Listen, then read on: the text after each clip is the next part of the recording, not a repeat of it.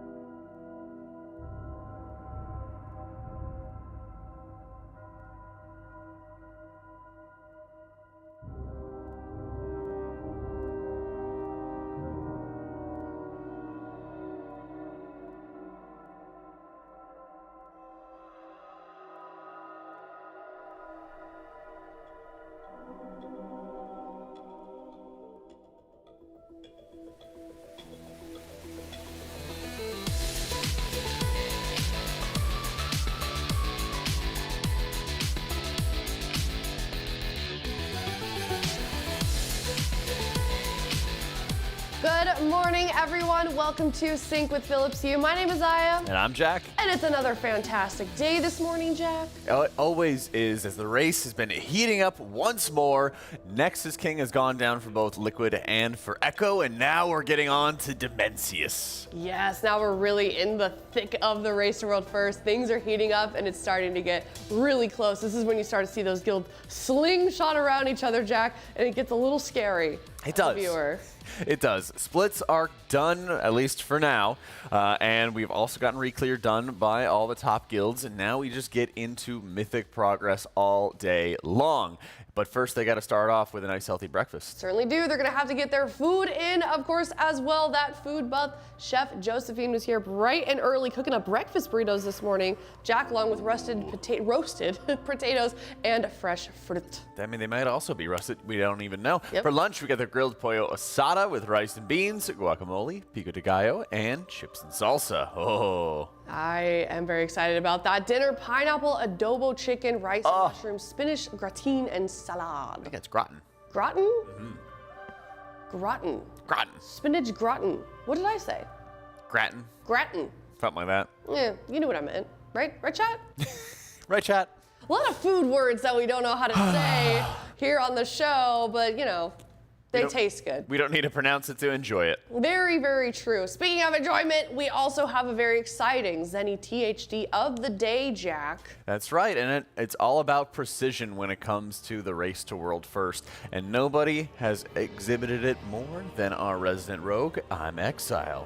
Very true. He had a tricky situation that he got himself into yesterday. Here's that moment right here. Yeah, you never want to, unfortunately, take a lock gateway, but he was able to get back into the thick of things with some very quick reaction timings, and look at that face. Yeah. Locked in and ready to go as he very quickly got back to the boss, recovered from that errant gateway, kept the pole alive. And it's not often you can make a mistake like that on an encounter like Nexus King Solidar and still stay alive in the process. Yeah, so well done to Exile for that moment. And that was the Exile THD, Zenni THD. Zenni. of the day. We've been doing that every morning, a little bit different this year, but just kind of, who exemplifies the aura of THD. And sometimes it might be THD's silly side. Sometimes it may be THD's, God gamer side. Sometimes it might be THD's gateway that causes him to exhibit some amazing Twitch reflexes. Yeah, something like that. Absolutely. Let's take a look at our RaiderIO recap. RaiderIO has been in the building with us this tier and providing us with all the information, updating us on the current state of the race world. First, we have some recent Mythic raid progress. Echo get world second, Nexus king. Method current best pull is 23% after 98 pulls. Hotbot hero close to world fourth on Fractius, currently at 1.45% after 58 pulls, Jack. That's right. It's still in the top 3 once more, and it'll be really interesting to see how Method is going to be making some more progress on Nexus King, because 23% is quite a lot, but now that we've had a chance to see some of those top guilds already get those kills, here, of course, we can see Echo getting their Nexus King Salhadar kill. Yep, here it is. They are in that final phase. I know that they were differing a little bit, I think, in terms of how the guilds were tackling this, but I think Echo made an adjustment that made it a little bit easier for them. Yeah, and at this final phase, you have these Star Killer swings going out, and instead of destroying any of the Void Stars, they're now changing the trajectory of them. But if any of these Void Stars are making contact with another, they explode, fully wipe the raid. So each time a Star Killer swing goes out, you have to aim it at these inner ring of Void Stars. The other ones you can thankfully ignore when it comes to the swings, but you still have to dodge an insane amount of Void Zones as they start ramping up those Void Spikes, covering a massive part of the arena. And here you can see they didn't even get to the Enrage, that world in Twilight, and that got them their world second kill. Yeah, that happened this morning. We had to stream up when it happened. They were kind of struggling quite a lot for a little bit. I mean, maybe struggling isn't the word, but they had a lot of really low wipes, as we often see with those really difficult bosses, Jack. And that's really a result of having to 3-heal the encounter, having to have such precise damage in a lot of the ad phases, and enough damage when you're entering the King's Hunger phase, which is like the damage vulnerability before the boss triggers a heal, and you really have no room for error whatsoever with the Star Killer swings, giving you only a couple seconds really to aim those at the Void Stars, make sure everybody else is getting out of the way, and dodging in and out of those rings. So that wasn't the only thing that a first Nexus King kill wasn't the only thing that we saw yesterday also, Aya. Yep, definitely. We also saw the Midnight Reveal raids, the raid specifically for the Midnight Reveal. It has been announced that we'll be seeing 3 raids open at once on launch. And the question is how will this affect the race world first?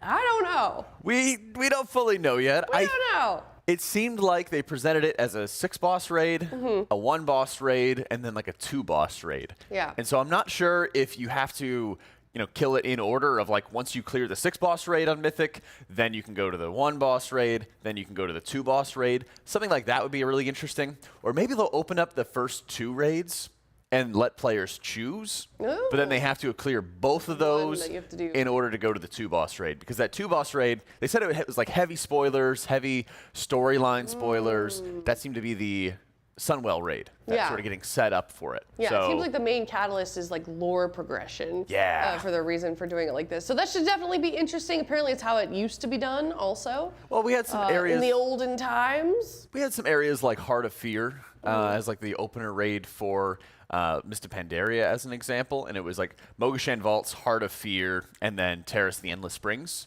And so you would have Mogashan Vaults, I believe, and Heart of Fear open around the same time.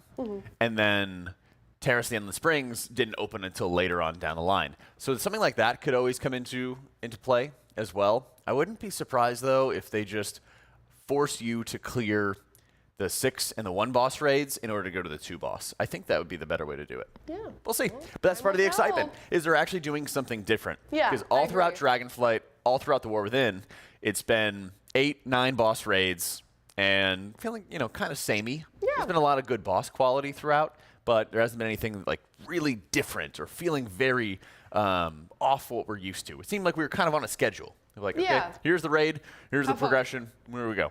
Yeah. Yeah, I think it's good that Blizzard's taking some chances on things like that. Also things that we've seen this tier, Kazavesh hard mode being one of them. And yes.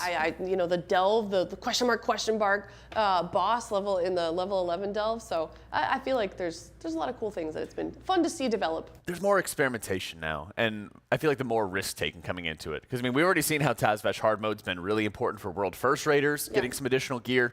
Not my favorite thing overall, but I'm glad that they're at least experimenting with it as well. Thank you so much to RaiderIO for the recap. That's something else that you can check out also on RaiderIO is the WoW esports section on RaiderIO. You can check that out and get all of the information for the Great Push, MDI, AWC. That's my show if you'd like to check that out. That's a good time over there as well. I know a lot of you aren't PvP enjoyers, but it's a good time. You should check it out. Give it a chance. I promise. It's fun. I was really going to set up something where I was like, if you want to know who's going to be hosting the AWC, you can check it out. But then you kind of just went on a tear there. All right. Thank you. PvP mentioned by the PvPer. Yep. Yeah. You know, always going to be an advocate for that. But I mean, historically, it's been a little bit, difficult to kind of find that information all in one place, I feel like. But now RaiderIO has done that for you. Raider.io/tournaments if you'd like all of the information on the upcoming season that they have currently available to them. That's right. You get to see brackets, you get to see compositions. They also are helping out with some of the extra tools to be able to see item level, trinkets, other options that a lot of the players are running in things like MDI, so you can kind of better research what the top players are doing. Now, it is Wednesday. Yesterday, Jack, was the reset day for North America. How do we feel like that went? It was great. We saw a very fast round of splits. There were not too many chase items that Raiders had to go after, mainly because a lot of the big items they wanted were actually from earlier in the raid. Things like the Astral Antenna off Lumathar, the Demon Hunter boots that increase your Reshi damage or your Reshi healing was also very important, but 3 of those were guaranteed to drop off of Heroic 30-man, so they kind of decked out most of their raid as a result. Juiced up. Yeah, they were already pretty juiced. So they went through a couple rounds of splits, but very soon afterwards, they did their Tazvesh hard mode, and then they went into Mythic and had a very smooth reclear. Thankfully, off the back of some of the nerfs to Forge Weaver Araz, Soul Hunters, and Fractalus, the reclear didn't have as much pressure as we saw in like Nerebar Palace, where a lot of bosses were not nerfed, a lot of bosses were insanely hard. Liquid basically stomped through those, most of them one-shots, and then got right back into Nexus King, and then they got the kill before the end of the night. Yeah, it went pretty smoothly. I feel like Echoes did as well, too. Like, yeah. I feel like historically, this expansion at least, they've kind of sometimes had some problems with reclear, just because, I mean, they're still very difficult. You know, it's no fault to them, but. Yeah, in Nerebar Palace, a lot of the bosses on the reclear either were like very slightly nerfed, like some nerfs to Nexus Princess Kaiveza in Nerebar to try to encourage like a 2-tank strategy, even though they took another round of nerfs before that actually ended up happening. This time, a lot of those bosses got nerfed below the level of like World First Guilds, excuse me, and it got way easier for them to re-kill. And as a result, all the World First Guilds, had kills that were just super smooth, super straightforward, and then it really came into progression on Nexus King, which we saw Echo, for example, get hit in rage before the reset, and just recently they got the kill, and they're going to be on to Demensius. Yeah, I'm so glad both of those guilds chose to extend their lockout. It's so funny how Max can like make notes in his stream and then not read chat, not worry about anything else. And then we have to deal with it. And yeah, we get to deal with it. Thanks for that, buddy. It's fun. Love that. And our mods. Mostly our mods have to deal with that. But that's not the only thing that happened on our reset day yesterday. We had some special guests in the building. We did. Santa Monica Animal Shelter came and visited us along with a special friend. Ooh. Let's check it out.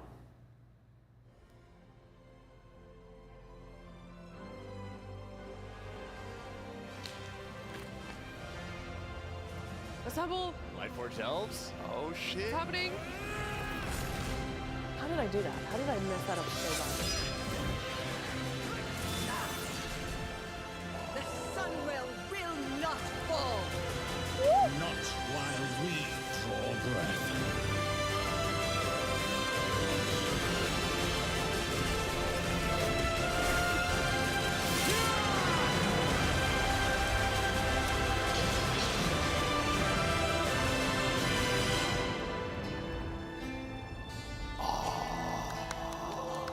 Oh, That Lothar? that was sick. Oh, the cinematic team is so good in Oh my god. That was sick. That was so good. That was sick. Wow. Oh, I'm gonna go. There was no toes. There was no toes. Light. The special friend I was referencing was not the Santa Monica Animal Shelter. In fact, it was Lady Leandra. That's her name, right? Leandrin. Leandrin. Leader of the Blood Knights. Yeah, that's exactly what I meant. Former priest. Yeah, you were excited about that trailer in particular. Yeah, I mean, I think a lot of the expansions lately have been a little bit too Alliance focused, a little bit too frequently, but too many Alliance storylines. We kind of started the War Within with Thrall, and then Thrall was absent the rest of the expansion for War Within. So it's I kind of got a little carried away when it came to some Horde enjoyment. You want to check that out? Yeah, let's check it out.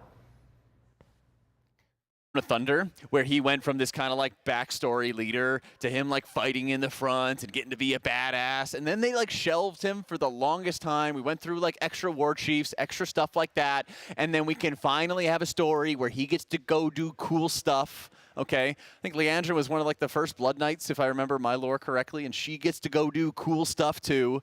Like, think about it. If you're actually a fan of all this stuff and you like the Horde and Alliance tropes, the Alliance is just taking over forever. Okay. Come here, this way, out of the way. Look at me, chat. This is finally our time. We finally get the opportunity to have a Horde-based expansion and not have to have all these storylines around Anduin all the time. It's exactly what we've been asking for the longest time, okay? Finally. It's gonna be sick. Be there. Do you feel better? I feel great. I just needed to get something off my chest, you know? I think that's fair. Yeah, me and Zyro were doing a little bit there. You couldn't see me off camera making the same exact face. But you're right. Thank you. Yeah. That's all I wanted to hear. Yeah. No, I think you're valid. You're valid. But you know, we captured the crash out, and it made for a great moment. But something else that made for a great moment, we had some guests joining us on the sofa yesterday. We had some League of Legends casters. Oh, I got a guest right here. Oh yeah, there's one of them. Hey, yeah, there we go. Good morning. Good morning. Yeah. We See you soon. we had some League of Legends casters joining us on the desk yesterday, Kobe and Azael. And Dash, obviously we know that he comes from League as well, so I don't know what game we were casting for a second there, but let's check it out. If we beat one of the LCK or LPL teams in a best of 5, I'll be insanely hyped. Be stoked. Yeah. So right now I'm hearing it's FlyQuest and Cloud9 are kind of the Cloud9 just got beat by Shopify, Oh, which was a big upset. Shopify. But FlyQuest though. FlyQuest, They're gonna be there. FlyQuest 3-0 TL. But I mean, it had been FlyQuest and C9 as like the clear best 2 teams. Meanwhile, Tettles and Dratnos are just sandwiched between League talk.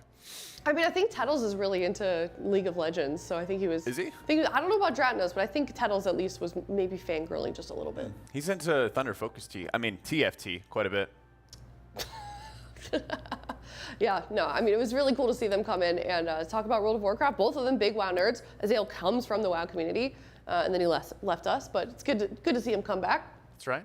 Welcoming him back. He was doing AWC with you. Yeah, he was doing AWC when LCS was like during the week, so he had time to do it. It's a huge conflict now, but he did a great job coming back. It was cool to cast with the Azael, literal world champion. So, top tier. Top tier indeed. All right, well, let's talk about the prog that Team Liquid has in the tier. We saw quite a bit yesterday. Obviously, Jack, we did see them get Nexus King down at that world first kill. And I heard it was about an hour before bedtime as well. Pretty much. I was going back to my hotel and then putting it up on my phone, and then like pretty soon after I left, I basically left, was talking to Kalamazzi, and he was like, "You're gonna miss the kill." And I was like, "No, I'm gonna go watch in bed." And then sure enough, they got the kill. Yeah, it was really cool to see that moment. Well, we didn't get to see it, but we're going to see it right now. From the couch. Let's check it out. Witchbone, Big 2D. Okay, we have a Starkiller bait right now. Tanks, 3, 2, 1. Yeah, here comes the Star Killers. They're Okay, again going to change the Starkillers trajectory going off in 3, of those stars. 2, They go bam. 1 now. Local Star. Range for Star, melee for Orange. Here's the next round of the stars. They have to make sure they drop them in line with the next round and on the outer ring. And this is going to make it so that they keep on orbiting the room there. Good job. And then they pretty much leave those be. Make sure we have speeds. Yeah, it kind of seemed like a Easy dodge, relatively fight. chill final phase. Yeah, so they- aside from the damage check. Yeah, so when you have 6 stars going out, you'll have 3 go to the outer ring, and then 3 go to like what you would call the middle ring. And then that final center ring, you just never touch. Yeah. Because that's where you use the Star Killer swings to change the orbit. And so, boom, they change the orbit. You can't have any of these stars collide with each other. Otherwise, they're going to explode and just wipe that raid out. 2, 1. It's a pretty chill phase for a lot of players, though, because it's like you get spurred on to action if you have the Star Killer swing. But if you're somebody like Nick, you're just standing off to the side and then watching all these hits go off and making sure you keep everybody healthy. Unless you're like Nick and you get targeted by the next round of the rifts coming out. So you can see they start dropping them off very far away from any of the other Void Stars. They drop them. Other players drop them in that middle ring that you see right there. And then they got another round of dodging to do. It's chill until you have all of these coming in together. This is both rounds of the Void Stars they spawned. They have to find like a little safe spot, another little safe tiny spot, crack. another little safe spot, and then they're safe. Yeah, I think that's where we're seeing most of the deaths in this final phase is just people not quite getting to a safe zone, or it looks like you're in a safe zone, and then the rings kind of collide with each other, and then all of a sudden we got some dead players. Yeah, it's very easy to lose track of the space in the room because you're just in a really tight corner. You have to do some quick geometry, watch for where all these are swinging to, and also make sure you're not in the path because you have to keep on moving to aim that Star Killer swing for where the Void Stars are going to end up at the very end. Otherwise, though, once you're in that position where you know that you're not targeted by any of these mechanics, you can see it gets a lot more chilled. That World in Twilight on the middle right side and the bottom now, that's the Enrage. 10 seconds to spare and they beat it. Yeah, that was, I think, not to compare, but I think Echo had 4 seconds to compare, 6 or 4? It was pretty close. Yeah, pretty close nonetheless. It came at about 8 minutes is when you started to see that ring coming in, and they could push maybe like 10, 15 seconds. You could. You had some extra time. It's very similar to like a Painsmith Raznal Enrage, where the entire room just fills up with spikes and then just kills everybody off. Yeah, either way, congratulations to Team Liquid for that world first Nexus King. And that means I believe we went dark. Well, I went to bed, and I was going to go watch Demensius in the morning. Yeah. But I wouldn't be shocked if like they went dark, they wanted to hide some information, do a little bit of experimentation, because, you know, why give the extra advantage if you don't need to? Yeah, well, this morning, hopefully we'll get some DVD pulls in this morning, and I'm excited to see how that is going to look, Jack. Anything you're looking forward to for that boss in particular? I think for me, the entire fight is going to go around 4 different DPS checks. Okay. You're going to have the first platform where you need to have more collective gravity than the boss has hunger, basically. Right. Every time he devours, he gets more hunger. There's also more adds, so you need to have more players stacked together.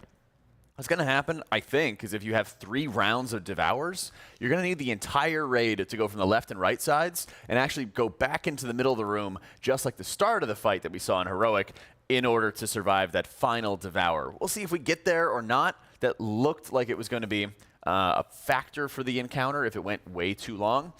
Additionally, we're going to have to see how those ad phases are going to go on the platforms, how tight of a DPS check those are going to be, and if there's going to be additional ways to like do some extra damage. For example, there's like a Stellar Nova, I believe is what it's called, where you pick up these orbs, crash them into each of the Void Lords on the platforms, do additional damage.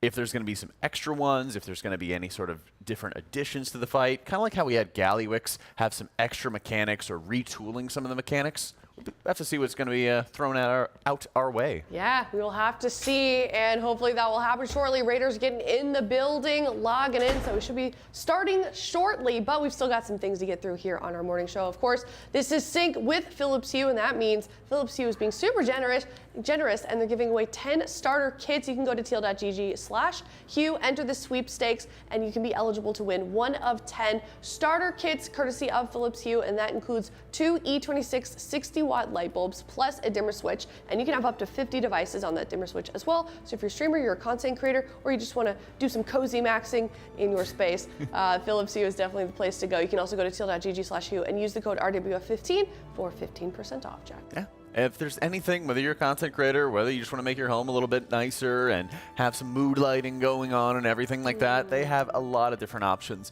And they also have a lot of preset filters, so you could just experiment with different things and see what you might enjoy for your living room, for your bedroom, whatever it might be. Yeah, kind of cool to see all the raiders and the players and the staff that have their own Philips Hue stuff in the office and what they've chosen to do and how they've chosen to customize their specific space using Philips Hue. So tilde.gg/Hue, and thank you so much, of course. Now, let's also talk about our apparel, tl.gg/RWF. I'm wearing the Sylvanas 25 anniversary Blizzard collab. There's a cool, oh no, my hair. Hold on. Hair check. There we go. Yeah. Really Sylvanas. cozy. It was really cold this morning. You're gonna have to tell me when to turn around. Really cold this morning, so I was only wearing the jersey, and then we got to the front here, and it was like 50 degrees, I swear. So I was like, you know what? I'm gonna go grab this. I wore this last night, but I think it was important. But we can take a look at the other stuff from the collection as well. Teal.gg/RWF. What's your favorite piece from the collection, Jack? I've got to say, it's in the bottom left, that full-fledged Demensius shirt. It goes all the way down the back because Demensius is just massive as well.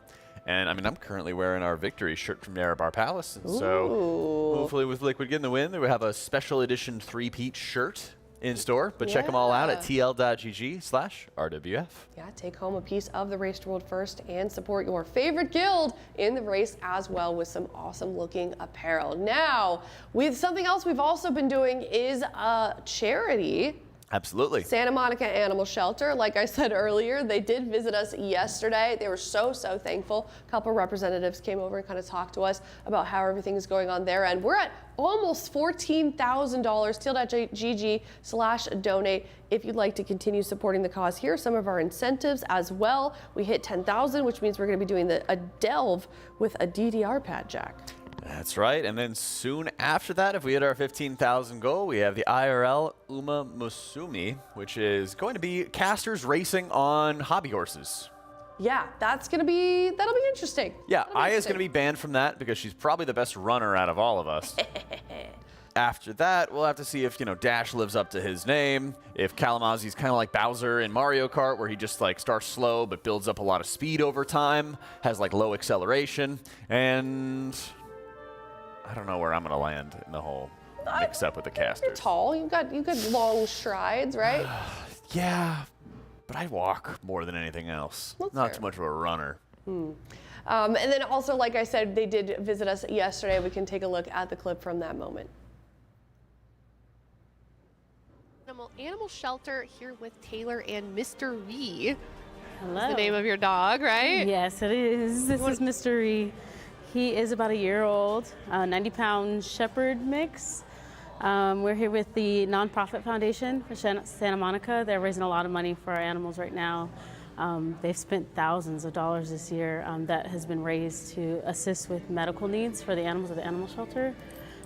So this is great. Yeah. What's kind of the state of Los Angeles and dogs that need home? What is that like? Right now, the animal shelter is to capacity with dogs. So, anybody who's interested in adopting a dog or helping out any kind of way that they can is super important. These animals really need help, dogs and cats even, just because there's no space. So, any help is assist with these guys. This guy's really sweet and is looking for a good home. Yeah, he was jumping on you. So our viewers, they've been obviously donating. I think we're at 12,000, almost 13,000. What kind of things is their money directly going to when they're supporting the foundation? So they're going to special diets. Some of our animals have allergies and require different dog or cat food. They go to a lot of medical care. Right now we have a dog who was hit by a car and required an amputation. And we've done a few of those through our foundation. They've been able to pay for that medical care, which is great. Medical care is one of the biggest things. And then it goes to toys and little things that they do enjoy to keep them enriched at the animal shelter, because they do not get as much enrichment as they would in a home. Yeah. So it's important to make sure that they have toys that they can use. Sometimes they need special toys because a guy like this is big, and the little toys that we get, he burns through really fast. And so we need some of the bigger toys for them. So it's very, very helpful. Yeah. All right, so step one, if they wanted to adopt an animal like Mr. Ree, where would they? So step one is just coming through the animal shelter. That was Mr. Ree, teal.gg/adopt if you'd like to check him out and all of the other animals at the Santa Monica Animal Shelter that need forever homes. That's right. We've been working on, of course, raising money for them, but also one of the best ways is to take home one of your pets and give them a nice forever home. Give them more enrichment and stuff too. Yeah, I don't know if you saw the video, the woman in that video that was like taking pictures. That was she also works at the animal shelter, and he just wanted to be near her. He just wants to be near his people.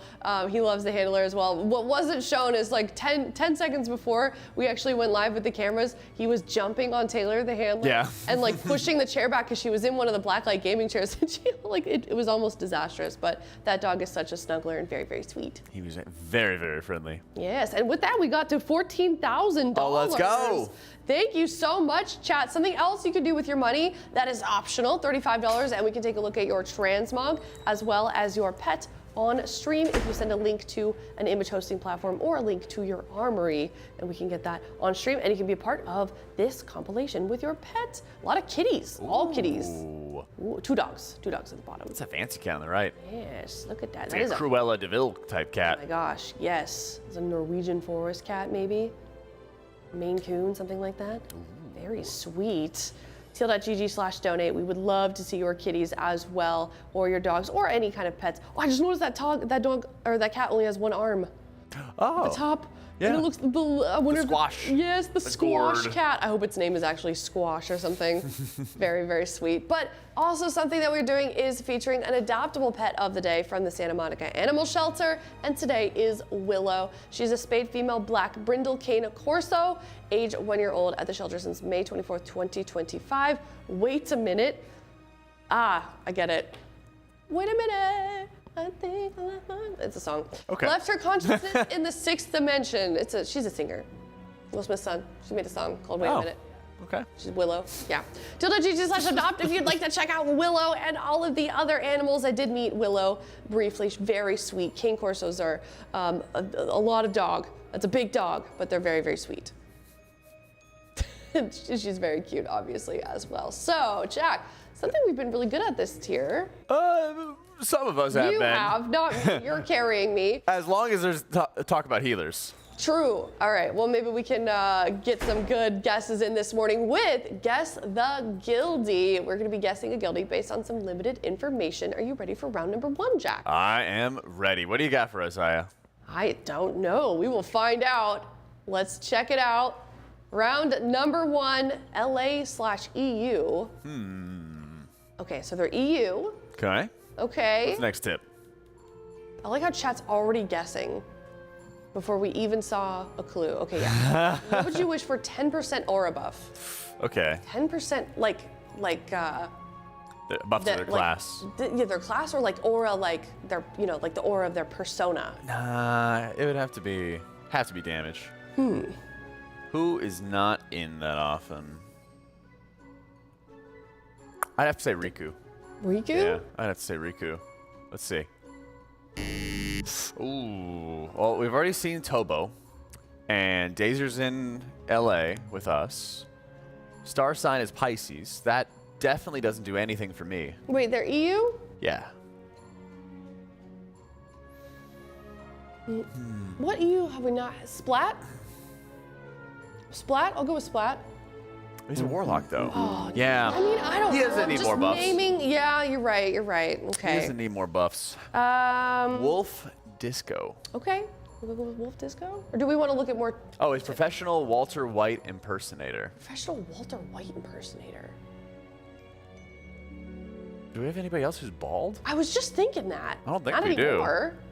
do. I don't think we. I mean, I would just say, have we gotten a plus or minus on the Wolf Disco? Let's see. Yeah, let's do Wolf Disco. Let's see.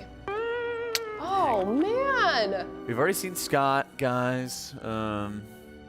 Yips is in EU. Oh, there's Why more. would he need a? Who would you bring to a 10%? deserted island? Scott, we managed to survive 8 hours in the air, 0 miles traveled. We could get through this. Oh, it's Shay. Right? Is it Shay? Shay, final answer. Hey, there you go. There you go. Look at him, Shay, our feral druid extraordinaire. Shay says, shout out Eric King. Bosh. What does that mean? Is he the guy who was like talking about his wife's cooking and how it wasn't good? And then he would like go to the pub and then get like food there and everything. And it's like, it's the weekend. I don't Bosh. know. That maybe? That's Yeah, apparently I chat think. knows. I think so. Okay. Well, let's do another one, Jack. All right, I'm ready to go. Yeah, we've got to redeem ourselves from that. Okay, so they're LA. They're here in the LA office. Okay.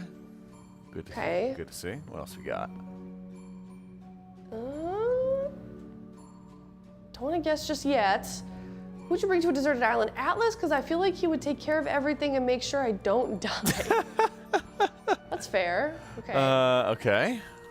Who would take care of? Who would Atlas take care of? Who's a passenger princess? Yeah. Maybe Trill. Yeah. Trill? I think Trill would be the one. Yeah, let's go with Trill. Yeah. Oh. Dang. Okay, not Aw. Trill. All right. Okay. Shares a birthday with Atlas, though.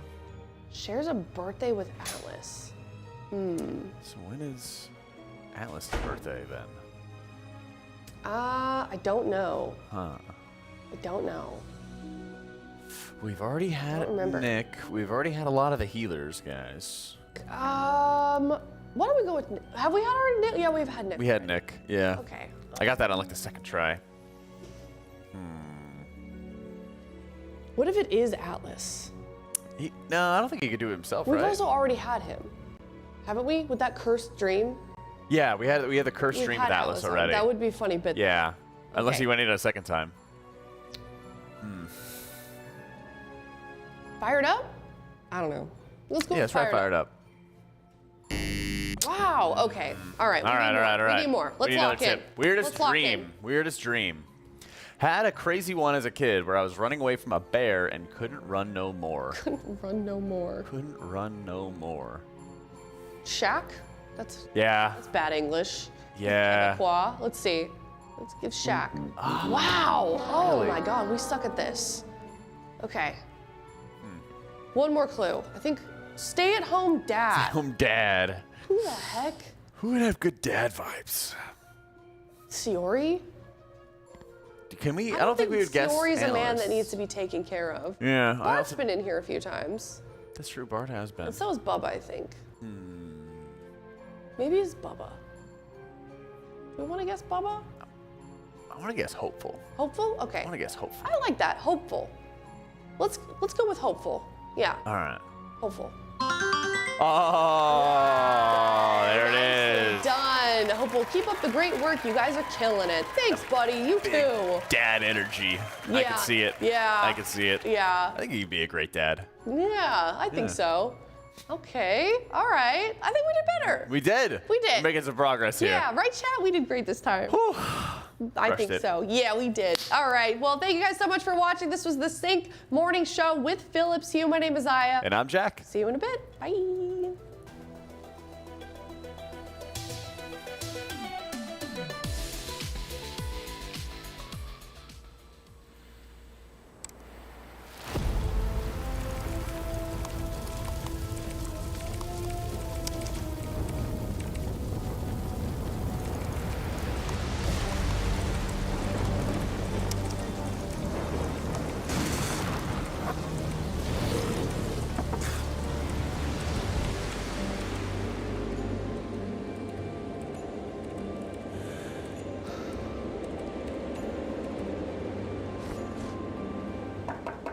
Hey, Hopeful.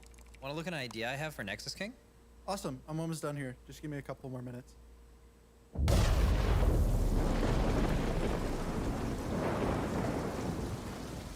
Alienware's highest performance desktop yet, equipped with powerful Intel Core Ultra processors. With an innovative design engineered for optimized gameplay.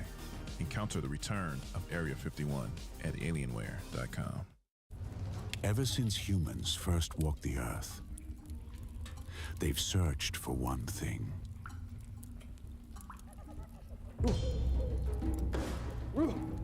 Civilizations advanced, yet suffering continued. There seems to be a strange curve in the lower vertebrae. I'll call this the lumbar. We must give it support. But doctor, I'm seeing spots. We mastered silicon chips and cathode ray tubes, but comfort was still offline. There really should be a chair made for gaming, with cushions and maybe wheels. Until we got it right. Man, I wonder what my ancestors went through before this. Elevate your space with Blacklyte. Hey, psst. Have you unlocked your blue yet? This is my blue. Sharp, stylish, and ready to win. What's yours look like? Quests are easy, like watching our matches or just repping Team Liquid online. Rack up points and flex your grind. I'm keeping an eye on the leaderboards. I'm watching you. Join my blue today. See you there.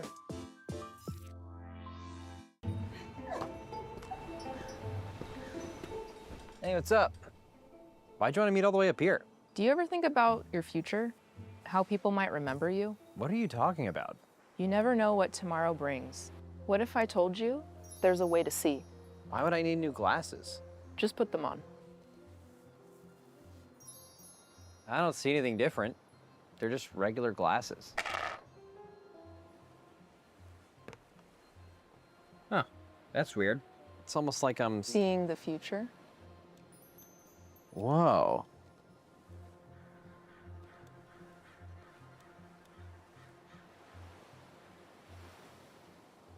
Yo, brah, can you toss my frisbee back?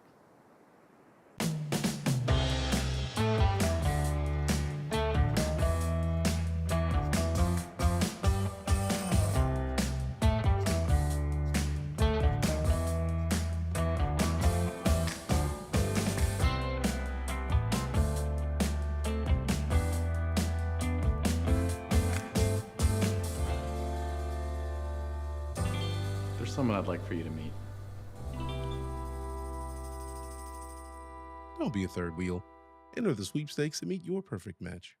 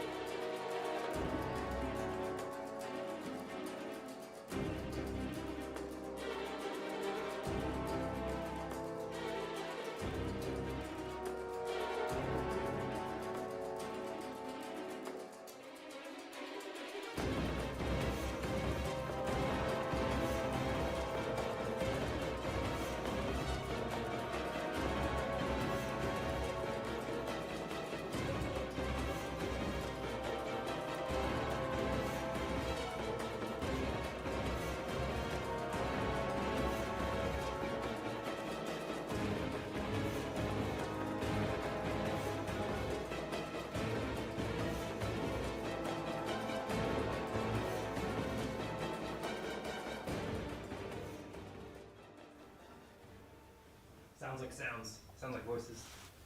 Do you ever monitor that, or should I say this What? That. Like, do you ever monitor the boom? Who's the girl on the right? Oh, no, I don't. Okay, I'll just leave it on the labs. Illyria. Oh shit. Yeah. You would never know who the One of the triplets. No. There's triplets? Holy moly. Alright, for this interview, you guys answer me. Feel free to talk over each other conversationally. You don't have to like stay silently while the other person's talking. It's a duo interview. Have fun with it. Alright. How you guys feeling today? Feeling good. Well, I'm feeling, I mean, sorry. We're feeling amazing. I'm like sick, 0 hours of sleep. My voice has been gone for multiple days. So that all is kind of crazy. But obviously, this is the happiest I've been in a long time, yeah. I mean, I slept 4 hours, but I sleep like 4 hours every day. He doesn't so it's sleep fine. normally. He like sleeps like a rabbit. I mean, he sleeps like 3 or 4 hours at a time, and then just like wakes up and keeps going, and then like logs in and plays Lost Ark, and then goes back to bed again. That's right. Yeah. I mean, during the Rifthold first, I would go to sleep, wake up, it's 2 a.m., go back to sleep, wake up, it's 4 a.m., go back to sleep, wake up, it's 7 a.m., I can go to the facility like, at this time. Sometimes our entire guild will be like exhausted for a boss, and we're like, all right, we need an extra hour of sleep. And Tishi's so mad because like he'll just go to bed for 4 hours and then come to the facility and just like stare at his monitor for like 5 hours while I'll get up. He's not built like a normal person. Yeah, and if I ever need some sleep, whenever they rip a late night 10-minute break, I just go to the review room and face plant my face straight into a pillow for 5 minutes, and I'm good to go for You another looked like 3. you were sleeping at the end of that boss in your hood. Well, I'm always asleep, because if you just are always tired, always asleep, you're always conserving energy. True. You're never tired if you're always tired. Mm-hmm. If that makes sense. Because you never know what not being tired is like. PhD, are you built different? Depends. Okay. He's built bad. Whatever, it's different for sure, but yeah. Well, good for this race, though. That's right. Talk to me about a little bit about this race. I want you to just tell me like the difficulty and like what it took for this guild to pull out the win. The difficulty of the raid? Yeah, the tier. Was it hard? Do you think this tier was hard? I think it was hard. Yeah, I mean, it had a heroic week, right? So Yeah. there wasn't any like Wasted artificial time. inflation Yeah, of the no. actual time. You probably did at most probably a totality of 1 day of splits during Mythic. So what? It was 12 days. So 11 days of just Mythic progression, basically. Yeah, purely by days, probably only Sepulcher was harder. And Tomb. And Pull Timers and Tomb, yeah. But there was significant. I mean, Sepulcher had 3 more bosses or something like that. Yeah, but so- if you look at pull counts, I think Tomb and Sepulcher was 1,200. This one was 1,000. Yeah, with So- 3 less bosses, which is Yeah. crazy. Yeah. So yeah, it was really hard. But how did we prepare and do? I don't know. We just like kind of. They asked me this in the interview after the thing. They were like, "What did you guys do to approach this tier differently?" And I didn't know how to answer that. And I feel like we didn't do anything at all. No. We just like did the thing that we do a lot, and then it was just good. I mean, we had some extra tools. Like what? I don't know, the liquid reminder add-on. Oh, that was good. Yeah, Yeah. that was pretty banger. I mean, I used like one of them, but that's fine. You know, some other people, I Dude, saw like 50. Is this a documentary? Yeah. Okay, you guys need to find a picture of Dryne's liquid reminder add-on. It is absolutely batshit. It is like there is a note like every 3 seconds of the fight. I didn't know they can stack on each other. He cannot be looking at all of those reminders. Like he's just making them. He's Yeah. just making them up. He's just making them up, yeah. He's like, I guess he's like trying to show prepared like a kid that went into class and like showed his teacher how many notes he made or some shit. He's just like, everybody look at how prepared I am. It's like, dude, you're not using that. There's just like 50 of them. Yeah. Meanwhile, mine's was, I don't know, I put like 2 random ones because it was, just defensive hero. Okay, I'll put that there. And then there was like, put a gate. Okay. Yeah, sure. That one's there. I don't think I ever looked at it though. Yeah. I don't know. I think we had the same approach. I don't know. We kind of like dominated the whole time, and I felt like we didn't do anything different. The guild is largely the same. We had a couple of new analysts that were really strong. Did you interact with Dorvon at all? Not very much, but I'd read the things he never mind. posted and stuff. Yeah. He's a smart guy. Yeah. Was he remote? Yeah, he was remote. Yeah. Okay, perfect. We'll find that thing of Dryne. What is I want you to tell me about what THD did at the end of that fight to get this win. The gateway? I mean, I don't know. Like, No. So basically, there are 7 people assigned to pick up these essences in a pile. He is one of those people, but because the essences don't always drop in the same place, you kind of have to improvise where your essence is, and someone had died earlier in a bad spot, and it put it at the edge of the rim. And the way the fight works is the ring comes from the edge in, and if someone hasn't picked up those essences, you instantly die. So that was the best pull we ever had, and it was late at night, and we could have easily wiped to that, and he, like, soul burned to instantly cast a gateway, and he, like, mid-fight, like, just randomly gated and, like, saved the raid. To be fair, it was a sick play. To be fair, though, I did watch PV. Dryny was 100% going to get it. Did you see Dryny's PV? Well, yeah, but he's on a horse. Yeah, he's on a horse. He's slow. He is on a horse. I mean, he would have got it for sure. Yeah. I watched it. He would have 100% got it. But it was sick. So, like, I actually talked to Dryny about that earlier. I was like, dude, Dryny, THD absolutely stole your moment. Because, like, people would have gone crazy for Dryny if he got that, and you, like, actually just stole it from him. He saw you do it, and he's like, oh, fuck it, I'll get a closer one. Yeah, but what about if I just accidentally swerved one while in the gate? AKA I just picked one up. Oh, yeah, if you took the gate on the left or right side, you would have picked one on the way out, and you would have baited Dryny into thinking that you were getting it. He would have turned around, and we would have wiped. Yep. So you did split the difference. It was a sick play, but you can't tell him too many things like that. It goes to his head. Is that true? It is true. Depends. Yeah, it's true. It's bookmarked. Okay. What's it like? Kind of. I mean, I just want to hear from each of you. Like, you go hundreds of pulls on these bosses, and how do you keep your sanity? Keeping your sanity. Actually, wait. Or You save- asked me. or save Can morale. I get like a tissue real quick? I'm like fucking going through it, and I just don't want to keep sniffling. Yeah, just some kind of paper I product. thought you were about to cry. I thought you were gonna get emotional, and you're like, I'm getting. That would be pretty funny. Yeah. Okay. No, thank you. I was like, oh, this is an emotional answer for him. He is Going through it. He is fucking messed up. I'm messed up. Yeah. Okay. What was the question? So the question was, how do you just bang your head against these bosses hundreds of times in a row, keep your mental, keep your like focus, turn around, like get back on the horse, so to speak. How do you not go crazy? So going crazy would be thinking that we were beating our heads against these bosses, like in a literal sense, like, well, not literal, but like we're just pulling it and just like, okay, well, this time it'll go better. But that's not really what this is. This is like an extremely complex problem-solving process, and we are all, I think, more or less addicted to that, and that's why we like this.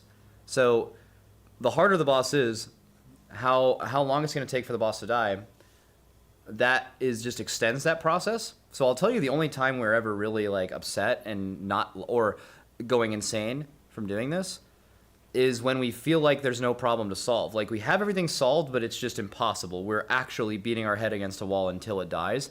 That isn't fun, and that does make you go insane. But that's not actually what this is. Like every single pull, you are getting better at something. You are fixing something as a group, and that makes you not go insane. I'm interested to hear what he has to say about it. Me too. Do not remind me of Ajara with the 3 days on the singular ad phase. Oh yeah, that's pretty rare. That was what he basically just said. Is he reminded me of Ajara? Yeah, it was a boss multiple years ago, and they're much better at tuning now. Yeah, sometimes, but sometimes. We were really, really ahead on the last boss, and this phase was so completely overtuned that we could not get past it, and we were actually beating our head against the wall. There was an unsolvable problem of this phase, and every other guild was like able to catch up, and that was frustrating. But also, it was like, what do?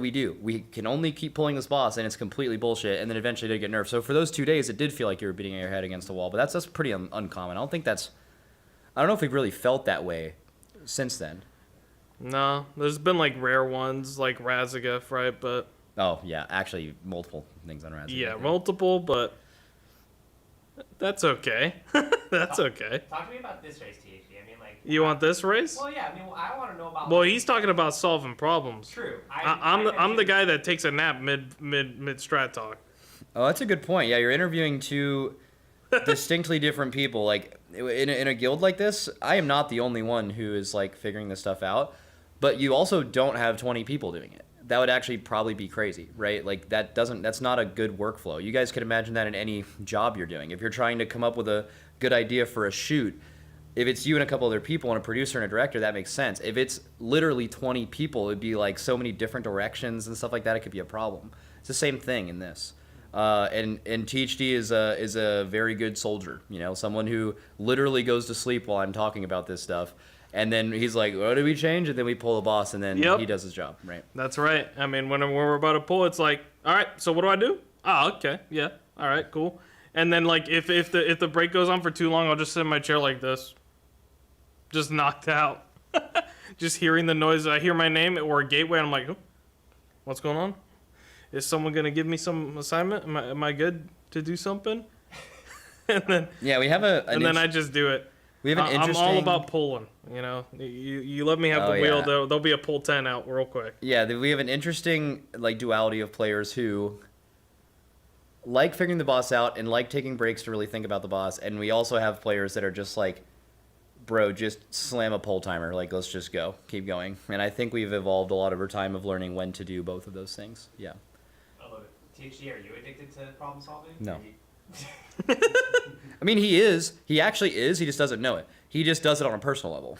I bet he is obsessed with problem solving how to play Warlock correctly on this fight. From what spec you play to what talents you play to what you do to what is the safest thing to do and what you can do to help the raid. He absolutely is. But even if you won't admit it, I don't know if he'll admit it or not. Nah, I mean, I have Amp Curse, bro. You don't know. It doesn't matter what that means. He's basically just not going to agree, and that's fine. I got Warlock abilities. Yeah. All right. I want to know just kind of your guys' like what are you gonna do now? What happens next? Probably blow up, right? Just blow up. Yeah, just blow up. What does that mean? I don't know. Just blow up. Just blow up, yeah. Yeah, you just blow straight up. Yeah, no, we'll probably like go to Disney World or something, and then. Yeah, they'll probably have a great time. I'll probably just be here. Oh, he'll chilling. never go, by the way. Every time we win, we go to like Top Golf, or we go to no free ads, by the way. We go to like some random golf place.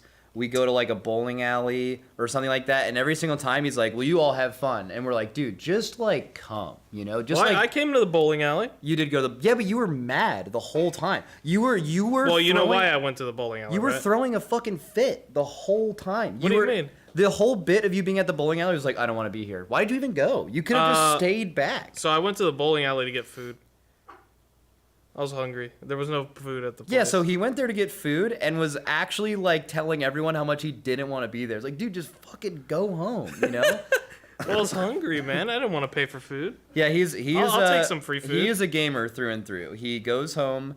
He has 20 Twitch chats open on his second monitor. He has like 7,000 hours logged in Lost Ark. He is constantly playing other games. He wakes up every day, games, and then goes to sleep and repeats that. Probably that kind of archetype of a person. There's no more person like that in our guild than him. He is a gamer. He does not want to go out and drink with us. He does not want to go hang out. He loves hanging out with us if we're all gaming. He is a gamer. I don't know. My dare police officer in 5th grade told me to not do drugs. He's wholesome. Yeah, I mean, he's not gonna I'm break clean. any rules. I'm super clean. Is that valuable to have in the guild? What? Person like that. For a person like what? Person like THD. I mean, yeah, obviously it's valuable to have THD, but what do you mean? Like as like a degenerate gamer? Like, I mean, yeah, I mean, there's a good chance that if you're a degenerate gamer, you're more likely to be good enough at this to do this. Yeah. Yeah. Just have a soldier. Dude, tell them about how you clean your clothes in the apartment. So in the apartments here at TL, by the way, there's like a cleaning staff, and like if you don't put something on your door, they will like come in every day. It's sweet, by the way, and they'll like make your bed and they'll wash all your clothes. But he puts the sign up and never wants them to go in your room. Tell him why. Well, I have a pile of clothes. There's clean clothes. There's dirty clothes. They mix together and they get clean. That's not how that works. Okay? He thinks that if you have like a set of clean clothes and you have like dirty clothes, you just mix the dirty clothes in with the clean ones, and over time they just become clean again. Well, yeah, I mean the room smells nice. It doesn't work. Yeah, yeah, it is insane. No, I mean they got air conditioning. New air is always coming in. There are people while we are raiding that will go into his room and clean his clothes for him, and he's like, "No, I don't want them to clean my clothes. They will do it themselves." Are you guys roommates? Yeah. For the last couple tiers, for the first 3 tiers, I think his roommate quit the guild after every tier. So I just like took it upon myself to do it. Yeah. If that was the case, Fired Up would not be in the guild then. Okay, Fired Up's the only person who has roomed with him and has not quit the guild. Yeah. Is it? The rest didn't survive. He did not kill them, but they are no longer here. They're yeah. scarred. Like they're no longer in the guild. They are still on this earth. They're here. So you are like you take one for the team in a way, like Someone has to do it. We kept losing players, so someone had to room with. There was a common denominator. Like if you roomed with THD, there was like an 80% chance you would not raid here anymore. So I just took that upon myself. I was like, I'm gonna be here no matter what. You like Max? That depends. Go ahead. Tell me what it depends on, and yeah, elaborate. If he tells me to put down a gateway, I might look at him weird. You love doing that. You do. You love being the most like little helpful raider. You do. You like doing all the like helpful things. You do it yourself. Well, there, I put down a gate in the fight, a signed gate. I don't think I saw anyone ever take it. When? Shackles 2. I had Shackles 2. I didn't even take it myself. Oh yeah, that gateway wasn't very needed. But it was nice. I bet people took it. They took it early while we were still learning it. But yeah, and they probably got hit by auto warp. It didn't matter. And you'd probably like not put it down for one pull, and someone would be like, "Well, the gateway wasn't there," and then it had nothing to do with why we wiped, and then you'd get mad. Yep. So he's talked to you about being a soldier. How's he as like a guild leader? Oh Jesus. This guy leads the guild. I don't know, does he? I don't know. I haven't seen him. Progression comes around. He's there. Farm, nowhere to be seen. That's a fact. That is a fact. I do not want to be there. That's farm. I learned that a while ago. So when I went outside the raid to do 21st man stuff, I really appreciate that challenge in a progression scenario because you can do so much more than you could if you were in. But that's only because I'm constantly solving every problem from every perspective I can. As soon as the race is over, those problems are gone. There is no reason to raid lead farm. You are just saying things. It doesn't matter. You have no impact. So doing that drives me crazy, and I promise you I would quit if I had to like just do this in farm for a long period of time. So yeah, you can make fun of me for that, but I will continue to do that. It's insane, and I promise you, everyone in my position would do the same thing. We just put the little thunderstorm emoji. It's okay. Yeah. It's raining today. Yeah, okay. I said I was gonna be late to raid one day because it was storming, and then I never showed up. So now every time I'm not there, they just post like thunderstorm pictures. It's stupid. It's raining. I mean, it could not be there. Awesome. I want to get just kind of your closing thoughts on this whole experience and this tier, walking away as champions. You're world first, best guild in the fucking world right now. Why don't you close it out for me? THD, take it away, man. Look it up. Look it up. Nah, but I mean, yeah, it's fun. It's good. Think he's dying of laughter. Yeah, type shit. Yeah, no, it's good. We kind of dominated the whole time. It was sweet. Felt good. I mean, every day you get used to like there's this terrible feeling in the race where you know that if a guild is just as good as you, let's say Echo is just as good as us, just for the sake of argument.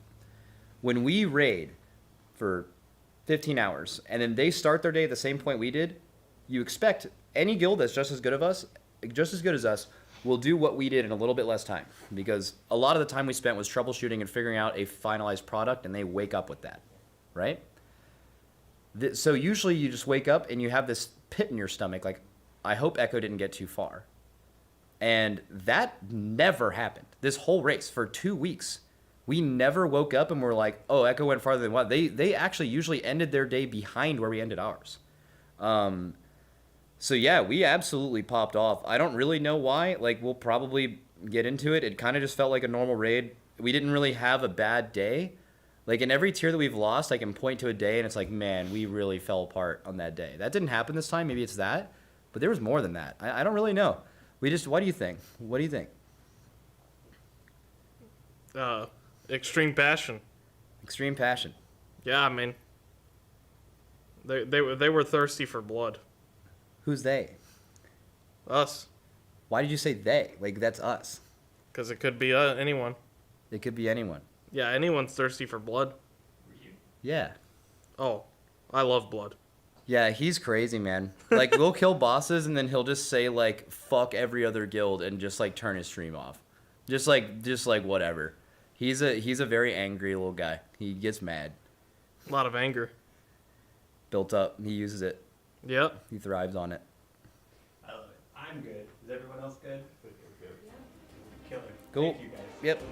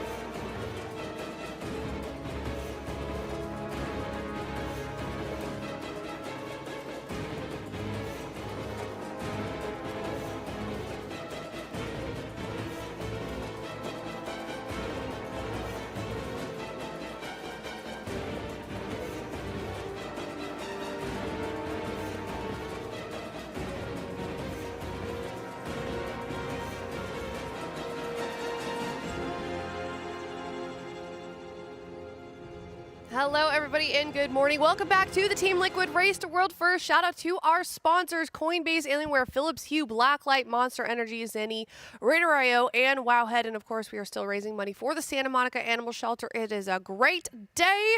We are on to Demensius this morning, Dratnos. Yes, we are indeed. This is it. This is the last boss. This is what it's all about. And today is our first full big day of progress on it. We get to see what the fight looks like. We hopefully get to progress deep into the fight. If it's like Gallywix, could die today as well. I was talking to Hopeful and Shaq on the way over here, and Hopeful had guaranteed that it was going to die today. But really? Oh. Yeah, he guaranteed it. So.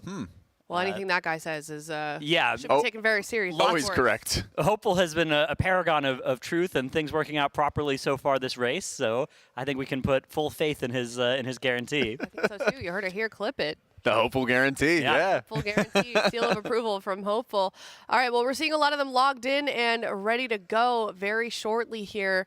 I mean, how do we feel like it's going to be in terms of like warming up? I feel like this guild kind of historically takes until maybe like kind of the middle of the day before they really start hitting that peak and finding that flow state. I think especially when you're first starting progress, it's not too much of a concern or anything because there's always going to be mistakes as like you're learning the encounter, trying to like figure things out and like adjust strategies. I think it takes some time to get really warmed up for when you're going to like absolutely go for a boss kill where you need absolutely flawless damage and flawless mechanics and all of everything that goes into just raiding at an ultra high level. But so far, I think this is like the perfect time for them to be warming up when they're in some early pulls on a boss. All right, well, let's take a look at the leaderboard, current state of all of the guilds. We know that Echo very recently got to 7 out of 8 as well, Dratno. So now we've got 2 guilds, Method following closely behind, as well as Hot Pot Hero also coming into the mix. That's right, yeah, Liquid, of course, that progress. We were just revealing how far we got last night when we were going dark for an hour or so of pulls after Salhadar went down. And then a bunch of guilds now 4 out of 8 after Forge Weaver got a little bit nerfed. So that is the state of the race at large. Right now, though, we are focused on Demensius. We are down to just this boss and Liquid, and everything else is something happening outside the building.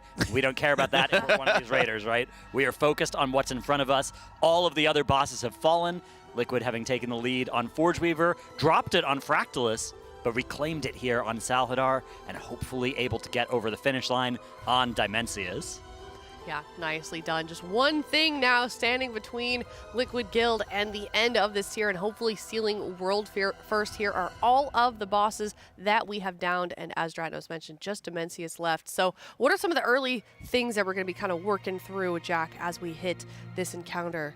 What is it that's going to make it worthy of being a final boss in your mind? Well, Demensius is going to have 4 different platforms that you're going to be playing around. You have to deal with the first phase with the collective gravities going out. And so killing the adds, collecting the gravities, using them to bring your allies back down to Earth with that reverse gravity mechanic where they get knocked up into the air is always very important. I'm really curious to see how much health the boss is going to have in this phase because conceivably, if you had to go through a 3rd Devour on Heroic, you'd need to grab everybody in the raid, stack all of them together so they'd have enough collective gravity to deal with the suck-in of Devour because the boss gains more hunger over time. Never ended up happening because the damage was just really good. I don't know if they're going to force you to do that where you spend the first Devour stacked in the middle, 2nd Devour on the outsides, and then 3rd Devour potentially like getting back into the middle in quick fashion just to be able to deal with it. I'd be really interested in seeing how long the first phase is going to go, and then we have to worry about some of the damage checks that are going to appear in like phase 2 as well. Yeah, phase 1 to me looks like the hardest part of the fight. With phase 3, I mean, phase 3 looks pretty crazy as well, dealing with all the mythic stuff there too, but it's a pretty short phase. It's the end of the fight. You get that beautiful damage amp at the start, so everybody's going to get to do big damage. If it works the same way as it does on Heroic, we of course don't know. We saw when we revealed there that Liquid were only able to get about midway through P1 with their hour last night, so we don't know what P2 looks like, but I see there is a pull timer underway, so we are about to get started with our progress of Mythic Demensius, and right off the bat, you can see instead of 1 ad on each side, there are 3 ads on the side here on Mythic. Oh, now, big damage check at the start. The boss is starting with 6 stacks of Collective Hunger, which is the amount that it basically ends Heroic with, and usually it doesn't cast that Devour. Whereas here, you right away will need to get all 6 of these excess masses together. On Mythic, those ads as well need to die within a few seconds of each other, or else they re-heal. So you need to get all 6 together, make that big safe zone, and then split to your sides. You can see the comp we're using here has some warlocks, so we've got gateways to each side. That's a huge knockback. Of course, is more powerful than before. And just like Heroic now, we have 2 living masses on each side, so this part is at least somewhat familiar.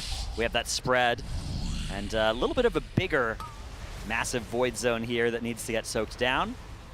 Now here come the reverse gravities. That's These fast ones, too. Yep, they're fast, and there's 3 of them instead of 2. The big mythic change here, though, is that you can't bring anybody down unless there are 2 people in their zone.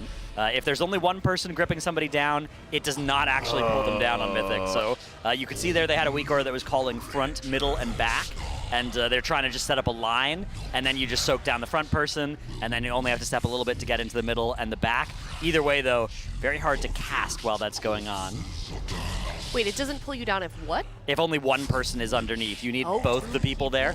And then yeah, apparently later on in the fight, you might even need 4 underneath them. Okay. Oh, no. Yeah, so the whole idea is you're basically, at least in the first phase, balancing gravity. Yeah. Trying not to float away, but also trying not to die. And since the mechanics are happening faster, they have to soak the antimatter while they're also dragging people back down to Earth. And so that's really difficult with some of the compositional concerns, because your casters are not going to be able to do anything if they're the ones grabbing the gravity, because they're constantly having to track and move along the line with people who have the reverse gravity on them to make sure that they get brought back down to Earth. And you saw what they did to counter that was actually have the people with reverse gravity form that line inside the soak, so that they would actually get some of that value from soaking both the reverse gravity mechanic and that massive hand zone mechanic as well. Now, if you look at the damage meters right now, you can see a little bit of what they're up to here with Zisevi playing Elemental instead of Resto. We've got the 3rd Ellie in for Phase 1 progression. A large part of this is because those adds you can see there don't tend to get hit by a lot. If you're casting Arcane Barrage on the boss, it's only going to cleave onto the 1 closest add to you. But if you're an Elemental Shaman, your Chain Lightning is going to hit all of them, and you can have an Earthquake that actually hits the boss and the 3 adds, which is really nice, and then the 2 adds later on. And if you're a Dev Evoker, you can also line up a Fire Breath through all of them, and that will also hit all the targets. So those specs are at the top of the damage meters largely because they are the ones that are actually able to cleave all the targets at the same time, whereas a lot of the other ones aren't able to get that benefit. Yeah, it's really interesting how we went from 4 arcane mages in the last boss fight to now only 1 mage, and then they've had their Resto Shaman swap to Elemental just to get the comp that they need. Having somebody very flexible like Sevi on the roster just pays some massive dividends to have him jump between healing and damage.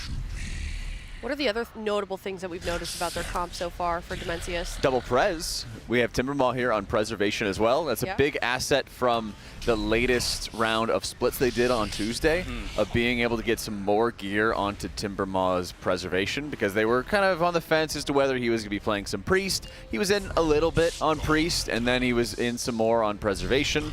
The Reclear, of course, getting him some more gear, splits some more gear, the extra crafted that we can get done as well, all makes a really big difference, and that allows them to have the Preservation be very powerful for stacked healing with Dryny and Nick on the left side, and then you can have Timbermaw and Smacked on the right side helping out for just blasting healing through those. Anytime the antimatters are going out is always a really big time to help out with any stacked healing profiles, and they're still trying to get everybody dragged back down to Earth. Looks like it's not going to work. Some of those people are still, in fact, all of them have made it to Demensius. It moves faster, right? It's, I think it's more just like towards the boss? They're starting the middle one is so close to where the boss is, and you need to spend more time under it to actually bring that person back to Earth. Yeah, that does seem very unforgiving.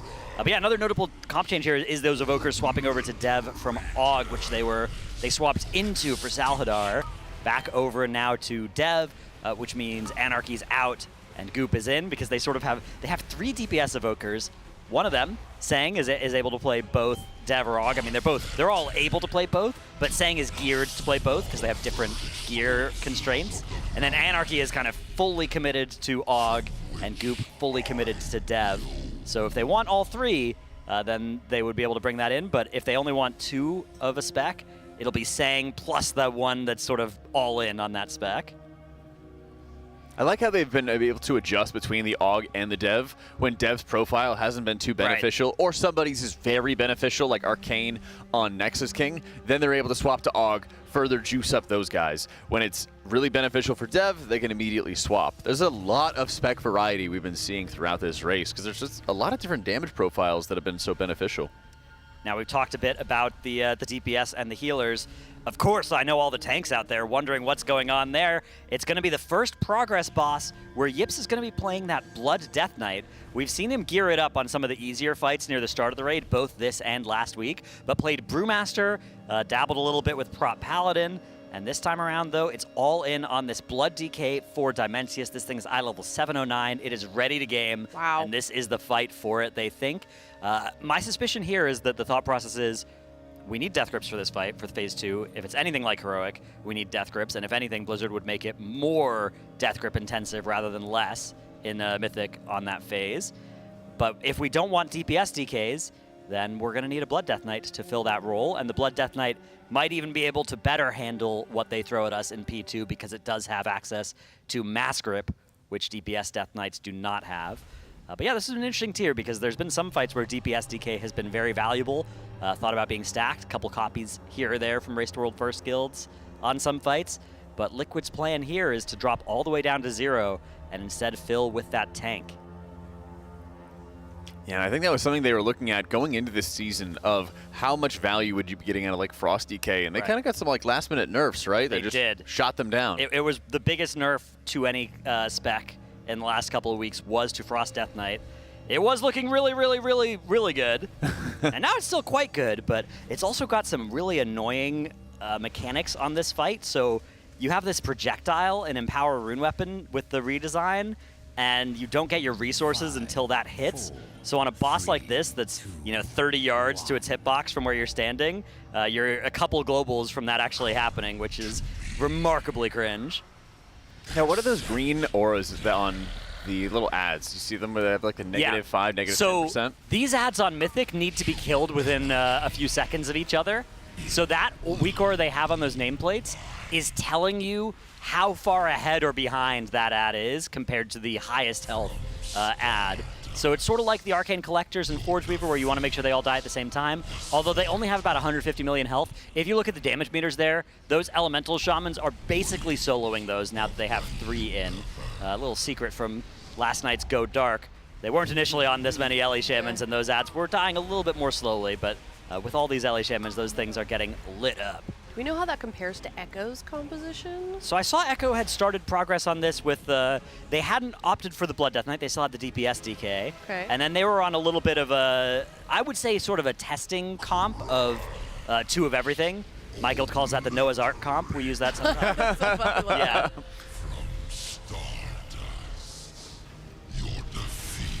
We had a couple deaths already. I think Dryny ended up getting the excess mass, and then he also got the reverse gravity right afterwards, and so they weren't able to bring him back down to Earth because they needed to have that player with the excess mass bringing them down to begin with.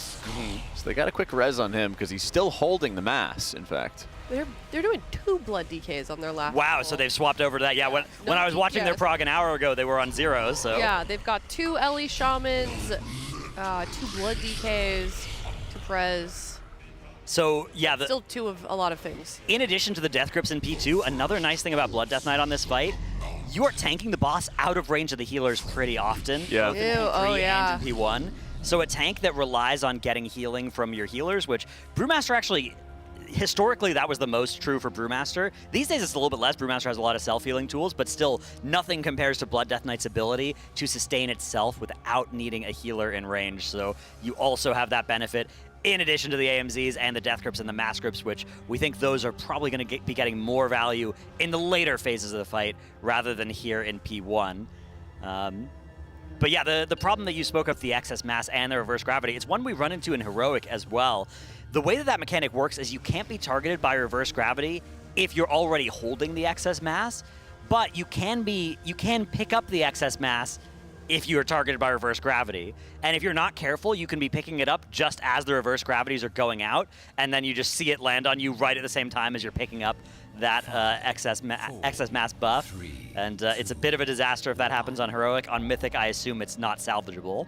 Yeah, and I think right there, we had just kind of in the moment of the additional mechanics and how much faster that they end up coming out really puts a lot of stress on you to like wait 1 second, then pick up the mass, and then be ready for it. Also, if you have people who are assigned to picking up the mass, they have to pick it up way faster so that they don't end up getting targeted. But if the ads are late to be killed, that throws everything else off. And those ads, of course, they die at the speed of the slowest ad dying, so it can be pretty tough there. Again, you can see that weak aura that's showing the highest health differential between those ads. Green meaning, yep, this is a good target to DPS. Red would mean, hey, slow down, this one's the lowest one by quite a bit there. You can see the one closest to Sang has that red on the nameplate. It's not going to be dying, though, as the raid instead is dying there. I'm not sure what happened. So it looked like the tank had moved a little bit at the last second for the massive smash. Ended up smashing a couple of left side players off the platform. I see. And so they had, I think, 3 of them die to it, and as a result, they said, okay, just wipe it up. Yeah, this is one of those fights where it is very hard to progress even past like the second devour of P1, it looks like, without every single person in your raid being alive. Even on Heroic, we'll remember just very nasty overall damage happening in P1. Of course, on Mythic, that is amped up to another level entirely, as we can see. A little bit of a quick look at Yips's gear and talents there. I wonder if he's already opted in for Mass Grip or if he's going to hold it until they... No, I can see it on his bars. It's grayed out, so doesn't have that just yet. Might be something they decide they need for P2, but for right now, he's playing a full P1 build. Does he give up a lot of damage or self-mitigation for it? You have to give up a little to get Mass Grip. It's not as bad as long as you don't need like a lot of... if you don't need Mass Grip and like Rune Tap and other stuff from your tree, which, let's see, Rune Tap, is that on the bars? I don't see it on the bars, so. It would be A2, I think, left side. Aha, yeah, it's also grayed out, so. Yep. Yeah, looks like there's probably some flexibility for him to opt into it if he needs it, but obviously you wouldn't do it until you, like, this phase doesn't have anything that's grippable. Yeah. Next phase on Heroic, you wouldn't need it either. It's only if there's more ads than there are on Heroic, which is, a hypothesis I have, but there's no way to know. That's right. Not right now, but we still got time. Soon. Yeah, and this is going to be another fight we'll have to watch for the leaderboards as they progress. Right. Because we're going to have multiple waves of what's the boss HP, what's the ad HP on the second platform, what's the boss HP on the third platform, and so on. Yeah, so the leaderboard that we're showing right now, it looks like we've got, again, it's not the number of health that was on Demensius when we wiped here, but it's a combination of, say, all the health of the fight or something like that, with an assumption of how much we have to deal with in Ps 2 and 3. So that progress. The upside of that is that it's going to be a nice, smooth progression from 100 to 0, rather than going like 100, 50, 30, 100 again. And then we have the question of like, why is the guild at 100 ahead of the guild that's at 30, right? But yeah, it does mean that that's not actually the number of health that was on Demensius when they wiped. They've been getting it down to about 42% on their best here in P1, which means we're a little bit more than halfway towards that second phase, although we haven't yet seen that in the pulls today. Say the second Devour here, which... So yeah, we're starting the phase with 6 stacks of that growing hunger on the boss, which means you need 6 of the excess mass to come together to make a safe zone. Now the boss has 8 after that very first Devour, which means we're going to need all 8 of the excess mass players to come together and create a safe zone on that second Devour in just a minute here. They've been having trouble even getting to that point, but it is going to mean that both the left and the right-hand sides are going to have to recombine when that happens in the middle of the room again. This is what you were mentioning this morning, right, Jack? That's right. Yeah. And this is the possibility and like the additional positioning requirement that gets added into it, because the massive smashes also knock you insanely far. And so you have to work really, really hard to make sure that the positioning for all the pools is safe. Nobody's getting knocked into any of those. And then you have a really clear lane if you need to stack everybody back up together a little bit later on and be in a good position. Really good value for Time Spiral, really good value for people being the Drakthir racials. That positioning makes all the difference in the world as they're just trying to have enough. Oh, this is cool. So the people with the reverse gravity there jumped off the back of the platform before it triggered. and it triggered. So yeah, like maybe we can replay what THC did there if there's not too quick of a pull timer Get here. more time? Yeah, 'cause I think that's what the idea is. Obviously, they were already in a lot of pain when they did that, but that can be a way to get more time before you are brought to the boss here in this first phase. We were talking about it seeming like there's just not a lot of time, and there's not. But you can get more time if you jump off the back of the platform, as long as you don't hit the death plane. Yeah. Or the reverse gravity actually triggers on you. So, a very cool little maneuver there that it looks like they've developed. It's going to mean that they'll have a little bit less easy time making a precise line of 3. But hopefully you don't need that as much if the furthest back person is farther from the boss. Yeah, I wonder if you almost just make a triangle. Maybe. Where you have one person on the platform and they're static. Mm-hmm. And then you have 2 other people jump off the platform, so that there's just going to be a wealth of time available. Okay, so here we can see this sequence of events that we're talking about. First, that antimatter spawns. Everybody's going into that to soak it down. We've got some kind of painful soak circles already having been placed here, so going to have to run through that with this reverse gravity, but you can see this goes out, and it's 5 seconds of reaction time for THD, and he's immediately going to start sprinting to the back of the room, and he's assigned that back position, somebody else in that middle position, and with 0.5 left before the end, he's going to jump off the back and get brought up way back behind, making it so there's a little bit more time. Now, of course, things had already gone wrong on this pull. They weren't quite able to save him in time. And this is actually that second devour, so wow, this is nasty. That's fast. You need to get gripped down. Huh. Okay, so you need to get gripped down on the second reverse gravity and then get to that devour very quickly. So there's 2 different options for this. Either you do those rescues of people and then you all gateway to the middle and you can get there in time. Or maybe you actually do the second reverse gravities more towards the middle of the room, and that way when you do get brought down, you're already where you want to be. Problem with that's going to be the tank ability. So a through line on this fight is when the tank is getting autoed by Demensius, it's going to knock back anybody close to them and do damage to them, which means if your tank's in the middle of the room, nobody else really can be except for when the boss is busy casting. And you only have like 5 seconds as well for the reverse gravity, so you'd have to have some really sharp heads-up plays. Exactly. You'd have to react very quickly or already be cheating towards there, but you can't be doing that because you need to be soaking down the antimatter, which is in the edges of the platform. So one of these nasty spots where you have incentives to be in all different places in the room, and you have to prioritize which one do you actually need the most.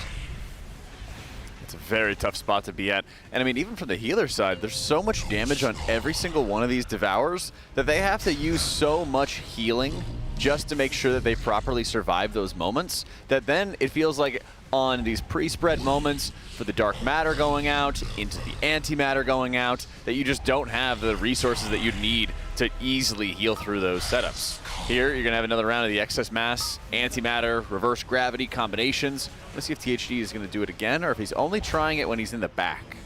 Yeah, so it looks like they're just having the back person jump off, and then have the middle person just be towards the back. And then, yeah, this is going to let them maybe grip down that last person in time. Looks like so far, so... Oh, no, Dranako barely got gripped inside the gravity well of the boss. So they're still struggling to actually save that back person. I think they have to make sure one person is always jumping off at the very end. Dranako did that, but there still just wasn't quite enough time there. They lusted. We now see the next set of living masses. Yeah, a couple players dead. Let's call the lust for some prog. Here comes that last set of antimatters before the second devour. These getting soaked down, and then these reverse gravities coming out. THC doesn't get reverse gravity, so he's going to go pick up the excess mass instead. Somebody jumping off, and they're immediately going to try and soak down here. It's going to be front, and then they're going to run over to the left for middle. And they're just gatewaying. They're saying, you know what? Yeah, they gave up on him. I'm sorry. No. You're getting gripped into the boss. The rest of us have to get together. Oh, no, but they didn't get all 8 of those excess masses together. And that is the nasty part there. Even though it looks like you're in a safe spot, you need all 8 of the excess masses that have been put out by that point in the encounter to be together, or else it is over, and you don't have enough gravity to resist the power of Demensius there. Best pull we saw of the morning, though. That's right. Yeah, not bad. Trying some new things out, figuring some other things out, just kind of smoothing out that first phase. They might just have to nerf that combination, because there just doesn't seem like enough time to soak that third player. Immediate nerfs are called for here on this fight, Blizzard. Let's just for that timing. Let's just get everything. You know? Let's get all these abilities taken care of. I mean, we've had 24 pulls. It's clearly mathematically impossible at this point. Help us, please. So that is the what? That was the third one of the morning, 4th. They started at 19, I think. 18. He had 18 yesterday. Yeah. Oh, okay. Just trying to keep track of it. Yeah, about an hour of pulls off stream last night. Yeah. And now we are here for the full day of prog on this one. And yeah, we were talking about the possibility of an after lunch buff, because that's often the time historically when this guild does the best. But I feel like last bosses, sometimes it's a little different texture. Sometimes you can lock in even earlier, especially with those monster energies. So true. Giving you that pseudo lunch buff even in the morning. True. Well, we also have, what was it for lunch again? Oh, we were excited about it. Now I can't remember what it was. This always happens. I know. Everybody, I don't know if this happens to you. Everybody always asks me what the. Oh, there it is. Yeah. The pollo asada. Pollo asada. Oh, grilled pollo. Okay, we The gotta pollo fix that asada. Nightbot. Yeah, well, that's what it says. Okay, I'm reading the chat. Yeah. Dude, I was polo shirt. Gallo, people to Gallo side. I was in England once, and somebody called it a quesadilla at a restaurant that was serving it. Oh no. I did not order that. Yeah. Wait, oh, so the restaurant staff called it like, a quesadilla? It's one of those places where they have just like everything on the menu. And you're like, why are there 100 different items here from 12 different cuisines? But I don't trust those. I didn't go with the quesadilla.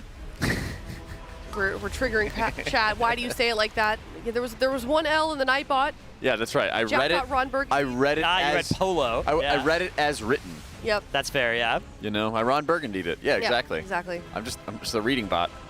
All right, Sang is here in the back. He is horrified. He's being gripped towards the boss. Oh, he's saved just on the cusp of disaster there on that blue square world marker, which they're using to align themselves. That blue and that triangle are the line that they're making sure. Blue triangle moon, right? You can see there. That is their ruler that they're using to make sure they're nice and lined up for those reverse gravities. Here's another set of those ads. Again, Evoker able to pretty effectively DPS all of them, and that Flame Breath is also hitting the boss. And once again, here we got the next round of reverse gravities coming out. You can see they're adjusting their positioning. Even on the left side, they've been doing a different setup. They're like moving off to the far side. I'm not sure if that was a mistake, but I think they only ended up getting one person with the reverse gravity, and everybody else just got dragged off to the side. But hey, they just survived it. All right, nice. Second hour of the fight. Everybody is alive except for 6 people, but those people, they can figure it out next pull. It's all good. A couple of them were just sacrificed so that they could get to the middle of the room. There were some of those reverse gravity targets. We just let them go into the boss. But now we're going to see what the next little bit of the phase looks like. So we're going to get another shattered space into antimatter here. That antimatter spawns the initial hit. Going to take out Sang here, having had most of those defensives already expended. Couple of living masses still alive here. And that's going to be the wipe here at 40% in P1, which I believe is a progression pull for us. Yep, you can see on our leaderboard, that's now going to bring the boss down to 79.89% there. So we took 60% off the boss's health in P1, and that's taking 20% off of our leaderboard guess for the total amount of health on the fight, which I believe is calibrated off of the same ratios between Phase 1, Phase 2, and Phase 3 health as exist on the lower difficulties. We don't know if that's going to hold true on Mythic, though, so yeah, we may have to stay tuned for that metric to update as we learn more about what the rest of the fight looks like. I kind of prefer having the phases. Yeah, if it was just like 40% P1. Yeah, 40% P1, you know, X% P2, whatever it might be. I think that's just an easier way to understand it. Because, I mean, they could also break up P2 into, like, half of it is one ad, half of it's another ad, something like that. Yeah, P2 Chapter 1, yeah, P2 that Chapter too. 2. We could number this like Valve numbers the games, right? And just make sure that we... So what are the things specifically on Phase 1 that are different from Heroic to Mythic that we're seeing the guild have to make adjustments on? Mostly just number of these different mechanics that are going out. It sort of starts like it's been 5 minutes of Heroic Phase 1 already. Yeah. Some of the actual different mechanics are the people that have reverse gravity can't just get gripped down by one person beneath them. They need like all of the people with excess mass on that side underneath them in their gravity well to actually bring them back down. And then the ads all need to die at the same time as each other in every given spawn wave of the ads. Beyond that, it's largely just numbers differences, both the number of people targeted by mechanics and the number of damage that each mechanic is going to do. that differentiates this from Heroic. I think what makes it really challenging is the speed of the mechanics coming out, and how you have to really be mindful of your positioning as you drop off like the circles and the dark matter circles that are coming out. Then you have to get in position to soak antimatter. Then you have to deal with either grabbing excess mass or being subject to the reverse gravity, orient yourself very rapidly, and then still try to be doing your damage rotation at the exact same time, because you're not going to be able to survive a third round of Devour, at least from what we've seen this far, because of how you have to grab all of these all the excess mass together and get into the middle of the room for the second wave. I think the Devour is going to outpace the amount of mass that you can receive, and if that is the case, then a third round of Devour would just consume the whole raid. Yeah, we'll have to see exactly what that looks like, because it does start with the requirement of 6 on pull, goes up to 8. Now on Heroic, it always gives you exactly enough to be able to do it, but I wouldn't be surprised if the Enrage of the phase is just a Devour that you do not have enough excess mass to handle. But I wouldn't be surprised if you can do the third one with 10 excess mass meeting up in the middle somehow. I'd have to see what that looks like, though. We haven't gotten to that point in the phase. From the health on the boss, they would maybe just get that third Devour and then push if they're on pace right now. So, but would there be enough adds you could get enough excess mass? If there was a spawn of like 3 instead of 2 in one of those 4th and 5th waves, there would be. Yeah, which I don't know if there is, but that's kind of how they do it on Heroic, is they just make sure that there's always just enough of the excess mass for you. Because that would be the challenge. Because if there's not, then you're just dead. Then you just have to kill the boss before the part there. Okay, so once again, reverse gravity comes out. You also have to make sure to not stack those. You can't stack them. If you do stack the reverse gravities, then the players that have it just are instantly gripped into the boss. So you have to do it just like this, where you're overlapping the circles, but not inside the middle of another one. Another knockback comes out. The tank is going to leap over to the back of the room there. You can see Scott was actually biased towards the right side, staying in range of the healers over here, and then leaped over once that tank circle came out to put it in a consistent spot. Unfortunately, you can see here just the damage of the fight, even that drop of that circle underneath you, that puddle, just the unavoidable components of that damage took out Sang there. Just a lot of DPS that needs to get healed through by your healers, or defensive, but let's start with the plan of the healers healing, and then we'll defensive later if we need to. That's a good plan. I think in general, we've also seen how you have most of the healer cooldowns get expended at the very beginning of the fight. And so most of the output coming in for like the Paladin, for example, is he'll have a Divine Toll back, but like Dryny won't have wings back until basically the next Devour. He might have some wings uptime out of things like Awakening, but really not that much. Preservation will have like another round of their Consumed Flames back for some of those stacks, and then they're going to be dry for a while. And so they can kind of only help in like one area here and there, and then it's a lot about the Resto Druid and the Paladin trying to fill in the gaps for their healing as best they possibly can. So I really don't think we're getting into a point where if we need damage long term that we'll be able to tolerate a 3 heal fight, just from what we've seen it so far at phase 1. Yeah, it's one of those things where there are fights in the Race to World First that look almost impossible to 4 heal, and then they do end up sometimes 3 healing those fights later on, which is crazy. That's what I thought with Nexus King. Yeah. And after they had the next reset of gear, after they were able to just better have the entire raid stacked up for a lot of those like conquest smashes and the adjustments they made there, it took a few pulls, but not nearly as many as I thought to get used to that sort of 3 heal.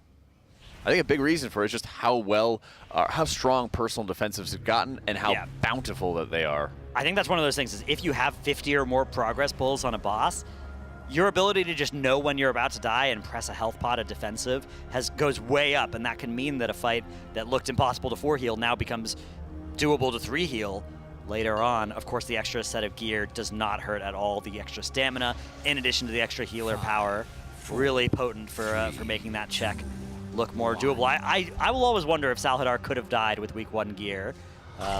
That's going to be a question that I have sort of forever. At your deathbed. Yeah. Tormented. Yeah. I wonder if it was possible. All right, the excess mass of the start of the fight come out. This is kind of the only easy bit of the fight, is the very beginning. This part seems pretty manageable, sort of like Heroic, right? We start off with a very simple little mechanical combo. And here it is now all difficult the rest of the time. That massive mythic knockback The Evoker's canceling with that glide ability. Sang lining up the Fire Breath. Bang! Hitting them both. And here's going to be those first reverse gravities during this first antimatter soak. There's also a mini damage check if you think about it, because they have to make sure they're killing off any of those excess mass adds, because if you have certain people who are assigned to soak the excess mass, then they really can't with how late that they killed off those adds. True. Then they have to have somebody go and back them up and then follow through with those mechanics. Sang just barely makes it. I think he got gripped or rescued by Timberball. He got rescued as he was getting brought into the boss's hitbox. Yeah. That was crazy. Maybe we can get a replay of that after this pull as well, because I am curious if that even works, but it looks like it did, so very cool. Unfortunately, the other side of our platform has all perished at this point, so going to be impossible to make progress here because these living mass adds, even if you can get them to 0, which you can't because everybody's dead, they would resurrect after a few seconds because the other ones on the other side are all still alive. But yeah, that was a cool little maneuver they did on that reverse gravity, kind of seeing the further optimization there. That's a mechanic that when I first saw it looked almost impossible to have the time for, but if you can jump off the back and get rescued from the front, that makes it a lot easier. So here we go. Here come the puddles being dropped. Sang gonna drop his at the very back of the room and then run forward a little bit. And now we've got the antimatter soak spawning in just a moment. Those living mass adds all needing to die at the same time. So you can see they're at 1 HP waiting for the ones on the other side to die, which they just barely do in time. And now the reverse gravity targets do come out. Sang gets to the back and gets ready to do a little jump off the back right before his triggers. And now the front person getting dropped down pretty much instantly. Malarkus there in second, getting gripped down in front of Sang. Now Sang's getting gripped down, but you can see he's already getting pretty close to the boss's hitbox, right near the front of the room. There's this camera shift. He gets brought forward, and then it did look exactly like Timbermaw may have rescued him back on. I didn't see if there was a rescue shield that went on him. Yeah. That would be a definitive way to prove it. That's also true. We could also go back really quickly. It looks like we have time. Yeah, no pull timer just yet, so we can reverse time here. Let's slow it down just as we're getting to that point. Yeah, right around the time he's in the air and the camera sort of shifts to him instantly being on the ground. Yeah, we can see if it maybe, because maybe it's just the animation looks like that if you're that close to the middle. So, okay, it's going to be in a second or two here. Yeah, right about now. Okay, play slow. Forward very slow. Very slow forward here. So yeah, he's getting brought down. He has those two people beneath him, one of whom is just Timber. It's Timber and Impact that are underneath him. And he's going forward and then just sort of teleports back. I don't see a Twin Guardian Shield on him, though, so my suspicion is that wasn't a rescue. Can we do it one more time? I think that's just the animation was being weird, but we can't do it one more time because we're in for a pull. Womp womp. But yeah, my initial, I'm ready to say I think that was just the animation looked weird. Okay. It was like starting to play the animation of him being brought into the boss and he was saved just in time. I don't think the rescue ability was actually used on him, even though it did look like it. Question.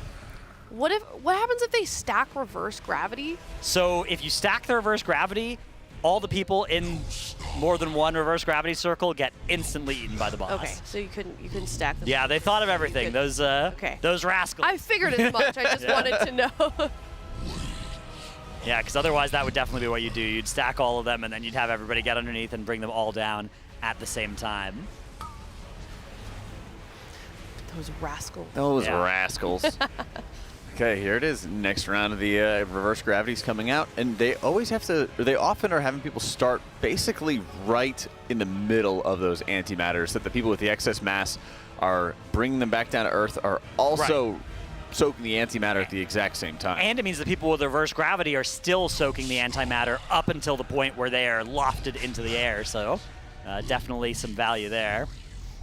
Okay, they're hitting the lust right now for progress on this second spawn of living matters before that second devour. You can see those chaos bolts dumping into both of them. All those living masses now dead. Here's that second antimatter. Everybody quickly going into soak. Now the next 3 reverse gravities are going to come out. Now how are they going to choose to handle this is the question, because last time around they needed to quickly get into the middle of the room. It looks like we had somebody just sacrifice themselves over on the side went there. off the edge there. Yeah, the plan is just, okay, we can't do all of them. We haven't figured out how to do that just yet. But what we can do is we can save most of them. So we're going to do just that. We've lost 4 DPS players so far, but we've made it past that second Devour. Not cleanly, but we are at least here, and we get to see what happens next. So it's going to be another set of excess mass dropping from these living masses if they can all be killed within a few seconds of each other. First, though, we've got that Shattered Space, big AoE, and this now antimatter zone needs to get soaked down. With a couple people dead, it's going to have even more health that they need to get through before it can get soaked all the way down. So it might take even a little bit longer. And so that's why they're going to be having so much trouble progressing here, is because if 1 or 2 people are dead on Mythic, that antimatter zone is just not soakable with however many people they have left alive on the sides here, and it's going to implode just like that and take everybody out. So this is going to be one of those fights where seeing progress is almost impossible with a couple of people dead at that point. Luckily, though, that is a new best for us, 35.7% here in P1, which is going to bring our overall health on the fight estimate down to about 77%. Yeah, and this is really where we get to see the speed of more mechanics coming out, because this is also where we get to fully see how long is it going to take for the antimatters to actually detonate. So once we get a chance to see how much time that they actually have to soak, it really becomes apparent with just 1 person dead or 2 people dead that you don't have enough time to fully soak those antimatters before they explode. Yeah, no room for mistakes here in phase 1. So they're Probably gonna the rest need of the fight too. They're gonna need a strat for those second reverse gravities that doesn't involve just letting people die. Because even if you jump off the edge, you still have the time to spend to bring them back down to Earth. Right. And that makes it so much harder. Because they almost instantly need to be in the middle of the room after they grip that last person down. And it gets even harder as well with the damage check on those on the actual mass themselves to kill them off fast enough and have somebody pick it up, then be soaking the antimatter, and then be soaking the reverse gravity on top of it. Could you gateway to cancel getting flung up in the air No. right as it's happening? So you get horrified. And So you can't do anything. Yeah. Blink or, okay. That's one of those CC effects that there's basically nothing that will counter. Those rascals make you do the mechanics. They really did think of everything so far. Let's see. Let's see if we can come up with So a far. clever trick to handle this, or if there is a way to just do it honestly, which I don't know if that last set, I mean, the timing window seems very tight. I think they have to start thinking about either like instant gatewaying as soon as the last people are brought down, or maybe they actually do those reverse gravities near the middle of the room somehow. But again, the problem is there's an antimatter that you have to soak even as those reverse gravity people are being flung up into the air. So I don't know how you could accomplish both of those things at the same time. I think it's going to have to be the insta gateway after you get that third person back on the platform. I think that's just the only way that this looks feasible, which means that second Warlock spot, I believe, is locked in to the composition here. Right now they're running 3, but I think this this phase feels like a mandatory 2-lock at least fight, which is good because Gateway is a raid buff. That's right. It's a very good raid buff at this point too. Yeah. I'm just trying to think about what else they could be doing differently I'm at this sitting here point. thinking too. Yeah. Yeah, it looks like they're thinking exactly that as well. You can see Fired Up looking pensive there. What's that mean? Somebody in chat He's said looking thinkingful. Oh, look at that. He's stroking his chin. My goodness. He's thought maxing. Dude, that guy maxing. Very often is a silly guy. Mhm. When he's actually using his brain at full power, it's a sight to behold. The Alienware Pro Lab gets pretty hot. It does. Does it actually?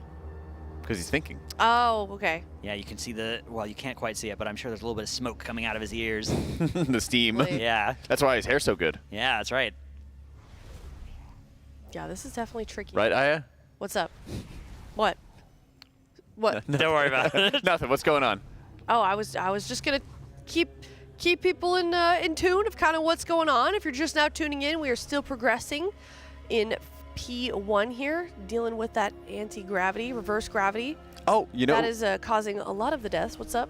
You know what we got going on in 5 minutes? What do we have? We got ads. And so if you don't want to get any ads in the next 5 minutes, make sure you drop those Twitch Prime subs, guys. We're going to be getting a lot of progress. You are going to be able to find out specifically why they're able to get out of phase 1 at this point in time. and then you can impress your friends who were at work today and be not able to watch the race, and you're able to say, oh, I know how they got through this phase. I know how they were going to be able to go around it.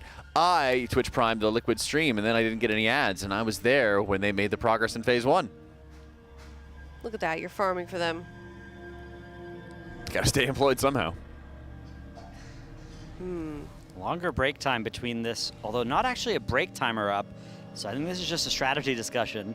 We'll see if when they come back from this, it's got there's a different plan for handling P1. I'm also on the lookout for any comp changes that they're going to make throughout the day. So far, they're sticking with what they've started the day with, however. Those triple Ellie Shamans, 1, 2, and 3 on the meters right now. Not surprised. Really making those living mass DPS checks feasible right now. So I know you help a lot with your strategy with your guild all the time, Dratnos. But when was the last time that you would say that you were not involved in strategy that much? What tier? Gosh, probably like Old Deer or something. Yeah, a long time ago, right? Yeah. Because were you playing DPS back then? Or Yeah. Yeah, do you ever feel like when you have those meetings, if something doesn't involve you and they're having, let's just say they're having damage conversations, your eyes just kind of glaze over? Yeah, I mean, I still sometimes feel like that now. You know, the healers are talking or whatever. Just, you guys figure it out, get back to me, and, give me the bullet points of whatever you need. Well, I was going to say, whenever it comes to healer conversations, I just ask our officers, I'm like, can we just hop down a channel? Because there's almost always DPS that want to talk about something different, some damage-related nonsense. And then they hear us talking about healing cooldowns, and they're just like, "Can we get back to our real conversation? Can we get back to this thing?" So we always just evacuate to another channel to have that talk. I think that's fair. Yeah, I know there's been historically different binds that have existed for the healers to only talk to other healers in the TeamSpeak channel. I know that was like a source of drama back in BOD and at the time limit. Yeah, what happened? There was toxic healer clique. Yeah. Yeah. Every guild's got a toxic healer clique or officer clique or something. All is fun. Yeah, we had that with Ventrilo and with TeamSpeak back in the day, where you have extra binds that, not really a Discord feature. But the problem benefit from that. Dude, I feel like Discord is so low on all those actual voice features. Yeah, I don't know how it came. The Discord voice side of things is just a bare bones, you just talk and you hope the servers are up, which they are 95% of the day, and and that's, I guess, good. And but then the thing that it has, the TeamSpeak and Vent doesn't have, is the text part, right? Yeah. And the images and the channels. I think the only thing that I wish Discord could have is scheduled messages, like DMs. You can do it with a bot for a server, but not messages. Right, it looks like it came from you at a certain time. Yeah, Oh, yeah. Send this at 9 a.m. the next morning. That would actually be potentially dangerous for Liquid, because I believe as the race is approaching, we have check-ins to make sure people's sleep schedules have been fixed. That'd be smart. I know it's worse even for the European guilds, right? For Echo, they have to hit a 5 a.m. wake up on Wednesday. That's horrible. So they need to be, the days leading up, everybody's awake then, so that they can, be on the right sleep schedule, which is nasty. I would just schedule a GM message to Kalamazoo every morning. Exactly. Yeah, me too. Yeah. Yeah, so if you're listening Discord, those features would be great. Yeah. And less ads, please. Less ads. I don't want to do your quests. You guys aren't a fan of collecting Discord orbs? Not particularly, no. Afraid not. I do have was it Discord Nitro? Yeah, I have that too. Yeah, same. Just so I don't have to deal with it, but I don't like having to pay for it. Well, that's the thing, is I'm fine paying for Nitro. I just don't want any ads as a result of it. Yeah. Yeah, it is annoying I that agree. you've paid for it and then now you're getting that little pop-up in the bottom left that's Yeah. hey, here's a new game, and then it takes 4 clicks to dismiss it. There's not just a little X button. You have to tell them why you don't want to do it. Yeah, it's hey. Stop. Because that's not why I have this application, Discord. Yeah, because it's the same price as a Twitch Turbo, isn't it? Something like that? It's per month. 100 a year, right? Yeah. Maybe more. Also a great way to not get ads in your channel when you're watching the race world first. Yeah, ads are about such a to great rip. way. Yeah, right, Twitch Prime, Twitch Turbo. 1 minute left, chat. I was Send in the it. Echo stream this morning, and their chat was crashing out because they played an ad during the fight, which when they're chain pulling, it's kind of hard to avoid that, unfortunately, and people don't realize that Twitch makes you play ads. We had ads during our midnight reaction. Oh, yeah, that's not great. Yeah. People were watching, and it was just ads. Yeah, you guys were on when that was being played yesterday, right? That was pretty cool. That was hype. Yeah, did you enjoy it? Yeah, although I thought the cinematic, I don't know, it seemed very very much like a rehash of like the BFA cinematic, where it's, you know, it's all hopeless, it's all dark, and the bad guys are about to win. Oh, the lights, everybody's saved. Here comes all the light. It's good now. I'm getting one guide real quick. Oh, here it comes. Twitch doesn't make you run ads. Yeah, they do. Yeah, they do. If you're partnered, you have to play a minimum of ads. It depends. Yeah, if you're, depending on the situation, you'll often have an obligation to play a certain amount of ads. You can snooze them for a little bit, but only for so long. But yeah. you literally do have to play a certain amount of ads. Sorry. Otherwise, they Wrong. break your door down. Yeah, they do. They come here. They know where we are. Well, either way, we're going into poll number 29 shortly here. A lot to be discussed. Hey, if you've got any ideas on how to deal with this reverse gravity, let us know. Yeah. Maybe we can pass it along to the Raiders because yeah. You know, Twitch chatters are they got all the knowledge. Also, something else exciting, Alienware, one of our partners for the Race World First, teal.gg/Alienware RWF. You can log into your Alienware Arena account or create one and follow the prompts, and that is it, because after that you will be eligible to win one of 3 Alienware 27-inch 4K QD OLED gaming monitors. Once again, head on over to teal.gg/Alienware RWF. Yeah, very nice monitors. Players are all using them. We're all using them in the caster room. That's right. We're all taking them home with us as well. That's my plan. If we all do it, they might catch on, but I feel like 1 or 2 going missing, I can get away with. Well, let's make sure that, you know, Cal and Tettles don't. Yeah. We'll probably be safe at that point. I've got some excellent suggestions from chat here. We can read some of them. Oh, really? Try regular gravity. Okay. Oh. Okay. Yeah, we can do that. Yeah. Turn the monitor upside down. Ooh, that's something you can do. Yeah. You could do that with a new Alienware monitor. Yeah, you could. This guy says, I have the strat to beat this fight, but I won't tell you. Okay. That's really not nice. EU spy. Simply don't believe in gravity. Yeah. That's another good one. Reboot the gravity. Yeah. Deal with anti-gravity. Use more pandas. We're fuller and harder to pick up. And bouncy, too, if you fall.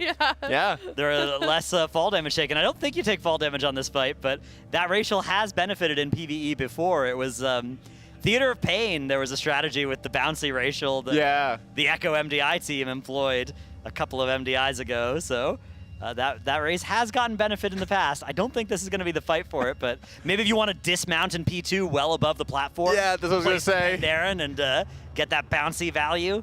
I'm surprised they didn't have any fall damage when you start the 3rd phase, to be honest. Yeah. They crash you down into the earth or something, and they could like set everybody at 1 HP. Dude, it would be good. Imagine if that just killed everybody except for pandas. Yep. That'd be a mythic mechanic right there. That would be something. Yeah. Wouldn't be the first time you had a race change for an end boss fight. True. And it won't be the last, that's for sure. Wow, this is a very long time between pulls here. Liquid do like to chain pull once they start getting in the groove, but they're definitely not afraid to take some time to adjust strategy or discuss a solution to a problem when one arises. And I think that's where we're at now with that second set of reverse gravities before that second devour, is we just need an answer to that that'll work. So having everybody actually figure out, okay, here's what we're going to do, and then let's try and execute it later. That's been something that Liquid have been getting better and better at actually doing. Is there are players that are impatient. There's a guild leader that's impatient and wants to get another pull going. But they're doing a good job here of making sure that they actually figure out what they want to do before they just throw some more pulls at it. You can see their impatience growing too when the boss starts getting pinged. Yeah. Like, let's go. Ping the boss, people jumping around there. Who's our current? It's Impec. Yeah. Yep. Just jumping around, bouncing around, saying, let's pull. That would be me right now. Yeah. That would be me. Because I'm almost certain as a healer, there's not much more you can do besides heal the characters. Yep, I'm going to do the same thing. But if you guys figure it out. Yeah. Like, if you know you're going to pull and then just wipe to the same thing, it's exactly. a difficult position to be in. You got to at least try something different that might work. Well, that's the thing is, like, not everybody needs to do something new. Right. Yeah. And so if the healer cooldowns are pretty hard to assign because you need to have a lot of them get spent for the Devour at the start, and then you're kind of just cobbling together whatever you have left for the it's not a next healer soaps. problem, right? Like, we're not dying to HPS there. We're dying to just not yet. People getting one-shot by being gripped into the boss. So Well, with any guild, they'll find something that will be a healer problem. It's only a matter of time. Yeah, I mean, healers do have to participate. Well, I think they are valid targets for the reverse gravity, if I'm not mistaken, so. They are, and they were having Dryny also be one of the usual targets for picking up the excess mass. Right. And so they had a couple wipes where he's trying to pick up the mass. As he's about to pick it up, he gets marked by reverse gravity. Then the pull is just dead at that point. There's no coming back from that. So the timing of those living mass ads dying has to be a little bit quicker if that's ending up happening. Or you have to wait before picking up the excess mass until after the reverse gravity targets are assigned, which is also sketchy. It's a little, that means you're going to be out of position as you move into those soaks. So is that why we can't just do what we're doing for the first round of reverse gravity for? So the first round of reverse gravity, rounds? the problem is the second one is just before a devour. Yeah. So right after you get that third person on the ground, you basically instantly need to be all 8 of the excess mass stacked together and the other 12 players also in that stack to avoid getting gripped into the boss, which means you probably need to be in the middle of the room for that. But you have to do those reverse gravities on the edge of the room. So what they've been doing is they've been saying, okay, we can save 2 of these people, and then just the third person will die, and the rest of us will meet up in the middle of the room. That's the kind of strat that might let them see some prog, but at this point, we think, no, there's no more prog to see with that because then the antimatters afterwards just explode. All right, well, maybe they've got some answers to this problem at the moment. We're going to head to a Monster Energy listen-in, see what they have to say about this. Yeah, they're trying to Venn diagram, and that's probably why it's slowing a little bit. But I don't think the Venn diagram works. I think why this is faster is because there's less movement between. There's zero movement between the circles. Yeah, so you just go front, left, right. Or no, front, right, left. You should stand in the mid. Front, outer, inner, no? Yeah, front, outer, inner. You There go is front, a Venn at the then back, outer. to be fair, but I don't know. Like, it's so tight that I just don't know if you'd be able to. I mean, you Let's just try it. You just go front. You can, yeah, you can certainly. Yes, that's, half a second of that's movement. clearly what the they're. soaks just makes a big No, difference. you're seeing. Yeah, you're seeing it actually, in real time. They actively move to the right person after the front person is down. I think you can definitely do the back 2 at the same time. I don't think you can do all 3. Yeah. Okay. So Like I think you just do the first one and then go in the middle of the back 2. Oh, it's because of the angle. Yeah. Look, you can literally see it. Look at the back 2 circles. They start spread out, but then as they get closer to the boss, obviously they condense. Oh, yeah. And now they're I see. overlapping. Yeah. So you literally do Venn it. You just soak the first person into. Yep, goated. Easy yoink. That sounds great. Yeah. How do you want that? What do you want to see in your screen? Front, back, left, back, right. Okay. For this pull, just middle go back left and back go back right for the things, and get super tight.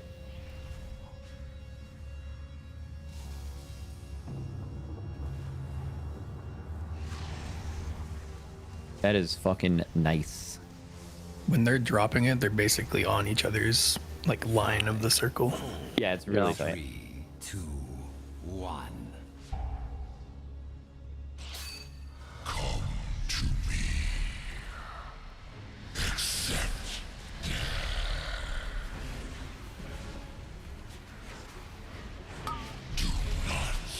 I'll do your thing. There's also much less movement too for the people doing it.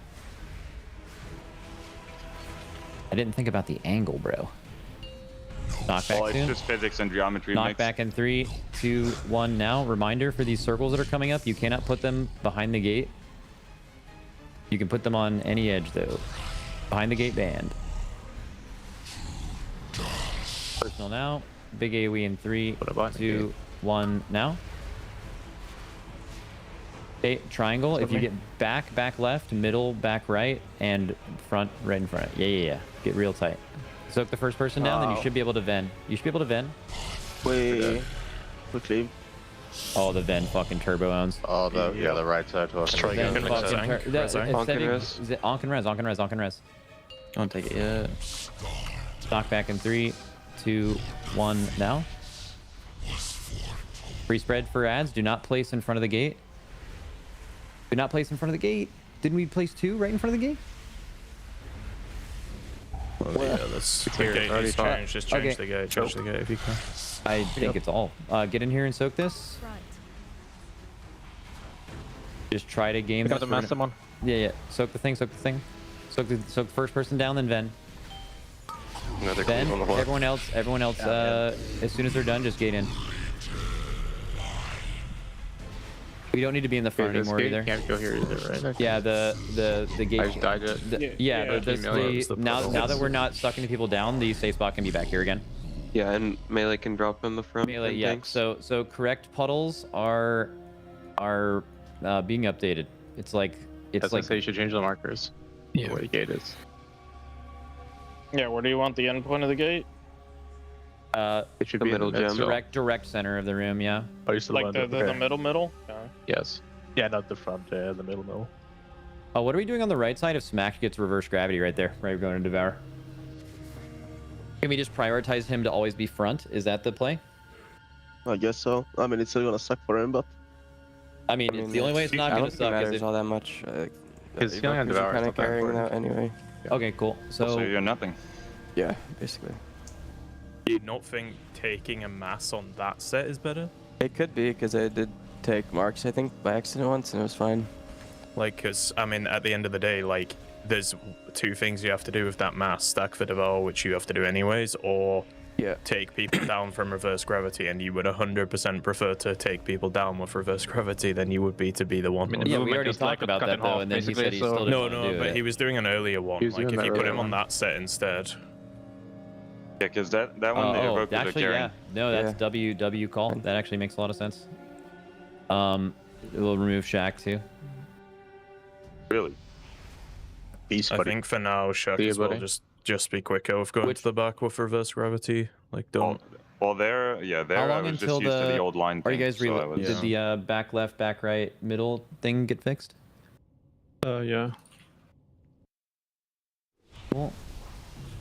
So Smack is taking Posting Shaq's mass? Yep. Okay. Which one do you want to take, Smack? The front or the back? The back one. Alright.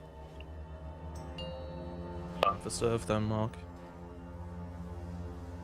Yeah. Are we moving the markers on each side to be in place with the gate? So what we should do this pull is right after the first middle thing, just go to each side after the knockback, and if all that happens this pull is that we get markers down and the gate is there to where they know to put the markers, then we're chilling.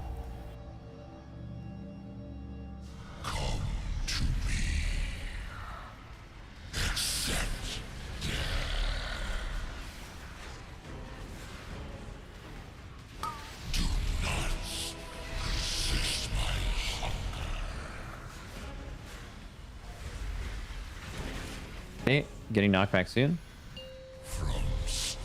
Knocked back in 3, 2, 1 now. Okay, dark matter. Do not put it in front of the gate. Look at the gateway. Look at the gateway. Look at the markers, guys. Look at the gateway. Do not put it anywhere near. Aren't you guys like right? Giant is right next to it, literally on the marker. Isn't Smacked right behind the gate? I mean, I couldn't move left anymore. I need can go in right. range to heal people. Someone Okay, stole the left mass. you guys need to we get... did. Suck him down. Can we like move the...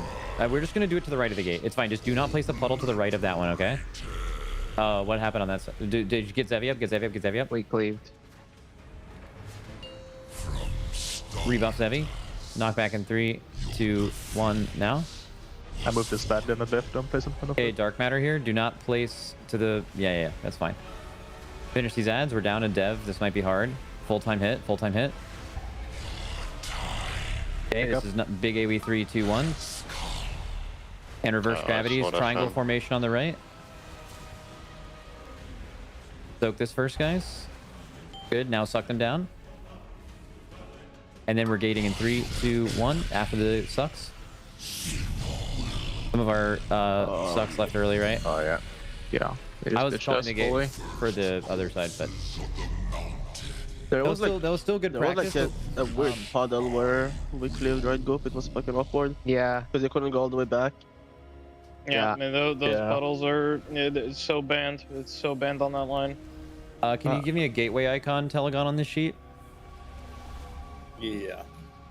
And be able to move some of these markers too. Are we moving the marker? I feel like we should move the markers that pull. I move the left. I'll move the right next pull. I think we should put a marker for where the front guy should be exactly, like the exact pixel should be, and then the back yeah, left, that can back be right the back marker, around them. right? The back marker should just be the The pixel for the Well, front in guy. orange is irrelevant. You can just use that marker. Yeah, you don't really need these lineup markers. Like You don't Like the front one is good. I feel like the marker should be for one of the back guys because those are the ones that need to be close. Like I want one of the back guys to stand still and the other ones to micro adjust. Because right now, like last pull, me and THD both adjusted and cleaved each other. Like you want maybe one of the maybe back what we guys do to this stand poll still. is that marker people actually just like make sure we mark just mark the triangle in the back. Well, I mean, the one should stand exactly on star, and then one just gets as close as he can to them. Oh, is this where you guys are basically stacking right now for pools, by the way? I'm where. I mean, I want to be near the Warlocks, but like 50% of the time my wild charge doesn't work because I'm using it on THD. Also, but none of you guys like just eating the knockback and just staying back here? I do, but then nobody's in range. It would be nice if the rest of on the second one probably is good. I mean, maybe I just get special on that one instead, and then I can just go back there. I mean, I kind of like. Can the range just eat the knock and play back here? Some of you? Oh. You don't want to do that? Invoker cannot. Okay. If you want us to do good damage to the heads. Well, the back puddle is now you can put back where we weren't putting before, like closer to the edge. The very back middle. Like where the markers used to be. There's now a spot you can put that's correct. The updated spot you can put puddles is here. I think this is updated. Yeah, I mean that's correct. But you can also put it like back middle should be fine, right? Like past the marker. Oh yeah. Sorry. Yeah, I mean All you have this it is on the good picture, too. but yeah. No one's going to go here, but this is all. Actually, no. You I'm need to pretty sure leave the this first for the set tanks. should be like as much as possible as well. You just get knocked into position. Wait, but you what want is- to make it easier to drop soaks later, in my opinion. Yeah, I think that you should sounds do the confusing. full first set on the far side. So Boomy wants to assign it. There's basically going to be a marker where, yeah. What does back inner mean? It's like towards the middle of the platform, inner side of the I platform. mean, you could also just change the name. Right, the like back left is always on the marker. Yeah, but it's different for both sides. Like the right Is it? side, Do you actually not think that it's easier to orient from the front one if the front one plants?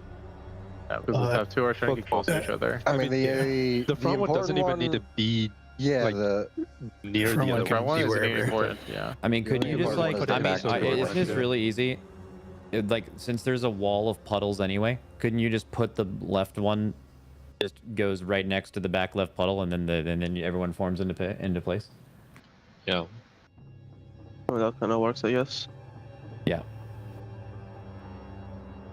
I still think having Why is that relative puddle markers just is a bad good, so spot, though? people know where these. What's up? Also, Isn't that puddle just a bad spot? I see what you mean, Boomy. These puddles are wrong. Yeah, I called it from the very first one of the fight was too close. Which is why I'm saying some of you guys going down here will give I more think room. I feel like we should all just go there on the first one. It's like actually free space. The devs apparently can't. Tell me if that puddle is fine, the one up front left there that you see. Go back 5 seconds. Because I this put it there one? because it's not in the gate spot. Yeah, if it's not in the and gate I was spot, it's able fine. to still hit so. Okay, good. Okay, so Can the devs go in the front of the boss? I don't think they need to do that. The devs can keep going to that. We can have people be here in the back. We just can't have it be this long of a line. We just need some people to go over here. So if the devs need to stay, they would be. Scout are going top. Does THD need to stay? Don't need to. I'll go over there. I'd rather be there. Okay, so mark over here, and you guys figure out your spread spots after one pull, and then we'll assign it. And also, by the way, correct spots you can place them are here, right? Boom could go anywhere here and it's fine, correct? Yeah. As long as it's not in front of the gate. Just We're for doing the clarity. same on the left. Yeah, same on the left. Yeah, you guys should be the same. I can hard assign it now if you want. Like, I mean, let's just do a pull and just put me on the left somewhere. Look closer to the front. well, I mean, just someone move. do a pull on the left. We're Do a pull pulling. on the left. Figure out where you want to go, and then I'll mark you where you're going. Just don't grip me anymore, Zenni. I'm gonna stay over there. Okay.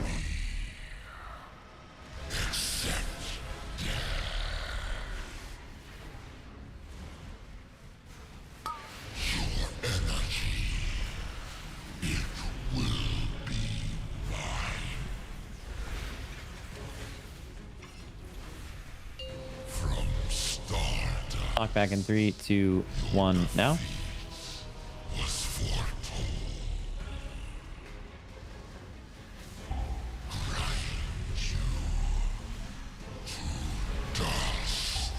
Okay, big AoE in 3, 2, 1, now. Kill the ads. Someone took the... Look at the markers. Yeah, I got it. We're kind of in the wrong spot for these. They should have been left, but it's only for the left one where it really matters. Next one, I mean. Okay, then we're getting big knockback in 5. Make sure you don't get knocked back into a puddle, by the way. So you might need to be a little closer than normal for this pull until you get used to it. Next ones, the puddles can go anywhere except for the gate. Knockback now, and then ad spawning. Lust.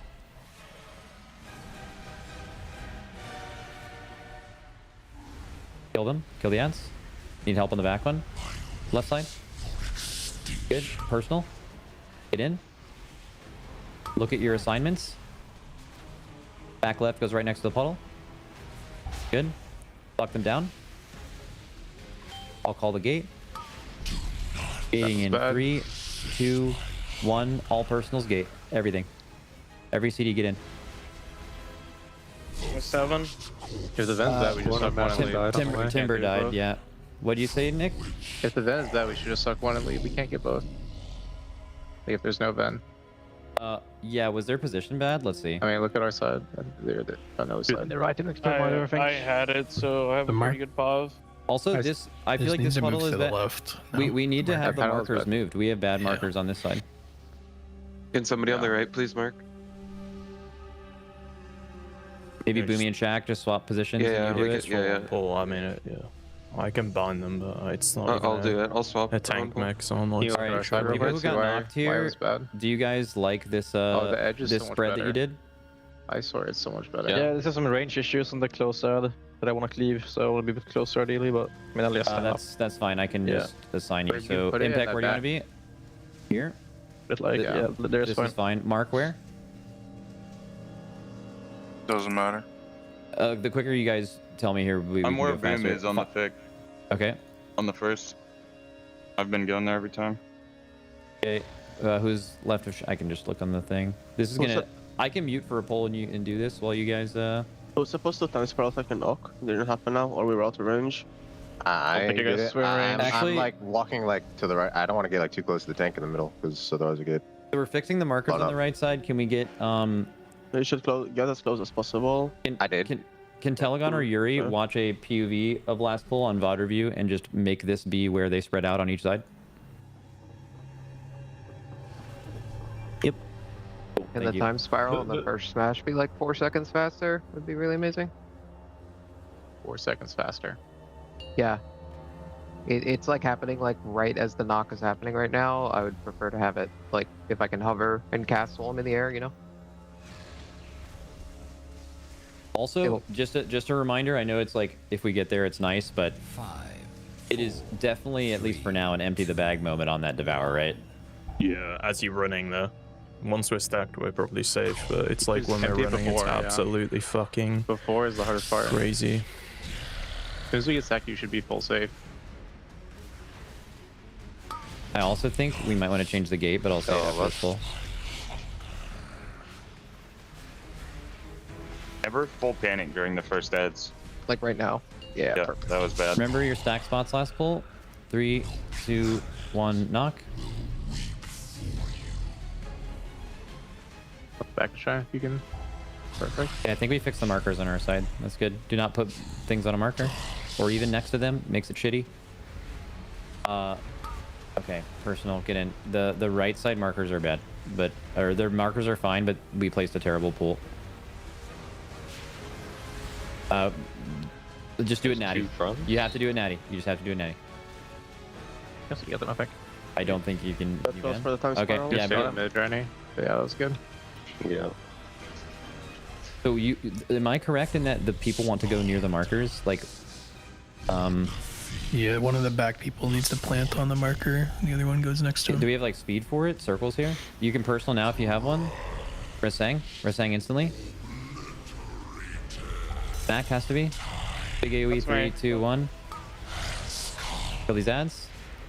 Get in, soak. Reverse gravities, go back left to the markers. Get tight as fuck. Good. Suck them down. Oh, we got stuck in the back. Didn't soak. We didn't soak yet. Did you also swap check the second time? Yeah, Can we I just agree? after. The back, at least on right side, the back left guys on moon, he stands still. The other guys are just Yeah. again. Like we need to be on the same page for this. I think for the other side it's back right. Yeah. It should be back right on yellow, yeah.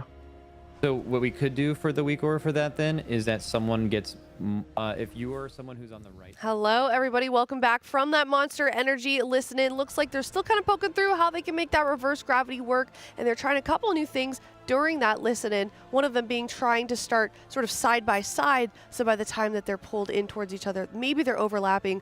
I don't feel like there's enough space. Dratanos, you think that there is? It definitely doesn't look like there's enough, but I think that the way that it works is like if the two circles from the reverse gravity people get just close enough, then you can have the people soak right in the middle there, and that will get both of them down. So I think that's what they're going for, because otherwise there's just not enough time to get everybody back down to Earth before that second devour happens. So we placed some markers. We've got this happening right at the point in the platform where it's the most true that the outside is at a wider angle than the inside, so those people will be getting gripped the most possible towards each other as they get brought towards the boss.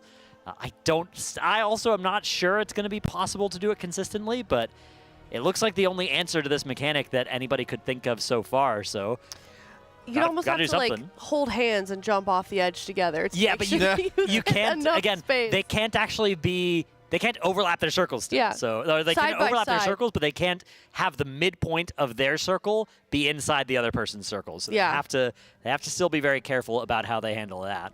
Yeah, with that dark matter everywhere also does add a little bit of extra difficulty, along with that devour happening right after the second soak of reverse gravity. So a lot to poke through, Jack. There is, and like you mentioned with the dark matter, they're starting to find which space they have to mark as like a safe zone the entire time to start dropping off those dark matters. That way that they have the reverse gravities like an open lane constantly, because it also has to get dragged through the antimatter. Because you have a quick sequence of dark matter placing swirlies, then the antimatter going out, that needs to be soaked, and then you have to deal with reverse gravity. So it all kind of comes together and gets to be a really big mess.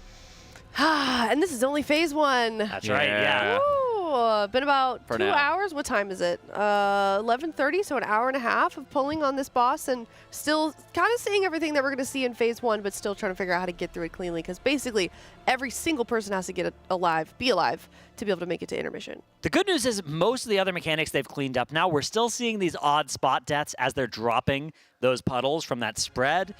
Players that are on low defensive classes definitely are in some danger of just dying there, to not pressing a button, to not having a button left to press. So we're going to need to find a way to allocate our defensives consistently to live that on every single person in the raid. But other than that, they haven't been having too many issues with, say, not being able to kill the ads, not being able to heal through the unhealable or the unavoidable damage of the fight. The tank knock is handled. The spread locations look pretty good, and those have been getting improved so that they leave the area near the markers free for the reverse gravity mechanic later. So we're kind of one big breakthrough on that second reverse gravity set away from potentially being able to see the end of this phase, which is a really big deal.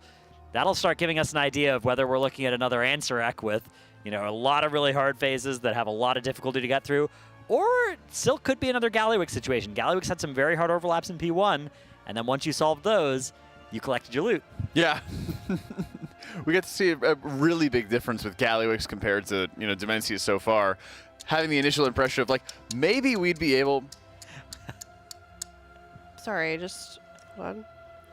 Would you like a hand? Oh, sometimes I can't, sometimes I can. Okay. Thank you. Okay. Okay, you can continue. Did you want So originally this morning, we were kind of talking about whether Hopeful was saying, you know, oh, hey, they might be able to get a kill today. Oh, we'll have to see how progress is going to be going. And we don't know what the rest of this fight's going to be looking like. But historically, a lot of the fights that have had really, really rough phase ones where you can rack up a lot of deaths, a lot of poor combinations of mechanics that happen in fast sequences, often lead to some very high pull counts. Yeah, exactly. If you can't get a consistent phase one, you're just looking at a huge drain of pulls, right? Because say you only get phase one to be 25% consistent, not only are you now losing 3 pulls for every pull you get past phase one, you're also going to have a really hard time getting that back-to-back progression experience, which is often what you need to make progress in the later phases. So those phases will also take longer to progress. Just because phase 1's hard, though, doesn't mean they're not going to be able to get it consistent once they do actually solve this. We're still trying to figure out if the theoretical solve actually works. And then step 2 is going to be seeing if we can do it consistently, right? If we can do it every time. If that works out, even though the phase could be really hard, we could get to a point where we're 80% consistent on it, something like that, in which case progression deeper into the fight will be a lot easier. Exciting stuff. Yeah. How are we feeling about in terms of pull count now that I know that we've only seen phase 1 and there's still a lot of questions in the air, but I'm going to make you guys guess your prediction. My microphone. I think my original prediction was like 288, but if I had to like redo it, I think would be 180 or 200 kind of region, something like that. I think I'd also be down from the 280s. I think I'd be down at 200-ish, something like that, because a lot of that prediction when we first made it, there's a chance they reach this boss in the first reset, and anytime you're reaching an end boss with first reset gear, there's often just going to be a lot of pulls where you're like, okay, we're going to fix this next week with more gear. Right. This time around, they reach this boss on the second reset. You can see Shaq there, eye level 711.18. Ooh. Got a lot of item level to throw at this boss, which makes me think it's unlikely we're going to run into that level of like, okay, this is a DPS check that we're just waiting for gear to fix. Well, Big Poppy's got the hood up. He's locked in this morning. He is. Looking like Anakin about to take down some Yes. Absolutely. Reminds me of, there were some JPC looks that were similar to this. Yeah, and he was also in a corner. Not joining. Yeah. Sorry. He was also just like locked into the corner of the Alienware Pro Lab over there. Oh, yeah? Good times. There's that knockback. So far, so good. Here come the first adds after the initial set that start the fight. And we're dropping these first puddles, beautifully all over and the very edge of the room, which we just know we're not going to need that space for the rest of the fight. Big hit of rate damage as the antimatter spawns, and it's getting soaked down, and now they're heading to the marker again. This time the marker has to be in a slightly different location because they need to make sure that those back people are actually being dragged towards each other. And let's see if the people can get in the middle and drag both simultaneously. Looks like they were able to get that done. All right. Wow, with like some so the proof of concept here is good. Well. Also, it looks like Shaq is getting parried by this boss. If that boss can parry, that is criminal. That is a crazy thing for a boss with this size frontal arc to be able to parry. What is going on there? Especially when they're fighting underneath his hands. Yeah. How does his hands come up and parry? That is that's unbelievable. Yeah, I play tank, so I don't have to deal with this. But here comes that next set. Okay, so this is a really hard one. They go back to the markers once more. You can see just behind in the bottom left there. Yeah, look at that. That beautiful triangle that they've created, and now they're trying to soak in the middle. We have to get together in the middle in the next 4 seconds to be able to actually safely hide here. Safe! All right, we've done it. All players except for 3 are alive. Will this be enough to soak down the antimatters? We knew before that they weren't quite able to do it when there was a few more dead. This time we've had another couple die. Oh no. Starting to lose those players means it's going to be a really big challenge to actually soak the impending antimatter here. So they drop another set of those void zones. Every single person who's alive right now is going to need to instantly get inside there. And it looks like there's not going to be enough to make this soak happen. Even though Shaq gets in there at the last second, I think that thing is still going to explode. Bang! Down it goes, and down goes the raid as well. Close, though. Yeah, and like you said, proof of concept as well on overlapping those reverse gravities. So now it's just kind of a matter of like, can we kind of string it all together and be consistent with that? And that's really where they're going to start stitching it further together. Now that they have that proof of concept, can they make sure that everybody is getting on board with that positioning and adjusting their positioning very quickly? The fight's only going to get easier when they're finding other ways to get more damage onto those living mass, kill those off faster so that the assigned players can pick up the excess mass, and those who are not assigned are also going to get used to having reverse gravity go on them. Right, exactly. This is one of those fights where you do need to learn some of the different configurations of which people can get targeted by reverse gravity, so that is going to be a point of progression here. There might be some sets of players where it has a pretty easy time doing it. If certain healers get targeted at certain times, that'll maybe be a little bit more difficult. Or if just certain DPS players get targeted that haven't been targeted before, they might not be used to it. It might throw off cooldown timings. All of those sorts of things are considerations as well. That's one of the factors that can increase the pull count in a phase like this. If you'd like a chance to win a Team Liquid signed jersey by some of the guild members, by the way, teal.gg/myblue, join MyBlue, sign up, do the first quest, and you will be eligible to win 1 of 10 Team Liquid signed jerseys, as well as some other fun things in there that you should definitely check out, courtesy of My Blue. Thank you so much. Shout out My Blue. Shout out My Blue. Looks like once again, it's going to be a strategy discussion time. Yeah. For Liquid after that one. Tea time. We're just. That's right. That was a nice pull. Discussing. Yeah. How about a break? Great job. Yeah. Great job, chaps. Let's do it again.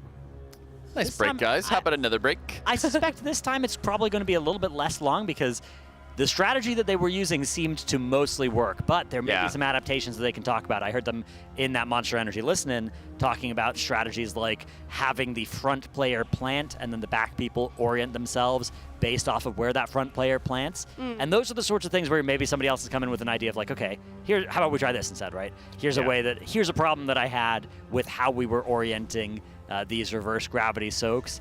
Here's what we need to do to, optimize our damage on the living matters. All these different sorts of things, ideas people might have as they try and progress through that part of the fight. It's not just get through it, but they need to get through it with everybody alive so that they can then soak the next antimatters. That's what we've consistently been seeing is if they do get through that, even after sacrificing a few people, they're going to die in 30 seconds when that antimatter just doesn't have enough people to soak it down. Yeah, and Echo's also at the same point in the fight as well. Oh, they're now in first. Yeah, we can see in our Coinbase leaderboard, they got to 75% of the way through the fight. Liquid at 78% of the way through the fight. That's kind of our estimation of the leaderboard We don't know what the health values are that they need to get through in Phase 2 and Phase 3. We're assuming it scales up the other phases the same amount as it scales up Phase 1 on Mythic, but that might change, so stay tuned for that metric to get updated. But as of right now, that's our best guess for total amount of boss damage that's going to be needed on this fight. So, here comes another pull. Let's see if there's been any adjustments they've made here. So we're going to have the first hide in the middle of the room, all the ads taken care of. As per usual, we're very rarely seeing any problems with the very opening of the fight anymore. But pretty quickly, things start to get very, very hectic as that tank smash is going to knock everybody to their respective sides. And the first order of business here is going to be getting good puddles dropped. So we're looking to place puddles at the very edges of the room if possible. And then Dryny's going to hop on his horse and go pick up one of those orbs here in just a second. Doesn't even need to use the horse here even. Yeah, they made a really good adjustment of having Dryny and many others getting to the very far side of the room this time. So that way the back would have a lot more space. This makes it a lot easier for them to make that Venn diagram because they need a little bit more like depth, basically, to consistently have that space. Here you can see underneath the closet, Demensius blocking everything. Hand only. Yeah. That is very obnoxious. Love this fight for that reason, that's for sure. It's very cool. I just wish his hands were a little see-through, maybe. That would be just a little bit transparent, would go a long way here. But the pre-spread comes out now for Dryny. Heads over towards where he dropped the first puddle. They're all going to drop the second ones over there. And look at this. So much of the space they need is still available here. That Bloodlust now getting popped as a progression tool. All 20 players still alive. They get into this second antimatter soak. That's that weak aura at the top of the screen, showing that they are ahead of pace for soaking it all the way down. And now we need to get this front person soaked and then very quickly into that second set. The overlap there and then connecting. Taking the gateway into the safe zone. The AMZ's down. A few defensives are called for. 5 players, unfortunately, have not made it past this section. Is Sevi able to onk, perhaps? Or maybe taking the res? Yeah, and I know it looked like they were safe in the position that they were in, but as the fight progresses, each Devourer requires more gravity to make sure that you stay alive. So just the amount of gravity they had alone on the left side wasn't going to be enough, and they had to use that gateway to get everybody all in together, to have a larger total amount of gravity to outpace the Devourer stacks of the boss. Exactly, yeah. So that is the mythic. One of the mythic difficulties of this fight is just getting all of those excess masses together in the middle of the room every time, rather than having enough on the sides. So we are going to wipe once more, pretty close to our best Phase 1% here, nearing that 37 threshold there. 25 seconds until that third Devour. Oh, that is a lot of living masses that are currently out. Yeah, that's 4. That's 4 on each side. 4 on each side, which would make... Had they already killed 2 at this point as well? If they had, then that's access to 10, which would be enough to make a safe zone for the next Devour. 12? Yeah, 12 even, so. Yeah, 2, 4 on each side. Yeah. So that would be enough. If we get a third Devour. Yeah, I think we're gonna. Looking at that boss HP there, unless they can do way more boss damage, that third Devour is something they're gonna have to deal with. And you look at the damage meters here, we have those 3 Elemental Shamans near the top, although a lot of that is just being really good at hitting those adds.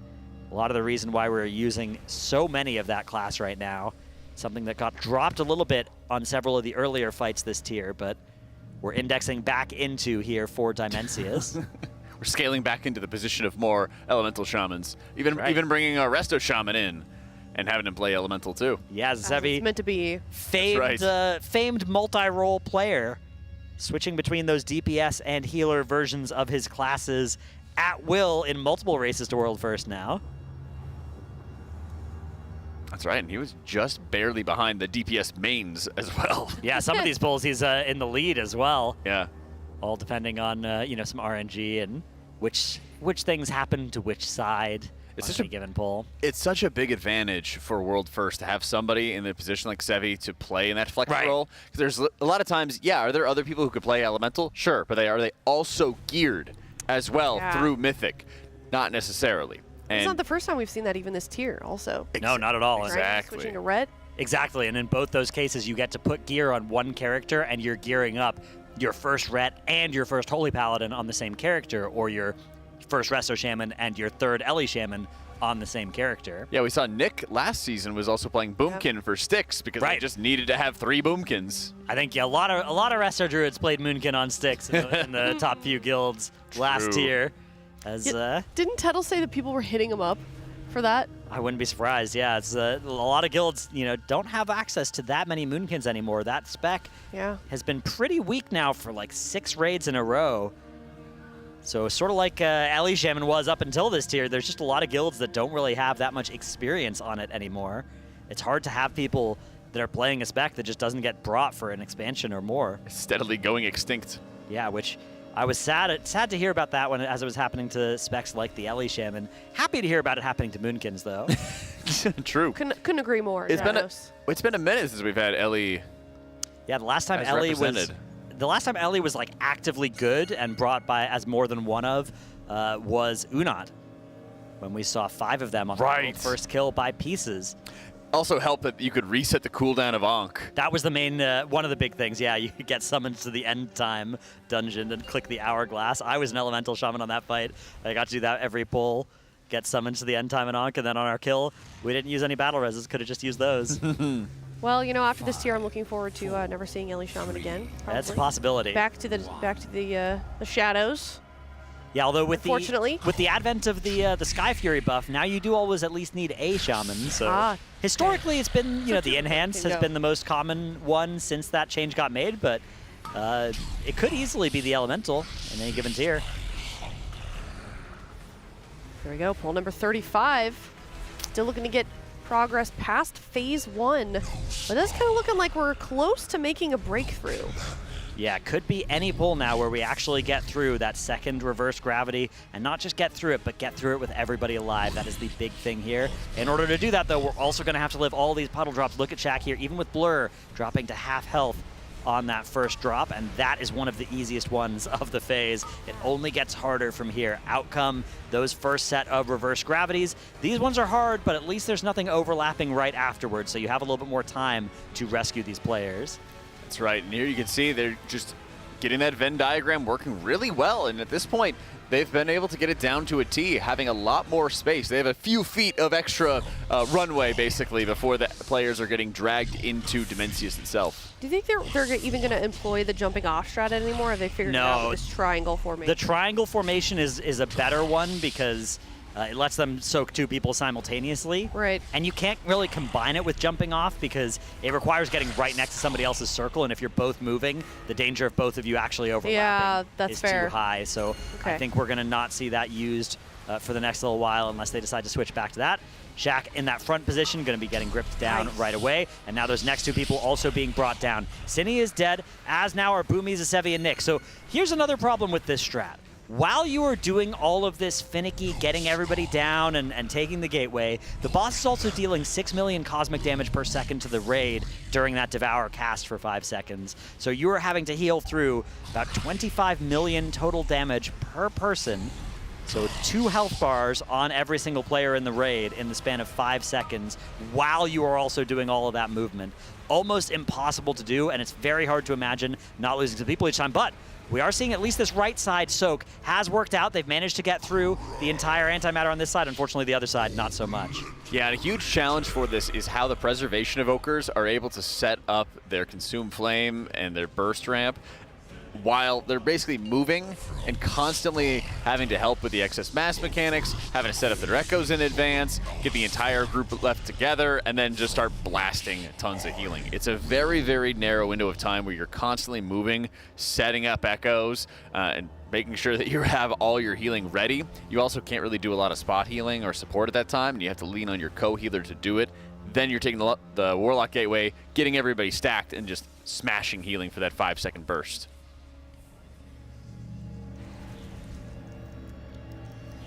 On the line. Also, notably, Echo, how much time do they have left in their day? Do we know? So it's about 9. There's 8:45 over in Europe. Typically, their raid days end a little bit earlier than Liquids do because they have to be on a sleep schedule that hits a 5 a.m. reset every Wednesday. Yeah, they had an early morning today. Yeah, so that's it's likely to be ending fairly soon for Echo, but they'll probably have at least another hour or two, I would say, before that bedtime call is made. At least in previous tiers, their bedtime has been, they've been a little bit more inconsistent on hitting a firm midnight like Liquid have been doing this tier. Liquid have been going to bed basically exactly at midnight every single day so far this race. Sometimes ending early is from what I've heard. Yeah, sometimes, which is really nice for keeping your players fully powered, although at some point you maybe hit the switch, flip the gas pedal on, and go for some extra hours if you're approaching a kill on the end boss. But you got to be careful about making that call because sometimes people are tired and then you're not even getting any benefit and you're just losing all of that time. So. And they don't have they don't really have M's to pop either, the way we do. No, they don't. So that's one of the biggest parts of the NA advantage here. Got all those Monster Energy drinks. Casters too. That's right. I'm grateful for that. What did you have your rehab this morning, Jack? That's your favorite one? My rehab is in the afternoon. Okay. So I'm working back-to-backs. So I'll be popping an M with, are you on next? No, I swapped off of next. Oh, I was trying to dodge, but then I unfortunately still here in the morning. That's right. You can't escape me. Wait, so you're doing Tazavesh hard mode? Yeah, I swapped off of the next shift so I could do some hard modes. Okay, and then you're on the night shift? Yeah, I'm here at the very end of the day, which at this point last race, Gallywix would have already been dead, so That's I'm true. hoping I can dodge the shift that way as well. What time? I see, strategically planned. Dratnos knows something we don't. Yeah, my main goal is to avoid work whenever possible. What time did Gallywix die in the day? I think it was like at 10 p.m. Okay. Yeah, it's usually been at night. Yeah, so that was where I was working at one of the late shifts. Yeah. And I usually was never. That was the first time I'd actually casted past, I don't know, 6 p.m. or something like that, 5 p.m. maybe. And I was like, why am I on the late shift? And then it was the one that got the kill. Worked out for you. That's right. All right, another pull timer comes up after a small strategy break between that last pull and this one. Yeah, I saw Driney have to go to the Monster Energy refrigerator. Grab a new one. Grab an M. Who did? Driney. Yeah. Yes. Yeah, that Monster Energy refrigerator, it's magical. It's bottomless. Every single time I open it, it's always refilled, restocked. I had one time where I had to reach all the way into the back to grab a Monster Rehab, but it was still there. It was the last one, and then I passed, went to the bathroom, then I passed by it again, and then it was filled. Amazing. Well, that would be a gentleman named Tima, Tima in the chat. He works very hard on a lot of things. Not just refilling the monster fridge, but that is the most important responsibility. So that is to us, that is the most important of his responsibilities. But if you're listening, Timo, thank you. We appreciate you. Tima. We also have a monster in the closet where it's just all of the pallets of Monster Energy on hand. And there's been so many that we needed to be supplied with this race that the pallets have moved into the hallway a little bit. Yeah, I've also got an emergency monster in my hotel mini fridge. Smart. I pilfered from the venue. Yeah, I kind of do that with snacks sometimes, but I think for snacks? Yeah. I have like a Because sometimes I'm like starving in the morning, need Yeah. to sustain myself. But I could definitely see the argument of like having the backup monster. Yeah. Yeah, and plus, also, you know, if they fit in your carry-on bag, you could just take them back with you. I have been known to do that. Grab one for the airport. Yeah. One. Yeah, one. Well, one. Right. Just one. Well, how many are you bringing? As many as I can fit. Legally speaking? Yeah. Is that what that extra suitcase you brought us for? Oh, yeah. Oh. Smart. Yeah. It's a good strategy. I'll have to employ that next year. Extra suitcase for the M's. Yeah, you can make space by just bringing fewer changes of clothes as well. Oh, I'm That's not gonna do right. that. Yeah. I think I probably bring the most clothing. I of think all you might, cats. yeah. Yeah, that tracks. What do you mean that tracks? I think that you have a lot of cool outfits and that you are Excellent save. Hey, are we going to be okay this time around? That Devour raid damage, oh, it's just so nasty. Oh, they got And sucked. we're not able to get everybody grouped together for it. I think probably one of the excess mass holders died there. You could see they got together into that AMZ. But the problem is, people were dying before they got gripped together into that AMZ. That massive damage of the Devour is just impossible looking for everybody to survive, but survive it they must. It's going to mean taking personals, I think, off of the drops in the earlier phases. And what is that? That's a brick.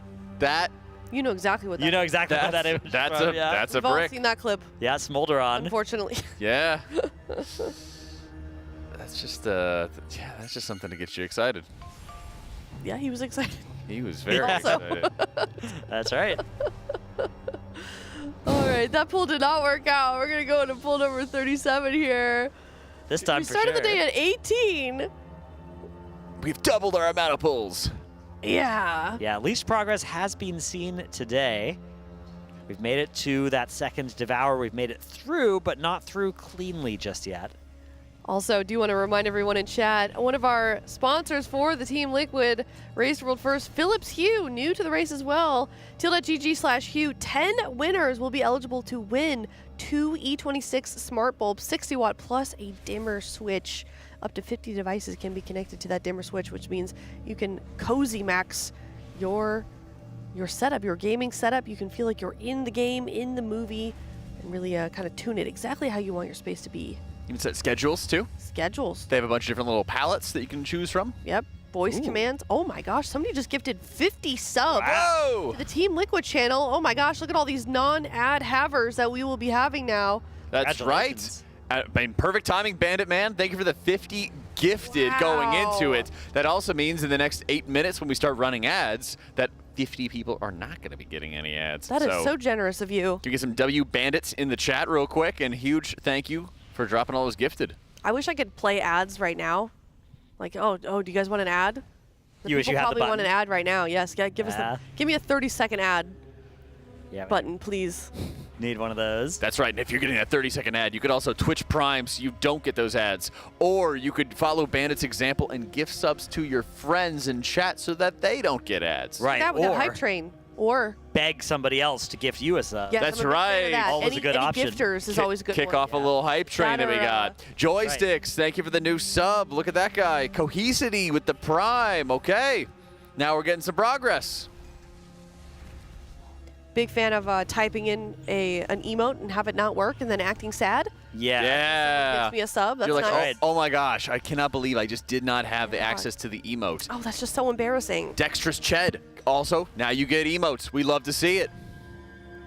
I learned something interesting this morning. I was in the Echo chat, and we were talking about this a little bit earlier. We got Despugcito, Cougs, Jikos, Benriquez. We are just leveling up this hype train to level 9. Goose Protocol we've with the leveled 2 9? months. Andrew, Drew, also with the Prime. We're going to be getting up to that level 10 really fast right now. Magra is with the Prime as well. Let's go. Eric Honata is joining the club. You don't ask me to get subs. It's not me. Ask somebody else. Hades with a gifted to Shia River. Oh my gosh, we just leveled up to level 10. Oh, and it keeps on going. E-Rock so fresh. Moreni, Bummy Wabbit, Power Cakes, all coming in with the new subs. Digital Headspace with the gifted to Grunzeal. Paying forward the gift from Bandit Man earlier. We love to see it. The Beautiful. Community at hand. Heartwarming. Falric, thank you for the new Prime as well. Ceremony, thank you for the 5 months. All right, we're underway with another pull count. We'll have to return to the exciting gifting action in chat. I hope when we look back, Balustrade with the 5 gifted that hype as well. train is even higher. But right now, let's see how this pull of Demensius goes. You can see this Ellie Shaman POV with that chain lightning just going all over the room. Again, one of the big reasons we're seeing this many Ellie Shamans is they are one of the few classes that their cleave is actually coded to work on this many targets. Almost all of the other classes in the game do not. Like Ignite, for instance, does not spread from the boss to more than one of those adds. Arcane Barrage not automatically cleaving those extra adds, but the Arcane Chain Lightnings do. And Anonymous gifting 20 gifted subs. Wow. Griggs with the Prime. Official King Toss with the Prime. Panoramic Panda with 5 gifted as well. I can't even tell what level our hype train is at these days. Fortunately, we've lost an Evoker here with Sang going down. It's going to be that battle res, does land, so we still have 20 players alive, but no more room for error as this pull does continue. All players successfully gripped down. We're going to get the second combo of mechanics before the second Devour in just a moment here. So that tank smash first. Everybody getting in position for the knock as Yips walks to the back of the room to make that angle a little bit better. And here's the lust that's mostly just a progression lust here to try and actually get through this combination of mechanics with everybody alive. Look out now for the healing soon. Once that Devour cast starts, just watch the raid frames get absolutely melted. That's going to be in about 10 seconds here. Those reverse gravity casts going to the back of the room. Those people coming up, and instantly they have the entire team there to try and grip them down. But here comes that Devour. Massive raid damage going to be coming out in just a second here. Bang! Everybody just getting absolutely murdered. They hit Aura Mastery too. Yeah, they were able to survive with 3 people down. That's probably their best finish they've had so far. Yeah, 3 people, no B-res. Is this going to be enough to soak down the antimatters? I think it might be if they can have everybody stay alive from here. One more death here. So now 5 dead. Oh, man. Some of the players got knocked into some of the puddles, so they filled in the left side and right sides of the room so consistently that players are now getting knocked into puddles and taking extra ticking damage as a result. Those puddles are really, really nasty as well, because not only do they do damage while you're inside them, they increase all damage you take by 200% while you are standing in one, which is basically a death sentence, because any other instance of damage on this fight is tuned such that if you multiply it by 3, you're gonna die. Yeah, there's a constant ticking damage from the boss that's also going out in that time, so you're taking an extra 2 ticks of that damage instead of just the 1. And, by the way, we just leveled up to level 13 hype train. We're almost at level 14. We're about to push right over the top. If you guys would like to keep this hype train going, we have to, can they see what the record is? I think our record was like, if you click on it. Yeah, it was like 21 or 22. That's you can our best also ever. give your money to charity if you'd like. Teal.gg/donate. We're still raising money for the Santa Monica Animal Shelter. Yeah, you can, I guess. You'll still have to watch ads unless you also get a They need your money too. Rikerson with the 5 gifted. Welcome into Milkshake Man, Infamous Reeks, and chat was moving too quick. I couldn't see it. We're on level 14. That's a funny Just a reminder Twitch chat that name. Jack doesn't get a cut of this at all. He's just hyping chat was up the moving too fast. I didn't see it. Oh, yeah, you know, there's all kinds of names in chat, man. Yo, Cotty and Femboy, thank you for giving the gift of the sub to Golden Armadillo. I can't believe this is my job. Hell Reaper, thanks for the 5 gifted to Crossed Up, Nimbus, Nico, Video James Prime, and Peter. Will DeBull, was that 50? That was a lot. That was too many for me to count. That was insane. Although admittedly, the last one I can see is 10 Breezy. Oh my goodness. W's in the chat for him with another 50 bomb coming in. Bang. We just blew right past level 14. I think we're on to level 15, almost to level 16. Alan Falcon with the new sub as well. W indeed. Level 18, 15% is the record. Wait, we're almost at level 16. We could crush this. Iridan, thank you so much for the Prime. Purple Rain, how you doing, man? Thank you for the 2 months. I think you were also leveling up our hype train last time. Bandit Man, welcome into that boy GSP. He has now dropped 160 gifted in chat. Alan Falcon, thank you for giving the gift of the sub to Iolos. We are almost to that level 16, guys. Level 18 was our best ever. We could make it way past that level, so simply and easily just drop the primes, drop some gifted to your buds, pay it forward a little bit, and we'll be hitting a new record, because right now, you know, they're just yapping. They're just yapping. Winter and Pusto, thank you for the primes. Acostas, thank you so much for the prime as well. Aya in chat looking for some gifters. That's right. Yeah. Could we please get a gifted to Aya? Wow. Who's that? Who's that channel? Huh. Guys, please, come on, one gifted. Please. Oh my gosh, please. Limitless, thank you for the prime. Oh, we're at 95%, 96%. Milky, thank you for the gifted, 97%. Kate is blue, thank you for the gifted to Watashi. We've done it. Anonymous with the 5 gifted as well. We're back onto the boss fight, Dratnos. That's right, here we go. Even equally as exciting as the hype train is another pull of Demensius the All-Devouring. The fight begins, and everything looks so easy here for the first 10 seconds. Now we need to be very careful with our drops. We're actually watching Yips's POV. This is a little bit of a different one. He's the only person who gets to kind of hang out in the middle of the room right now as he taunts after Scott there. He and Scott going to stack up and drop their puddles in the middle there, avoiding that gateway, polluting a little bit the very middle of the room. Why does he have a swap flask coming in? Is there a specific benefit for DK? For the flask? Yeah, he had like an extra like weak aura coming up that encouraged him to like swap his flask at a certain point. I've never seen that before. Yeah, he's got 52 minutes left on his flask up in the top right there, looking like maybe a mastery flask? Maybe, I'm not sure. Yeah, maybe something was telling him to put on Alchemical Chaos, but he was ignoring it. Because he doesn't have Alchemical Chaos going on, which is usually the best for damage, but maybe opting for a little bit more defense off of that. I think it's Tempered Mastery that he was running right now. Yo, Kate is blue. Thank you for giving a new sub to THD Wow. Lock. Oh yeah, we need to get THD in there. That's good. We love to see it. We are halfway through the level 16 hype train. Once again, level 18 was our best record. You want to drop a bit, you want to gift a sub, you want to drop a prime. It's going to keep on extending the hype train and keep it going as we're continuing our progress onto Demensius. It also means that your fellow chatters do not get any ads because we're often running them at the top every hour. Careful, Serenity, thank you for the 5 gifted for Sweet Hots, Mafalena, Vrazu, Tara, and Bohemian Groover. Maddie Life, thank you so much for the prime as well. Some of these people, though, do look like they still want to watch ads, saying, don't gift me, I love ads. Lots of Dodgers. If you are gifting, please make sure not to gift a sub to somebody who wants to watch the ads. I can relate. Some of these ads that we see these days, really nice ads. I know Kalamazoo was really excited to see a Taco Bell ad on today. So don't deprive people of that if that's something they're looking for. We will play those ads for you every so often if you want to make sure you can see what products you can buy instead. Yeah, don't gift this up to Hey, I'm Ed. He loves ads. Tom Blues, though, that guy heckin' hates ads. Moberick, thank you for giving the gift this up to Ayun. No ads for that guy as well. Hanul Pochio, thank you for gifting 5 subs to Funny Guy, Rararga, 8 bubs, chat's moving too quick, Beefy Bovine, Vindo, thank you for the new subs as well. No ads for any of them. And we're getting into a new poll. Furied Steel, thank you for the new sub, and Cezinero, thank you for the new subs and gifted. Yeah, remember, if you do want to watch ads, you can turn off your subscriber benefits even if you get gifted. So, worst case, there is still counterplay for you. It's in your Twitch subscriptions options. You can do that there if you need to. So, you'll never miss those ads if you want them. Unfortunately, we've seen somebody go flying off the platform here. Looks like not quite in the proper position for that tank smash, or maybe the tank smash not coming from the right angle. Luckily, it's just 1 death, which we can resolve with a battle res. That is not good, though. We had the B-res accepted just as the raid damage was coming out. We've also lost Boomy on the other side, so we're now down to just 18 players left standing. We're going to continue this poll for now. The Lust might be able to help. We've lost another player, though. Actually, I kind of think they're going to be about to jump off. Yep, you can see the jumping off is called. This is one of those fights where even though we're still in P1 Prague, we just wipe if a couple people are dead. Yo, your Jelly Bro dropped a 50 bomb. Anonymous was dropping, I think it was like another 25. Yeah, dude. The Jack chat just summoned the Oilers. It just exploded. It just exploded.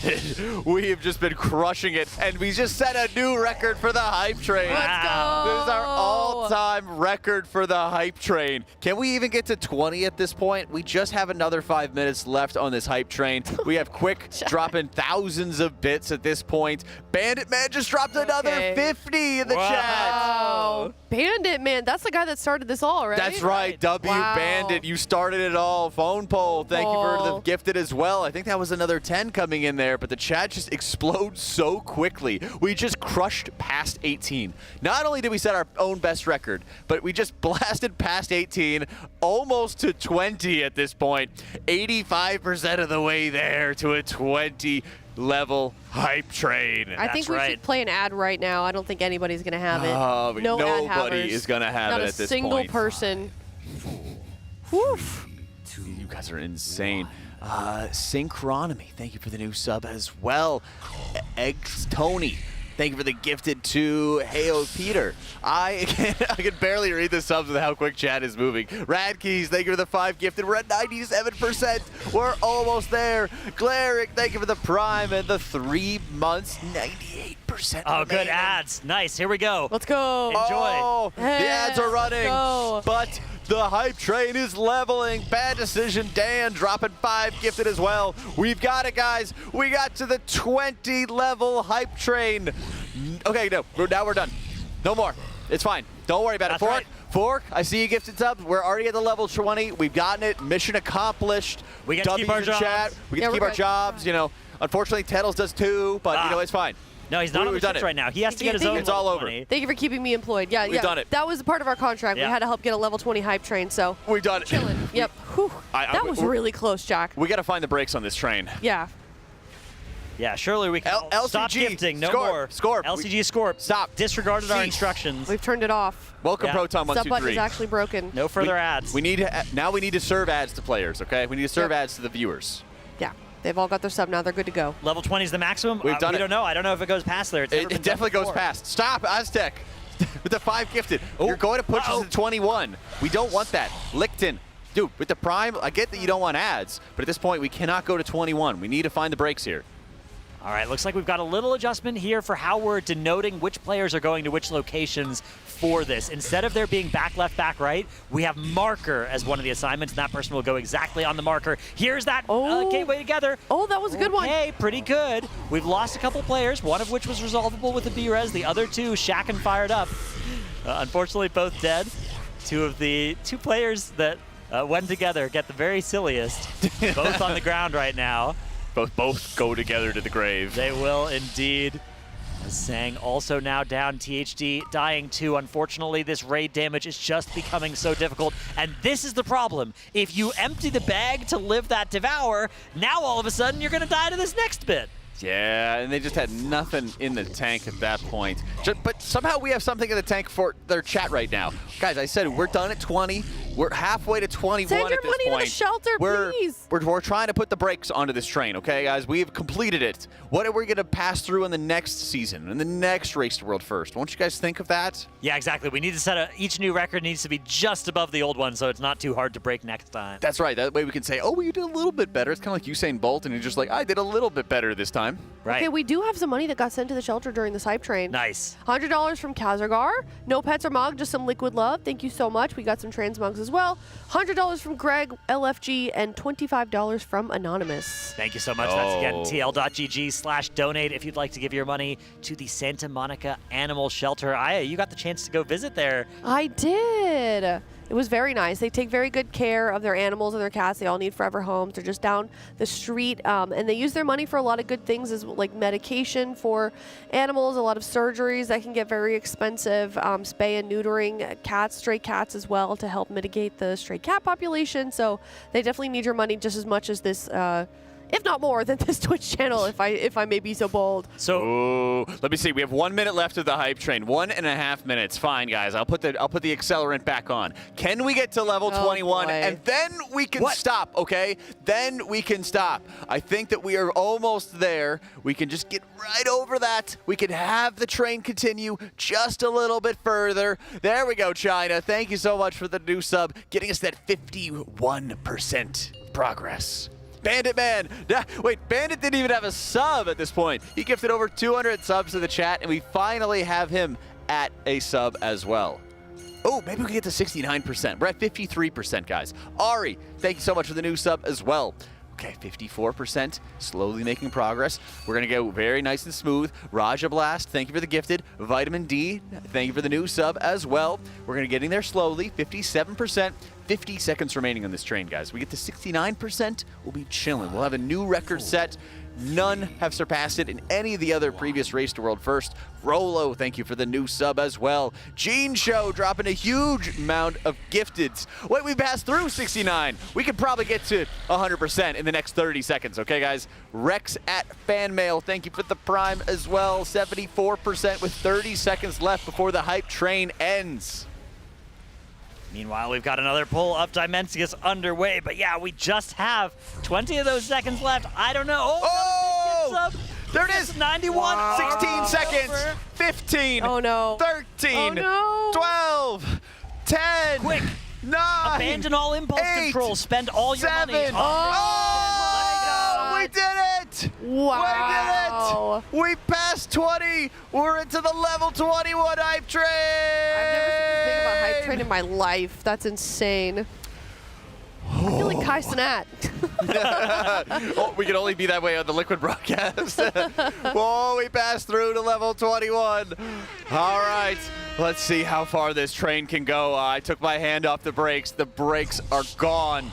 Let's see how far we got here, guys. Keep the train going. We're going to keep an eye on these Demensius pulls. We'll let you know as progress is being made. We're approaching that point. Thank you for the gifted. Here comes the second reverse gravity of the fight. This is the part where things typically start to go awry. You can see they've left that marker clear for the placement of those reverse gravities. Everybody quickly getting inside that antimatter zone, helping to soak it down.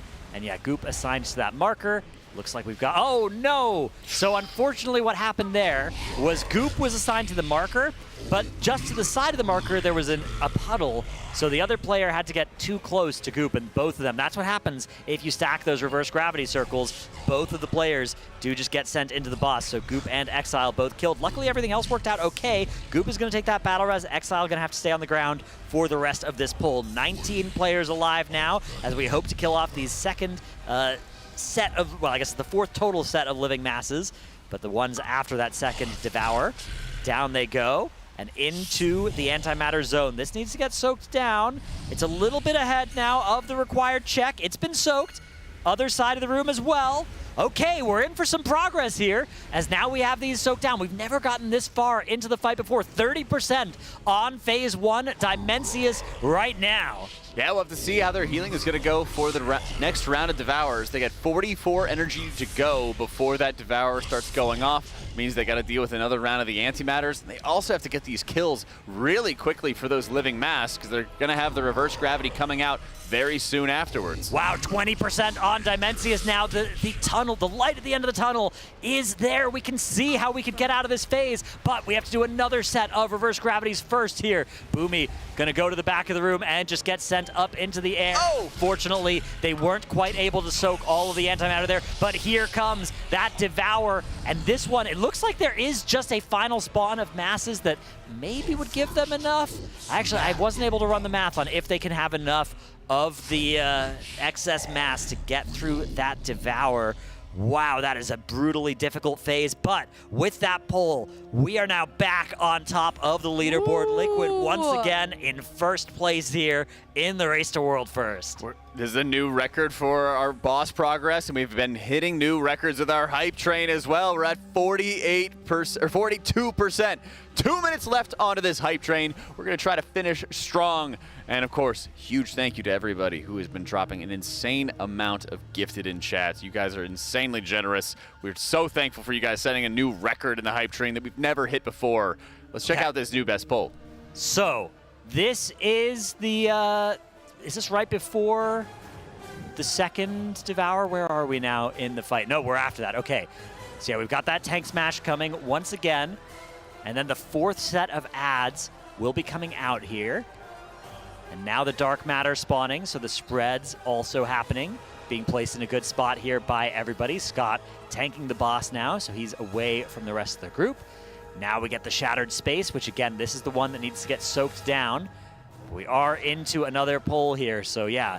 I actually think there might not be enough dark matter, excess matter to survive the third Devour. Then it would just be it looks like there might still just be 8, which you need 10 to survive that last one. I might be wrong though. There might be another 2 available somewhere. But if so, that might mean that Devour 3 could be the Enrage of P1.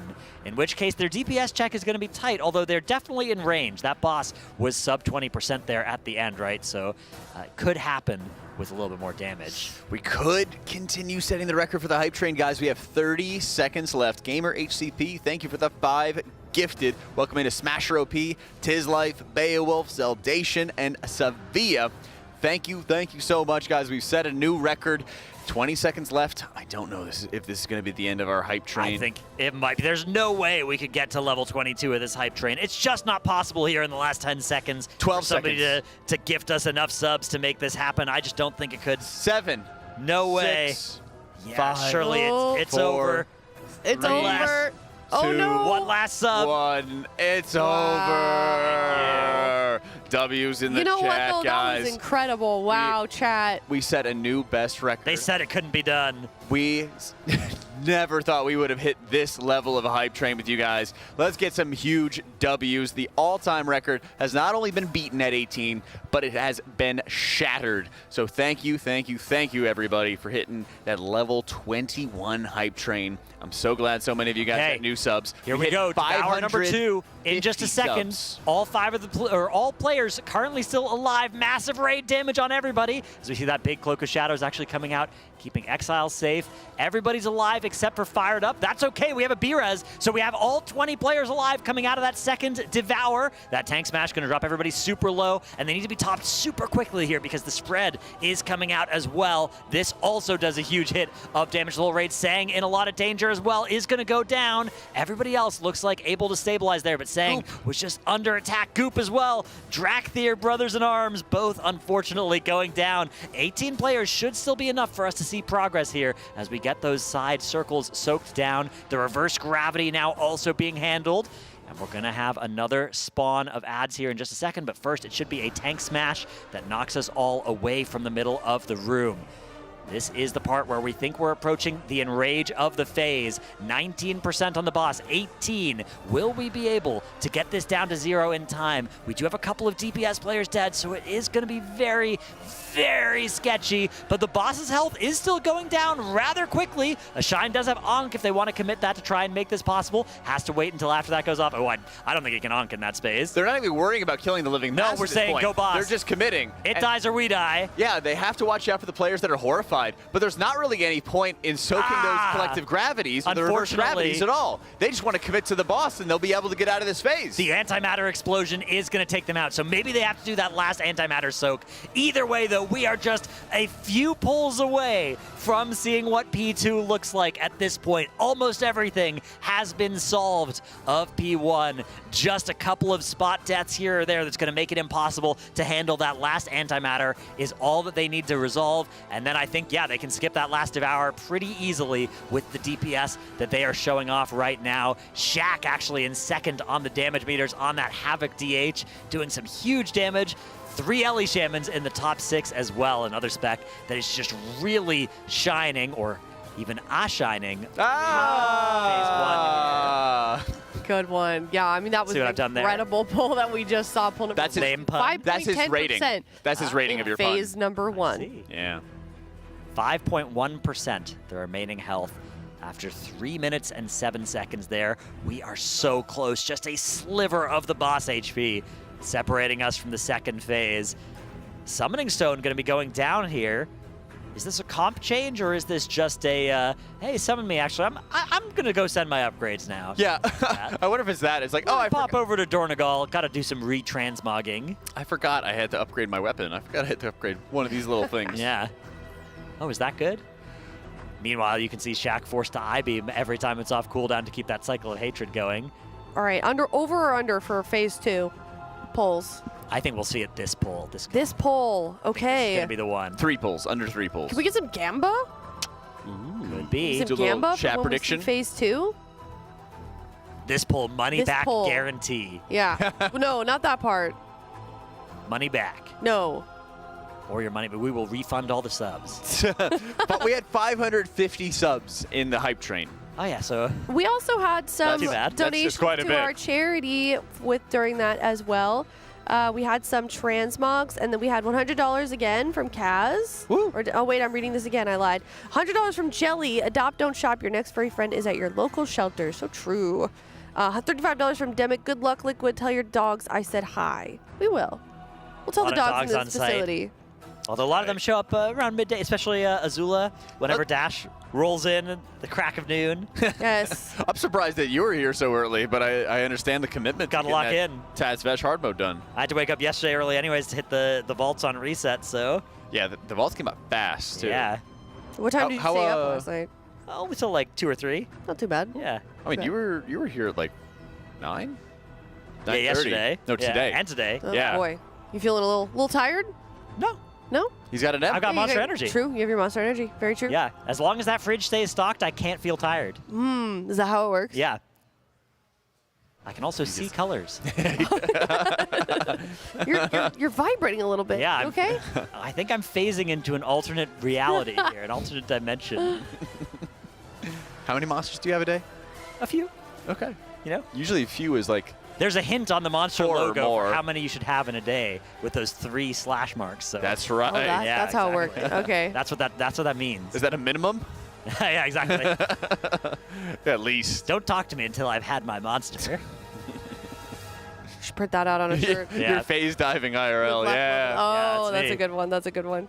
How much eye level did you get from Monday to today, Dratnos? Well, I'm in a position where I'm gearing up. I'm ready to do the Yips job of having a Brewmaster and then a Blood Death Knight geared up here. So I've got my 707 Demon Hunter, 704 Brewmaster now, and then my Death Knight hasn't sent anything yet, so still pretty undergeared. But all my resources are ready. Your whole guild to feed you loot. Exactly. And I got those myth track pieces from the vault. Oh, yeah. You know, Tazavesh loot, that kind of stuff. So ready for a big eye level slingshot. All right, before this poll, we have 40 seconds to do one transmog, potentially Ragnar Talk. $35, teal.gg/donate. We can take a look at yours. Here is a Fury Warrior. Nice. I actually like this. We've got the Witness of the Kirin Tor title from that little quest line they dropped in the middle of this expansion where you kind of have the Dalaran aftermath. Yeah. And then the Mog, very Kirin Tor themed, which of course is a mage theme, but we've got it on the Warrior with those 2 hammers of the Naru. Those I think those are like TBC hammers. They look pretty funny, but I think they go very well with this. I think it works really nicely. I'll give this an 8. I think it's very hard to have a good-looking dwarf Mog as well. So the fact that this is such a Mog definitely gives it bonus points to me. I'm going to give this an 8.5. I give it an 8.5 as well. I love the idea of having like the warriors be in league with the magicians. Yeah. You know, you have like mundane type warriors that are not magic users natively, but they're the ones that have to guard the mages. All right, here we go. First Devour, looking good. This is the part of the fight that is now on farm. No way we could wipe to anything this early in the fight. Although it is still frustrating to see the notification that auto attacks are getting parried here for Shaq. That is crazy. Blizzard needs to not make bosses like this get able to parry. How are you supposed to play around that? I don't understand. Just bring more elemental shamans. They can't get parried. That's true. That is very true. We do have a bunch of deaths. Oh, Drang died twice. We're going to see everybody jumping off here in just a moment. Yeah, I believe. Doing just that. Unfortunately, oh my goodness, it's somebody not able to jump off as the reverse gravity picked them back up as they tried to jump off and reset this one. But yeah, that's going to be a quick wipe. A swift reset there. Not going to see P2 this time, despite my money back guarantee. Ooh. All right, with that, we do have another transmog that we can take a look at. Teal.gg/donate if you'd like to send in your transmog for $35. Almost at 15,000. Here's Lucky Light. Well. Lucky Brewmaster Light. Lucky Light. Ooh. Not a Brewmaster, however. No, not looking very Brewmaster. But looking very Brewmaster. Look at the weapon combo. Okay, yeah, you're right. Okay, I take yeah. it back. That does look very Brewmastery. What's the offhand?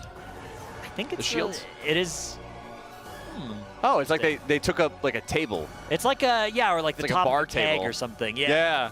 Okay, so it looks Brewmaster, but it doesn't quite look Paladin. No, it does not look Paladin, but I like these kind of mogs. And look at that, we've even got like a little Brew Stein on the shield back attachment thing. Yeah.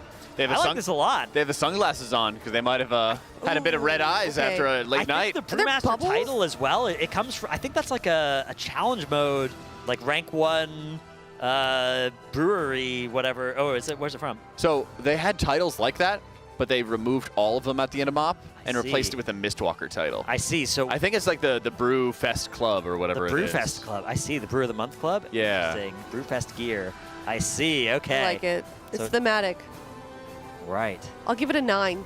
Yeah, I like this one I like as well. this. Yeah. Yeah, I'll give it a 9.2. I'm stick with my 8.5. I like this equally as much as the last one. Oh, this one's nifty. It is indeed. Sidbreaker, nifty. Good one. This one has those. I like those shoulder pieces. I think that was like Nighthold Death Knight tier. Illuminati, what a name. Also. Oh yeah, the guild. Yeah. Yeah. Been a little Illuminati lately. Got two pretty loud axes there. It kind of held fairly. Those are like, it's weird where you hold those axes. Yeah. It's like high up on the neck. Yeah, exactly. I guess that maybe they're pole arms actually. Yeah, but they might being held like that. They might Fury droop. Warriors. So these are two-handers. I see. Yeah, they might droop a little bit if you had to hold them further back in like the see. resting position. You know. Makes sense. Yeah. I like this. I think it's like a Meldrax's Death Knight-y kind of vibe with those horns. Yeah, going but on.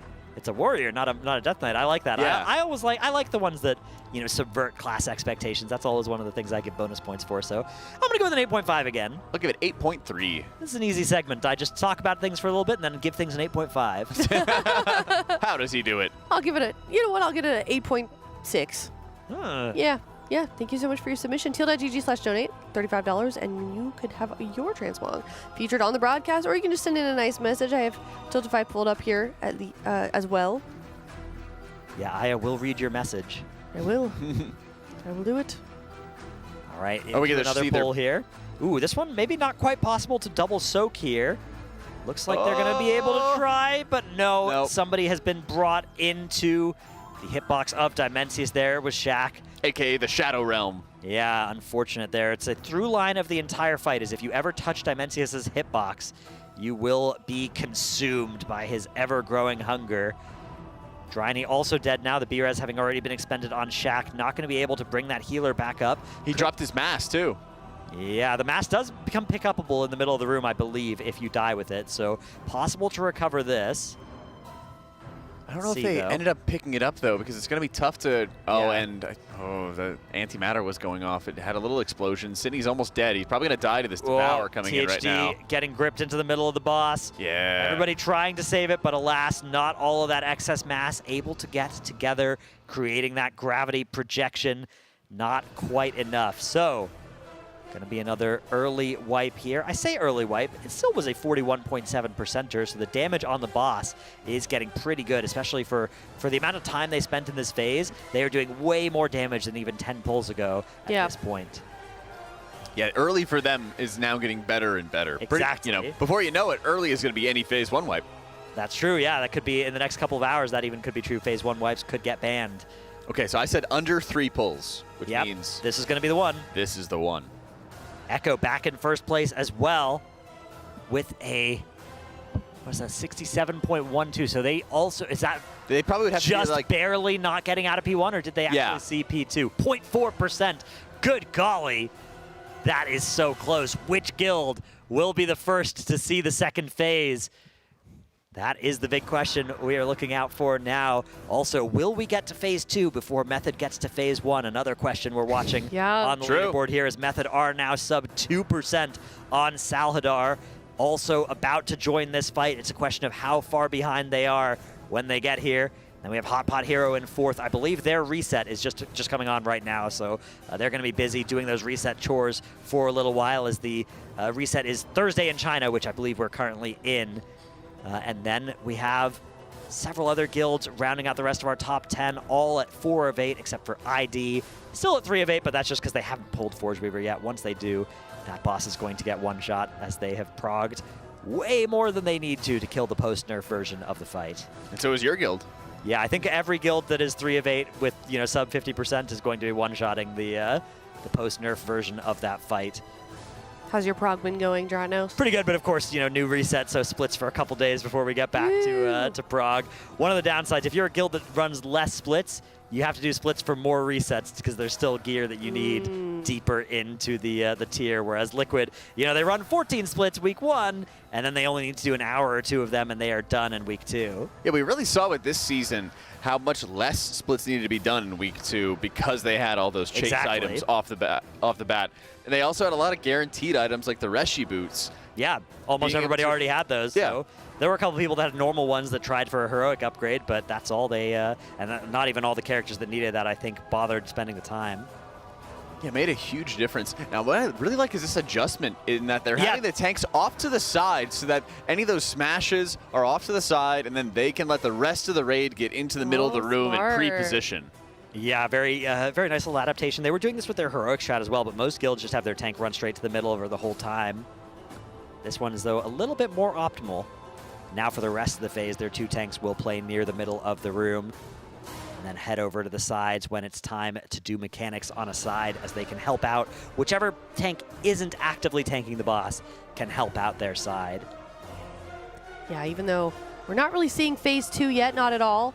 So far here on Demensius, we are still making a lot of optimizations in phase 1 that are going to help us out throughout the rest of the fight to get to. I'm sure there'll be a damage check at some point that this cleaning up that we're seeing happening in front of us is going to be helping.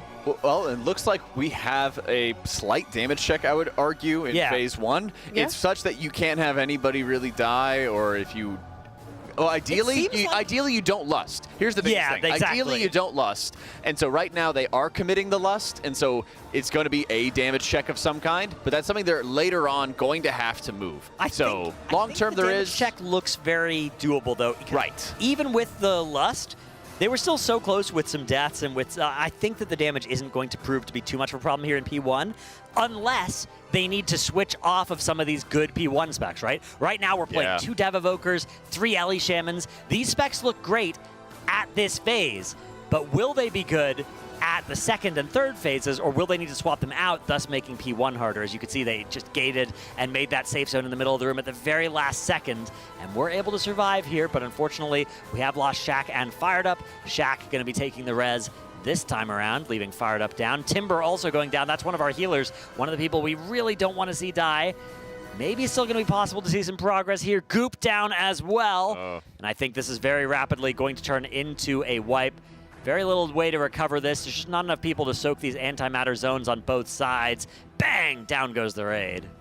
Yeah, I think at that point, we had 4 mages when it came to Nexus King. We're down to 1. If they need to swap around, I don't know, let's just say mages as an example. The challenge is also going to be all those mages already have to be studied up, understand what kind of changes that they need to be making to how they're playing the fight versus heroic, how the positioning is going to be working on the encounter. And that way they're not having too much reprogress, because right now you're getting everybody in this 20-man, but they also have a large roster that they could pull from. Exactly right. If Hopeful comes in, he needs to be ready. That's why we're letting him do a couple pulls on Fired Up's account every now and then, just so that he can stay warmed up on this fight. That's right. That's old recording of Fired Up right there. Exactly. Oh, man. Okay, well, I mean, hey, that was another good pull, and we're continuing to see that. Do you feel like we've gotten consistent in the last, 5 or so polls? We have. Sorry about the ads, guys. If you somehow dodged the 550 subs that were given out over the course of the last hype train, that's just you can unlucky. always drop your own primes or gift to your friends, That would be awesome. Jack trying to start another hype train. I'm just offering a little knowing that suggestion. there's a 2-hour cooldown. Well, I like to have high ambitions, Aya. It's okay. I'm sorry, I'd like to get some more gifted to the... Are you getting a cut up with this? I wish. I wish. That own. It seems like you do. You guys are getting paid? You guys can come to my stream later on and we can do this whole hype train thing again, Sure, okay? yeah, we can do that. I think you did that fine all on your own. Well, I always hype up your stream in the morning. You do. I ate a banana slowly for you to get you gifted. I appreciate that. Where's the that Slack? was for my chat. Yeah, well, to be clear. They gifted subs to you, though. They sure did. You know?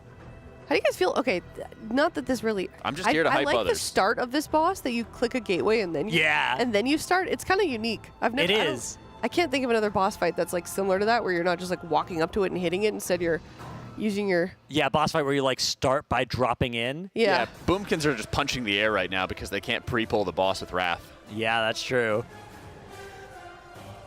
Yeah, it seemed. I think there's been maybe a boss like this where you start by the movement part. Yeah. I can't think of anything. That'd be some old classic boss. Oh yeah, Mithrax, right? Oh yeah. Drop down into Mithrax room. That was fun. That was because you also took fall damage as you started that fight. Yeah, that was good. That gave you something to heal right on that's pull. interesting. That's right. Spine of Deathwing as well being called. Sure. Yeah, that one you do. Also airdrop in. Oh, you're taking a parachute on. Yeah, exactly. Fight. Yeah. How would that work though? Because he's flying quickly, and then Yeah, don't worry about that. Yeah, don't worry. Do not worry about You'd that. also have to have your parachute movement at the same speed. It's so unrealistic. I wish they'd be more realistic about me parachuting onto a dragon. Yeah, yeah, exactly. That's not how that works in the real world. $25 from Ashley to the Santa Monica Animal Shelter. Thank you so much, Ashley. Thank you very much indeed. Yes, we're almost at 15,000, which is our IRL hobby horsing. Oh. True. Hobby horsing. How's your running, Dratnos? Not great. Yeah, me neither. We'll have to find out. Did you do any sports, Dratnos? You're just a WoW guy. Just a WoW guy, pretty much, yeah. That's fair. I did volleyball. Thanks for asking. Well, I already knew you did volleyball. I didn't need to ask you. Dude, yeah, you will not shut up about it. Every 5 minutes, Yeah. we hear about the This volleyball. one time when I did volleyball? Yeah. Oh my gosh, you guys are so mean. No, we just know you that well. That's right. Yeah, you were telling us about this mechanic about how it's, you gotta bump and set and spike the people in the phase. Couple people got bumped off, and they're about to if they're not careful right here. Boom! Bang indeed. Down goes. We've got Dryny and Fired Up, both unfortunately dead. No B-res available for either. That's, definitely going to be a wipe. It's just a question of how long they want to keep this pull going. But yeah, you can see. Seems like they're still going. Almost immediately. There's just nothing they can do to recover this. You look at that weak ore in the top there. Usually when we see that weak ore that you have in the top of the screen, that indicates a damage check. This time around, it's the soaking check of that antimatter zone. That red bar indicating the before it explodes, the time before it explodes, and the blue bar meaning how many people are actually inside, how many of those ticks that need to get soaked to prevent the explosion have happened. So whenever that red bar is ahead of the blue bar, it means they're on pace for a wipe. And if you don't have all 20 players, it is very difficult to get enough people inside that antimatter zone for the full time to actually soak it down. I've never seen a weak core like that because there's not like a health tracker or anything on the antimatter. Yeah, so they're tracking the amount of damage instances of it on the raid. Oh, that's yeah, smart. Because that's how it works. Is each time you soak it, you take a little bit of damage, and then it removes a stack from the soak. So the challenge though is that they're not able to have the tracker for each individual side, because wouldn't the aura be based on the total number? Yeah, so it's probably looking at the nearby 10 players, or maybe even hard-coded to the players on your side. I'm not 100% sure how they've set that up. That's one of the things where the weak aura geniuses can figure it out every time, and it always works almost immediately. They refresh if it doesn't, and the next version does. So we have Sang here. Maybe that was the brick refresh they did. Maybe. Still playing that dev spec right now. You can see he has still some AUG raid frames at the bottom of his screen, though. Yeah, I think in that case, you might as well just keep them there since it's just a usual part of your UI. You're not really putting anything else at that point. Yeah, he can actually, and this is good because he can, even if he's not playing AUG right now, on the kill, he might end up playing AUG. True. So he can sort of start getting used to okay, Fired Up is typically CDing right now.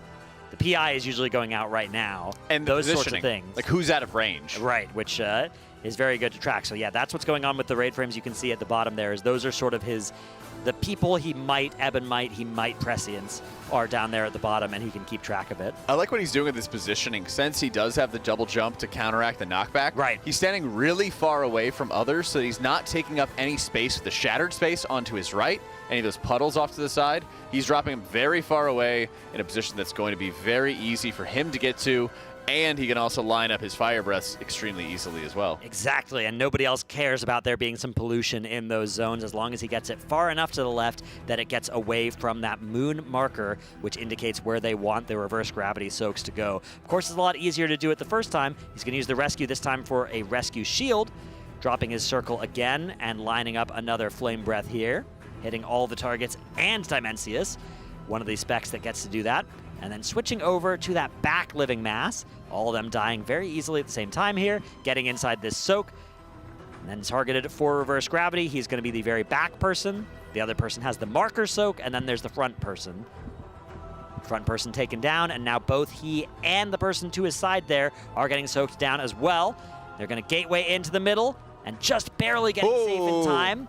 Yeah, it looks like they're safe where they were because you had all of the purple Yeah, puddle, the purple's on the ground, but there's not enough misleading. excess mass in there. Yeah, so they need to get back into the middle of the room to combine. Now, we did have a death happen while all this was going on, but the B-Res has come out, so we are still at 20 players alive. This third set of drops now, we have a very polluted platform already, but they're trying to make sure they don't accidentally put any of these puddles somewhere they're going to need. Next antimatter soak is coming out, and they are going to have to save these reverse gravity people. Boss is getting now sub 25%. Oh, we can't start overcommitting just yet. We still have to do the next few mechanics. We have to beat the next Devour. So next thing's going to be a tank smash. Then it's going to be another spread. This last spread is just survive. Don't double up with somebody. You can pollute more of the platform than you need to in the previous phases. It's fine. Just don't die to this combination of mechanics. This is the big area where they need to soak the antimatter, but they don't really care at all about the reverse gravities. They should be able to kill off the boss, meet this damage check, but they might even be able to commit on this antimatter. The boss is now sub 5%.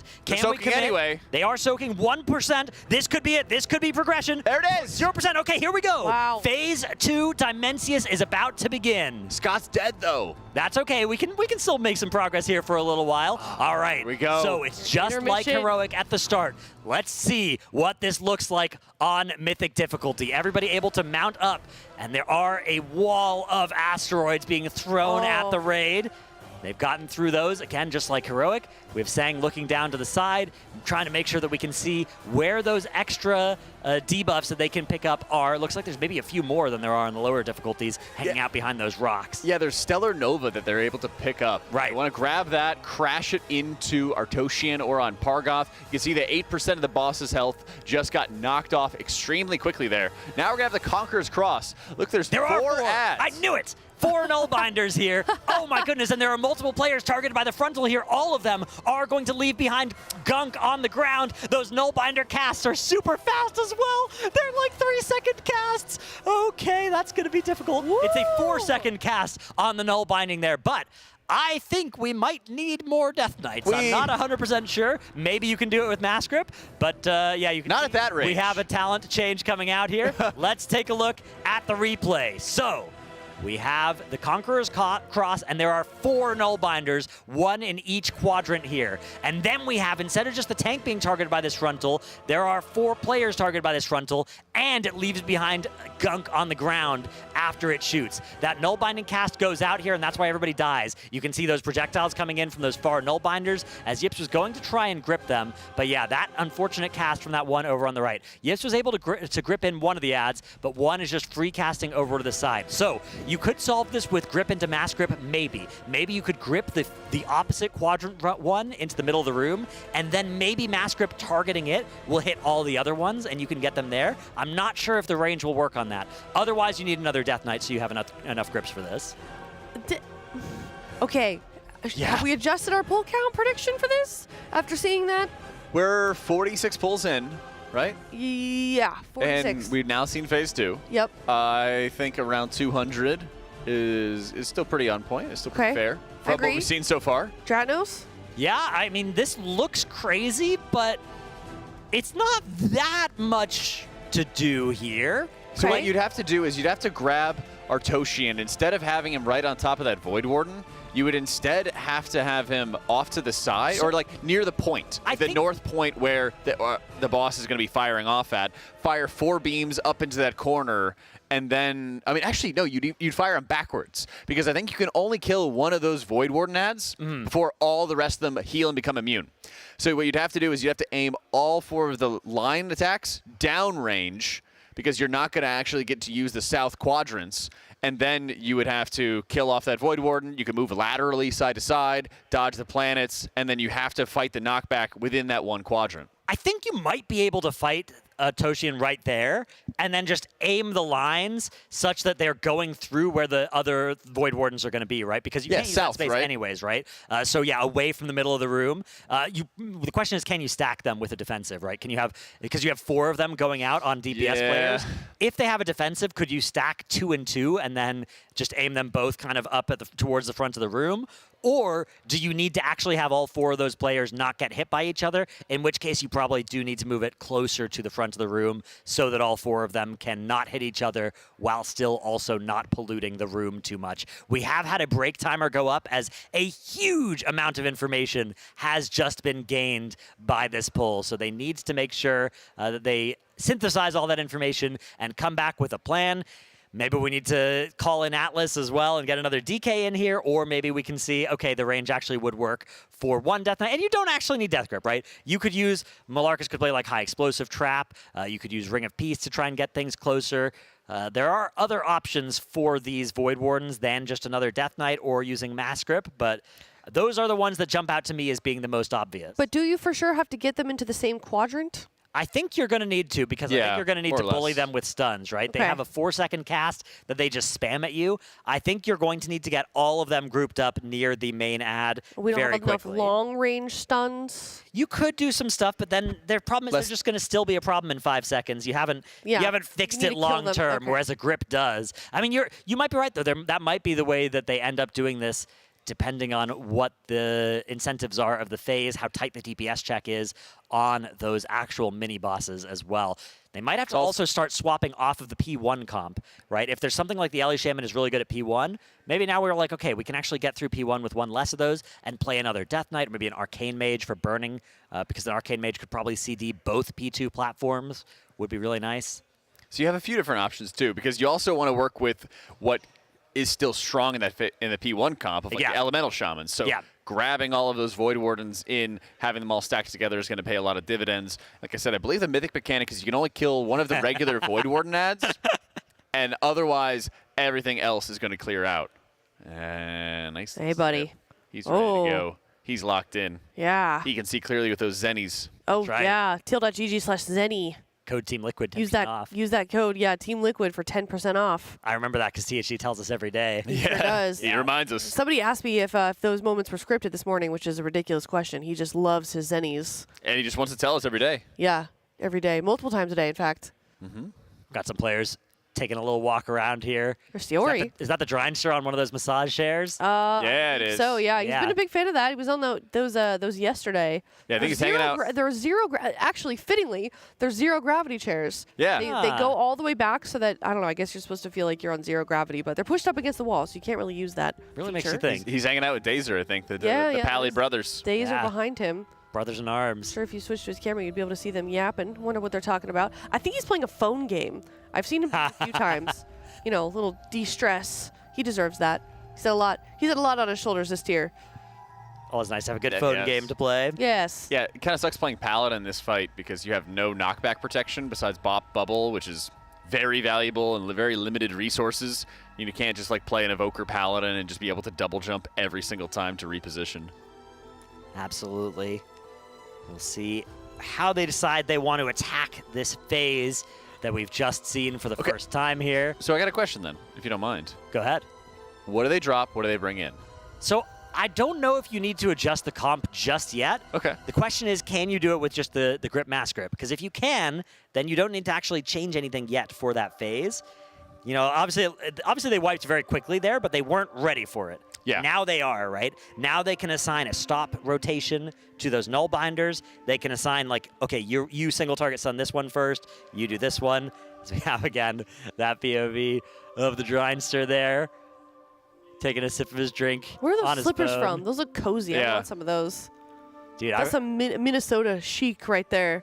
They zoom in are. on them. Yeah, what is that? Jarvis, enhance. Enhance. Oh. Oh, wow.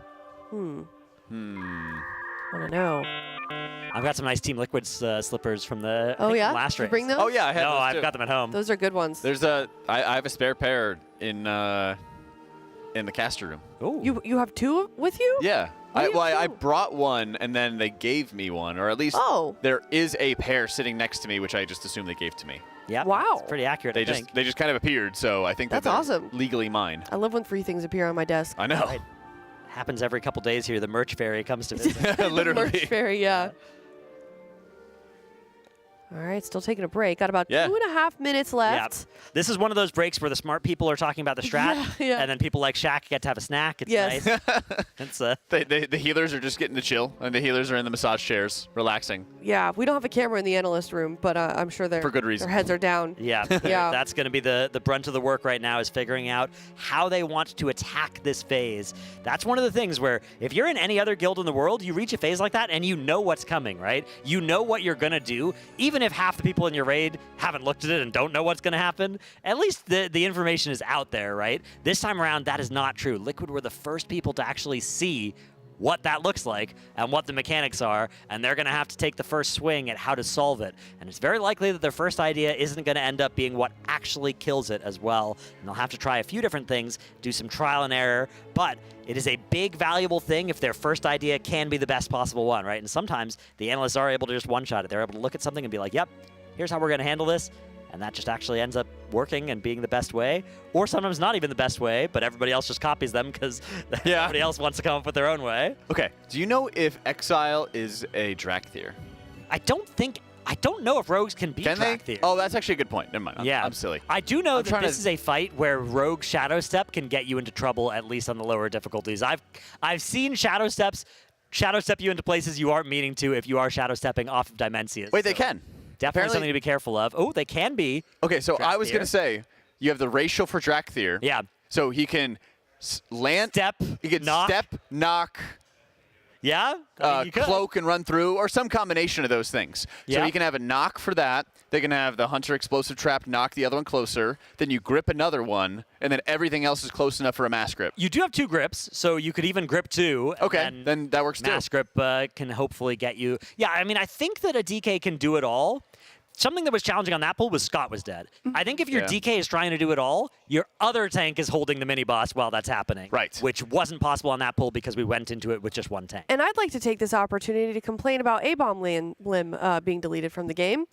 It would be That pretty doesn't good for work. this fight. Saw a couple of comments about that. Just use A-Bomb Limb. Unfortunately, not a thing that's available anymore to Death Knights. They do have Mass Grip still, but only Blood DK though, so only might Blood be DK. part of the reason why we see so the DPS DK is cold here. Do you think then? I mean, I guess we did kind of just discuss it. I guess I'm hoping personally that we do see some DK DPS here on this one. But yeah, certainly a lot to figure out now that we've discovered that you are right. There is an ad in every single quadrant, and that's kind of the next thing that we have to tackle, aside from getting through phase 1 again.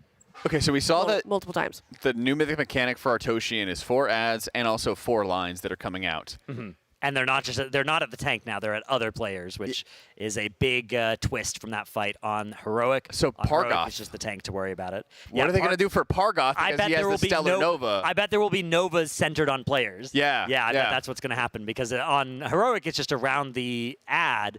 But yeah, I think on Mythic, it'll target players with it.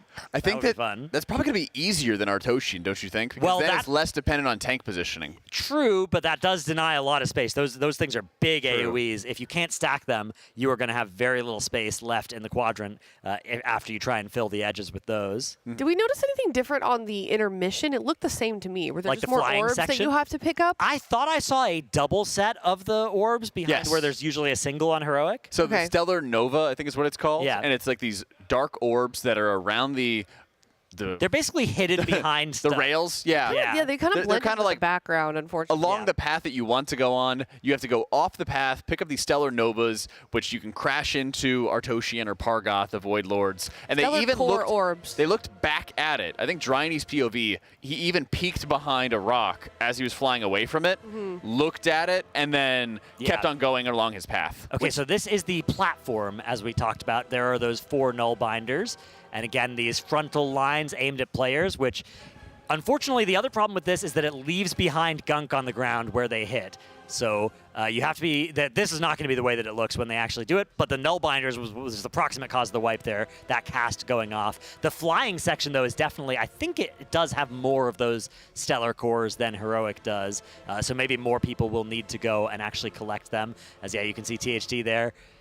Is Tab targeting those far null binders? One of them is getting gripped in, but yeah, the others, unfortunately, were able to free cast here. I think aiming down range to the right of your POV right here will be preferred. I think you could aim left as well. You could aim down that line of Void Wardens to the left because that space is already full of Void Wardens you can't use anyways. But I think on the other, okay, so if you're aiming towards the Void Wardens, yes. But I think you also want to have some of that left side. Yeah, you need some space to run against when you're being pushed by the boss. Exactly. If that's how it works on Mythic. Maybe on Mythic the boss pulls you. Maybe on Mythic the boss sucks you towards the middle or Maybe you go side to pushes you side. away. There's no way to know. We'll have to see. My guess is that it would still push you, but maybe it alternates between pushing and pulling on Mythic. That would be fun. That'd be cool too. Yeah. Fun. Is that the right word for that? I think so. The word you want to choose? I think if that's not fun for you, you should choose a different profession than Race to World First rating. That's very fair. Yeah. We have had a comp swap, though. That second DK is in. Lip showing up into the raid. Okay. So there we go. Death Knight #2 for that second Death Grip. So what do they drop? Swap, yeah. So it looks like, to me, we've dropped the like an third marker. Warlock is out. Oh, no, sorry. I see Timber. So we're going to be going down 1 Warlock, up 1 DPS Death Knight for progression from now on. Not making too many other swaps here, but yeah. That currently is the adjustment that we'll be making. Pull timer's not up yet or anything, but we can see on a second monitor that has happened for the raid comp. Interesting. Okay. Yeah. Yeah. Well, we'll see. How long do you think it'll take Lip to sort of catch up with the I think he'll mechanics, be very get that quick muscle with it. memory in? Yeah. Lip has always been somebody who's been, whenever he's been hot swapped in mid-prog, which has happened before, he's picked it up almost instantly. I think that's one of the reasons why they have him there on that DPS DK, a class they have sometimes been in on and sometimes been low on, and depending on the fight. Yeah, he's also been in the guild for such an insanely long time, and you're only able to be in the guild for a very long time the way that he has been if they're going to be playing him, if they're going to be taking advantage of his skills consistently throughout, I think it's been... At least since Nyalotha. At least since, well, Eternal Palace as well, because he was in London for that event. And so I think he was there since the beginning of Uldir when they first were like, we're going to start going for World First. Yeah, that sounds right to me. It's a long time. He's been Rep Paladin, although this patch, of course, Rep Paladin smartly was moved away. unfortunately deleted from the game, so they're not able to play what's a that Rep one. Paladin again? Yeah, only Dryny can do that now. It's some guy. Yeah, it's a special hero talent tree for the Holy Paladin. Yeah, you're only allowed to play Red Paladin if you're swapping off from Holy Paladin. I think that's kind of how that's working right now. But here we go. Pull number 1 with those comp adjustments immediately after we just saw phase 2, and then we had that break. So here we go, back into the fold. Yep, we're getting right back into it. We have a little bit of a better idea of what is going on with the fight now.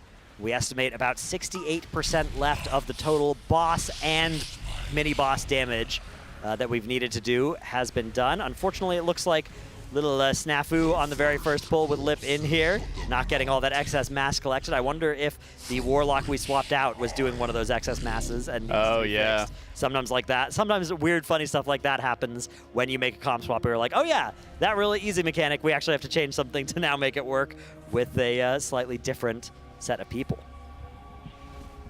Guess it, Maya? I just received some very relevant good news. Okay. There was a stray dog in Chicago, somebody's service dog, a blind man's service dog, that the entire city of Chicago has been looking for like months. And this poor man has been walking for like 11 hours a day trying to find his dog.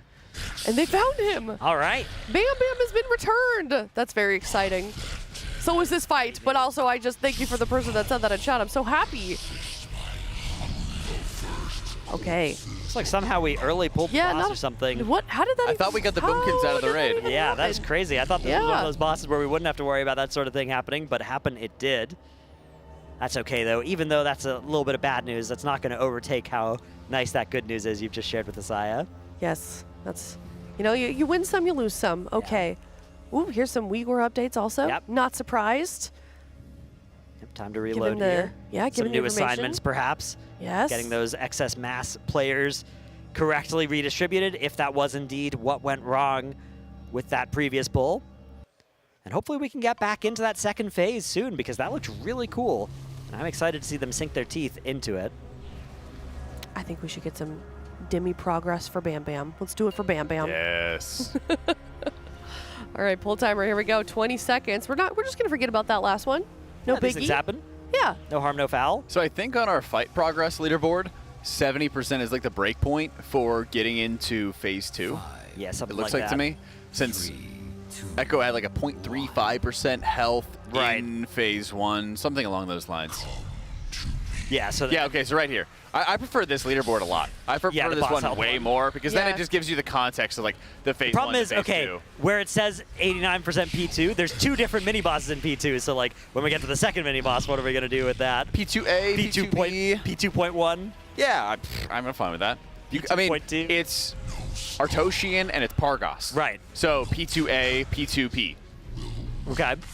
Yeah, it seems like there's going to be no way to avoid it being confusing. Or it could be like 100 and then to 50% and then 50 to 50 to 0. Yeah. Yeah, although then we get back to that problem of like we just saw it at 30%. Why does the thing say 90? Exactly. Like they're at 64% and then like why does it say 70%? It can't be like one. That. There's no way around it. We just need to get to the last phase so that the number can be very easily understandable again. That's the biggest answer I think here. So Liquid, let's get on it. This pull would be nice. We could wait a couple pulls for P3 Prog, but P2 does still need to get solved first. Well, no time like the present, Dratnos. No time like the presents either. Wait, what kind of presents do we have? Like Philips Hue presents? Yeah, we got Philips Hue presents. Yeah, teal.gg/Hue. 10 winners can receive a Philips Hue starter kit or some monitors also. Teal.gg/Alienware RWF. You can also win some monitors. The merch fairy with itl.gg/MyBlue. MyBlue. Yep. All kinds of presents. So many, just for watching. Yeah, those giveaways, of course, we're running them this race. We'll be ending them soon once Demensius dies, so got to get in there now. Get your entries in. Absolutely. Unfortunately, this pull not quite going to get Lip brought back down to earth, so we're going to have to reset this one. Here's those, for those wondering though, so on the fight progress style of the leaderboard here, our tracking is phase 1 is 33%, and then phase 2.1 and 2.2 are both 17%. And then phase 3 is another 33%. So, yeah, a little bit confusing, but that's how you have to it's going to have to be confusing one way or the other as we try and fit a lot of health bars into a single number to tell you what percent the boss is at. It's our best estimate, and then we'll swap between that and the boss health metric, which does have those phase numbers next to it. Although we'll have to figure out how we want to differentiate between the first and second P2 platforms. All right, well, as we head into this next poll, we're going to listen in on what the Raiders have to say about it with a Monster Energy Listen In. Should I just go in the back on the right? The back one might be kind of sketchy if I do that, I don't know. We're good on melee. Okay. I think I swapped off the front one a little bit early because usually we need more damage on the back. The front one is so clear. Yeah, I mean, I would like to double engulf off of the front one so that it also hits the boss. If you want to just hit the back full time, it's probably good. Yeah, I think you probably can. Also kind of same on the right side. I've been kind of engulfing both of them once, but I don't want to hit the front one first. 2, 1.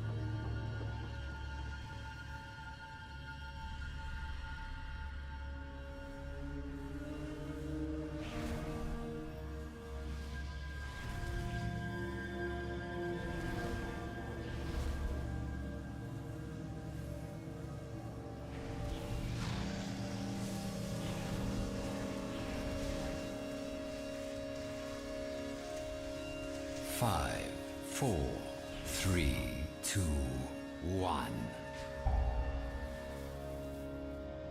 Come to me. Accept death.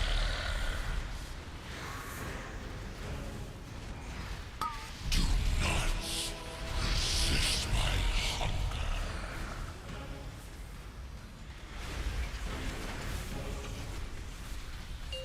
No star, no planet will weep for you. Weight of the universe.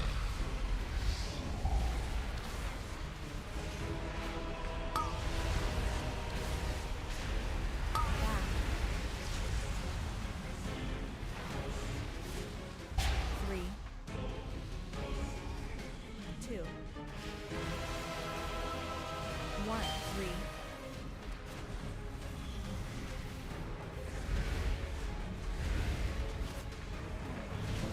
From Stardust, your defeat was foretold.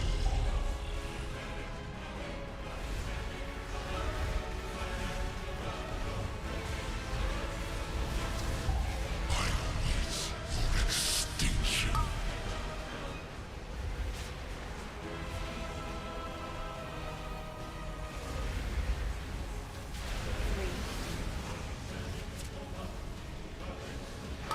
Your energy, it will be mine. The first corpses of the mountain, from which I will rule.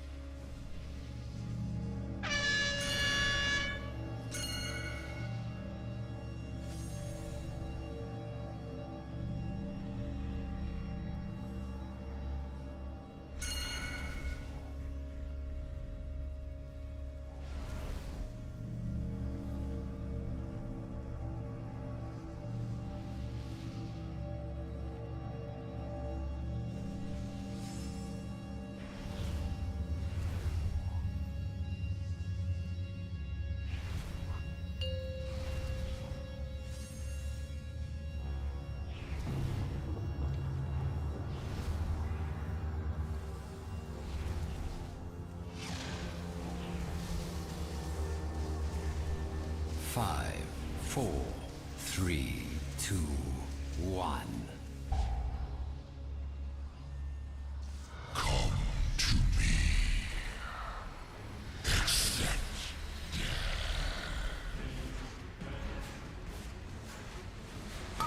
your energy.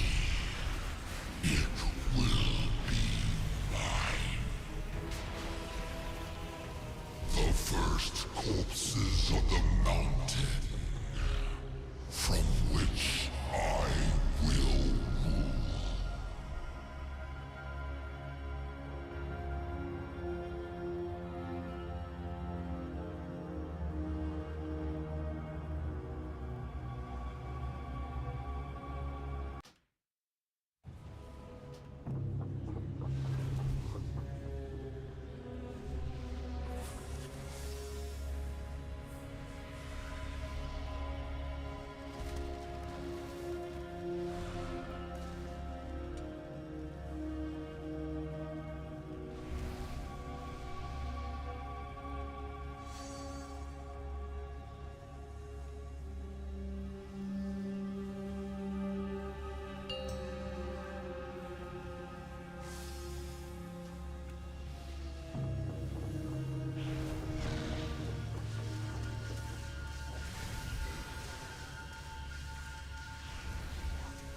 Five, 4, 3, 2, 1. Come to me. Accept death.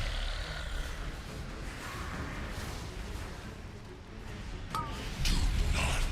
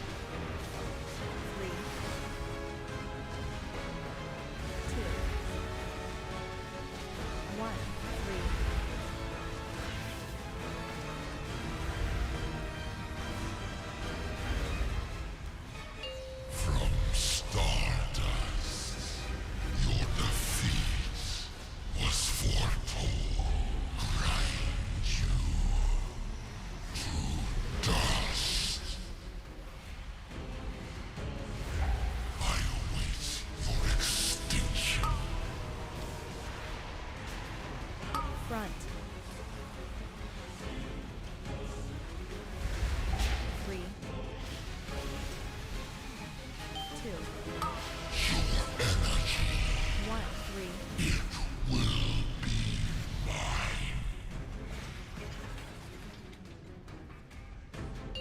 No star, no planet will weep for you. Pathetic, you small dust. Pathetic, small.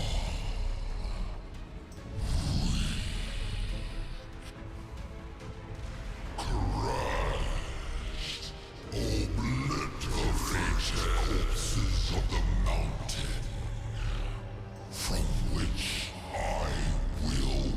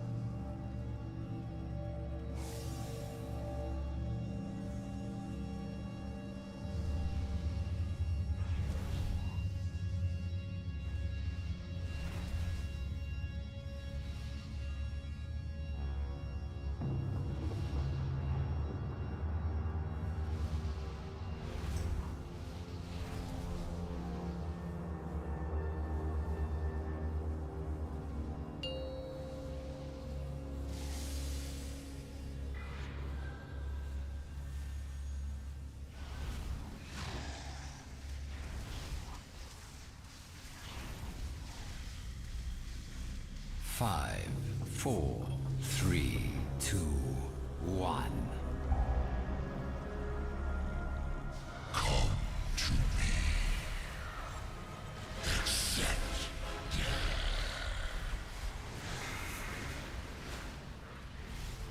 Do not resist my hunger.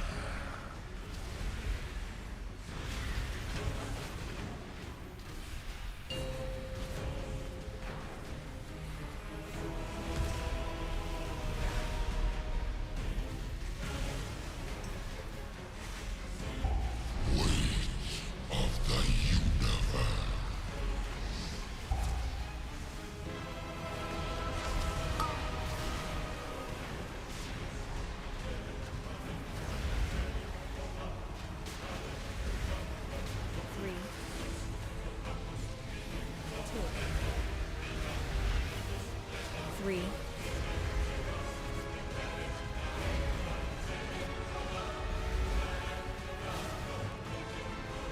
From Stardust, your defeat was foretold. Grind you to dust. Your time has come. Front. 3. 2. Do not resist 1. my hunger. 3.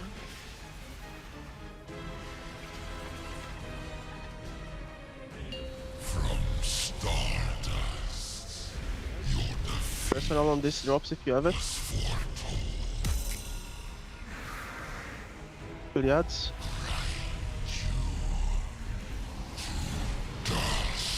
One in the back on the side. Personal if you still didn't press. Okay, get in the soak, get in the soak. Gravities at the back. One back up. Yeah, I'll do left, it. so- Yeah, I got it. This is the last gravities we do, just suck them down and then when you gloss. 2. 1. 3. Okay, we can't have a res for Mark. We burn here, there's gonna be a knock. We need to, even if we sack the reverse gravity, people can still learn. Knockback 3, 2, 1 now. These ads don't matter. Any buttons you have to live as well?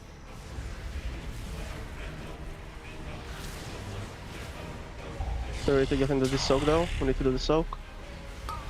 Get in. Front. Just get out with these. To the back. Boss was first. Probably beat. Yeah, we beat. Save these people by killing.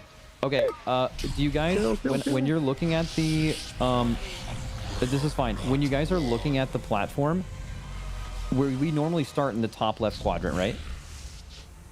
Yeah. I want all range to start in the bottom left quadrant, kind of close to the, like, cross on the south side, and you're going to try to shoot them directly south. Tanks, I want you to tank the boss in between. Do you have my stream? Oh, my stream's not open probably, but... Yeah. Can you tank the boss in between these two like this? Yeah. Where I'm hovering this? Just tank it right there. Range, you're going to shoot these beams straight. I know you're not looking at this, so you're shooting them straight back. Get the Void Wardens under the boss. And just... Are you guys talking about grips here? You have 2 grips? I'll grip the back too. Ranged in the bottom left quadrant. Take boss Ranged, you're not in the same quadrant as the rest of the players. Try to evenly cleave both of those. See how this feels. Okay, ranged, if you get picked here, shoot it in the south. Yeah, just like that. That's fine. That's fine. You can. Yes. Okay, see, stun the nullbinders, stun nullbinders. Right. Oh, those are reverse gravity, same time too. What the fuck? It's fine. Okay, well that's gonna give us some more stuff to look at. Okay, that's actually all I needed. Guys, continue. More tech. Continue getting better at P1. That's that throws a wrench. First 3 frontals. First 3 frontals. Does that One went on exile, but I don't know if it's because there's so many people dead. One was on the tank at least. It's always on the tank. It's whether it's tank and 3 ranged or okay. Meteors is left. We're all still alive. So also, aren't there like way more orbs? Because the one that I normally get, there was like 2 of them there at least. Yeah, I got the one above you, but like that timing is so fucking. No, it's chill if you go to the back one. It's really easy. Who got You have like 3 seconds. Who got that thing at the end there? Oh, I just need a little bit of information before we go away. I had one of them. Okay. Okay, let me watch your. Who else had? It's one of the warlocks behind with me, I think. Maybe. Or Are you talking about like the flying thing? With No. 3 inverse gravity and 7 crushing gravity. Oh, okay. Yeah, the problem is there was only 10 people alive, right? Yeah, but I have a feeling that means that you're doing it with 3 inverse gravity the entire fight potentially. Like it chooses 3 inverse and then the rest are crushing maybe. Who got crushing? Tinfoil. Was at least Nick and Impact I can see from my POV. I don't know if there was anyone in melee. Well, no. This is reverse, right? Whatever, inverse gravity or whatever. Yeah. Who had crushing gravity? Did anyone get crushing gravity? Yep, Goops, check, Exile, Splat. Everyone alive that did not have inverse gravity. Yeah, there were 10 people alive and 10 buffs went out and 3 of them were the one and 7 the other. Okay. Wait, what? Okay, I mean, I kind of get it. It's just interesting. I thought you gated through the Void Wardens, right? Oh, Did you I take fucking damage? died. I died. Yeah, no, I got the debuff. I got the debuff when you're dead. Okay. Okay. Okay. We need to. Whatever I was going to tell you guys after this poll is not relevant ever at all anymore. So we'll be back in a bit. Good luck. Look it up. Oh wow, dude, Wow. Oak's got to go back to the drawing board.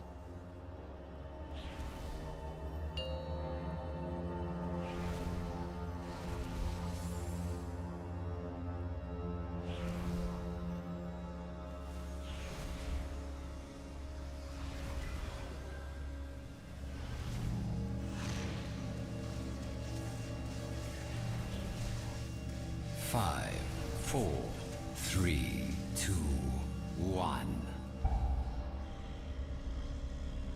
Come to me. Accept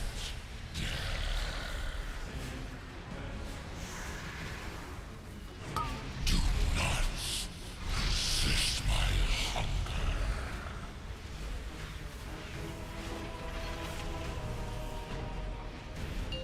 No star, no planet will weaken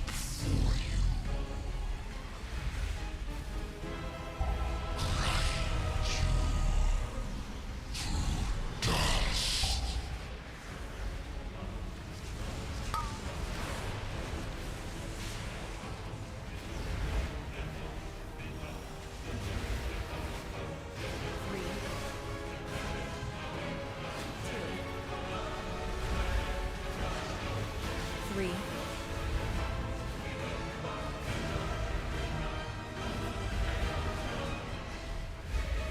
From Stardust, your defeat was foretold.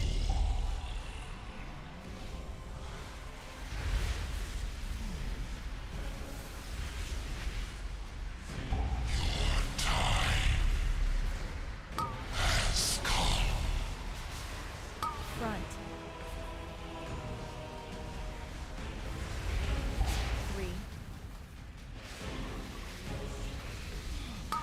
Your energy, 2. it will be mine.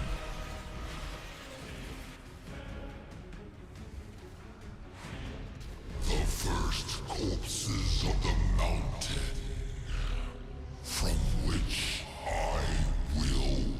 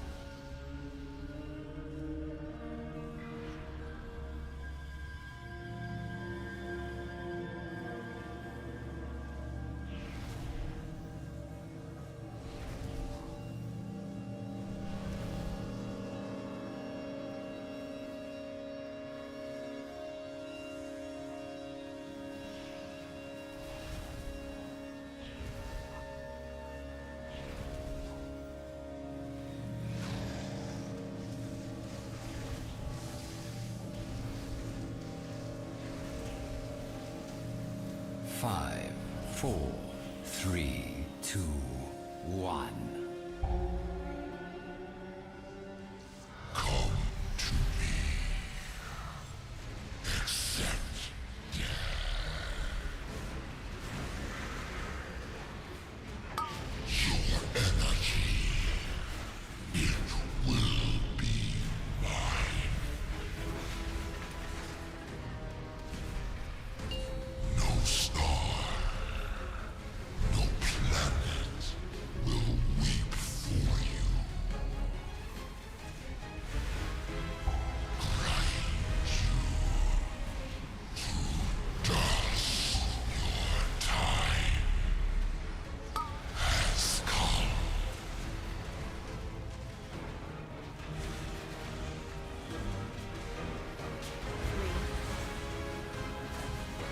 2. 1. Obliterated.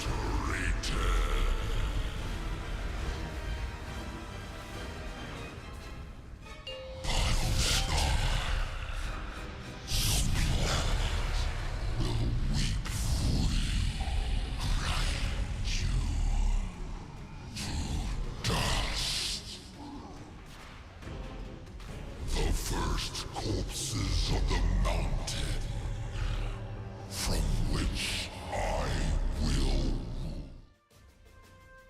Hello and welcome back to the Team Liquid Race to World First as we are hot on to Demensius Progress. Before we continue, I want to give a huge thank you to our sponsors, Coinbase, our presenting sponsor, as well as Alienware, Philips Hue, Blacklyte, Monster Energy, Zenni, RaiderIO, Wowhead, and Warcraft Logs, as well as our charity partner in the Santa Monica Animal Shelter. Welcome in. I'm Jack, joined by Tettles and Kalamazzi, as we've been seeing some Phase 2 progression into Demensius. Dude, this is my favorite part of the race to World First, where you got Echo and Liquid pulling simultaneously on an in-boss. In-bosses that are largely untested, you never really know what you're going to get mechanically. This is some of the coolest part of the race to World First, in my opinion. And we get away with the coolest casters, too. That's right. Amen. I'm glad that somebody said what everybody was thinking. Tettles is better than everyone else. Well, I mean, I don't know if I agree with that, but Mr. ends the cast with the worst casters are coming on next. It's called a joke, Jack. Oh, I thought they were supposed to be Jack funny. took offense to that. He was serious, so he was serious. No, I was with him, so I was leaving. Oh, okay. Well, it worked out for me. If you're describing me, then you're probably right. But nah, how'd you sleep today, Cal? I took a sleepy time pill before bed. Okay. I got 7 hours and 45 minutes. I went to sleep at like almost 4 a.m. I got up at 12. Whoa, big 8 hours. Yes, very nice. That's my growing boy.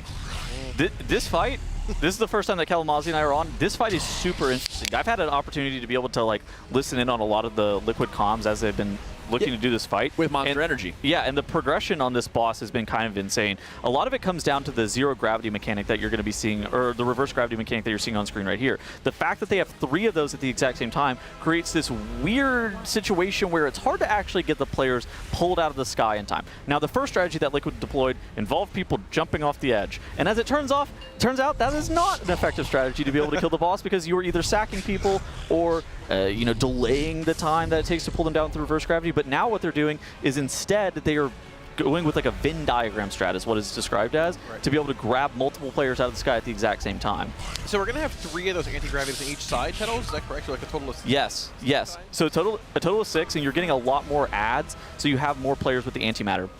The second Devour cast that you're going to be seeing coming up on screen right here momentarily is probably the hardest part of the fight. So the second Devour is about to start. You have to be able to get these people with the reverse gravity gripped out of the sky as fast as possible, and then you late gate into the middle. And with that late gate, you have the excess mass contacting one another and dropping that null barrier that allows the players to not get gripped into the boss during that Devour cast. You also have to have all your healing cooldowns running when you only have half the raid to heal at a time. And so you're basically tanking the first 4 seconds of Devour damage with only half of your team, and then they have to be healthy enough to sustain the last like 2 seconds of ticks while you have healing rolling. Yeah, and in addition to that as well, like I saw somebody in chat ask, why don't they just stack the anti-gravity on screen? The reason that you can't stack it is because you immediately get sent into the boss. You just immediately die if you're stacked on top of another player with the anti-gravity, and so that's a wipe. So that was theorized as potentially a strategy. That's not really a thing. But like Jack said, that's something I want to parrot as well. The heal check just on the Devour cast as it's starting, that is really hard. You saw Goop go down earlier. I think you just may have died to damage. Yeah, that might have been the case here. So are we getting another Devour cast here before they push? So they have to beat third Devour. It's basically non-winnable. It's not really an option. You don't have enough excess mass to outpace the collective gravity requirement. Yes. You need to have more collective gravity than the 10 stacks of Devour that Demensius has. So if he activates it, you will just die.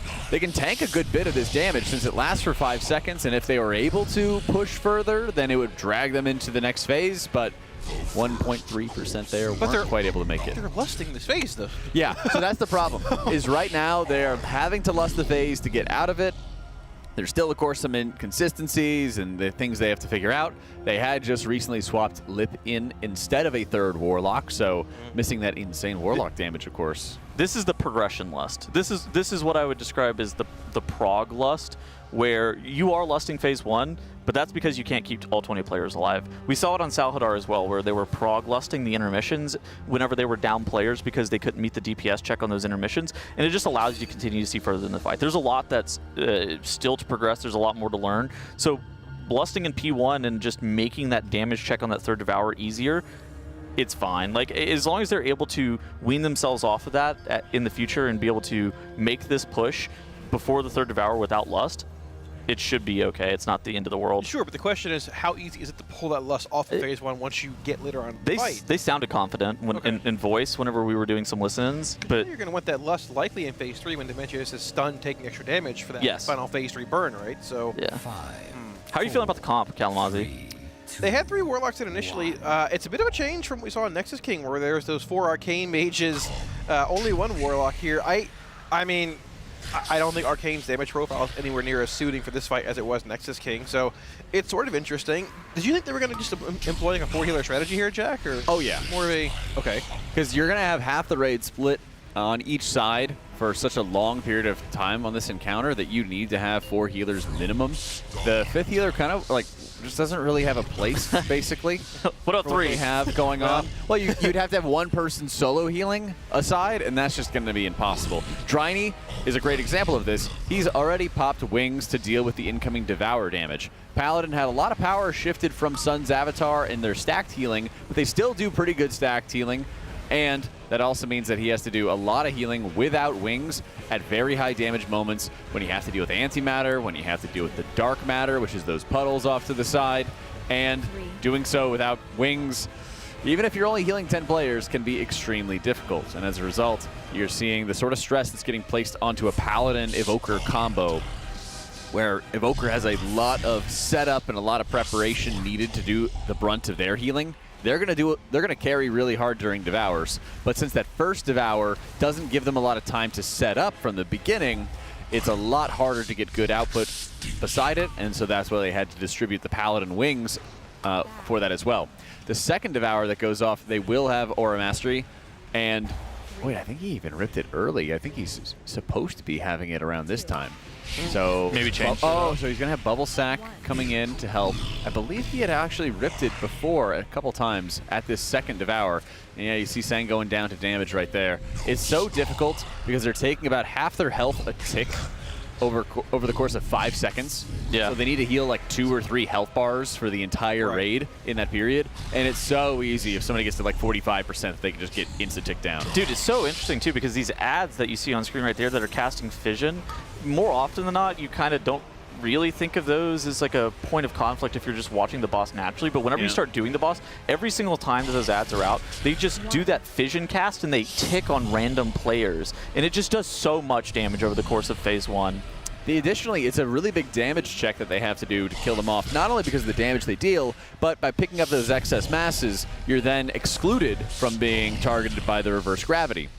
Players like Dryny are always the ones who are picking up the excess mass, so they have to pick it up before reverse gravity goes out, so they're excluded from this decision really by the boss. Hit them with reverse gravity.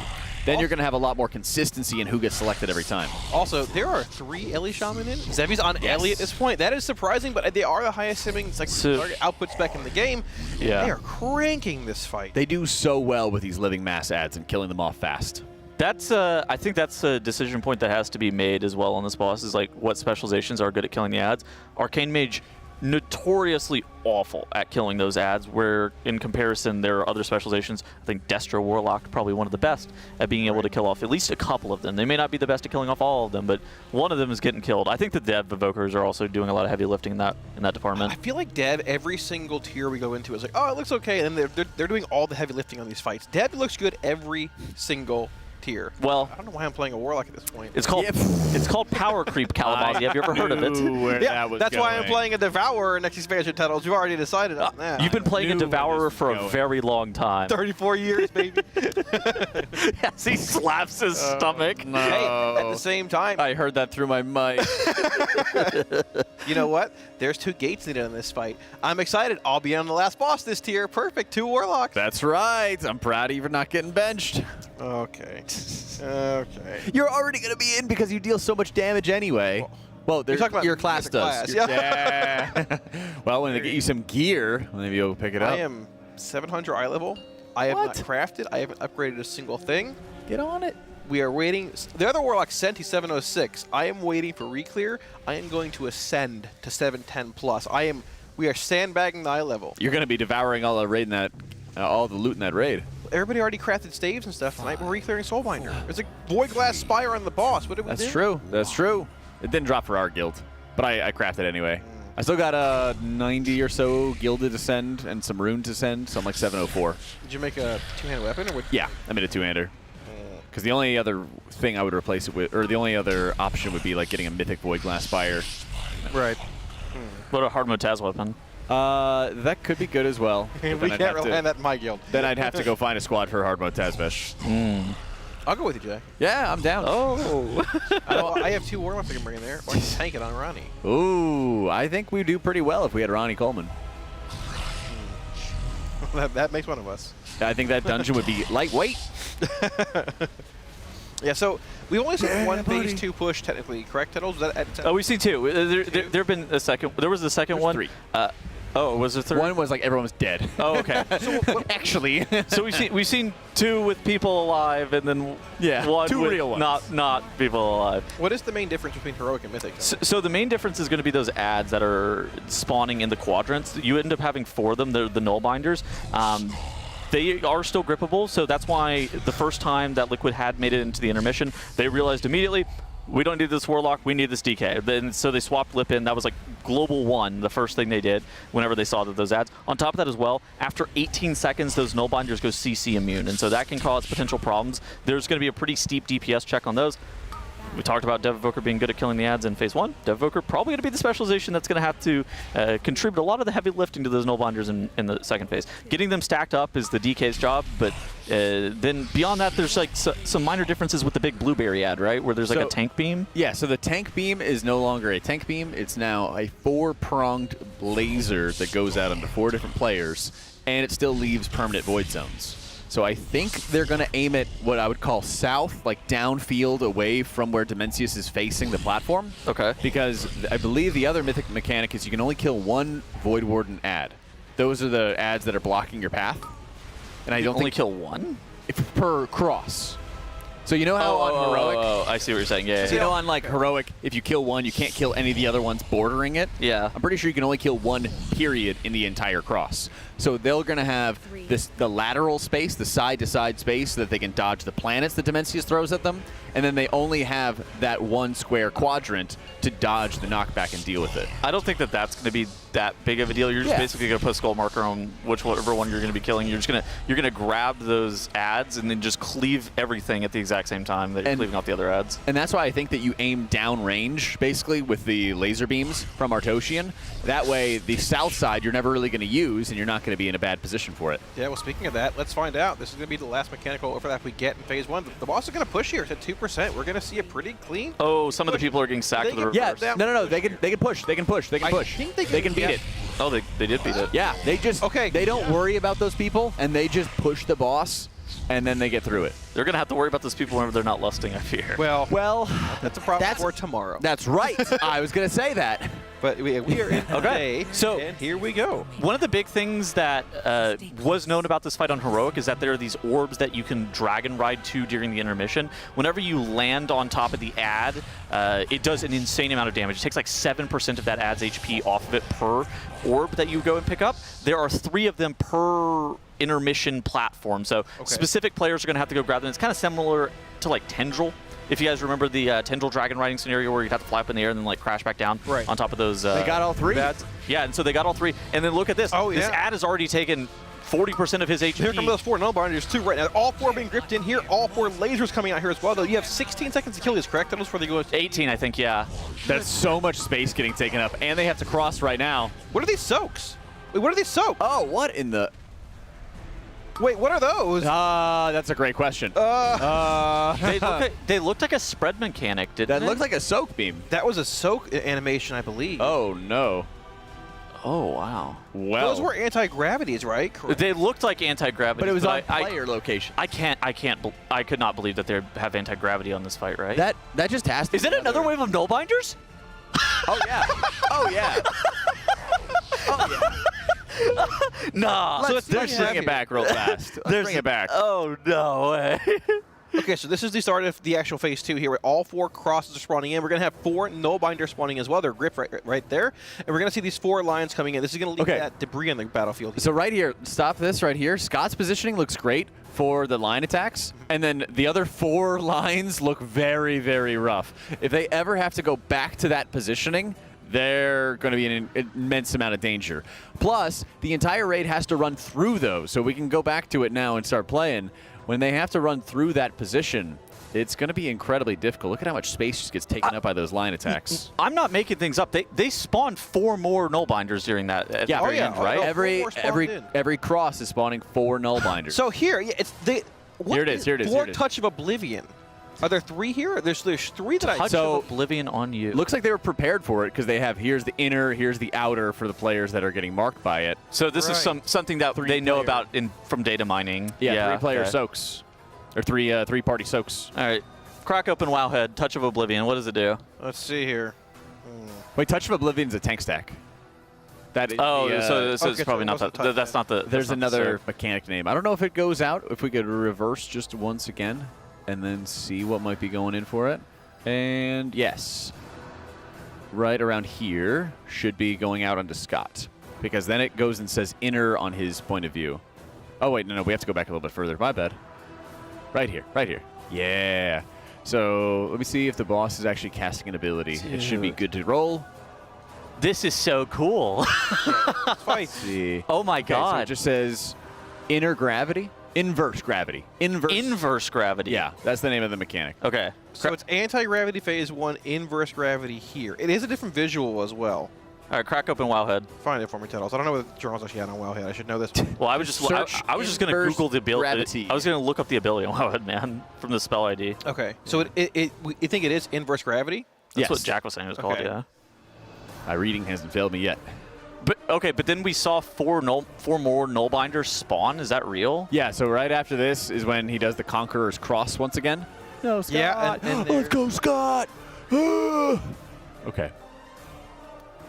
This phase, there's also 2 platforms. All right, I found the ability. Two. After 5 seconds, intense gravity pushes outwards from the target, inflicting 2 million cosmic damage and violently knocking players away within 6 yards. Okay, this is the mythic mechanic. It knocks in this fight. It knocks players back. Yeah. So certain players are going to get frozen, like rooted, basically, from what I understand in the journal. And players that are deemed they're going to get knocked back, need to get knocked into those players to break the root, and also get knocked back off the platform. That is what I read as the mythic mechanic in the journal. And that looks to be our first glimpse of that, actually. That's happening in phase 3 as well. To That's I thought it was gonna be more of like a polarity mechanic, but this seems that seems way different than what I initially anticipated the mechanic was gonna be. Okay, so that's a stack Drakthir angle, and then you can just keep on fighting the knockbacks that way. Yeah. Yeah, you can knock them back and then slam rescue on them, and then something like that. Yeah, you just keep on jumping, you know. Fight back. Yeah. Oh, you hover out of the air too, or glide out of the air. Glide. Okay. Wow. This is really cool. This is some of the most fun that I have during the race world first. Whenever guilds are blind progging an end boss. Oh my god. 2 waves of it. Is DK Grip going to be back up? Isn't Gorfiend's like a minute or 2 minutes? Gorfiends won't. Gorfiends will not be, but the reason that they're running double DK is because they need both of them need double death grip. Double grip, yeah. I mean, I guess. Yeah. Grip's what? A 45-second cooldown? I thought it was like way lower now. I thought isn't that one of the changes that they made whenever they removed A-Bomb Limb from the game? You got Wowhead.com right there. Tettles, keep the computer here laughter. Let's go. Death Keep grip. it going. Keep it going. 15-second CD. That's what I thought it was. Okay, so we should. But then you get two charges of it, right? So. You should have it. You should probably have at least right. You should have it. I think half a minute seems about the time between those Nullbinder waves. I would assume. I hope so. Yeah, we're gonna find out soon. They lowered the cooldown on Death Grip this patch whenever they removed. That's right. A-Bomb Limb. They were ready for it. They were ready for the boss this fight. is why they removed A-Bomb Limb. Blizzard. This is their raid buff. They're here. We've arrived. Yeah, so I don't know if we actually were able to see which players got like marked with the other half of that inverse gravity mechanic there, but I would assume those 3 like large soak-looking pools that went out were probably the actual root mechanic, correct? Or is that? I think that those were the inverse gravity people. What does inverse gravity read again exactly? Title's already got rid of it here. Yeah, I was looking at Death Grip, sorry. After 5 seconds, gravity pushes outwards from the target. So I think that the circle is the buffer time, right? Like you're seeing the arming time. That way you can identify that those people are going to be starting to push you back, and then they start knocking people outwards away from them. But then hitting players who have crushing gravity removes it from them instead of not. So I guess you need to find a way to indicate who has crushing gravity, and you drop inverse gravity on them. You should probably just pull this up with a weak core and be like, crushing gravity on me. Probably. The question is, which one was which there? Was that inverse or crushing? With that almost certainly had to be inverse gravity because it had an insane visual on it. Probably. Crushing gravity doesn't need. So now we know, more or less. If crushing gravity comes out before inverse, you can just sort of stack in the edge of the room there, I suppose. So that circle, that I think is the knockback area. Right, yeah. Yeah, that's probably true. Okay. So depending on the cadence of inverse versus crushing gravity, you either pre-move with crushing or you move with your inverse based on who gets rooted with the crushing gravity. Okay. There's a lot This to is learn. a crazy fight, yeah. That's the thing. We go to a new phase. That's the best part. Is you get to a new phase, you get to see the changes in the mechanics, and then you get to figure out how are we going to deal with this. What do we have in our composition that's going to start countering this? You know they're going through the same thing in voice too, where they're talking about like, where are we going to position these inverse gravities? How are we going to get players with the crushing gravity to nullify this inverse gravity? Like, how are we going to get those players linked up to one another? That way they can cancel out the ability. What are we going to do about these stupid ads? Yeah. I think there's a lot of decisions that have to be made there, and it's going to. I actually think that the intermission is going to take a lot longer to progress than people initially thought. On top of the fact that there's new mechanics from the intermission ad, like we were talking about earlier, there's that tank beam. The other debris behind, right? The other blueberry and the other intermission platform's got a different ability, doesn't he? It's like a it's like a Stardust Nova. Right? Yeah, but he has like a area denial circle, but like it's like a circle. What is he gonna do differently? Probably mark other players. I think 4 circles and you got to drop them somewhere. Yep. Yeah. That's probably that sounds about right. Yeah. I want Lust for that phase 2, but we have it in phase 1 and we need it for phase 3. We're gonna need it for phase 3. Yeah. Trouble. I need Lust for every phase. Wow. Yeah, I didn't think phase 1 would even be this challenging, but like. This has like sort of Hand-Shrek vibes in a sense. Like there's just so much going on. The cadence is so fast, and there's no room for error at all. Like they're just natty losing players to anti-gravity in phase 1 as well. Still, 60 pulls in. It's just, they're losing players there. They're losing players to the antimatter soaks as well. And I mean, they have to have a hard commit at the very end of phase 1 with using Bloodlust to just force their way into the next phase before players get dragged off the platform. Yeah, I mean, in voice, they were speculating that they were going to be beating everything that was relevant whenever they had all 20 players alive. It's just the having 20 players alive part is apparently very, very challenging. It's kind of like, but again, I was talking about it earlier, it's like Salhadar P1, where progression starts, you don't have people alive in Salhadar P1 for the first 40 pulls of that boss. It is just insanely difficult. And then at some point, people have seen the mechanics, and these race roll first raiders have seen the mechanics enough where they stop dying to it. Right. Yeah. Man, do you want to? I'm actually curious what our pull counts were in this fight. I think I had like 275 or something. Yeah, which I think it might be sort of accurate. I think mine was like 300 or something along those lines. I think it's less likely now, but I think around 200 is probably my new one. Oh, you think it's going to be... We're already at 60. We are. And we haven't even seen into the last phase, which, well, pretty much everybody speculated that the last phase was going to be the hardest part of the boss. I kind of think that the first phase... Well, that's not necessarily true. But, I mean, that was the speculation, is that it was going to be the hardest phase of the boss because of how the it was speculated that the Earth was the center of the galaxy, you know? It is, right? Well, it is. Is it?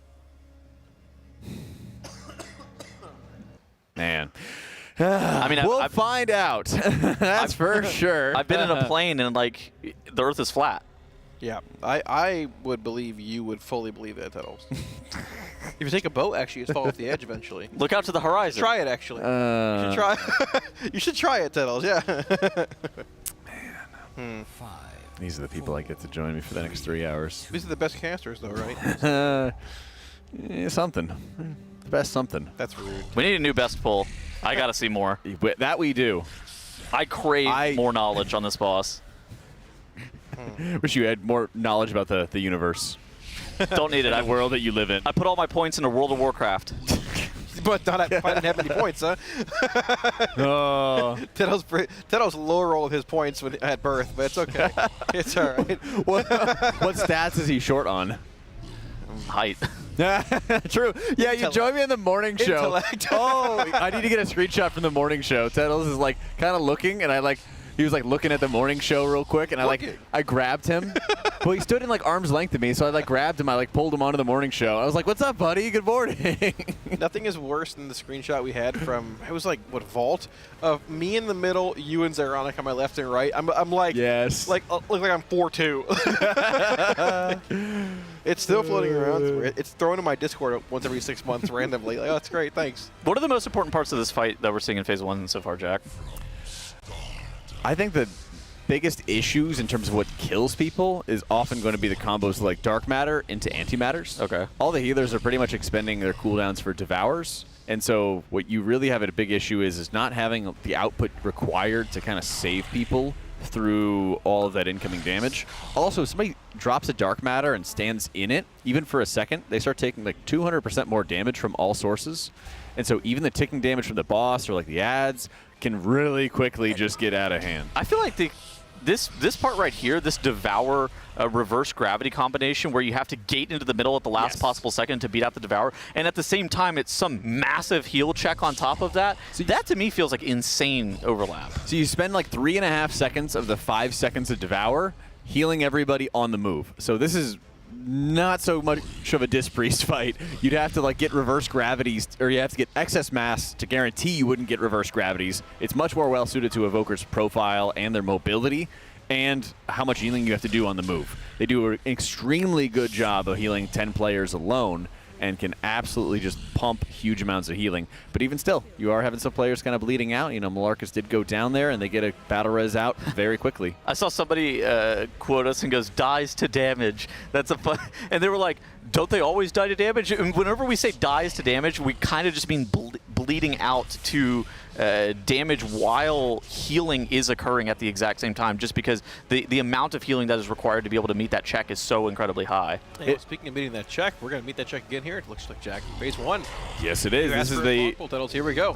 We needed it. This is the antimatter where you soak it and then you hard commit to the boss. Reverse gravities are going to go out, but they're getting faster, in fact. Wow. We've had a lot of times where players are running the reverse gravities out, they're in the air, traveling to the boss, and then they meet the check. This time they have then beaten that check pretty handily, and we're going into phase 2 with only 1 death. Yeah, we don't have any battle res available from Malarkus here, but that's okay. We can see further into this first platform, which we know we're going to have that Conqueror's Cross spawning in momentarily, and then all null binders basically on pole. Can we go to Dryny really quick? He is on a mission to go grab the Extra Stellar Nova. There he is. There it is. Oh, he missed it. He's going to die. Looking like JPC. He's going to die. 2, 1. No! Jack! Did your boy dirty there? Yeah, I really... Yeah. We cut away, but he had his hands on his face. He was sad. Yeah. All right, well, regardless, he did it. Okay, he did it flawlessly like 3 times. And then I was like, we have to get a good point of view for that. So you were confident calling him out on it, then he just flubbed it. Okay, so we're about to see the... Hey, new beam positioning there. New beam positioning. They started aiming them at the very top. Oh, man, God. You gotta live longer, Yips. 1 death strike. 1 death strike. That's on Jack. Yeah, I blame Jack. My bad. So they had the healer death there. They had range, by the way, split their positioning. They had range in the top right quadrant, and they had melee in the left side quadrant. And then that way they could split the positioning for the beams. Oh, I wonder if they aimed it uphill. I wonder if the beams aren't random. Like, I wonder if it's like a split, like 2 range, 2 melee. Yes. Yeah, something like that. I think so. Or they would have had like a mage blink or a demonic circle or something like that to get around the Conqueror's crosses or something like that. Yeah, it could be something like that. It would be tough. But either way, they aimed it uphill and they minimized the amount of space covered by that. And that also allowed them to still have Artosian positioned on top of the Void Wardens. Phase 1 consistency. That is what we are looking for. It's good. If they can consistently continue to get to those intermissions, even if they only have 19 players, even if they only have 18 players, continuing to see into those intermissions, though, over and over and over again, is the most important thing that Liquid can be doing. They have to be able to focus for the first 3 or so minutes of this boss to make sure that they're able to make it to that next point of progression. Whenever we saw them kill off Salhadar, that was something that Dash and Cams and myself were kind of talking about, was they had already seen everything in terms of progression. It was just kind of making sure that all of those pieces fit together nicely, and then they're able to convert it to a kill. At this point, they need to continue to see that progression, so they have to focus as hard as they possibly can on phase 1. You can't autopilot it. You really just have to lock in for the first 2 or 3 minutes of this boss. Yeah, and we haven't even seen the first set of inverse gravities done correctly yet in phase 2, but we're right on the cusp of seeing that, which is probably another 10 seconds or more of progression in that phase. I mean, because Liquid's not alone in this. You know, they got to 75% on Artosian as the ad in phase 2. Liquid's gotten to 75%. Echo is in the 80s. So they're also around a similar position, having to deal with that inverse gravity mechanic. Going head to head. I mean, dude, Man, this is gonna be a crazy end boss. the Race World First guilds, whenever it's Liquid and Echo pulling at the exact same time on an in-boss head-to-head, and they both reach Demensius at the exact same time, that is the coolest part of the Race to World First. And Tettles, you haven't even had a monster yet today, have you? Yes, I have. Oh! He's happy, I can tell. I was going to say, I didn't see one around you. The couch has been shaking for the last hour and it hasn't stopped. I'm also just... That's a good advertisement for Tettles. He just makes that couch shake. I have a lot of natural energy as well. That's another good advertisement for him. There you go. It's almost lunchtime, actually, too. There's more energy coming in. Tettles, you can be fully wired for the rest of this shift. I'm excited. You can keep shaking your leg, though. It's fine. He just stopped. He's like locked into the couch. Your Honor, I didn't even notice I was doing that. I'm going to be completely honest. Okay, I'm pretty sure I haven't, but then he said it and now I was self-conscious about it. I was like, what? No, it's fine. It's okay. Goodness. Glad I have a little bit of space from you guys. How do you guys feel about the placements of all of these puddles that are on this fight? Because I feel like that is something that is really annoying whenever you first start doing this boss on Heroic. Do you think it was just something that they were always going to be good at just due to what this guild kind of is? Or do we think that there was some learning curve as to like where you were supposed to be placing all these puddles? Originally, they were along the back wall. Yeah. And then they had to move them to the edges, like left and right side edges. GN. That way, they were able to have more of a clear lane. Originally, they wanted to have the lane established so it would cut through the antimatters, so that they would have players with excess mass, soaking antimatter, and also bringing down the reverse gravity friends. They moved away from that instead because they can clear the antimatter if everybody, except for the reverse gravity people, are in it. Then they can walk over with the excess mass players, and they'll be able to drag them back down. That's so interesting that the entire puddle strategy is based around the anti-gravity placements. But whenever you lay it out like that, it definitely makes sense. Anti-gravity... Okay. Antimatter is that singularity soak, correct? The one that spawns in, which is like the larger soak you need to stand in? Yeah, circle with a big orb on. Yeah. Yeah, so it's like, okay. It's the group soak with the ticking damage. That's the challenge. Is like we're like, this is the mechanic, you soak. Okay. This is, and then you have a name for it, right? It's a antimatter. Okay. And a big change I saw from them last night was they were trying to stack the anti-gravities in a line, right? But now they're sort of Venn diagram. Yeah, the Venn diagram is required because you have 3 people at once, and so in order to be able to pull all 3 of them out of the sky as fast as possible, there needed to be a concession. So the first concession was the third person who was going to get pulled out of the sky was jumping off the platform to try to give them a little bit more time. For obvious reasons, this is not a strat. So they went with the Venn diagram where there's like 5 pixels of them being stacked. It's possible to do, but you need 2 players with excess mass each time to bring them back down to Earth. The challenge was that you had to bring that person back down to Earth and then do your fast gateway. And you just ran out of time, and that third person didn't have time to get brought back down. Technically, they did. Like, they could travel along the path, and you got extra time if they jumped off the ledge, but they just didn't actually have time to sufficiently get everybody gatewayed into the middle of the room for that second stack devour. Yeah, and they were sacking people for a long time while they thought about what to do, because they just wanted to continue to see further and further into the boss. And again, obviously, sacking people is not a strat that can happen. Yeah. Right. Okay. It's so. I wonder what Blizzard was doing whenever they were testing this boss. I wonder if they were. Let's go see how they figure it out. Well, no, they probably God mode. Yeah. Let's go see what they do. No, I mean, like they had to have had an idea of what they were going to do to be able to pull the players out of the air, right? Don't just look at me like that, What? Jack. What? Surely. I actually think it would be really interesting if, like, I mean, it wouldn't really happen, but if there was, like, a bit of a developer insight or interview post-race, how it was approached internally versus what guilds sort of figured here. Because there's been things in the past, like Kiveza, which obviously weren't intended. Sacking a tank, solo tanking, AP being used. Well, that was a damage check. I think it was the unintended part, not the boss. Well, yeah, sure. I mean... Yeah, I guess, but that was a lot of extra damage you needed there, too. But, yeah, sure, more damage check versus mechanical prowess, I suppose. Yeah, whereas, like, that with the anti-gravity, like, there had to have been a strategy, because, like, throwing a third in there, and then if there was no recourse to be able to pull them out of the air, like, what were you even supposed to do? Right. So I wonder what Blizzard was thinking was going to be the preferred strategy for that. I think they were going to tune in the Race to World first and watch these guys do it. They'd watch the professionals do it. That's a good way of looking at it. I mean, they got to make the challenge. They don't have to find the solution. So do we think we see a phase 3 tonight, Jack? I'm putting you on the spot here. Ooh. Oh. So we got a long day What ahead is of us it? here. So What time is it? We do have a long day ahead of us. I think that the challenges we've seen for phase 2 are difficult but manageable. And I think that it very much is possible for them to get to phase 3. Now, I think that there's going to be some pretty sloppy phase 3s probably around dinner time. And the biggest challenge is going to be getting there, of course, with like everybody alive. We know that the end goal is going to be they have to get everyone there alive with bloodlust in order to kill the fight. Yeah, so likely a bit of we've seen in phase 1 when we pull that lust off. Similar to Nexus King. Well, yeah, and that's going to be the challenge, is that they are using lust on pull now with all their cooldowns to have a safer time getting out of phase 1 and be very, very consistent with it. At some point, that is going to have to end. Now, that's a problem for later. They don't have to do phase 1 perfectly and not use lust right now. They just have to get it done, right? You hear how he goes, some point it has to change. Did we say the same thing about Gallywix? I mean, that is. What do you mean with Gallywix? We lost on pull.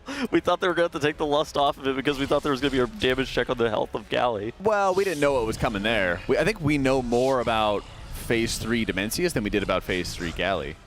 Right, I feel like more often than not, when there's like a damage amp implied on a fight, usually you want to save lust for that point if possible. Right. But I mean, yeah, I mean, it could be a world where phase 3 is just sort of free and eventually just sort of die. I think it's the correct speculation to just assume that it's going to be hard and you're going to need to move the lust off of it. But at the same time, the progression lusts, I think, are totally acceptable until the point where you've effectively finished progressing, like seeing all of the mechanics themselves, and then you need to lust for damage in the final phase, and then you start moving lust off of it, of course. I know what's going to happen. We're going to need to move lust off phase 1. Uh-huh. Once we see phase 3, and we got to reprog it all with 3 heals, Jack. No way. Oh my God. No way. Dryny is my goat, of course, so he can solo heal aside. Dragon Rider extraordinaire, Dryny. Yes. I don't even know how you would do that.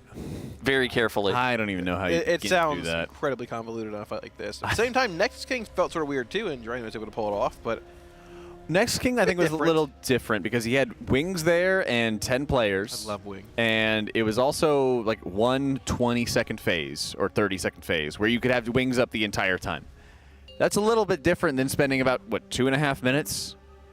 And having to commit wings on pull to deal with Devour. They might, I mean, you might be able to move that a little bit, but it's not looking good. All right, we need another progression pull. I'm desperate for one. Tattles, please. We just had one 2 or 3 pulls ago. I need another. I need to see what they're going to be doing with the inverse gravity. I need to see what they're going to be doing with the inverse gravity overall, because that is a mechanic that we haven't even figured out how they were going to be tackling it. It looked like it's knocking back players during that intermission. We haven't even gotten... Right. Well, okay, according to the spell. It shouldn't knock back players that are rooted if you bring it to the right spot. It should just break the root. But yeah, theoretically, I mean, there wasn't really much space to move when they hit that actual phase 2 with that just debris being all over the field from those 4 tank frontal lines, or I guess DPS frontal lines. Yeah. At this point, so. Getting through the ads that spawn as well, that second wave of those Nullbinder ads, that is going to be very scary because I think that they're committing a lot to actually be able to kill the first wave off. And of course, you can't sit there and just CC them forever, since there is that 18-second in-rage on them where they can no longer be CC'd. So there's a damage check that's on them that if you fail that, then you're just going to end up wiping because any of their casts go off and you just die. What a fun fight. Yeah, what a great This fight is sick. Yeah. It's very cool. This is like why people like Mythic Raiding. These are the hard fights that make Mythic Raiding so much fun, and then you get that gamer adrenaline at the very end whenever you're able to finally conquer the challenge and take down the boss. I think that was the big thing that got me in love with WoW Raiding, was just like the heart rate increase and just the heart thumping action as you knew you were about to kill a boss for the very first time. I had that at my first Cutting Edge in Madness of Deathwing. Oh, okay. Before Cutting Edge was even a thing. I personally crave progression, like just watching myself get better with things over time and just continuing to improve. That to me is very satisfying. That's fair. Well, what do you like, Kalamasi? Wings. Yeah. I haven't seen you play Pally in a minute, though. Well, I played my Here's the gate. in a while, yeah. I mean, we do lose Zevi in Exile here. The boss did 40%. I mean, you can maybe get one of them up here. Zevi's B-rezzed. Yeah. No onk, maybe? Wait, let's wait for the knockback. Well, no, I don't think he has Ankh available. So he has So he has to accept the battle res. So Exile's just dead until the end of the phase. Now we're going to be looking to try to push. Ooh, that mass is dying really quickly in melee as well. The problem with these mass in phase 1, they all have to die within like a 6-second window too, correct? They all heal. Look at this top mass. It might. We got them all dead. Oh, look at that blue bar at the top. Yeah, they're steadily losing a lot of ground. It might just detonate in 2, 1, boom. Yeah. The mass is an interesting... getting those killed off is actually kind of tough. Melee range on this fight, particularly on the outer areas, is a lot smaller than you would think. Whenever you see this boss, you would think that anything is melee range on this encounter. However, that is not true. Whenever you are in the middle of, like, right in front of Demensius, his hitbox is massive. However, whenever you go off to those far sides, it's basically what that targeting reticle is, and it's really narrow. So that's why you're seeing all the melee DPS on those front masses. They're able to kill them off almost immediately, but the back ones, those have to be like hard targeted by all the range DPS, and it makes it a much more challenging damage check on those. It does indeed. This phase 1 is intense. It really reminds me of early Antrek Prog. It's similar but different, but just really intense. The case mechanics, there's no leeway. It is just rapid fire, random overlaps, well, I guess planned overlaps, but learning how to react and then counteract to them is insane. I don't know if we saw the Ansurek P1 shield get broken, that first intermission shield. I don't know if we saw that intermission shield get broken until like pull 200. Yeah, well, the shield breaking in phase 1 here is pulling Lust off and killing the boss without it in phase 1. So Right. Just a different manner of shield. And still being able to have plenty of damage for the living mass adds. Yeah. As well. Raiders, of course, hitting up that break timer as it is now going to be lunchtime for them. We've gotten some phase 2 polls. We got a good idea as to where we are currently standing with progress on the boss. And you can see the Raiders, overseen by Max, are heading over to Chef Josephine's kitchen. I'm going to be honest, that Max cutout, I see it at like 1 in the morning walking back from the bathroom, and it scares me every night, every single night. Like, remember in Dodgeball, they would have the cutout of... I never saw it. You've never seen Dodgeball? No, I haven't. You didn't see the cutout of White Goodman that gets sent to the average Joes? No, I haven't. Like, we're better than you. We know it. Well, sign up now. It is there for a reason. The intensity. A little better than me, yeah. That's right. Well, except that cutout of White Goodman had a camera in it, so you could spy on the average Joes and see how they were doing in their dodgeball practice. I don't know if the same thing is holding true there. Maybe THD knows, as he's here with an important announcement. Hello, THD. Hey. Yo, what's up? What's up, Kalamazoo? What's up, man? Hello. I'm looking for a kiss. I just put my head up to the signature glass. Wow. Give him a nice little smooch. Oh, peck. How are you? How you feeling? Oh, I'm feeling great. Yeah, are you enjoying that phase 2? Oh, yeah. You fly through the sky, you beat up 50 ads, and then you do it again. That's right. You ready to do it again? Do you have a favorite between Artosian and Pargoth?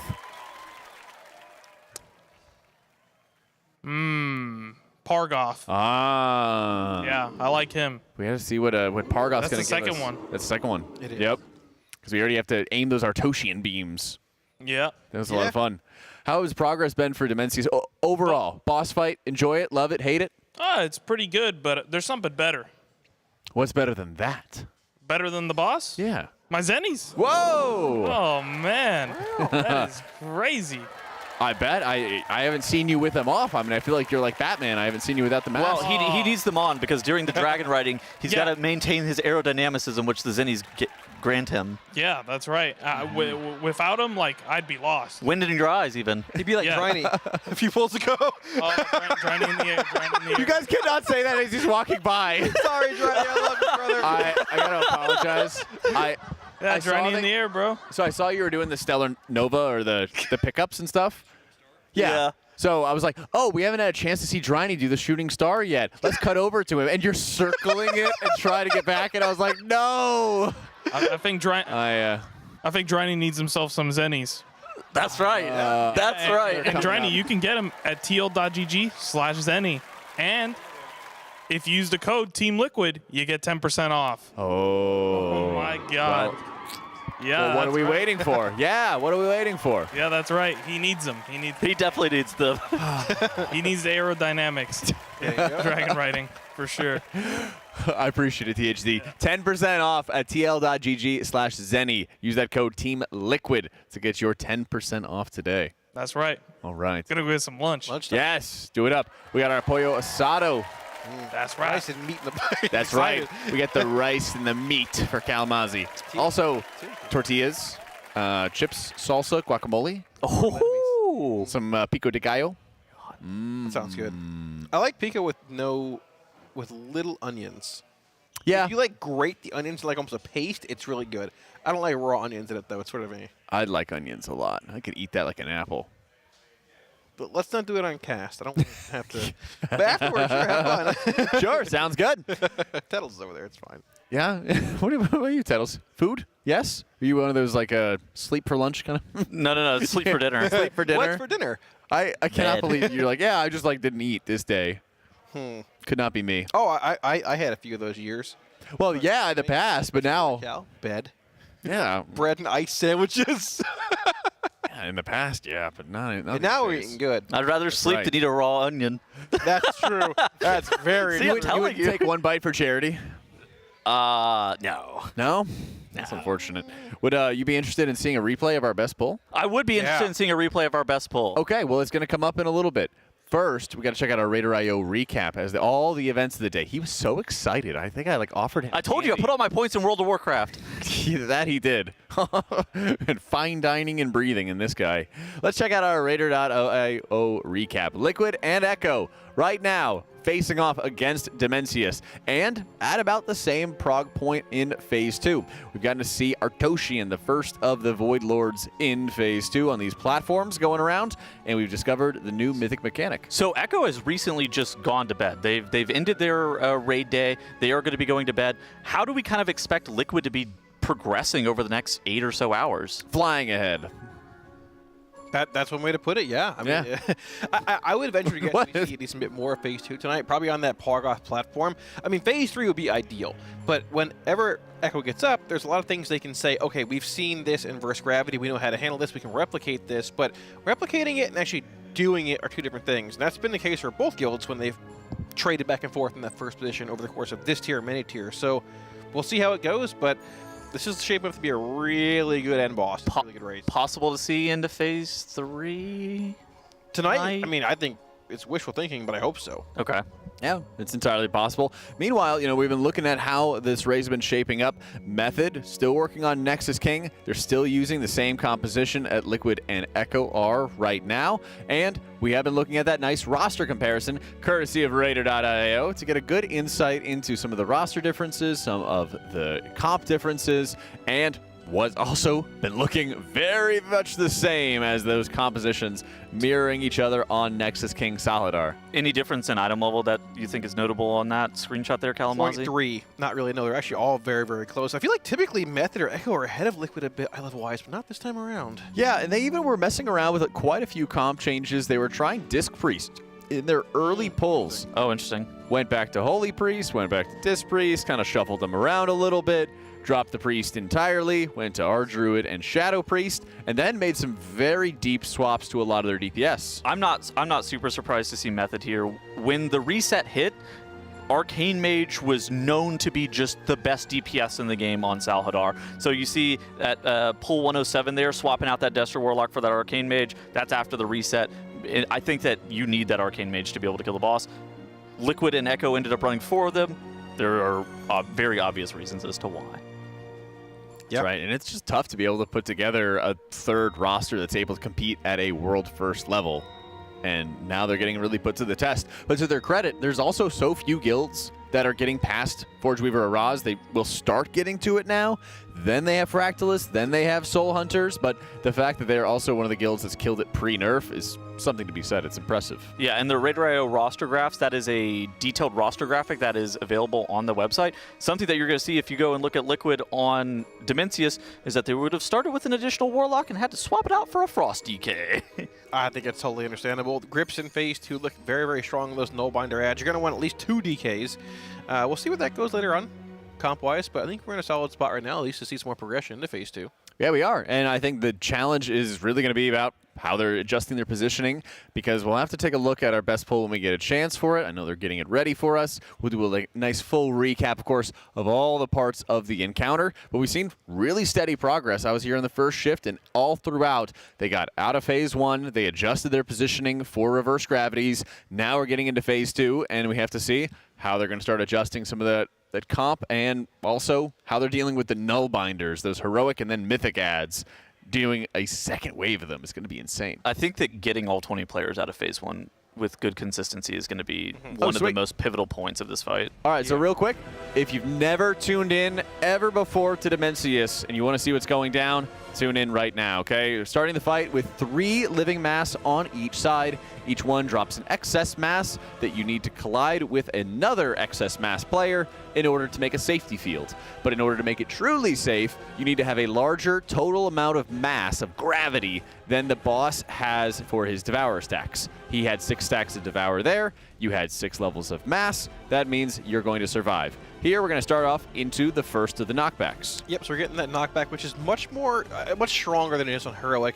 Pre-positioning there is very, very important. We're going to see both parts of the raid split off in left and right here. They've changed their strat a bit for dropping these actual debris pools on the edge of the room. It's more so on the edge now and not in the back to give as much room for that anti-gravity as possible. And this anti-matter also comes in here, which needs to be soaked right before these anti-gravities come in, which are being dropped in that Venn diagram titles. Yeah, and I mean, these anti-gravities, basically, like Jack was saying earlier, you have to use the excess mass. You use it to be able to not get knocked off the platform for the Devourer, but you also use it to grip your players out of the air. Now, the anti-gravity, I think, was the biggest point of progression that has caused Liquid problems over the first 60 pulls.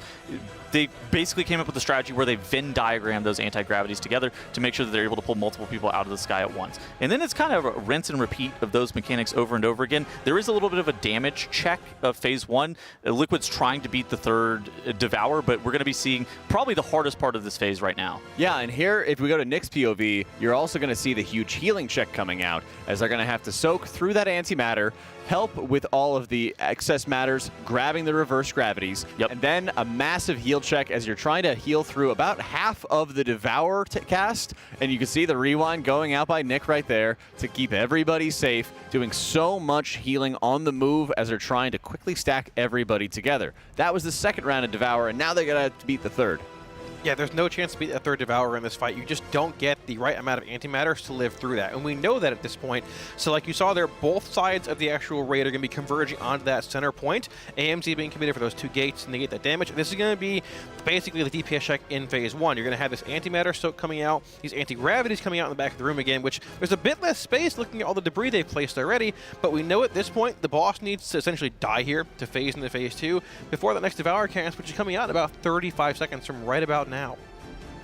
Yeah, and as they're having to fight this final Devour, this is where the Bloodlust really comes into play. Yeah. They used it on the pull so that they would be able to beat that third Devour cast, because they would literally just not have enough excess mass to survive that Devour. And so it becomes this all-in strategy. As you can see, boss is at 7% and the energy is at 87%. Once it hits max energy, that Devourer cast starts. So they need to soak this final antimatter and beat the DPS check. In theory, you would have to soak this antimatter as if you're not lusting realistically on pull.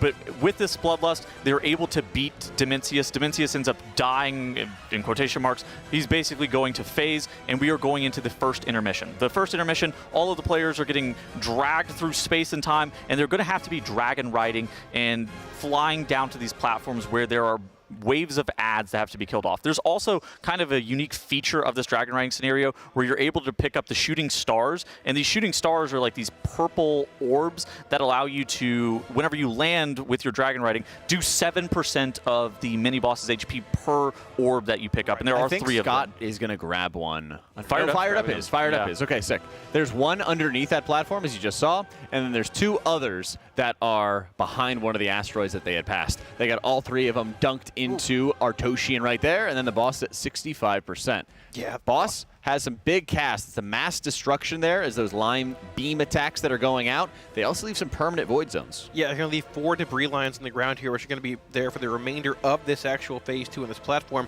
So right about here, these 3 soaks that are coming out, this is going to be that inverse gravity. Oh, they have a weak aura for it. They do, so I think they expect it to be coming out right around there. And unfortunately, this is going to be the last point of progression we see in this phase. But you can see those gravities come out, which need to be basically like sort of soaked and placed in the right spot. More lines come out, which means more air of denial. And right after that, the cadence is so fast, you have to break that wall already because the knockback is coming at that point. I'm pretty sure half health. I'm pretty sure that they.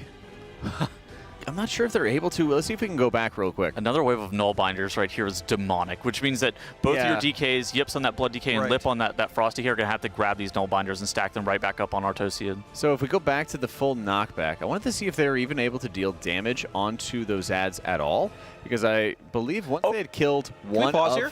Yeah.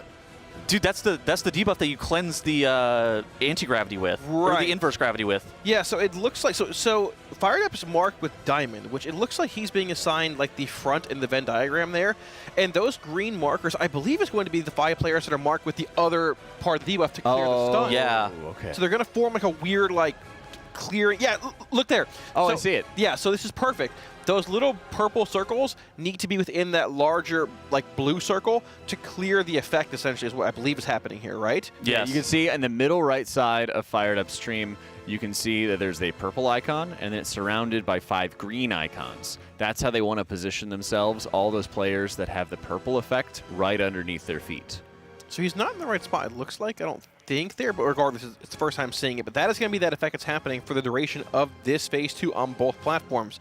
Once again, right after that, you have this mass destruction cast coming out here, just firing 4 lines of debris off, and then there's no leeway. The pushback is here, and the wall's at full health. Yeah, and it looks like the wall could have died. It was at 74% health. So I was thinking that you could only kill 1 total for the Conqueror's Cross, but it looks like you can still kill 1 for each line. Yeah. That way they have to make sure that they have a lot more incoming cleave damage and be ready for it. It might be that if they kill 1, it heals everything else, and so they can only kill 1 at a time. So they'll have to like kill 1 at like the north side of the compass for the cross. Then they can move laterally, and then they're going to have to kill 1 on like the east or the west side of the cross. That way they can move vertically. This fight's crazy. I mean, there's going to be a lot of, I think, good progression made in that Phase 2 once we get there with everybody alive, but I think you're going to need to see that inverse gravity mechanic a few times for everyone to say, okay, I know what I'm doing here. Because they have it a week or for it already. It's pre-assigned, but like, having it pre-assigned and seeing it are 2 different things completely. I think as well, like, you've already seen them try to change how they're doing the mass destruction ground effect, where they're putting those, we saw like they were separating out their melee and their range as to what quadrants they were going to be landing in, which then allows them to just kind of keep their play area a little bit more clean. That's probably going to be beneficial for them long term. We saw how in that replay, it was a little bit grief. I'm going to be honest. It was a little bit grief. The play area was kind of obstructed with all of those ground effects, and I think it's just one of those things that it's the natural like learning process. Sure. You learn the cadence of how the mechanics are coming out. What does the timing of those end up looking like? And it's just something that it's going to take a little bit of time, but Liquid is eventually going to be able to get it dealt with, and that's kind of the beauty of the Race World First.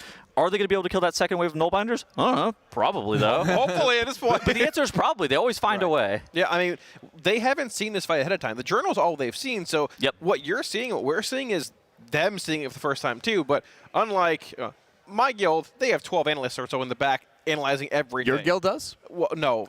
They have the analysts. My guild has basically me, and I'm not. Oh. So, you know, we're not here for a reason, but they are here for a reason. That's why we're on the couches. Exactly. That's right. This is the closest that you get to blind progressing in World of Warcraft. World of Warcraft tends to offer up all content on the PTR to be available for testing. The end bosses of a raid have, at least recently, started to no longer be available for testing, and this is the closest that you get to blind progging. There's end bosses on Mythic on the hardest difficulty with mechanics that are sometimes just not even shown in the dungeon journal. Or they're there, but there's like 3 times that, like the antimatters on pole. Oh, there's just 6 instead of 2. That's cool. Yeah, there's like 4. It mentions the tank line, or like the line in Phase 2. The mass destruction. Yeah.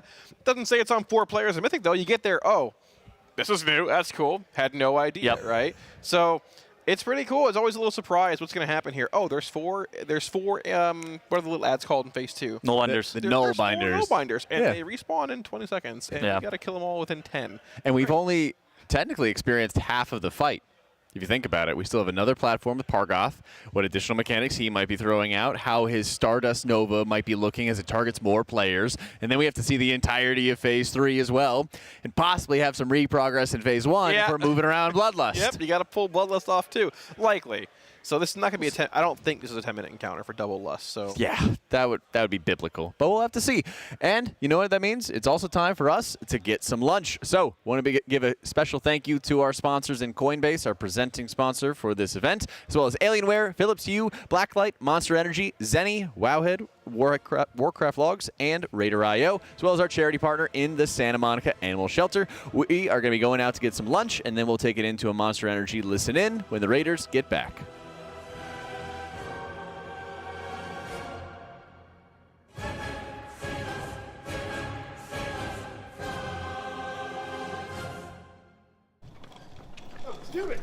How much do you pay for rent in LA? I don't pay rent. I'm a professional World of Warcraft player. I live with my parents.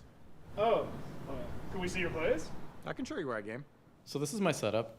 Nothing too crazy, but it does have my Alienware 2725 Q monitor. Nice, liking the vibe. Yeah, and then here I have my manifestation station. It's where I like to envision myself winning the race world first. Totally get that. What's that? Oh, that's nothing. That's just my Alienware shrine.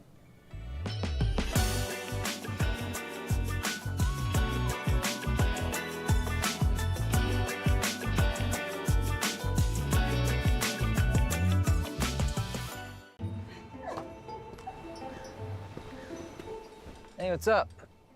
Why'd you want to meet all the way up here? Do you ever think about your future? How people might remember you? What are you talking about? You never know what tomorrow brings. What if I told you there's a way to see? Why would I need new glasses? Just put them on. I don't see anything different. They're just regular glasses. Huh, that's weird. It's almost like I'm seeing the future. Whoa.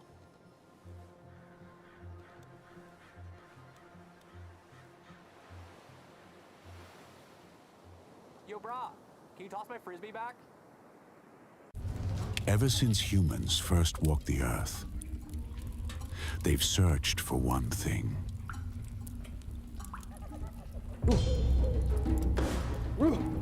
Civilizations advanced, yet suffering continued.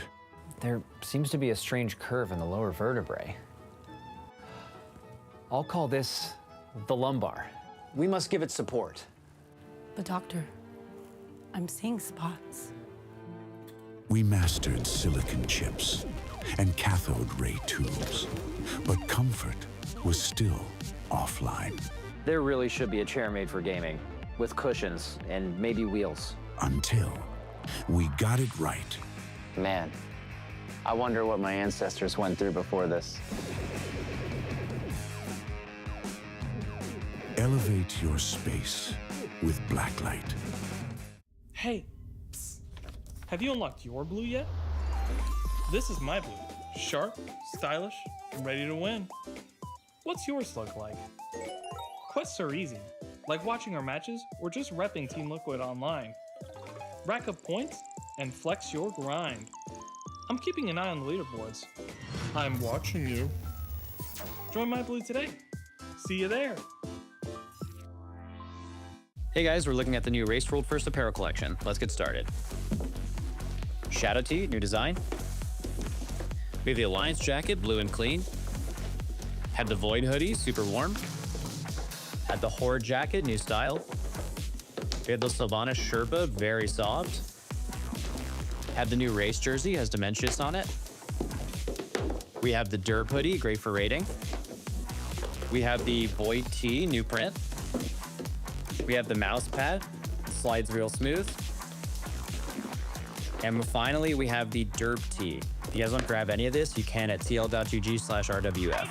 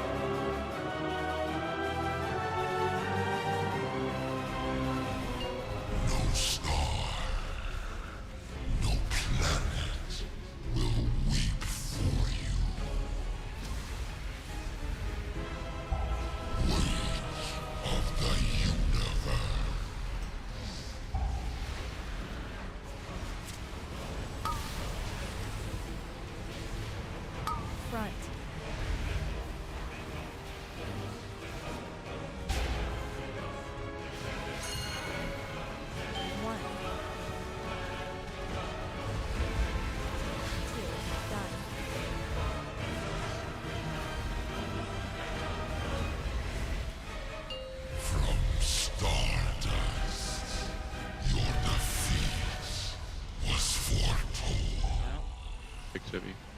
I'm gonna get him if you can. He's on the right side. Has to be a Warlock. Oh, we're so dead. Oh, he has soul stone, so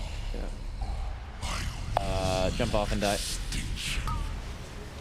It's this set I'm picking up, right? This ad right now. This upcoming set, yes.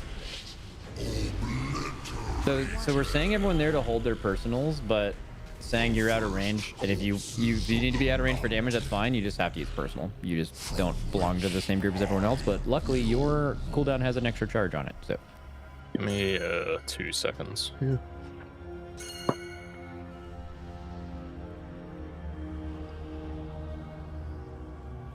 okay, so Dranako's spot will be. I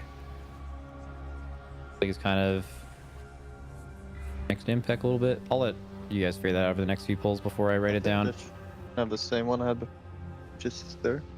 Okay. I mean, you're not just close on the. Yeah, we did not have speed on the right here. So Smack is missing his speed. What time? First Oaks. He's right here, like 43. I guess we talked about we were finding a spot.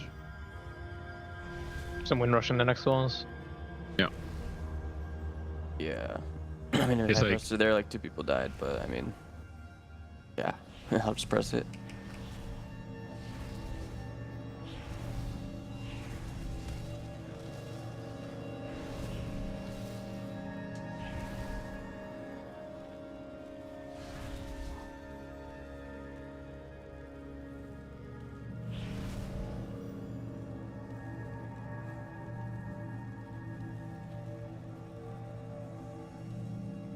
That's a good question from Shaq in the P2 channel, asking if we could have similar. I think I saw that thing in the miscellaneous group. It's already. Perfect if it's already there. Except it probably shouldn't include the death grips, most likely. But we just have to make a note. We just have to make a note for it. Can someone work on that while we're pulling? It's listed. Boomy has all the stuff listed out. Except Mark's binding got destroyed. Yeah, just fix it. You're gonna have to take shockwave, lock that in. Make sure everyone's augmented every pull, by the way. I don't have it this pull. What is the purpose of Ursuling without Typhoon? It is. It's just like weirdly ordered. Oh, okay.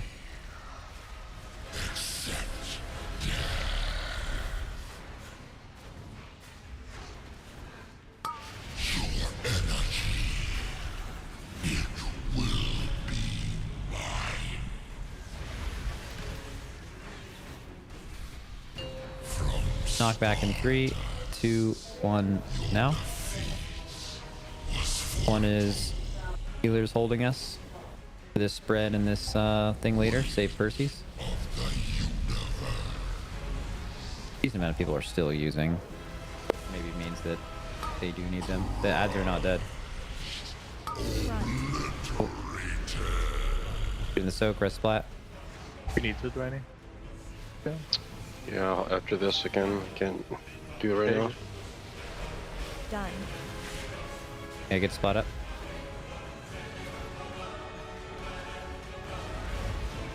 Okay, knockback soon.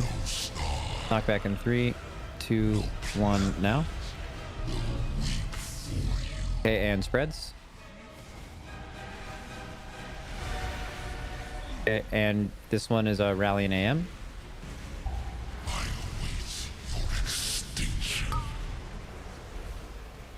Get in. On Todd.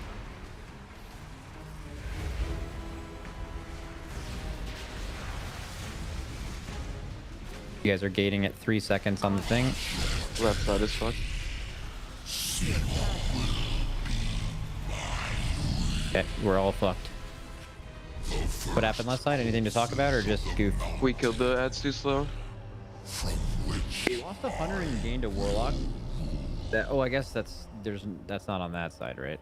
Yeah, right side is dying really fast now, and left. Randomly, the melee ad didn't die this time. Is it possible now with 3 warlocks and the hunter out that we actually have a bad spread of ad damage for just overall consistency, maybe? I mean, they just die too slow, right? I mean, yeah, like I don't think I was dying fast much. No, that's what I mean. Like, it's possible that one side's split just has much more free, efficient, good ad cleave, and the other side has to try harder, which is like just a single target loss. I'm wondering if that's the case. I would probably guess that Shadow and Warlock are similar, and then both sides have an Evoker. We have, I mean, DH historically bad, Mage bad, Rogue bad.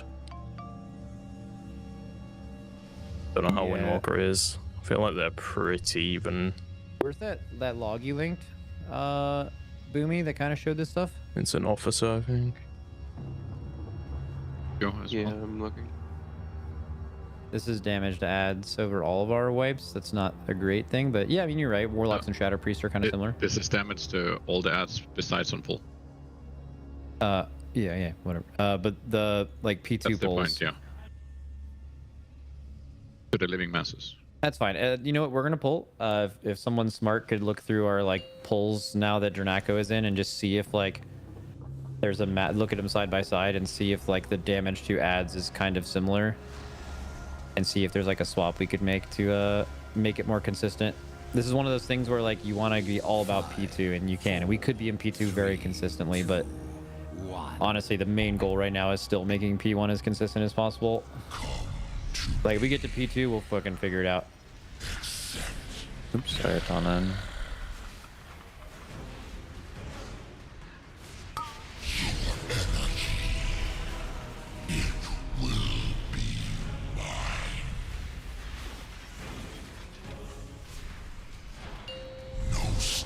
Knockback in 3, 2, 1, now.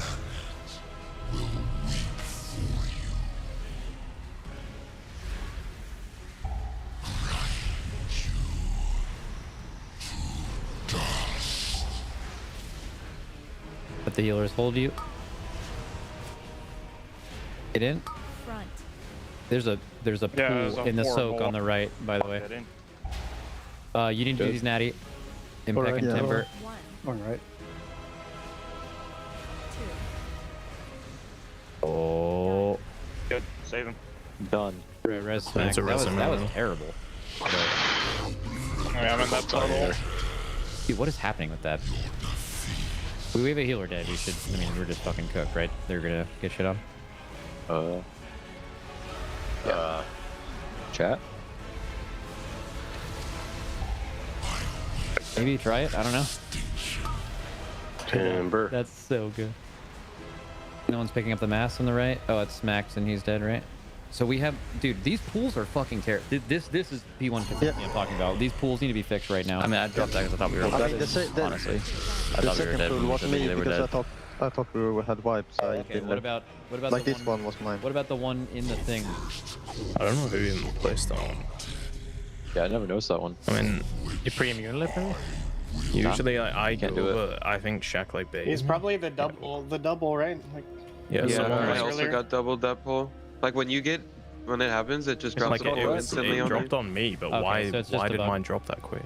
Oh, Yeah, maybe man. it's because I was so. I have it happen like once during every it, 3 but- pulls, I would say. Like, Yeah, I'll just be at the edge quicker. It's my bad. Just report the double, right? Just like it happens so another often. thing. What? I mean, I'm assuming it's been reported, right? Yeah, I did. Okay. Is it an easy swap to just have staying in group swap sides? No. We could. That seems like, what's the point? He's a little more geared. For gear, there's also no Demon Hunter buff on the side that has like the stronger evoker. There's one of them's getting debuffed. How did this spread happen like this? Pulling. I think it's the back left that's not getting deep.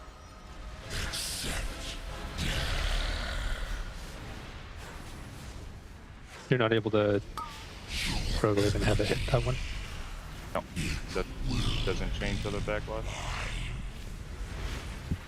Welcome back to the Team Liquid Race to World First, live at the Alienware training facility. I'm Jack, joined by Kalamazzi and Tettles, as we're about to get ourselves into some more Demensius, hopefully Phase 2. Quick thank you to our sponsors, Coinbase, our presenting partner, as well as Alienware, Philips Hue, Blacklyte, Monster Energy, Zenni, RaiderIO, Wowhead, and Warcraft Logs, as well as our charity partner, the Santa Monica Animal Shelter.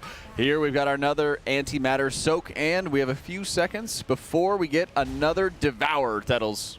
Yeah, and whenever we got some lunch, I had a chance to catch up with some of the Raiders. Atlas gave me a money-back guarantee that we'd be through the intermission by the end of the night tonight. What do you guys think about that? Meaning both the ads? And yeah, both of them. Ooh, I think there's a decent possibility of that. It won't be, this might actually be this poll. Someone's right frame is a little odd, but it's okay. We do have all 20 alive here still. Never mind. I digress. I think you can see it for sure. I mean, you've sort of seen what you're going to see on the second platform when you kill the first one, barring like probably the differences in the frontal line debris versus like the large, more circle-like base debris the boss will likely drop on the second platform. I think it's possible, but the question then is, do you need to re-progress Phase 1 without Bloodlust? How tight is the DPS check in Phase 3? How does it even look mechanically? Yeah. Yeah. So we'll just go from there. Well, at least we have a good idea that Phase 3 is achievable by tonight, and then we'll be able to see, because by the time that we get to that point, we might also need more comp adjustments, because we had Lip coming in instead of a Warlock after we got a chance to look at the second phase for the very first time. Yeah, we did. I would assume that 2 TKs is likely enough to cover all the grips you need on the Nullblinders in the intermission. And I mean, as far as we know, we're not going to see any in the actual third phase. But Dranako's back in for the third Warlock slot, so we're kind of making a few different changes thus far. What did we end up dropping? One of the... Oh, no, it's not one of the... Hunter, right? Was oh, my God. Malarkus. It was a Hunter. It was a Hunter. So, yes. We already made a comp swap after we saw Phase 2 for the first time. Then we saw another comp swap after lunch. Got the third Warlock back into the raid, dropped the Hunter. I wonder what the thought process is on that, because I feel like third gateway. I mean, Hunter's Mark Hunter's Mark is generally seen as the worst offensive raid buff. It only works whenever the boss is above, what is it, 75% HP? I think it's 80, but you're getting okay, the burn 80, phase and Phase 1 here twice. Yeah, so you get it during the Phase 3 damage amp, and you get it during Phase 1. It feels like it's good, but wait, what was the health percentage you said? I think it's 80.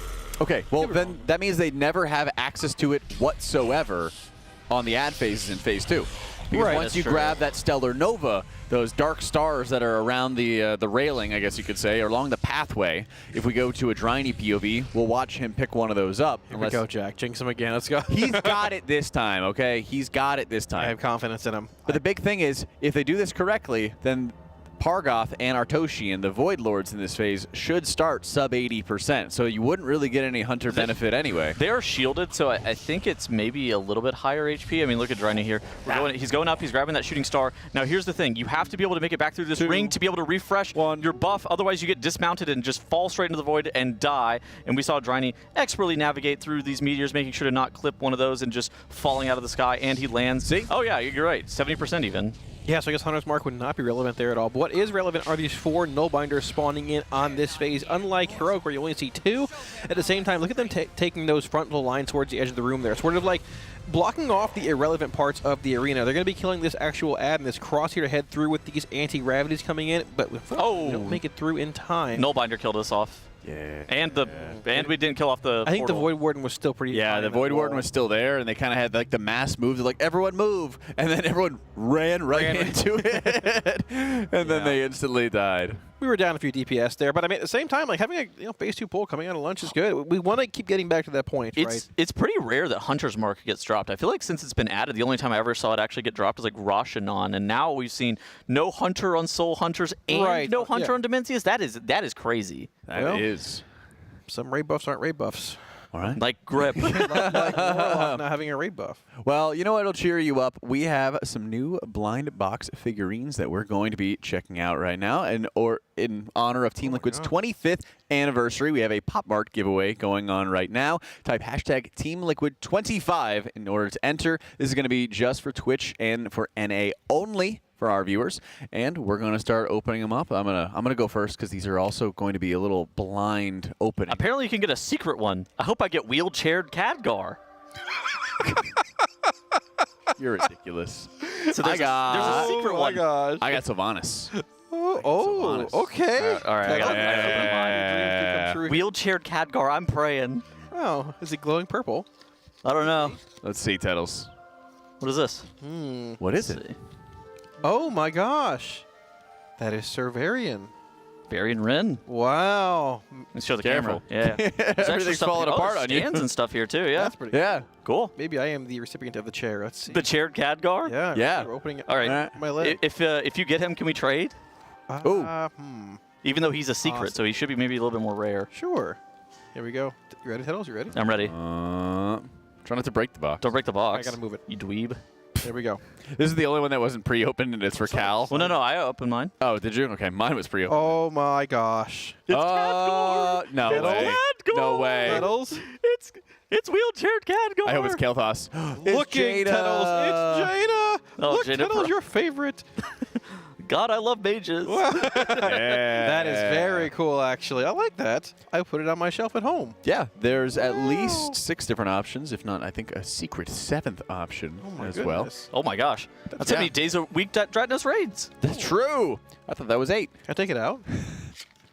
Yeah. I'm going to get mine back Oh, in. wow. Look at the staff, Tettles. I'm going to put mine back in. I got to figure out how to get this home.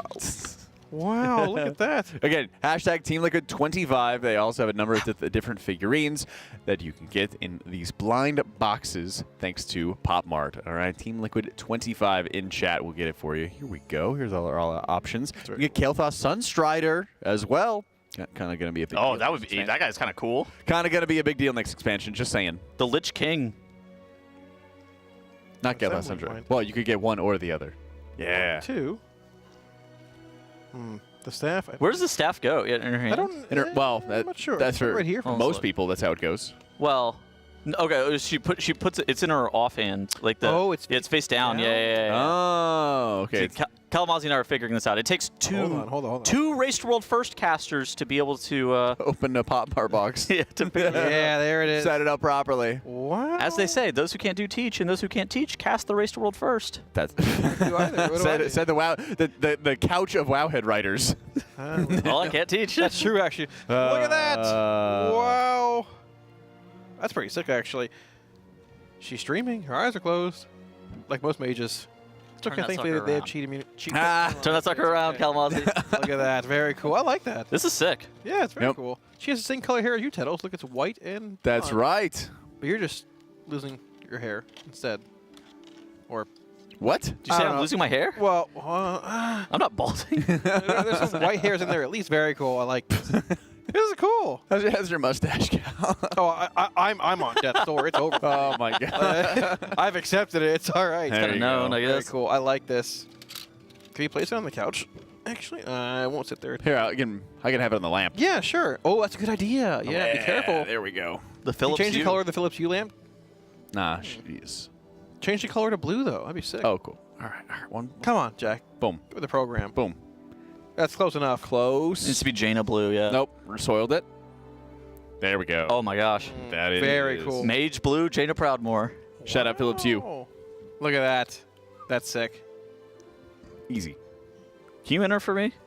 What's that? Can you enter this giveaway in chat? Can you type in hashtag Team Liquid 25 to enter right now? Yeah. That would be amazing. Is it rigged if we win? No, because we rigged them in the first place. So, Liquid 25. There you go. Waiting for it. Watching intently. Checking chat. Waiting. Waiting. Oh, Kalamazzi. There it is. Zooming by. Hey, there we go. Check mark. You can see means you're That's an alpha. Means you're on Twitch way too much. It just means you're an absolute dweeb. Well, brother, you know, you're not wrong there.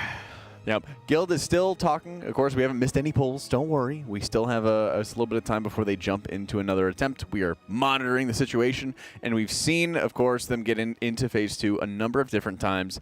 And, of course, we've seen the mythic mechanic of that inverse gravity. Right, that weird, like, 3 players are going to get debuffed with the inverse gravity, and others are going to get whatever the other effect is called, crushing gravity, I believe, where they need to move into the inverse gravity to not basically be crushed. It's going to, like, pull them upwards or downwards, and it's basically like positive and negative polarities in a sense. You need to come together. And if you do, you're fine. If you don't, you're going to get crushed or thrown one of the two. There's weird overlap of the circles that have to be met with both the crushing gravity and the inverse gravity. Right. So there is going to be you saw a weak aura, I think, during a replay, if you caught that before we went to the break. There's going to be a weak aura that's kind of assigning players to clear with one another to make sure that you're getting that inverse gravity off of them. Mm-hmm.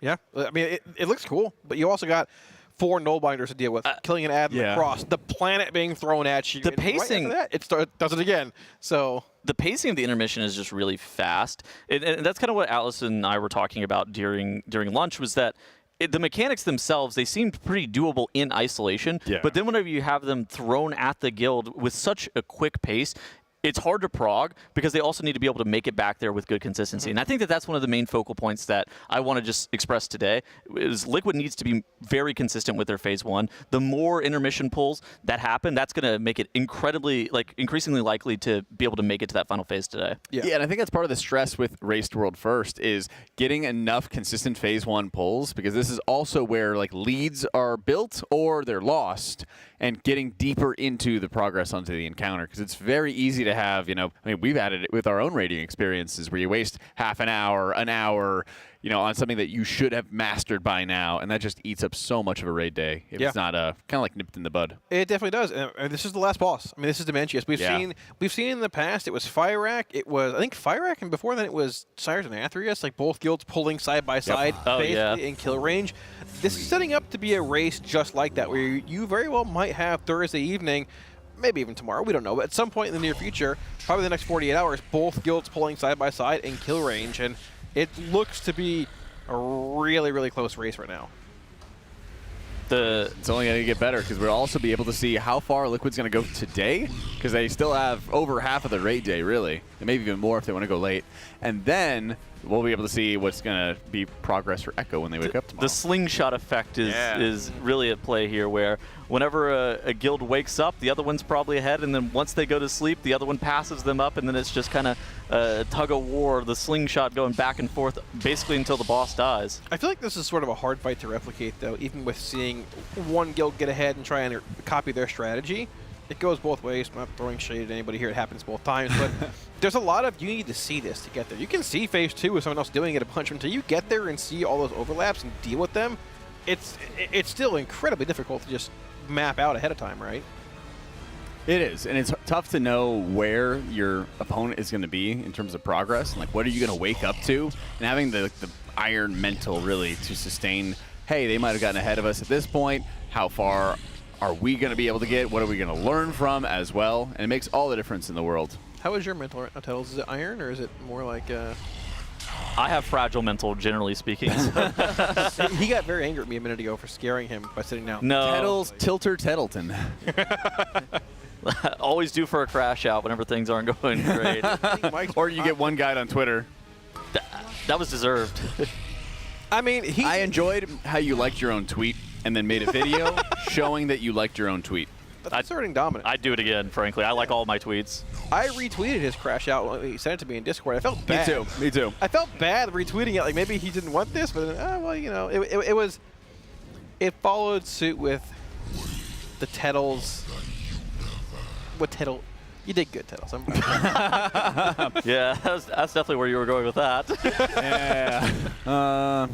We're having a couple deaths here, guys. It's not looking good for our heroes. What do you think is creating the inconsistencies in phase 1, Jack? I think the challenge has been more often, I think, on the right side. And healing profiles are really challenging to figure out when you're only 2 healing. Sure. A lot of your output on like the right side is between Smacked and Timbermaw and having like them work together. I don't think our Druid was as powerful going into this season as I think some people were expecting, of being like one of the highest output healers that can really carry a lot of moments. And when both Preservation Evokers are just blowing so many of their cooldowns to get through Devours, and they're attributing so much of their healing to the Devours, it's very difficult for Prez when they play Flame Shaper to sort of like make up the difference. They have, some light, steady healing, but they're a ramp healer. Like most of their output is assigned into the Devours themselves. And a little bit, of course, for some like the antimatter, dark matter, quick combos, but not much. That being said, it puts a lot of pressure on Smack to sort of carry that area on his own. And a lot of times, yeah, you can spread around your hots, but you're really only actively putting a lot of healing into like 1 or 2 targets at a time. So you think it's mostly like a healing profile thing? Yeah, because when you are looking at like Driney's point of view, a lot of the healing for Paladin is going through Beacon of Virtue these days. Sure. Where you activate Beacon of Virtue, hits 5 players, provides an instant heal, and then it's replicating the healing that you're doing to those allies. Instant cast flash heals with Infusion of Light are a lot stronger on beacon targets as well. That's a further amplifier. You have a lot of like small, quick cooldowns. Okay. And then our Druid, you have to be setting up a lot of your hots in advance. I believe they're still playing Wildstalker, and so there's very strong output differences when you get your clear casting, because that's how you're producing your symbiotic blooms. The more symbiotic blooms that you have, the more all of your healing does. And so you might be getting a lot of clear casting set up very rapidly for some of the antimatter, dark matter combos, and then sometimes you don't. And that can cause some really big swings in terms of your total output when you're having to almost solo heal. You're kind of like 1.5 healing when you have the preservation evokers on each side, because so much of their output gets assigned into Devourers. You'll kind of see, you know, Smacked and Driney start kind of gaining on the preservation evokers as they're in between Devour phases, and then once another Devour phase happens, then the preservations get even further ahead. See, Smack just overtook Timbermaw in terms of his healing, but we're also going to have about 40 energy until the next Devour, and then the preservations will be back in front. If you had shown me this damage meter at some point in the past year or so, I don't know what my response would have been. We have a Dev, Ellie, Dev, Ellie, Windwalker. There wasn't Ellie and a Frost DK. What is happening this tier? Oh my gosh, Warlock's so bad. Well, I mean, I'm not. Oh my gosh, I don't. You know what, Jack? I let you ramble about healers. I'm gonna throw a little pun in. Oh, I know some of these words. I'm glad that you stopped him from saying nonsense. You know what? That's fair. That's fair. You know what? If you let me talk about healing, no, it was good. I'll stay in my lane. I'll stay in my lane. We're dead. See, there's the preservation evokers overtaking the other 2 healers, like I was mentioning. Even though they got munched by the Devour. That's where you kind of see the different healing profiles. Like, I think Smack's doing all he can. I think there's just some struggle when you have our Druid by itself that Paladin doesn't quite feel, basically. So we need to bring in a Feral Druid and change it with the Resto Shaman? You don't have to drop it. It's possible. I just think that it's also very difficult to have like perfect consistency with the output. So that's all. You think it's just one of those things that that is going to be the main focal point of progression for Phase 1, and then eventually it will get more consistent as time goes on? Yes, and I don't know if they fixed the bug, but there was a bug in PTR with Resto Druid Wildstalker where when you would cast a regrowth with clear casting, you'd apply symbiotic blooms, but there was some kind of spaghetti coding going on where it was only going to targets if they had efflorescence. The hot efflorescence. I got you. The hot from efflorescence, spring blossoms, or wild growth, or a rejuve. There's some spring blossoms in my food today, actually. That's great. And since there's a lot of spread healing going on, you don't always have those hots on all of the people. So if the symbiotic blooms are not jumping to those people, that could also make it harder for you to properly just top them off. So I don't remember if that's still an active bug that they had fixed or not. But if it is, it also makes it that much harder for Smack to properly deal with the healing in that phase. There's just like a bit of variance. Like Paladin is able to pool a lot of resources specifically for big damage moments. Yeah. And after they use their wings, they get a lot of holy power generation. And so they can pretty easily pool up holy power and have like full holy power ready, hit virtue, dump holy power, do really good spot healing, all of that fun stuff that our Druid can absolutely do. But I think there's some variance that happens from pull to pull that Paladin doesn't have to deal with. There's also variance just in terms of who's taking damage on the fight. Every single time that you have these living mass ads spawn, you see their casting ability called Fissure. What that's actually doing is it's ticking players randomly and dealing damage to them. And there's also, with these antimatter soaks that you're seeing on screen right there, the players who are all in those antimatter soaks are going to be taking kind of like constant ticking damage from each of those hits, basically until all 200 hits of that antimatter are consumed. And there's just like a bunch of quote-unquote random damage that it's not random in the sense of you don't know where it's coming from, but it's random in the sense of it feels random whenever it targets your player. And I'd be really curious if part of that variance is also coming into how quickly the masses are dying. Having double Ellie Shaman on one side, it makes me wonder if one side is killing it faster than the others, and as a result, there's less damage being taken on one side than another. That also makes a big difference for the healing. Yeah, I mean, there's definitely going to be some difference for the healing in that regard. But it is an interesting question: is how much of a difference is that going to be based on how fast you get those ads killed off? So right here, this is by far the hardest part of Phase 1. It's the second Devour cast where the entire raid has to gate on top of one another, and they have to be able to contact one another at the correct time. Otherwise, they've spawned that null zone too early, meaning that they get gripped into the boss and they just end up dying to the Devourer. And at the same time, they have to heal on the move, kind of like Jack has pointed out in previous attempts. And healing on the move, no healer is good at healing during a Warlock gate. That is not something that you can do. I don't know if anybody is at that point. Well, that's the thing. Timber and Smack were both dead. Another common issue whenever you're healing high-end progression is that you as a healer are trying to heal yourself the least amount possible, since you produce so much self-healing with Leech that sometimes you get into a position where you're not trying to heal yourself that much, because that takes away globals you could be putting into other people. And as time goes on, you will get really used to who is taking more damage than others, and you start biasing your healing towards other people, and then trying to use, your own personal defensives to sort of like tank a hit. And then that way you can keep on just sort of leech healing yourself to be as efficient as you can.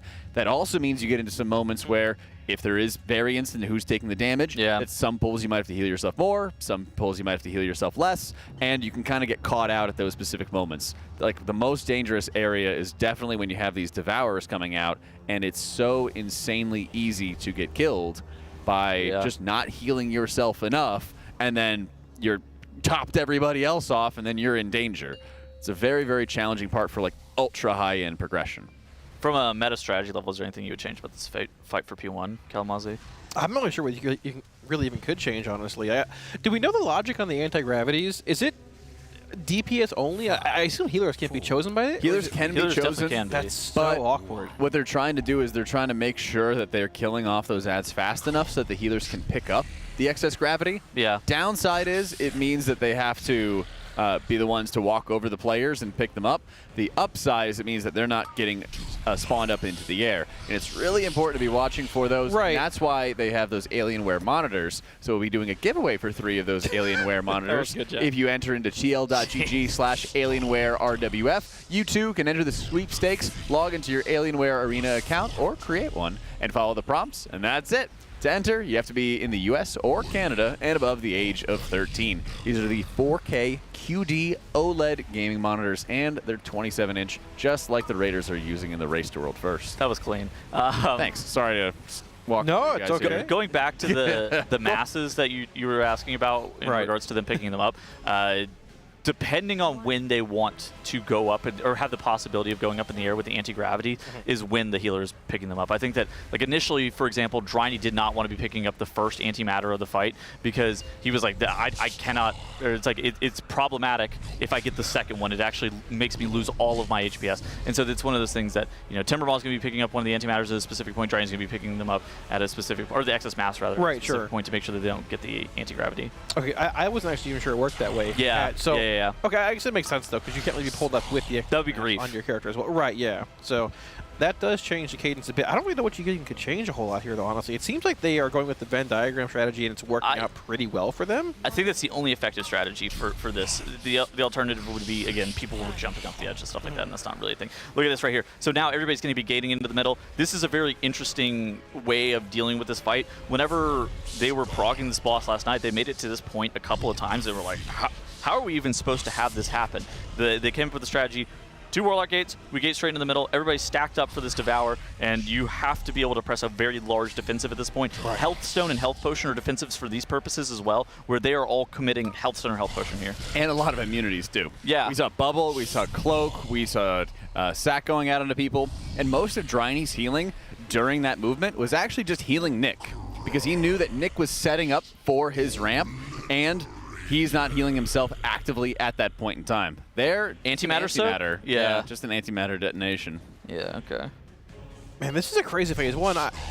If you had told me last night we'd be 69 or 70 pulls into this boss, I would have said nice. Yeah, I was waiting for one of y'all to throw it in. Tettles is, you know, sleep at the wheel. Well, it's okay. It's all right. But I would assume we'd see at least a bit of phase two. Phase one is still causing a lot of problems here. But that's the point we need to get past, though, right? We need to be. I mean, the goal tonight is obviously. I would assume saying phase three is like that's pretty solid, but the more you're getting just pulling the boss, you're naturally going to get better at doing phase one. You'll find, similar to Nexus King, little optimizations here and there as far as movement's concerned, finding ways to find a bit more damage.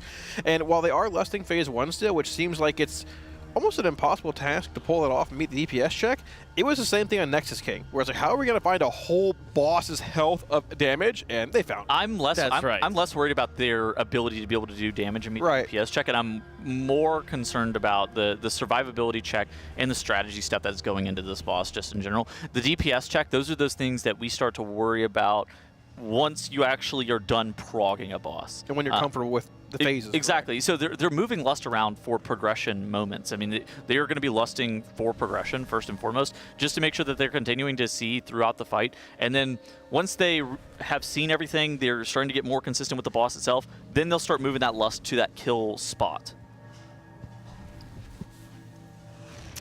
Tettles kill spot. That's a good monster energy. 220 pulls. It was good. Yeah. I would take the over. Taking a nice sip together. We were both drinking this together, and Tettles sat back and was like, yeah, I'm locked in for this next pull. I'm refueling for the next pull. Do you think that by dinner, like around 7 p.m., right? We're sitting at 3:30 now. We have like 3.5 hours. Do you think we see a phase 3? No. Sorry, no, not a phase 3.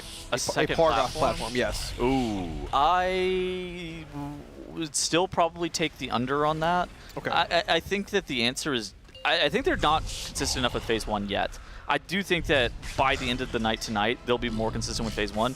The intermission stuff is, fortunately enough, it's a little bit more rinse and repeat. After you're able to complete the first platform intermission, you're able to complete the second one with largely similar strategies. You've already seen the inverse gravity mythic mechanic and kind of how to deal with that with the crushing gravity, making sure that those players know where they're going to be going. You already have your movement kind of lined up that way. So the intermission gets easier the more attempts you get on it, and so after you clear platform 1, you should be able to clear platform 2 with similar levels of strategy. Okay. You can also just commit all offensive CDs, don't really matter. Like sure. you might not want to do that on the kill, but like you can probably do that for the purposes of progression. Whereas none of that happens if you don't make it through phase 1 with more consistency, and that's kind of where I think that progression point still is. Even though they made it through phase 1 sometimes, we need to have 1 in every 3 pulls making it through phase 1. Those are the kind of numbers that we're looking for. Maybe 1 in every 5, something like that. Sure. That's a good point, Tettles. I appreciate that. Why are you making fun of Tettles? What happened? No, I was actually saying thank you. Oh, okay. He was doing a great job shedding some light on the situation, just like how Philips Hue sheds light on our stream.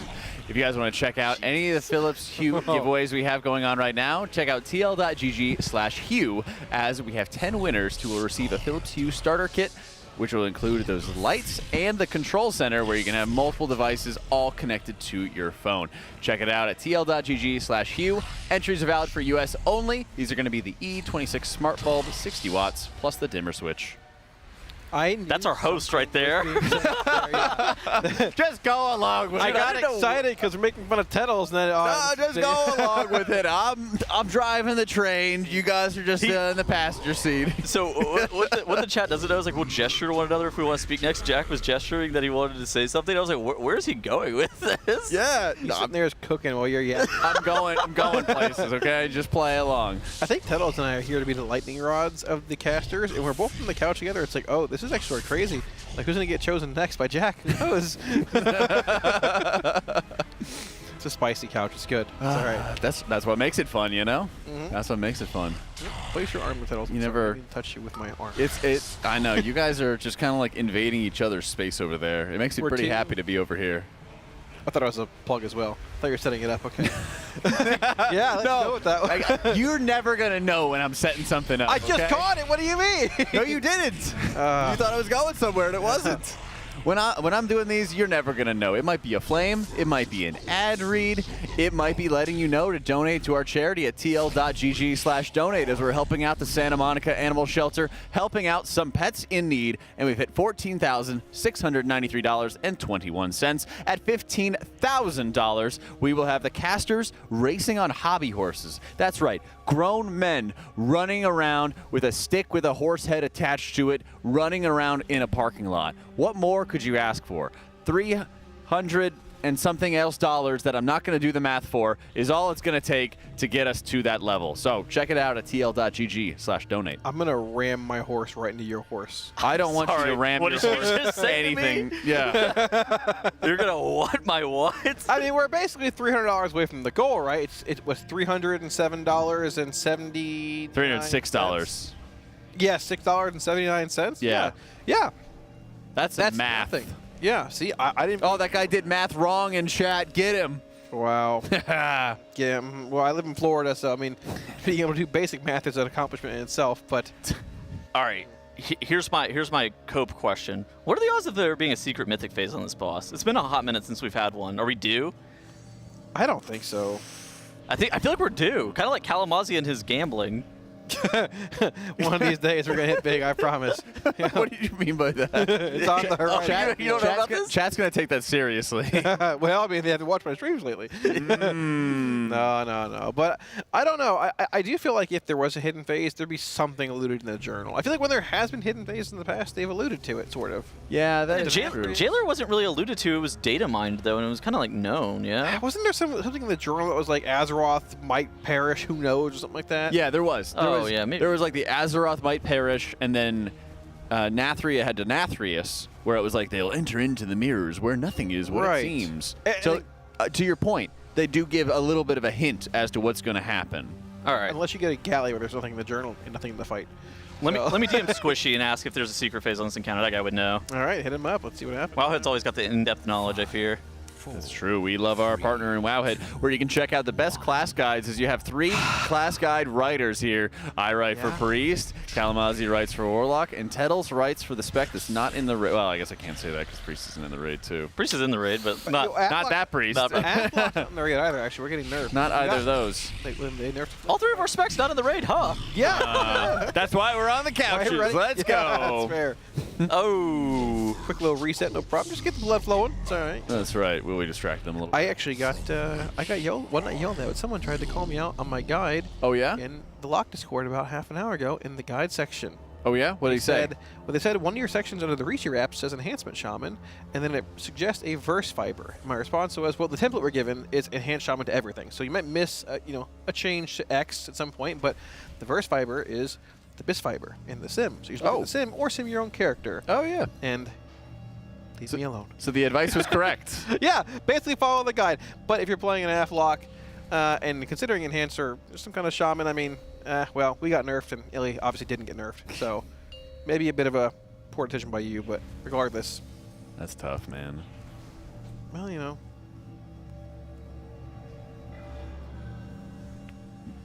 Teddle's just locked in here. Dude, I'm so... he's like razor focused.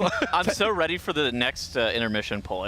We've had like he wants it. We've had like 4 or 5 of them. This is the coolest part of the race first. Like, I genuinely think that this is the most fun that I have on like a per year basis. I'm going to be completely honest with you guys. Showing up to the race first, it's like a big LAN party where you get to watch some of the coolest bosses in World of Warcraft history get killed off, and I'm just so stoked to see the next pull that we make it to the intermission, because I feel like there's just so much left to learn, and I just want to see how the best guilds in the world are able to conquer this insurmountable ask of killing Demensius. 5, yeah. 4. I the mean, all-devouring. No, I can tell. Like, Cal and I are just riffing like crazy, and then Tell's just like, where's the progress, man? Where's the progress? When are they going to pull the boss? I'm no better than any Twitch chatter. Literally. That's what I was thinking. I am no better than anybody from Twitch chat. Why would they stop talking about random stuff? Pull the boss. Okay, I was not thinking that. Okay. You just thought that you didn't want to enter into the BS conversation. You were like, I need to talk about the boss again. I could cut you off in the middle of your ad read if you want. It's okay. I mean, I was already dueling it out with Dratnos as we were doing early prog, and I was somebody just got knocked off the edge. Oh my god. Well, you know what? There goes Drinos and I were battling. I was like feeding into a hype train and then like begging for subs. And then he was talking about the boss fight. We were just kind of going back and forth. I was like, we're at the level 19 hype train. Can we break the record? And he's like, but on Demensius, they're breaking the record of boss HP. Yeah. They could go all the way. Literally, yeah. I've had the opportunity of being on the desk both times when we were pulling side by side, Fyrakk and Denathrius. Okay. We killed Denathrius first, world first. We didn't get Fyrakk. I was sitting next to Cams and Aya. Cams was so locked in on the laptop watching Echo pull, like. He just shut down. I would. all right. Listen, if not in a bad way. If Echo and Liquid are side by side pulling, and Demensius is like 5%, we cannot have their stream on the desk. That's what I'm saying. You would lose your mind. Like, like we're obviously invested in Team Liquid, but at the same time, like we're all fans of the race. Like Cam's just like not even just Cam. I'm not calling him out. Like not in a bad way. But he just loves it. Like this is what he does. Tedos feels like Tedos is doing the same thing right now. I want Prague. Let's go. We're both neck and neck. Yep. This is what the race is about. I mean, they are literally both pulling like the end boss. All Echo's in bed right now. They like to be pulling the end boss side by side on that last day. And when you're hitting those thresholds of like 1%, 2% wipes, and something happens, it's like, oh my gosh, like all right, shift back to Echo, back to Liquid. Can we kill it this pull? Can we kill it this pull? It nothing really beats that feeling, right? Mm-hmm. That's like we need a little like top tier pro reality show around world first. And it's like, they're pulling neck and neck, and then like Echo's gone to bed, and we have like an actor who's like ripped. It'll probably be like The Rock, and it's like dressed up like Gingy, and he's got the like the Winnie the Pooh like nightcap on, and then like they're like, oh my gosh, they're pulling deeper and deeper. Well, sorry, what? Use your imagination, Teddles, okay? Yeah, I think he was. Imagine another world beyond what you see in front of you. Our host is being quite sus, but I'm going to bring it back to Demensius, the all-devouring here, as we're having another pull. Pull 73 has been engaged. Bloodlust is getting pressed on pull Kalamazoo. That is largely to be able to make sure that the damage check in phase 1 is met. If there are players that go down, it's going to be one of those situations where it's unlikely that the damage check is able to be met. So that's why Liquid is deploying this progression-based lust that we've been talking about for a while. Yeah, you'll see them move it around. It'll likely be a tool that they use in phase 2 on Argoth's platform whenever they get more consistent in phase 1. I mean, it might just be a thing where you see them use it in phase 1 until they see phase 3 a few times. Then maybe they start pulling it off of phase 1, trying to get through other choke points in the fight for more consistency. I think you move it to the point of the fight that has the least consistency. Yeah. Which, I mean, you're pulling phase 1 every single pull, right? So I mean, it makes sense. Expert analysis from Kalamazoo. Well, I mean, you know, well, if you die, technically, you know what? I almost said a bad word. Yeah, that's mine. He's bad at both of us. You broke it. We've had some of the quotes of all time here. It was definitely a quote of all time. What was that one Aya that we had with Teddles? What did he say? He was like, everybody is the child of somebody or something like that. I'm sorry, what did I just say? Yeah, you said something about parents. You're like, I am the son of my parents or something like that. We're like, that checks out. True, yeah, that checks out. Yeah, most people are, man. I'm looking for the problem here. Yeah, this is the kind of oh my gosh. This is the kind of content that you guys miss out on if you're watching ads. Don't be watching any ads. Be sure to use that Twitch Prime subscription if you have it. You get no ads for the rest of the race to world first. Because keep in mind, as the race is heating up, more people are tuning in, more likely that the business suits behind the scenes want to run some ads, make some money, okay? We can do that, and we can also get no ads if you just use that Prime. And if you don't want it to be one of those business suits behind the scenes, you want even better looking apparel, you can go to tl.gg/RWF and pick up some apparel from the Team Liquid store. Oh. How was that? That was pretty good, but you missed out on the teleprompter, which wanted to let you know that not only do we have apparel, but we also have signed jerseys. If you want to win one of 10 of those signed Race to World First jerseys from some of the guild members, or you would like some chances at some merch coupons, which you can then use at that RWF store, you can go to tl.gg/bluerwf. All you have to do is create an account, join the event, and complete the first quest to enter. And you know what those quests are? There's something as chill as make it through phase 1 Demensius streams. There's something as chill as just watching these streams. It's nice and easy. We're into some phase 2. One feller's down and I'm fired up. But we've got a battle res, so we're in business. My quest is to watch this intermission pull. You're seeing Draini here. He's going to be flying through these rings. Then he's going to go to the top of the world, and he's going to be collecting one of these shooting star buffs. What that is going to allow him to do is then he's going to dive bomb on top of one of the ads. Oh, actually, okay. Draini, he just forgot it. He's looking back. Oh, I forgot. It's okay. I mean, it's okay. Maybe they have somebody else doing it. We'll see. Let's watch for the boss health, because it should be sub 70. We have one has hit. And only one. Well, they just dodged. Okay. They just said they want to go play the game. Some of the people died during the dragon riding. They might have lost their buff. Some of those shooting stars are placed in a location where it is really difficult to be able to make it to them. And you see from they occasionally just end up losing their buff. Man, there's just no time to break that wall. That planet is thrown so fast. Oh, the weak aura. Reverse gravities as well. The weak aura changed. Did you see that? Yeah. They changed how that weak aura ended up looking for that inverse gravity. Man, there's just no time. You got to break the wall again here? There's literally no time between both these wall breaks, that planet being thrown, and the knockback from the boss. The cadence still alive. Draini's still alive. I mean, this is the farthest we've seen as far as progression is concerned. We're not going to see much further past that, but dude, there's that's mechanical, just vomit. I don't know. Okay. I mean, in a cool way, but there's no room for error there at all. I don't think it's mechanical vomit. I feel like that kind of phrase is overused.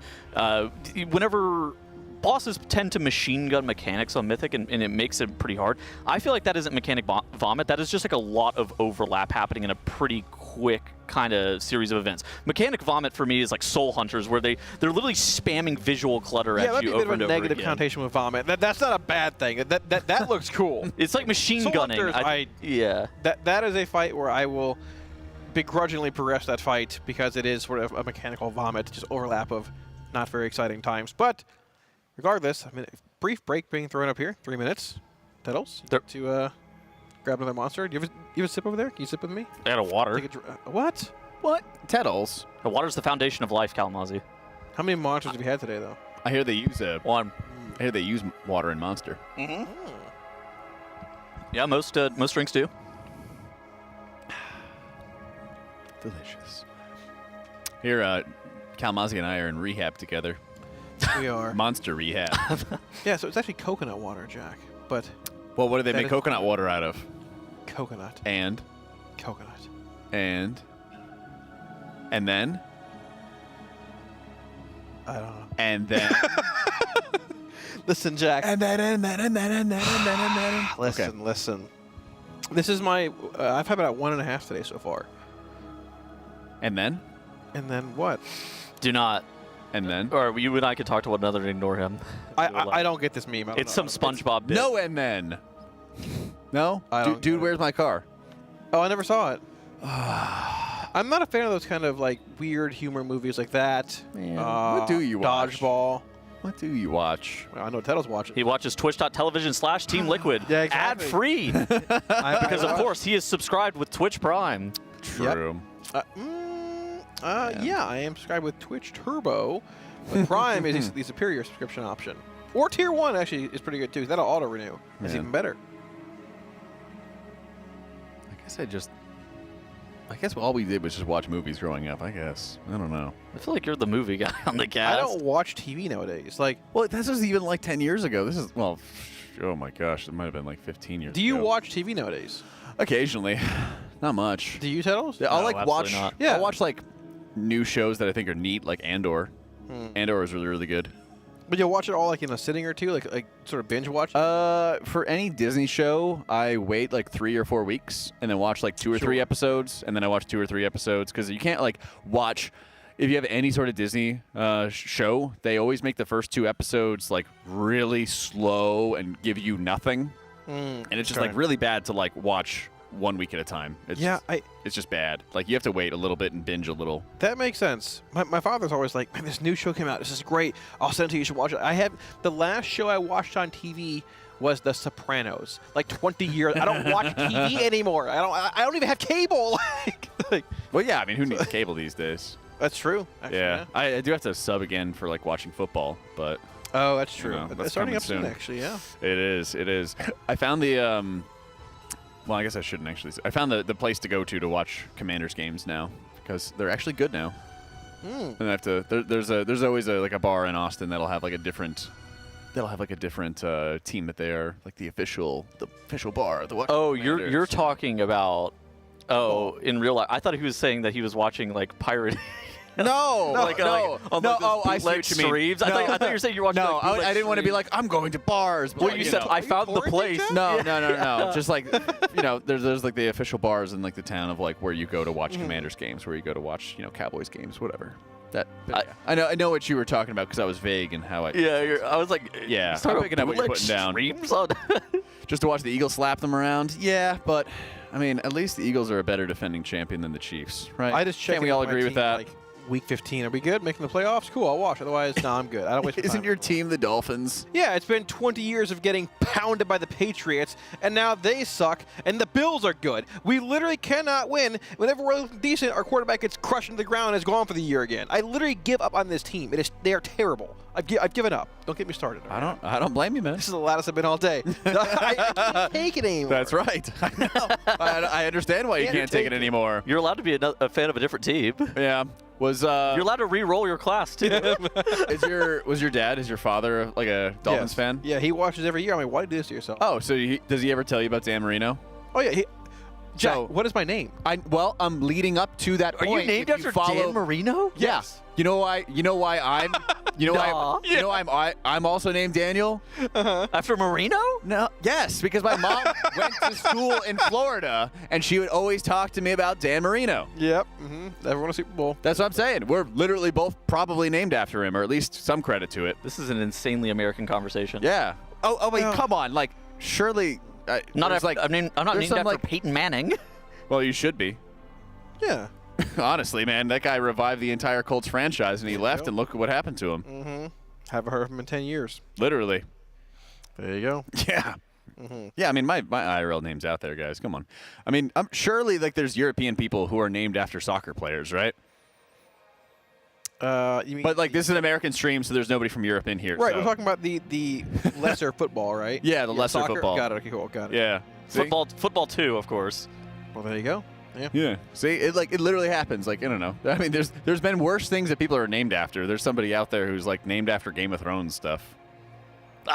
Yeah, that is. It's unfortunate. By the way, they're on break. That's why we're just kind of yapping. Yeah, we're just yapping. That's right. Don't worry, guys. We're not missing a beat. We're monitoring the situation of the raid. They have gotten into phase 2. They're making some progress. Now we have to figure out some crazy magical way that they're going to be able to do damage to deal with the Conqueror's Cross, because the lateral movement, the side-to-side to dodge the planets is working, but the large knockback, however, has a bit of some problems. So in the meantime, let's check out some pets to kind of relax and calm ourselves, because we have some more donations to the Santa Monica Animal Shelter, where people have submitted animals and birds. Gosh. It's a Piggion. Plink. I love Piggions. It's Plinko. Yes, it's a Piggion, Jack. It's gonna evolve into a Piggioto. Is that like natural on the underside, or am I insane? That looks. It looks like a diaper.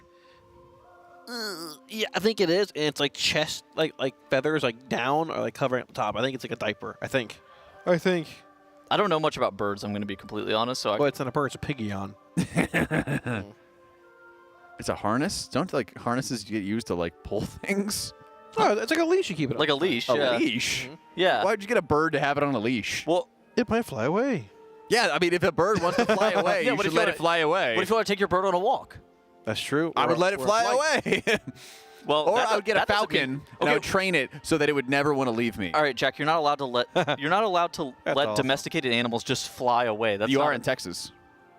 Yeah, you can have kangaroos in Texas, actually. Yeah, you have zebras too. Okay, you shouldn't do. All right, you shouldn't do this. Says who? Says Tech. That's what I thought. So, Nova, thank you so much for submitting your pet. Big fan. You have never seen a pigeon before on stream? A Piggion. A 10 out of 10, obviously. Oh, rate my setup and or pets. Oh my From Anonymous. Let's go. This is a big L desk. Look at the kitty. You see the kitty heddles? This I is do. huge. Yes. Jarvis, can we enhance that cat, please? Oh, there's two. Jarvis, enhance the cats, please. Oh, there's a second one. Oh my God, I didn't even see the second one. The other one got evicted. It's like a little bub cat. Yeah, it's very nice. Thank you, Jarvis. You look at that one. Look at that. Cat. With the folded paw. What's that green thing? What's in the center of the frame? I don't know, actually. I don't know. What is that? It's trash bags. Trash yeah. bags. It's trash bags. Oh, hold on, Jarvis. They're on Wowhead.com. I see it right there. I can. Oh, what are they looking at? What are they looking at Wowhead.com? The front page. They're looking at the front page of Wowhead.com. That's the best place to get news. There might be. Wait, this is an old picture. That's the Nexus, or is that Azure No, Vault? he's doing archival assault. He's doing the M+ run, or he's doing the delve. Oh, in the center, he's doing the okay, there we archival go. assault. They took the Azure Vault and made it a delve. Wow. Wait, did they really? Yeah, you haven't done archival assault? I'm not a mole man. Oh. I think we need info. You on look these, like one. these cats names. What does that even mean? Please elaborate. You look like you do delves. Okay. I think with the cat table being that close to the desk, this is a W. I wish that their monitor was a little larger, but it's okay. Computer on the floor is a little scary with cat hair, but I will take it. Yeah. Yep. I Is that a think drill on the far left? it's not just got a drill Behind the chair? Yeah, I see a little drill battery poking out. Yeah. There we go. I like this. This is a comfortable setup. The kiddies can come say hi. I think it would do great with a new Alienware monitor, specifically a 27-inch 4K OLED QD OLED. Excuse me, Teddy. Gaming monitor from Alienware. I mean, just saying. TL.gg/Alienware RDVF. There you go. Kind of has his whole life on display, honestly. I would give his setup probably like a. I think his setup is pretty good. I would say probably like 7.5. I think an 8 out of 10. It's not like it's flashy, but it's comfortable. It's built for exactly what they like. That's right. It's got everything you're ever gonna want, and it looks pretty good. I think is the core. Yeah. But yeah. Jack, you have an OLED monitor at home? I do. Do you like it? I love it. You gonna buy Couldn't live without it. Am I gonna what? You gonna buy one of the Alienware monitors when you get home? I'm gonna hope that all of this extra sellouty stuff I do somehow gains their attention, and then they're like, "We would like to give you another one." That'd be really cool. It's not sellouty. Yeah. They're called advertisements. Well, yeah, but I mean, Potato, potato. Potato, potato. But I mean, I have one OLED right now, and so I'm like kind of set. But if I ever needed a second one for some reason, then I mean, I know where I'd go. I'd go to Alienware. I'd ask Teddles. I feel like he has one of those big old tube monitors. Yes, he does. does. Teddles puts all the rest of his money into the stock market, into equity. Like a CRT? I don't have a Yeah, CRT. sure. No, I don't have a CRT as my monitor. That'd be insane. He's got one of those like $80 Scepter monitors. It's just like those things do last. To be fair, but they are nowhere near the quality of OLED or the Alienware monitors in the slightest. I might be in the market for new monitors soon. There you go. My monitor has like my WoW action bar like burned into it. You still see your action bars? Yeah, I can. I think I griefed, and so yeah, my WoW action bar is burned into the panel of my monitor. That's great.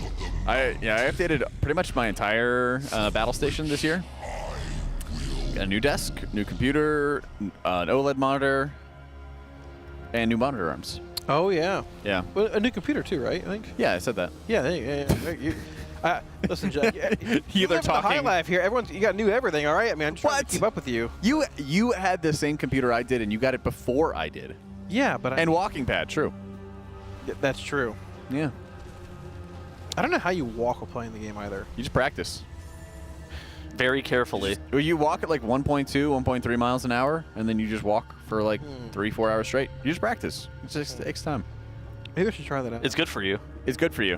That's right. Yeah, but I mean, so is like a lot of things I don't do. Yeah, so that's why you should start doing them. Like going to bed early, not eating Taco Bell every night of the week. Taking vitamins. Yeah, well, I'm telling you, you just be my roommate for a year, we'll get healthy. We ordered from a restaurant last night called like Fat Joe or something. I was not there. Dude, I show up. $30. I show up and there's a $99 receipt on my desk from them being degenerate last night. It's like 2 in the morning, a double buffalo chicken fries, Philly cheesesteaks. Oh my god. It was great. Kalamazoo is like the devil inside of all of us. Who always goes for the bad idea at every single point of life. Oh my god. I tempted Cams into getting something too. He's like, no, I don't want anything. I don't want See, I'm telling you, he's the devil. I'm telling you. All right, let me get something. Send it over. Cams is the one who doesn't want to pay for it, and he's like, oh, is there extras? I'm down. Yeah, I ordered 8 hamburger patties from Five Guys, and he ate 3 of them. Oh my goodness. When I was done eating them. Sort of gross, but he was hungry, so. I mean, some people are the human raccoons. Yeah, him and Zula are one and the same, actually. That's right. That's right. They're camping out. Yeah. Poor Azula was crying trying to get food from us. She was coming over to me the other day when I was having whatever, it was like some of the chicken and rice that we had, and she just like started staring at me. Beautiful brown eyes, just staring at this beautiful golden dog. Just staring at me, just like, please. When you say golden dog, you're referring to her or Tettles, because they're the same hair. Golden dog. I don't. Tettles doesn't have those brown eyes. That's true. Got blue eyes. He's got like he's got like A20s. Wow. Are those real or are those? Yeah, he wears contacts, so he has blue eyes. So he has bright, piercing blue eyes. And I think they're like A20s or A30s. You ever seen that whole like eye chart? Where it shows like the color of your eyes? No. Oh. Yeah.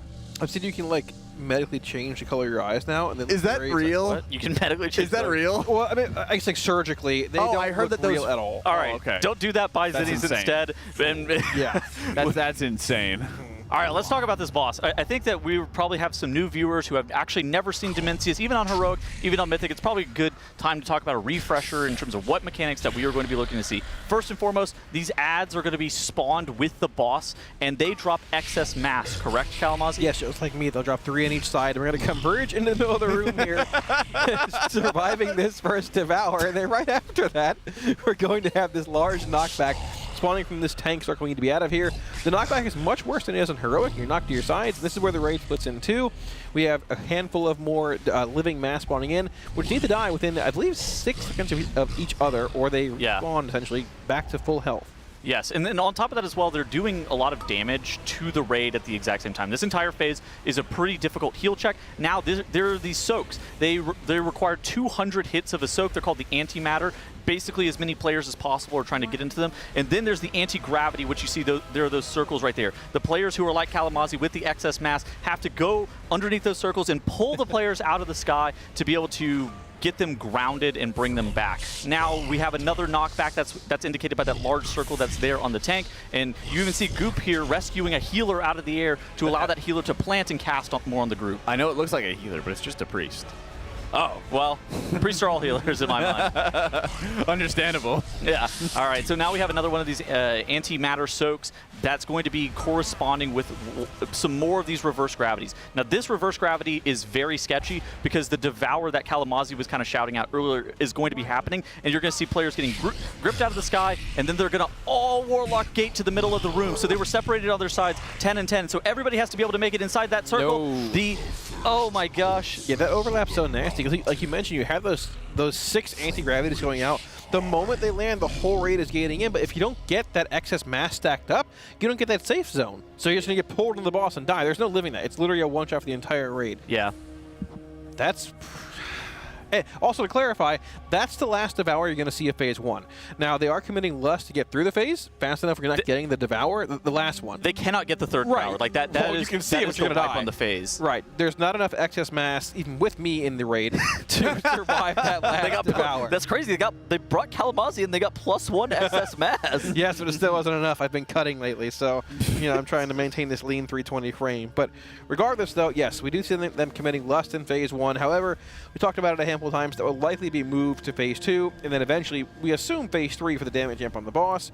More being used as a progression tool of sorts right now. But the main thing with this fight currently is just Phase 1 consistency. It is a very tough phase to get consistent at, but like I mentioned earlier, the good thing, you see Phase 1 every pull. That's right, just like I get to see you every day. You look good for 320.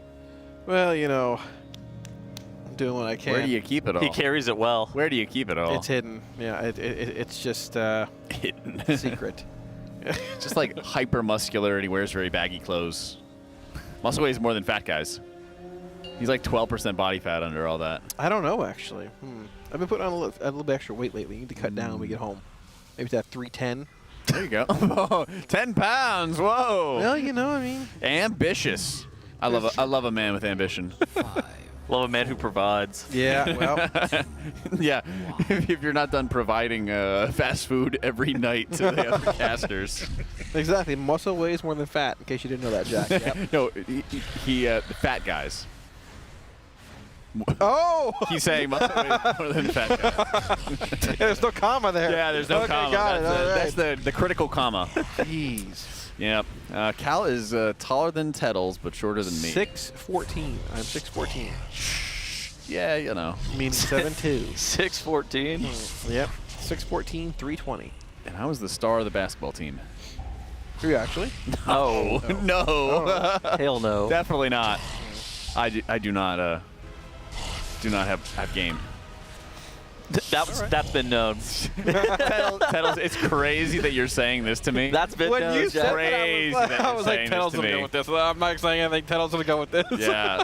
Tettles, bad date Tettleson. I just saw him smirk and like, here we go. Yeah. Jack is seething that I rebutted. What? You said all right. You said on broadcast. You said on broadcast. Get him. You said on broadcast that your last date was 6 months ago at the last raid. That's crazy. Get muted. Get muted. Listen, I'm just here to talk about the boss. So Demensius Devouring, we have him down to 50% HP. We need him to be dead before we are phasing into that intermission. It is required. We've seen Liquid make it through this phase probably like 6 or 7 times at this point, but it is still very difficult. We have Zenni going down, and we don't have a battle res available for him. Are we still able to meet the damage check on phase 1? Likely, but it's very, very close. And the fact of the matter is, when Zenni dies, it's going to spiral in a sense, because that means you have 1 less DPS on the left or right side. Whatever side it's on. It makes it harder to balance those excess mass adds when they spawn, which do need to die within that same allotted time frame of 6 to 8 seconds. We unfortunately lose Goop here as well. We can try and stagger on a bit longer here, but yeah, the more players you lose, the more this fight just spirals. We see these next living mass adds spawning in here. All 4 need to die within, I believe it's 8 seconds, the time frame, or they will all heal back to full. If they don't die, the masses don't drop. You're not going to survive the Devour. You can't pull the players down from that anti-gravity, which is coming out right about now once the Singularity spawns in the Soak. There we are. We see 3 going back to the room there. Still dropping in that Venn diagram kind of pattern. A bit more spread out here, but unfortunately it won't matter because wiping. So we missed an antimatter soak. We weren't able to soak that all the way to 0. That probably has to do with the fact that both Zenni and Goop were dead on the exact same side. Yeah, it's one of those things that, like Kalamazoo was emphasizing, it just spirals out of control whenever you have players that are dead on the same side. Phase 1 is so demanding. Like it is. It's hard. It's kind of like casting with you guys. Well. I was sitting back. Y'all were going at it. I'm just having a good day. Kind of like Nexus King Salhadar phase 1 before I got completely annihilated for no reason. So it is like Nexus King, yeah, but at the same time, like I feel like Nexus King didn't spiral as much. If you had an individual death, I mean, yeah, obviously you would sure. check, but I mean, like it is personal responsibility in this fight, a crazy amount. But if one person dies, it becomes significantly harder because you're ready to split in 2. That is a good point. Salvador didn't wipe your entire raid if you had 1 or 2 people go down, but this can wipe you if you have 1 or 2 players. Yeah, you were able to stagger into like phase 3 of Salvador. You weren't going to kill it, but you saw the whole phase in phase 3 a handful of times with the player dead. This fight, you probably won't make it that far. Prague is going to be tough on this fight. I think that who's going to win the race war first is going to come down to who is just more consistent in phase 1 on this boss. Right. Because the additional problem is, even if they were going to get everybody alive, they're still hitting the same point where they have that movement, dodging the planet getting thrown at them in phase 2, and then they have to find some kind of way to either stay on the platform without killing a Void Warden ad, or finding the damage to properly kill it. And we're even seeing like mages as an example using blinks and alter time and still getting knocked into Void Wardens because the pushback is that strong. Yeah. It is super strong, and it does feel like the cadence is much faster than it is on Heroic as well. Like the moment you finish that inverse gravity mechanic, you've got literally another set of lines coming out. You've got to break another ad and the cross it spawns. There are 4 Nullbinders spawning twice over the course of that phase as well. And it happens twice. The next platform is probably even worse than that. We haven't seen it yet, but we can assume it's going to be even worse. Yo, Frank. Oh, Frank's here? Oh my gosh, is that the chef? The cyber chef, I guess. He's not cooking up meals. He's cooking up memes. He was cooking up meals for the Liquid Raiders. Wait, was he? Yeah. Was he? Oh my god. Yeah. That was part of his job description for this tier, chef. I heard about that. I wish I could be over there helping them out. I wish you could be the chef. Yeah, that's what I'm saying. It'd be great. Yeah. Yeah, I heard they were. That would be incredible. Kalamazoo beats on Mondays. Every night's meat tonight, boys. What do we want tonight? Every meal is like 60 grams of protein, 50 grams of fat. We counting calories here, boys. Not tonight. 18-pound calzone. Yes. Stacked with cheese. Oh my gosh. The 3 cheese calzone. There was like I think 4 cheeses at least in there. I'm sorry, 4 cheese calzone. You get it right, all right. I put like $100 in that calzone. I bet you did. Here's the gate. That was one that was like 2 or 3 meals.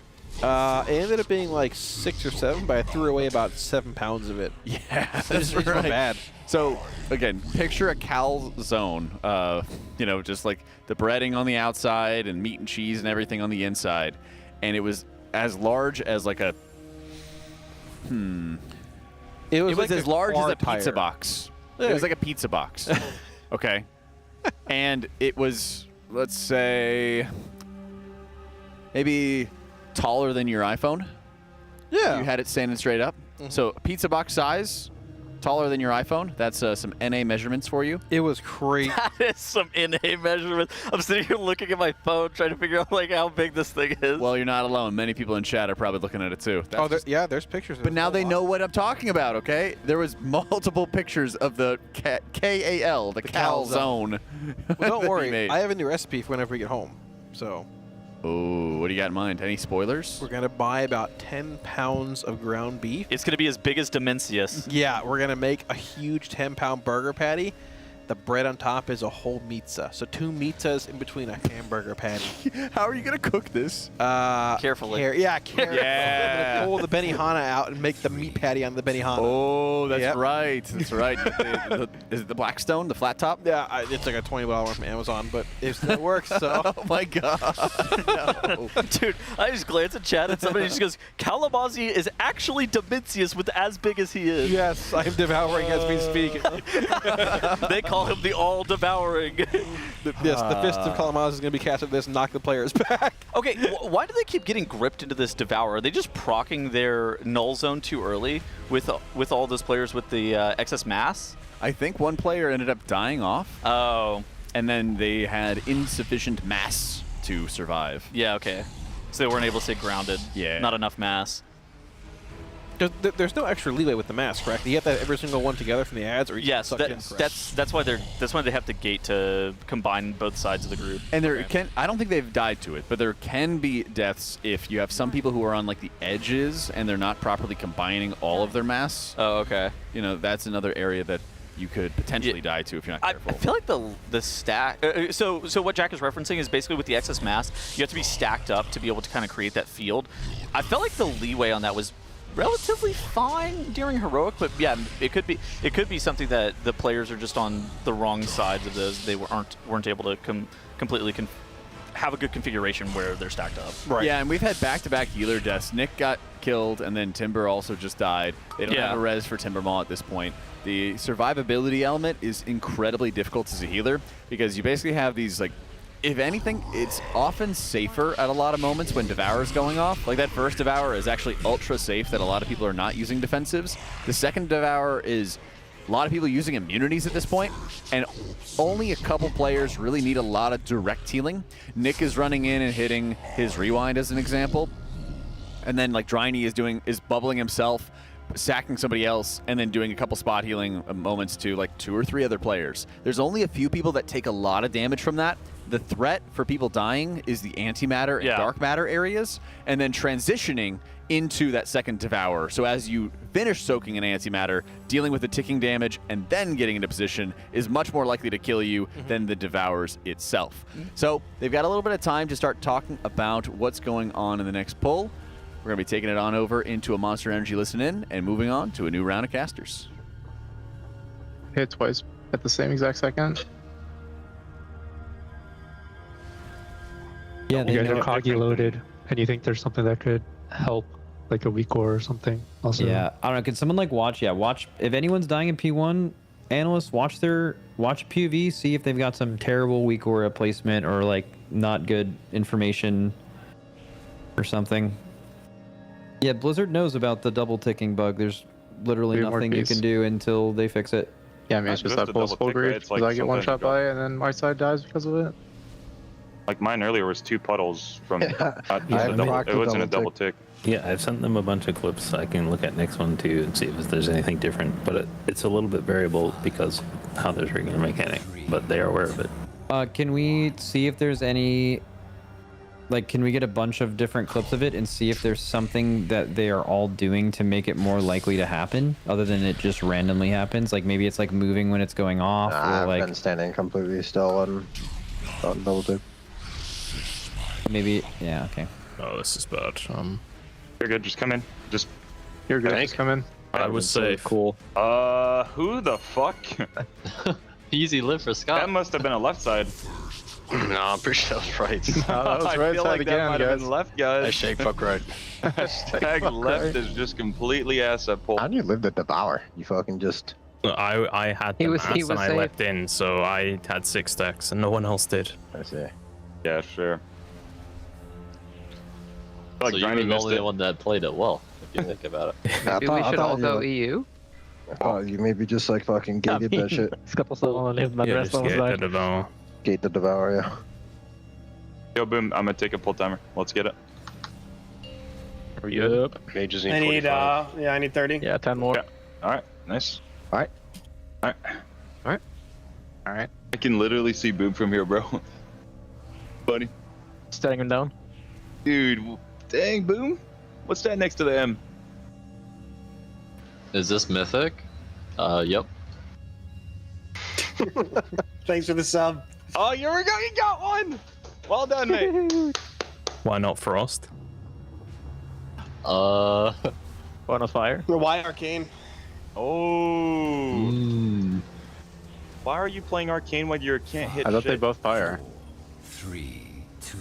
I could try it out. Try it all of them. Why does your target look funny? Oh. Here we go. Still mad about that, by the way. Wah. Wah. You mad?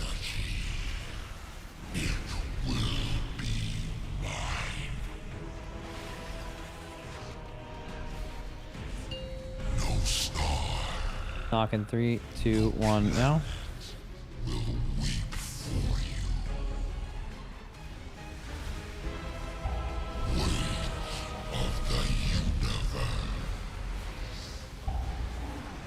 Shaq just dropped 18 puddles. In. Yeah, sure, kid. Okay, bro.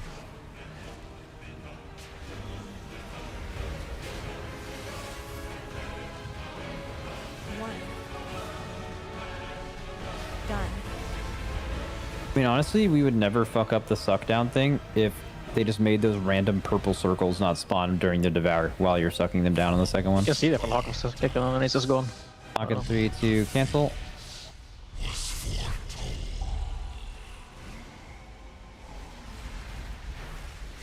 Boy, dropping the marker.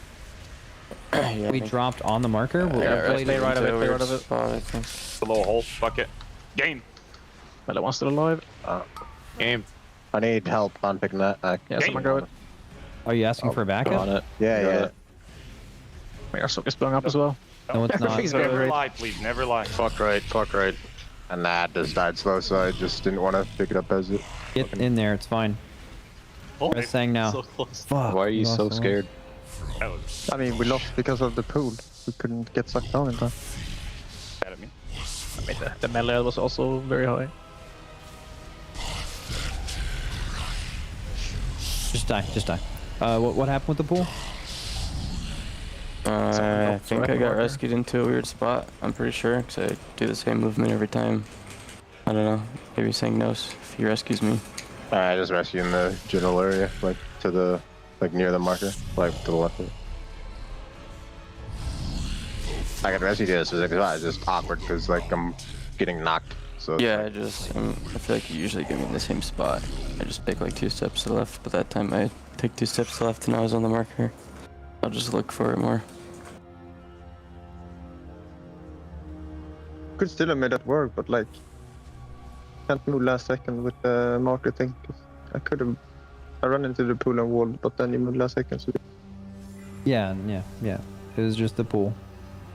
If you want to reload, the note changes should be there. Okay.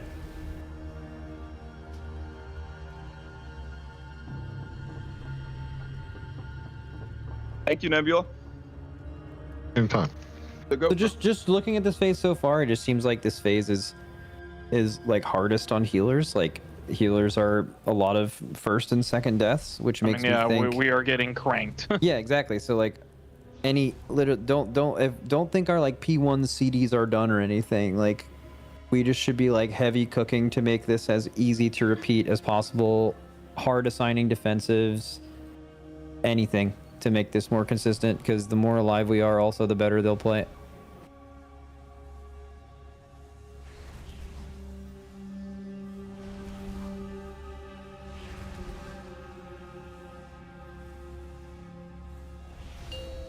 Go.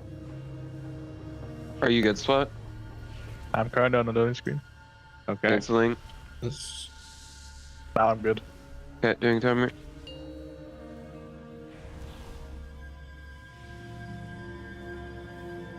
Just fucking completely creeped me. Fine. 5, 4, 3, 2, 1. Come to me. Accept death.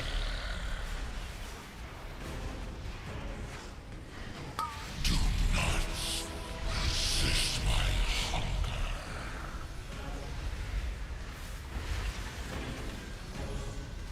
Knockback.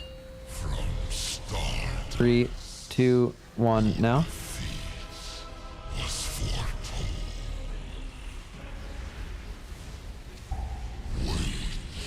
Circle. Okay, 3, 2, 1, get in. Front.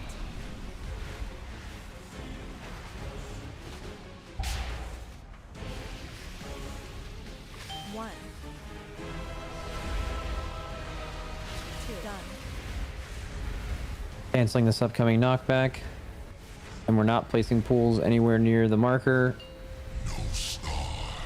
Knockback in 3, 2, 1, now. Circles. Good.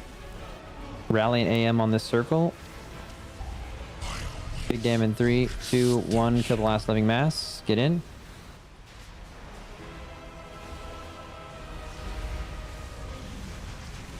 Right side, suck him down crazy.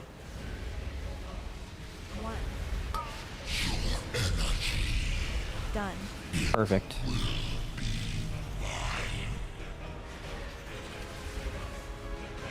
Good, knockback now. This is Reggie.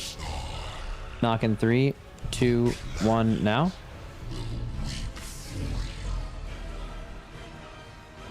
Okay, dark matter spreads. Finish these ads, guys. High one on the right. Okay, after this, we're going in the puddle. 3, 2, get in. Finish that mass. Do not rush it if your thing isn't dead. No, we didn't just kill left. All right. Wow. Damage there. I think left was dead. Yeah, That's the one on the back left. It was back right. Sorry. That was front left. Or no, you guys are getting mixed up on sides. It is the back ad on the right side that was at like 30% when it healed to full. Both sides happened. Yeah, both sides had bad damage, I'm pretty sure. What killed ours? Really? I feel like I see the ads a lot on both sides. Left side got Well, no, they don't die. Okay, well, Nick. Yeah, that's what I mean. Like, They don't die until it's shared on both sides. So, well, one of the issues actually, so while yes, we did kill 2 of the ads too slow, the front ad on the left side died so fast that it started the 8-second timer like insanely early. Like it literally died faster than I've ever seen it die before. So while yes, these were like catching up here, we would have still killed these in time. These usually get like fucking clapped right here. They were, I mean, okay, this one was definitely slow, but like, there's only... They healed like 1 second before the reverse gravities went out, which is like fine timer. Yeah, I think bad damage. Cool. It can't ever be, nothing should ever change, ever.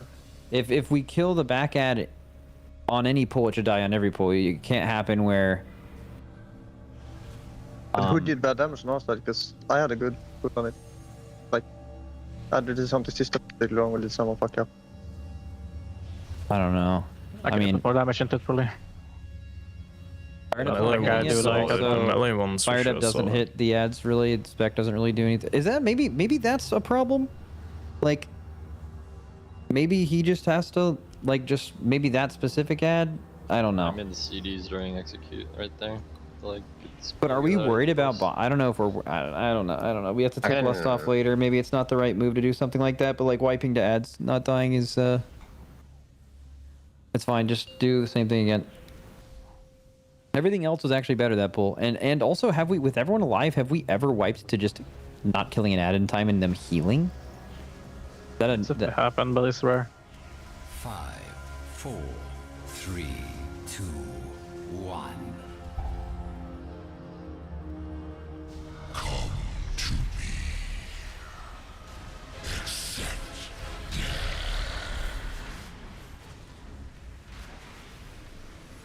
do not resist my hunger.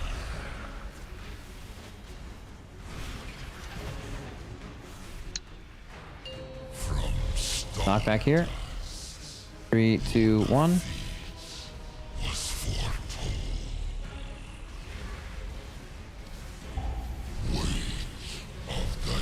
Dropping pools, and we have new circles soon.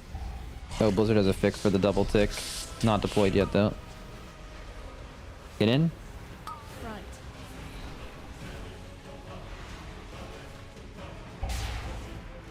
Knockback cancel in 10.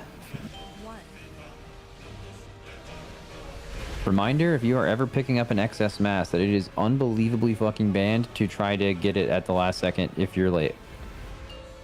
All for backup. Cancelled. Place your circles. Place circles now.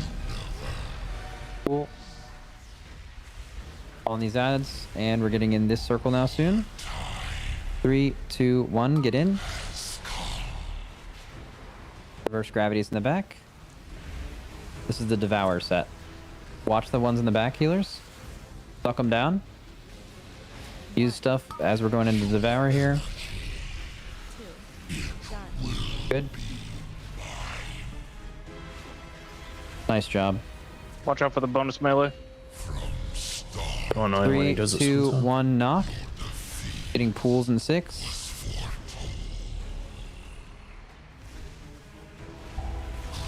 Hitting pools 3, 2, 1. And we have a big circle. Circle going off in 3, 2, 1. Get in it. Finish the ads. Nice. I'll do it. That's fine. Okay. No res for Sang, but just suck. Game. I guess this pool is kind of. I mean, I guess it's. Yeah, that was the one that Draco was Maybe it's talking about. pre-ping, This it's is like a fine, YOLO but- knockback here. YOLO knockback. Don't get knocked off into a puddle or otherwise die. Knockback in 3, 2, 1 now. We spread for these circles, and then we do this soak with Sang dead, but other than that, we're just chilling. Good, get ready to get in this soak. Ignore ads. One last big hit. 3, 2, 1. Get in, soak it.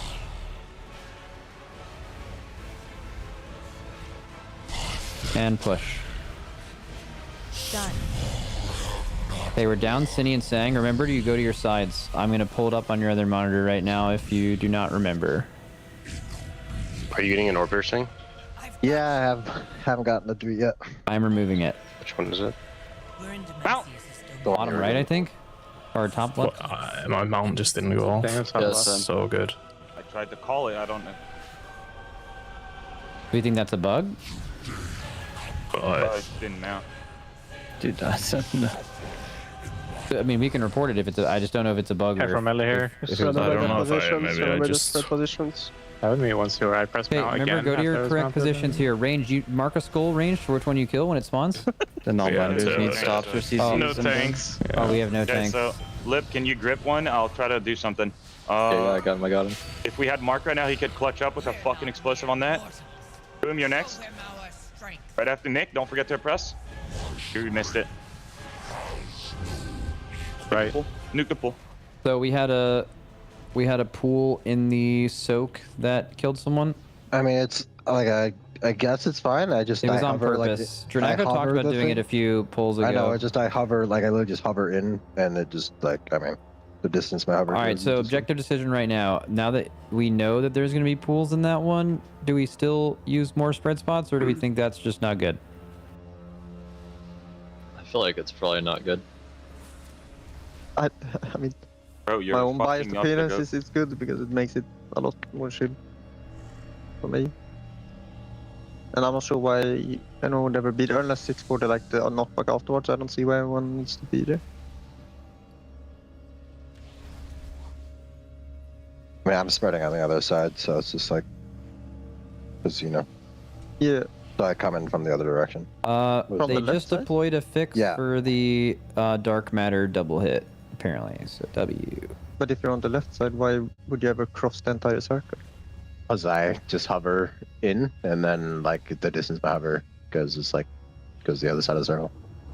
So I mean, it's fine. I just have to like walk. Yeah, now that you know about it and everyone else knows about it. What happened in the intermission with mounting and stuff? That was just. That's happened to a few people. Is it like you just have to press it right away or you get I'll mount? just spam my mount key and you can cancel your mount. I think I just retapped it and it's just weird because the dragon riding shows up but then it just goes away. Yeah. Okay, so the play is you wait until it says you can mount and then you press it one time? Yeah. Yeah, I was like slightly. Well, you can zoned spam out by the it. Just, convo. Once you start casting, you gotta let go. Can you make a macro to make it so that you can't cancel it on accident? I thought that was possible. Yeah, maybe. Wait a second. Tech? It's by accident as well. Taking that will. I'm doing a timeout. So just for my knowledge, Stellar Cores, Goop and Who gets the bottom one, a tank? I'm doing it, yeah. Okay, and Sang and Who gets top left? Pretty sure it's Boom, but I don't know if you did it that time. No, it's not me. Was I assigned? I can do it, but I haven't been. I just yeah, Sang and that's fine. What I think we moved some healers off. Yeah, Sang and Boom. Sorry, what's up?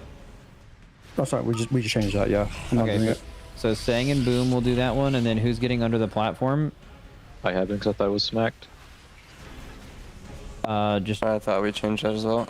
Yeah, we did. Knockback in 3, Yeah, just the no 2, 1. Now, okay. So, who fired up you? Are your globals at the beginning of the platform relevant? This shouldn't be in holding like 5 seconds. Hello everybody. Welcome back from that Monster Energy Listen In. My name is Aya. I am joined with Dash and Kalamazi cracking open a Monster Energy. You're gonna need it. That sounded really. Fingernails. Oh no! There it You is. got it. You did it. I have the opposite problem. Mine are too long, so I can't open those sometimes.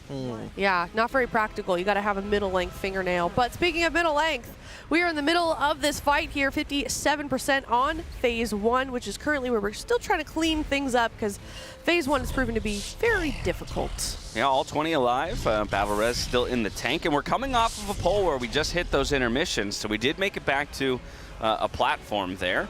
Of course, those platforms causing plenty of issues too, especially when you don't get there with everybody alive. Yeah, they're pretty intense. So it's basically like Heroic, but on steroids. There's a tank frontal on Heroic, a line that comes out, but on Mythic, there are just 4 lines. We're not sure if it's split like 2 range DPS, 2 melee, or if it's just random completely, but they leave behind debris, like zones you can't stand in as well. So there's a lot of area of denial. At the same time, you're still breaking an ad in that cross that comes down. There's 4 no-binder ads instead of 2, so they need to be gripped by those 2 DKs quickly. If they aren't killed within 16 seconds, they go immune to CC. And then besides that, you have the planets being thrown at you, which seems to be a bit faster on Mythic. And they also throw in that new Mythic mechanic, which is basically a good portion of the raid gets debuffed with either like a grounding effect or an uplifting effect, and you have to like stack with each other to sort of negate the effects themselves. This is all happening while there's a tight DPS check going on. You're getting literal planets thrown at you. It's just a crazy cadence of mechanics. Let's be honest though, this is what we were asking for in a lot of ways when it comes to a final boss. Yeah. We were asking for difficulty, and I think so far Blizzard has delivered on that.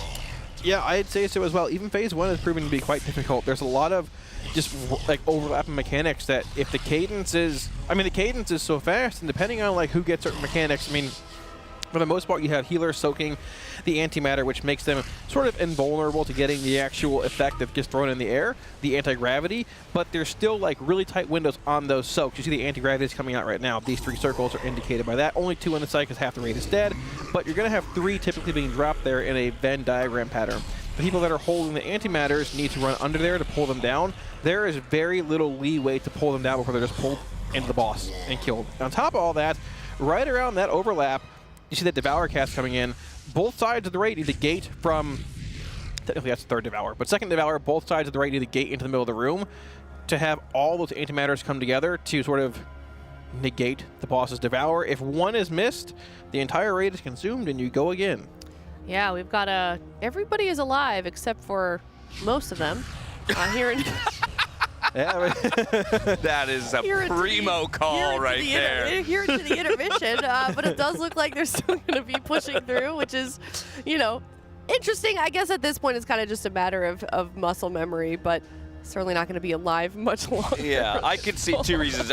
One, it could be the typical, we're already discussing, learnings and what will happen on the next poll while the guys who are still alive practice a few things. But also, like we saw Nick, he's one of the people assigned to grabbing one of those orbs in the transition from first phase to these platforms. And, just getting those reps in on, what exactly is your pathway? Because it was maybe an hour or two ago, for example, we saw Driney unfortunately miss one of his by a pixel, right? And then having to turn around, U-turn to go back and get it, man, he died. Yeah, we had one of those instances last year on Sage Swift with JPC.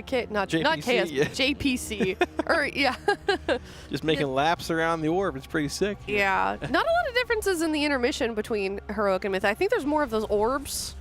Little orbs, little damage doing orbs. Yeah, I really don't think the flight path changes a whole lot. You will see a few players take a different path than most, soaking up like these. I forget what they're called, but they're like these black orbs you take. I believe there's 3, which when you land on the platform, it does damage to the actual ad. It should start 7% max health. Okay, yeah. So there probably is 4 then, which means the ad should start somewhere. It should reduce the ad's health by around 30, which when they all land, it looks to be around like 65% the ad starts at, with a bit of damage coming in from the raid as well. But yeah, there is a very fast cadence of mechanics, and it's going to be one of those fights where, you have to just see it over and over. It's one of those fights where I think players need to get the mechanic on themselves, then see it, then know how to react to it a good bit. You can plan some things out, but there are some things you have to just sort of see. And I think phase 2 in this fight, you have to just sort of feel, okay, this is happening.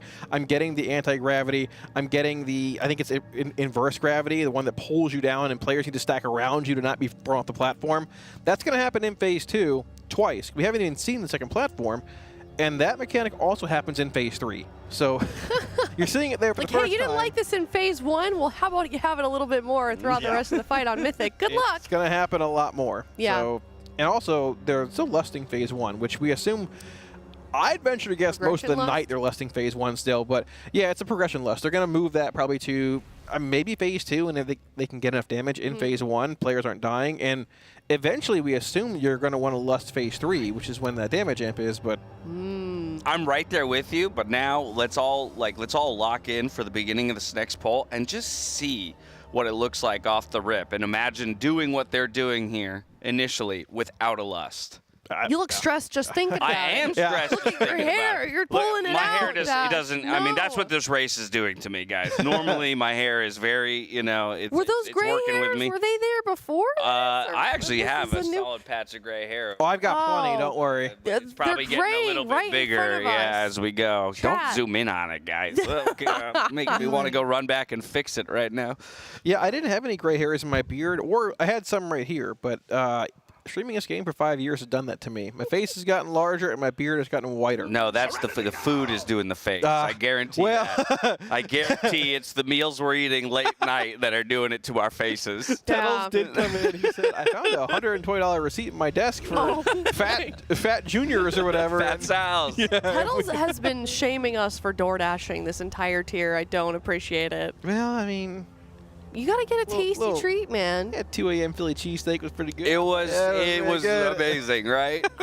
Go. Well, I was saying, I mean, I always hear the stories of the late night ordering. Obviously, this event, I've been able to be a part of a number of them. But then I realized after we did Taco Bell one night, I was like, hold on, I lived here for 12 years. Like, I know this area. I probably could think of some better spots to be like pointing Kalamazoo towards. Yeah. And so I I was the one who brought us to Fat Sal's last night. Oh, wait, they deferred from the Live Mob. Yeah, I got everyone away from that and onto the Fat Sal's, and I think everybody slept well as a result. I think everybody slept well, but Zyrona came in this morning and was like, she was like, man, I gotta stop joining those late night adventures. Sat down and made that old man noise, that kind of like,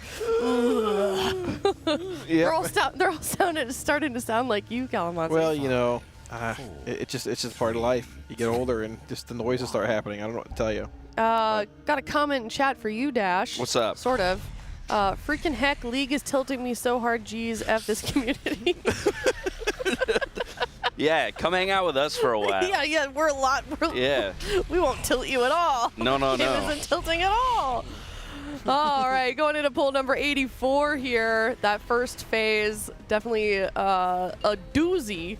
Yeah, hold on. I got one more piece of advice for Mr. Lee Guy. Do what I did and just start playing enchanters in the support role.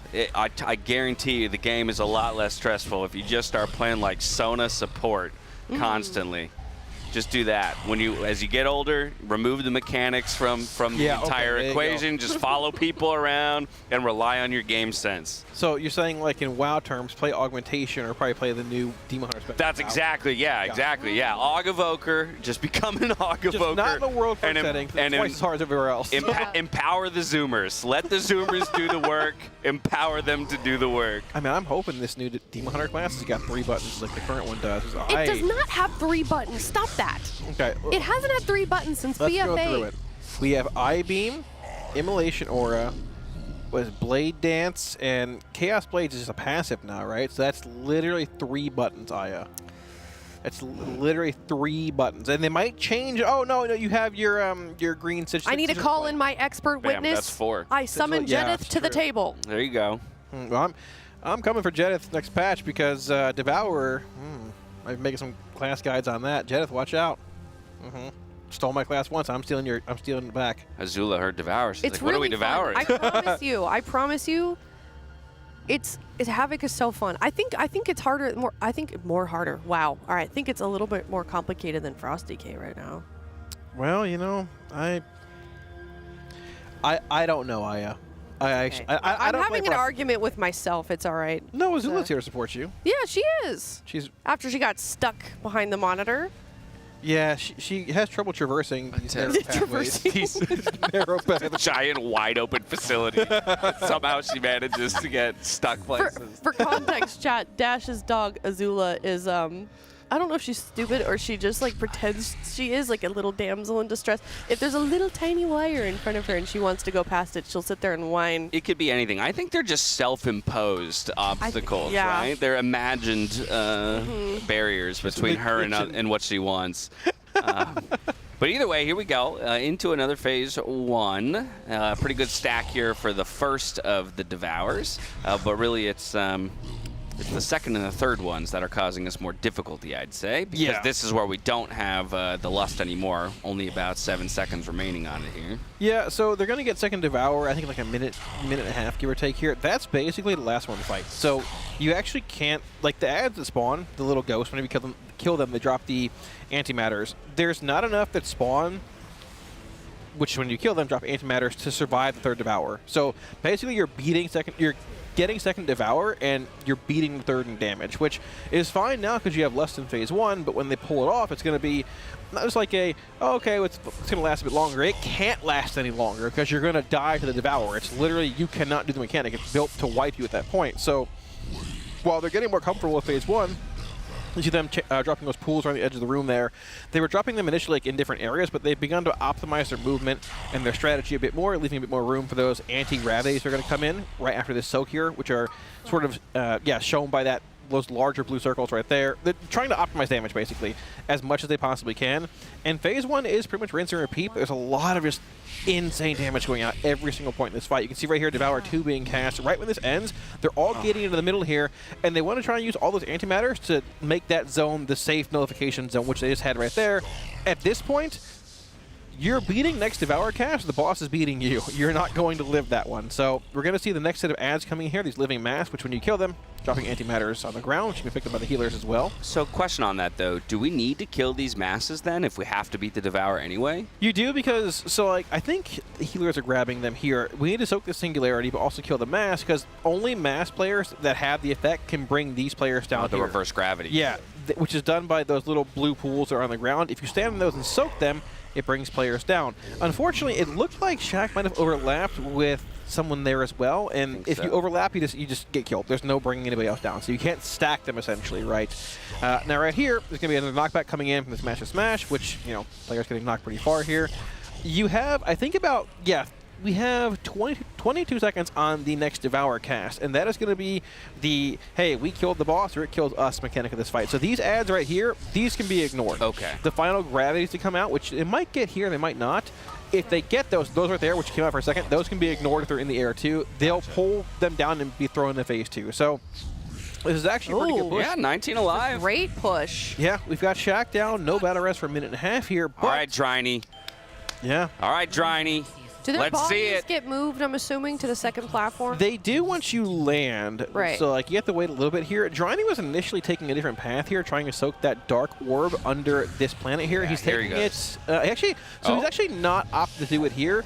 This is the second time we've seen that, so I believe they're having someone else do it at this point. Got it. Okay. But regardless, though, most of the raids will be landing now, and this ad should drop from 100 to about 65, 70 once the remaining players land with that extra damage buff coming. Yep, 92, 70, 76, and the last one should be there. Yep, 68% on the boss. Now, what we're going to see here are these 4 Conquerors cross-spawning in. On top of that, you have these 4 Nullifier ads spawning in, which are very, very difficult to kill. You have to kill them all within 16 seconds to become CC immune. At the same time, multiple lines here, a Mythic coming out, and the planet's being thrown already. The cross is broken, the raid is moving through. These soaks here, or these circles here, that's the Mythic mechanic. You need to have players stack in those to be rooted, or they're just knocked off. At the same time, you've got lines coming out again here. And watch, here's the pushback already. Oh, break the wall. What is this? Yeah, the cadence is just insane. Well, and from heroic to mythic, oh my God, they amped those platforms up, right? Because we saw in a number of their splits, just choosing not even to interact with the different quadrants and basically saying, okay, we'll like grip the one out, and then we're win rushing against, you know, any of the pushback or something like that. The amount more bad that's already out on the ground there, only like partway into each of the platforms, that is looking chaotic. Yeah, it's insane. If you remove that Mythic mechanic of the 3 like blue circle spheres you need to stack in, it would still be an insane cadence. And right after that pushback, you have a full new cross that spawns in again. That spawns 4 Nullifier ads again. So DKs are double gripping them in, trying to kill them fast. Then literally another planet's flying at you. You have to dodge again and break the wall again. The phase is insane. After they saw that second phase for the first time, that's when they swapped in Lip in favor for one of the Affliction Warlocks. So they went down to 2 locks, and then they brought back in a lock for the Hunter, I believe? Yeah, which is an interesting choice, opting to cut Hunter's Mark. Yeah. Opting to cut Hunter's Mark, but I think a lot of that is because just Hunters lack survivability.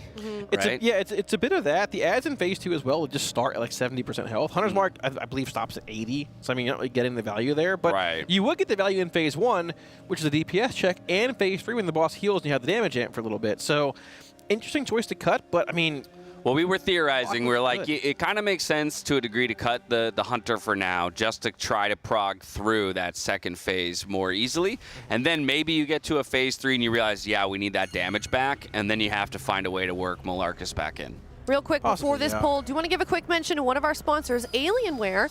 Teal.gg/Alienware RWF if you'd like a chance to win an Alienware 27-inch QD 4K QD OLED gaming monitor. You can be one of 3. You do have to be in US or Canada and above the age of 13. Again, teal.gg/Alienware RWF. Sign up for the Alienware Arena account. Follow the prompts, and that is it. Do it, because quite honestly, there's no better tier and no better boss fight to have one of these monitors for than this boss fight right here. Absolutely. You're going to need it, too. A lot of purple in this raid. Yep. A lot of crank purples, that vibrance purples up a bit. And blues, yeah. I love the start of this boss. How you stand there and you like You use the waygate to get to the actual platform. Kind of a fun. It's a cool way to start a fight. Things, yeah. Use your cloak, your Rishi wrap. Yeah, kind of little Rishi wraps. Launch yourself in there. Yeah. What do you call them? What's that? Rishi wraps. Reese's wraps. Rishi wraps. The candy, right? Yeah, that's good. Rishi wraps. Yeah, okay. What are you saying? Rishi wraps? No, Rishi's right. Oh, Rishi wraps. Did I say Reese's? I thought you were memeing. No, you're fine. Oh. I thought you were memeing. You making fun of my accent? No, I was not. How insensitive of you. Reese's wraps? The Reese's. What's the Reese's like? Is there like a? Do they have a slogan? There's like Reese's Pieces, I think. Reese's Pieces. Well, but I don't know what's. I don't know. I don't know. They've got to have a slogan. I'm trying to cook some kind of meme here, but yeah. Maybe it's like a match made in heaven because it's like chocolate and peanut butter. It's probably not that, but it probably has something to do with the combo. Yeah.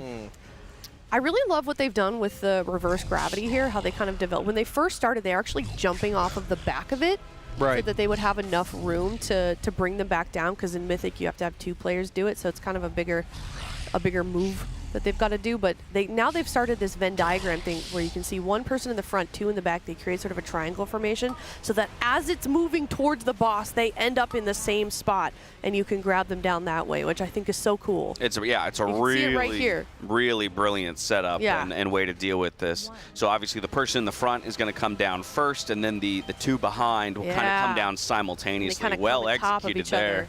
Yeah. Yeah, super nifty there. You can see the little optimizations they're making in Phase 1. On top of that, just pulling the fight more. I said it earlier. You see Phase 1 every pull. So there is like little things you can find, little incremental damage gains. The damage will come up naturally. I am concerned about not having Bloodlust in Phase 1 to beat the 3rd Devour cast, but I mean, listen, every time a boss like this pops up, how are they going to do it? Look at Nexus King. They found literally an entire boss's extra like damage worth of health when they killed that boss yesterday. It's certainly going to be doable. The question is, when are they going to be able to pull that lust off? Because it's probably at a point where you want to like maybe get a bit more consistent in Phase 2 and try and burst through maybe like the ad or second ad. Yeah. We've only seen 1 platform in Phase 2. And there's so much volatility in Phase 1. I'm definitely tempted just to leave the lust here like for a good while. Me as well, until you kind of, yeah, exactly. Right. Speaking of health, do you want to give a quick mention to, as you can see on the leaderboard on the left side, a lot of people are kind of confused about the health percentage that they're looking at.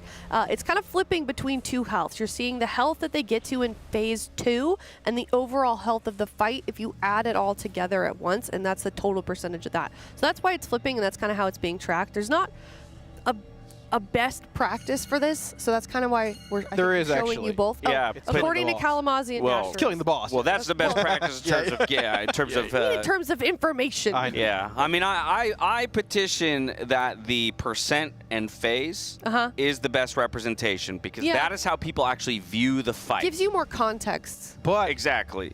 What part of Phase 2? The first ad or second ad? P2A1?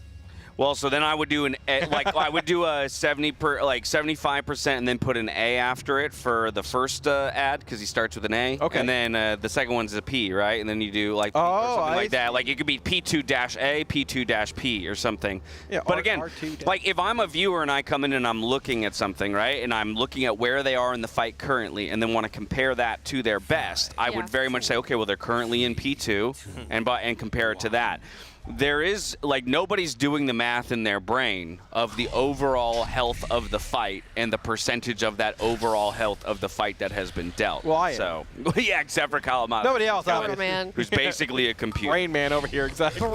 Brain Man. I think it's Brain Man for a second. Well, you know, Brain Man kind of works. Yeah, it could be P2-1 and P2-2, right? You know, something like that, if for those portions. And I do realize, I mean, like, that's part of you know, the development of the race itself and interacting with fights like this, as, you know, Blizzard introduces kind of interesting pathways or journeys, shall we say, from start to finish in a fight. Yeah, I mean, visually this fight is utterly incredible. Like, I think this is, like, pretty much easily just the coolest fight they ever made, like, end boss-wise. Visually, just super I sick. agree.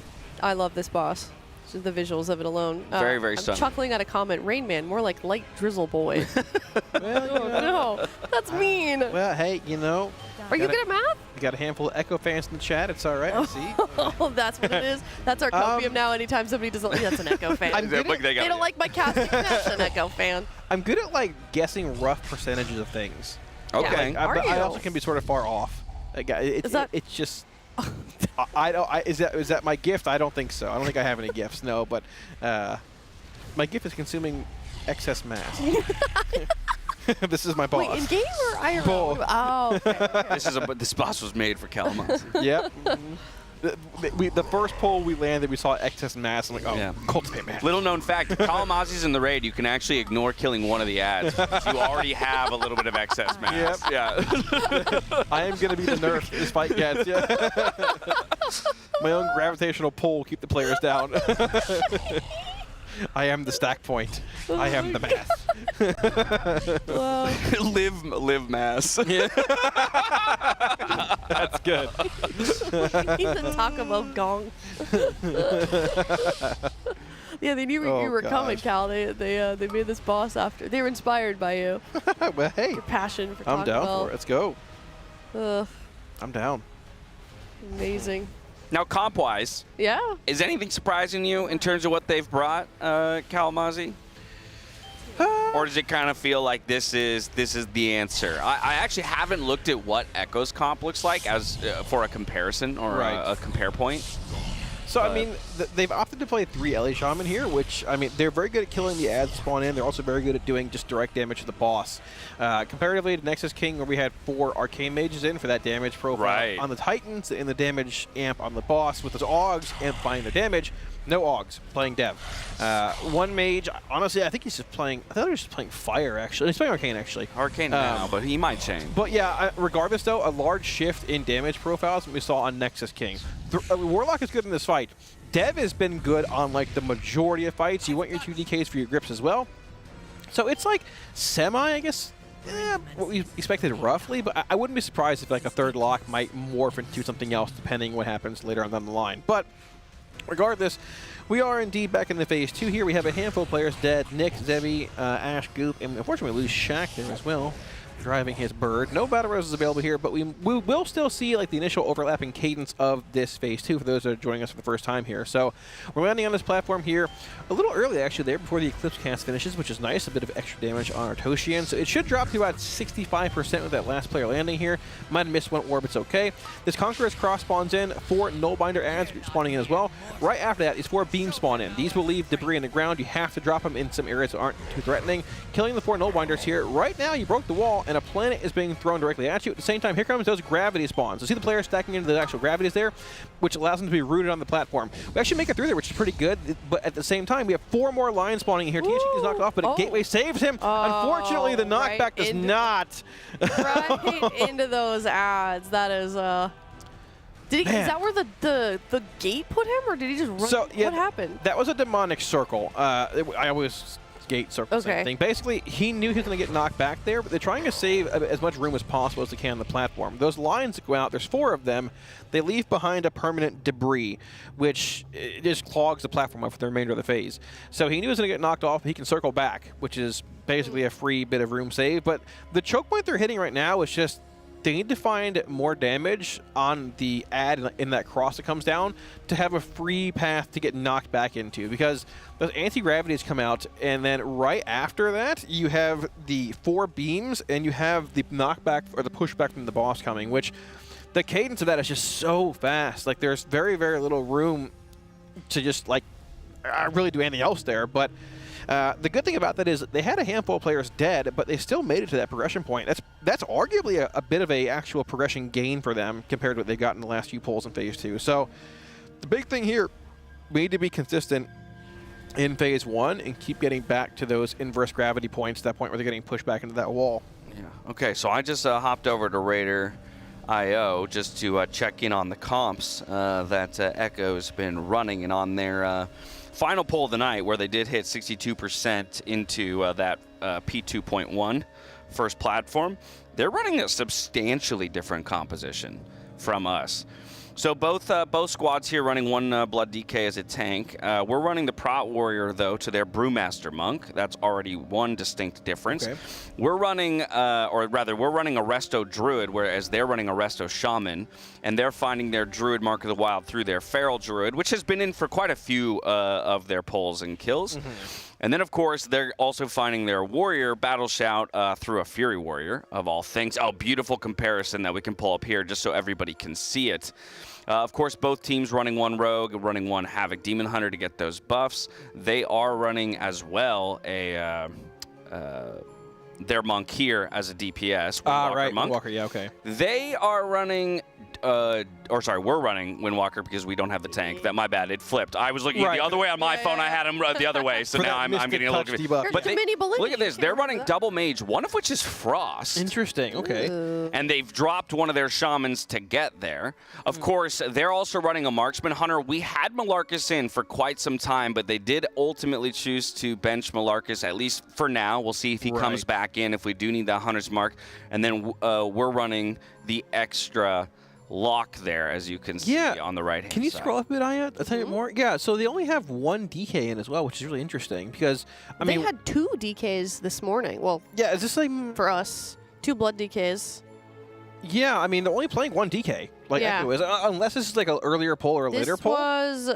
This was their last pull. Like I'm looking at their this is their last pull of the day before they decided to call it for the night. Yeah, I mean, Grip seems super relevant in Phase 2 when you have all those Nullbinders spawning in the 4 different sections. But I don't believe Echo, they saw Phase 2, I believe, but I don't know how far they saw into it. It might have been a case of, we only saw it a couple times, we'll maybe make a comp swap tomorrow. Let's just try and keep pulling Phase 1, get more consistent with the players we have in, and then go from there. I wouldn't be surprised to see a swap to DK maybe over one of those mages, possibly over the hunter if they want to, follow suit with how Echo or Liquid's doing this. But regardless, though, yeah, a bit of a different strategy employed from both guilds.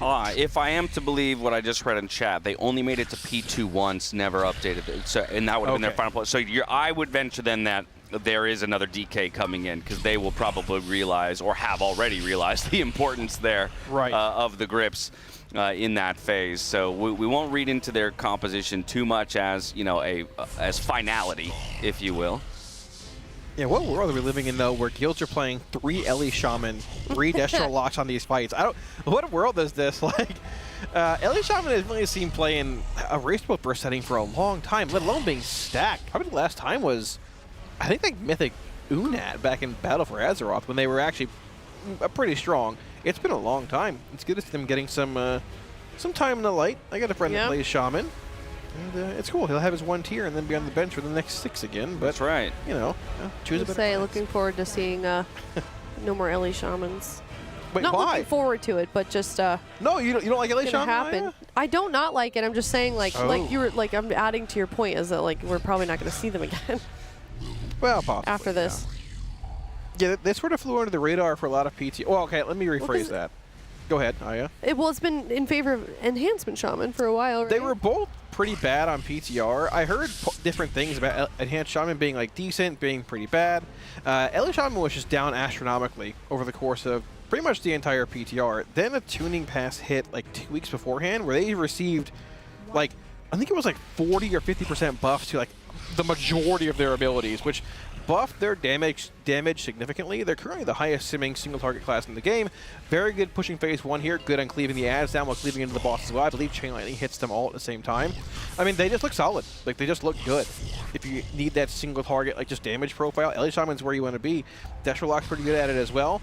Devastation Evoker being really good over the past few tiers. On most fights, Dev's been like the class that's just been, hey, it's just solid. Give it PI, and it just cranks. So it's definitely a bit of a shift from what we've seen over the last few tiers with multiple Ellies and Destros in, but the usual culprits, Dev, are still around.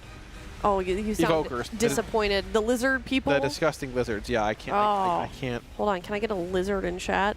Taking my raid spot. I was hoping chat was taking your raid spot? Yeah. Are they? I mean, I guess. I was gonna say, I feel like we've seen a lot of warlocks. No, we don't. We haven't seen 4. We have. Oh, okay. You want 4 minimum? That's your benchmark. Okay. 4 at least. There's 2. Dude, there's 3 warlocks in this, and you're still complaining. There can always be more. I don't know. Oh my God! Look at this guy. Sandbagger over here. 2 healers down. It was looking real good until the final moments of that P1. Yeah, we have no res available here, but honestly, like, this still might be a pretty decent phase 2. There's a decent bit of damage that goes out in the actual, like, platform phase here, but at the same time, a lot of it's just seeing the mechanics and the overlaps here. So We're going to see them fly over here. We might end up losing a player along the way. Typically, that's the case. We are indeed on Big Poppy POV here. We got Dryny in the corner as well, taking the same path as Big Poppy. It seems like they've allocated that unique orb for someone else here, so Dryny can get there a bit faster, get his healing going a bit beforehand. Both going to be landing right about now. The people that go through the actual Dark Orbs do inflict more damage to the ad when they land, but regardless, we've all landed here. We are the ad's at 61%, so yeah, Hunter's Mark wouldn't be that relevant here. What is relevant, though, are these DK grips, which you see both being employed here, gripping these null binders in quickly here, getting those debris lines to the back of the room so we don't have too much area of denial, breaking a hole in the wall right about now. Here comes a planet flying at you. We're moving far. Planet moves at the same time. There's that inverse gravity. You need to stack in there with that weak core, giving you your spot, which you're allocated to go. Most live through this. Can we break the next hole in the wall? Look at that skull icon in the back. Can they broke it. So, oh, did they break it? Oh, I thought they broke it. Oh, it's so low. Ludicrous. Oh, it's so low. That's the progression point you need to see right there. Right there is breaking that skull marker in the wall, and they can live that pushback and see the next set of mechanical overlaps coming in. Yeah, I mean, we just got to get here more often. Obviously, they'll clean it up each time they get here. Time for a nerf, Blizzard. Come on. Just kidding. Well, gotta get in here. This is too hard. This phase is absolutely nuts. They really amped this phase up from Heroic. It's good. I like it. No nerfs. Yeah. Hashtag no nerfs. Like those initial lines that he sends out, right? It's only one of them in Heroic. Now it's 4 of them. It's also on the tank on Heroic. It's on DPS. Yeah, exactly. There might be one on the tank. I'm not really sure, but at that point, just you get to put it in an area that's not going to be traversed later on, very likely by the players. So they are right against that cusp of breaking through more progression there. You saw Scott and Yips living for a while there, though. It looked like right after that pushback, you had another set of inverse gravities coming out. So the inverse gravity is the mythic mechanic on this fight. Basically, it's sort of like denotes 3 players with a larger like blue swirling circle around them. And basically, some players will get inverse gravity, some will get crushing gravity. Crushing gravity is the smaller purple effect around players. They need to walk into the blue circle. Okay. Basically, like the inverse gravity lets them not get crushed by the gravity. It holds them down. Otherwise, if you're in the inverse gravity, the big blue circle, it'll knock you off the platform. So they've made a weak aura that assigns locations for players to go into if they have the crushing gravity. So it's all pre-assigned, but it's one of those things where with everything going on at the same time, I think you need to sort of see it. You need to get one of the gravities, and, okay, I go here, and then it sort of clicks. They're getting closer to breaking through that second Conqueror's Cross ad, and when they get there, as long as everyone's alive, it probably shouldn't be that bad. They're usually going in with a couple of DPS dead. It was very, very close to being broken there, actually, to be the next progression point. That's a good point. There's a very big difference between seeing a mechanic play out and then playing the mechanic, right? Actually being the one who gets the mark, who gets the, and has the responsibility of positioning in one place or another. And then once each of these 20 guys has kind of tasted each role, or each of the mechanics at any given point in the phase, that's when you can say we would raise our expectation of their execution in those moments. Right. Demensius has, at this current point in time, lived up to the hype that that was built up heading into Manaforge Omega, to say the least. 90 pulls in, and... Yeah, how are y'all feeling about pull predictions at this point on this boss? I'd maybe bump it up like 50 pulls. I don't know what I had, but whatever it was, I'd add 50 on top of it. Yeah. What about you guys?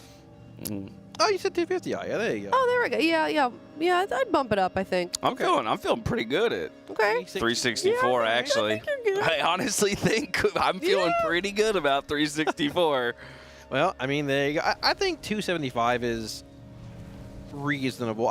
I feel like somewhere in like 230 to 280 range is solid, I think, based on what we're seeing. But it really depends. We haven't seen the second platform, so on the first platform with Artoshi in the first like Void Lord ad, he spawns those 4 lines that come out on players, which leaves the debris behind. It's impassable for the most part. The second platform never spawned those lines. It spawned a big circle around the tank. It might have been around the ad. I think it's around the ad itself, right? In Heroic, but so how does that work with Mythic being factored in? Is that just maybe it's around him and three players, right? Maybe 3 players get circles and the tank gets, and the ad itself gets a circle or something like that. Or maybe it's just a lot bigger. Maybe it's 2 or 3x the size, and so you just have far less space. Right. If that's the case, that will lead to more area of denial comparatively to those lines. So yeah, it's. I think we know a lot more once we see Phase 3, which is sort of just given. But once you Do we see it phase today? 3, when the last block started, I thought it was a possibility. I don't think we see it today. No. Okay. I don't think so. If you do, it might be like one person staggers through. Right. One little god pull and a tank barely makes it to that phase. Maybe. There's a lot of questions about phase 3 though, because the mechanics do change a bit. That inverse gravity mechanic, the double circle like soak thing you see in phase 2, is a part of phase 3 as far as we know. The planets, no more than 5 players can be in them, or it just kills everyone. And I believe when he casts his Devourer in phase 3, when players are stacking the planet, once they leave, it consumes the planet. It's just a black hole. So we don't know if there's more planets. We don't know if it's a tighter DPS check. We assume we went less there, but who knows? Yeah, that one bit, though, is the thing that we're not 100% positive on. Because in Heroic, for example, we've seen players occupy multiple planets, and then the boss picks one and converts it. Right. They don't all convert. So the question is, will they convert just by virtue of stacking in them on Mythic, or does it just force more of a spread before that tank mechanic comes in right after that's going to try and yoink everybody into either the boss or the planets themselves? But yeah, if it does convert those planets, you only get 2 cycles before Enrage, unless there's more than 8 planets. Right, that's the big question too, right? How hard is the DPS check in phase 3? I assume they have some numbers here based on the boss's current health. They can probably just extrapolate it out to what it was in Heroic, but yeah, even if we see phase 3 tonight, it's not like, oh cool, we hit phase 3, just prog that phase and we're done. They have Bloodlust still in phase 1, which is very likely going to be moved to phase 3 during that damage amp. Now, it's not going to be a double lust fight unless some hidden phase, which I don't really think there is at this point. You're looking at probably lusting just that phase 3 damage amp, and there's going to certainly be a bit of re-progression in phase 1, trying to meet the DPS check, which they're barely beating with lust in phase 1 right now. So don't kill my secret phase dreams, Cal. Don't do it. You know, we don't test bosses on PTR and bosses anymore. The whole phase is secret phase. That's kind of true. You're right. You're right. Fair point. I'll concede that. Well, the last hidden fight or hidden phase we had, I guess, was Galley. But I mean, besides that, it was like I think Jailer. Usually they mention something in the journal mysteriously, like, "Oh, this might happen," but who knows? But I mean, if there's gonna be a hidden phase without anything being in the journal, it would hopefully be Demensius. Last fight of the expansion, big boss hype.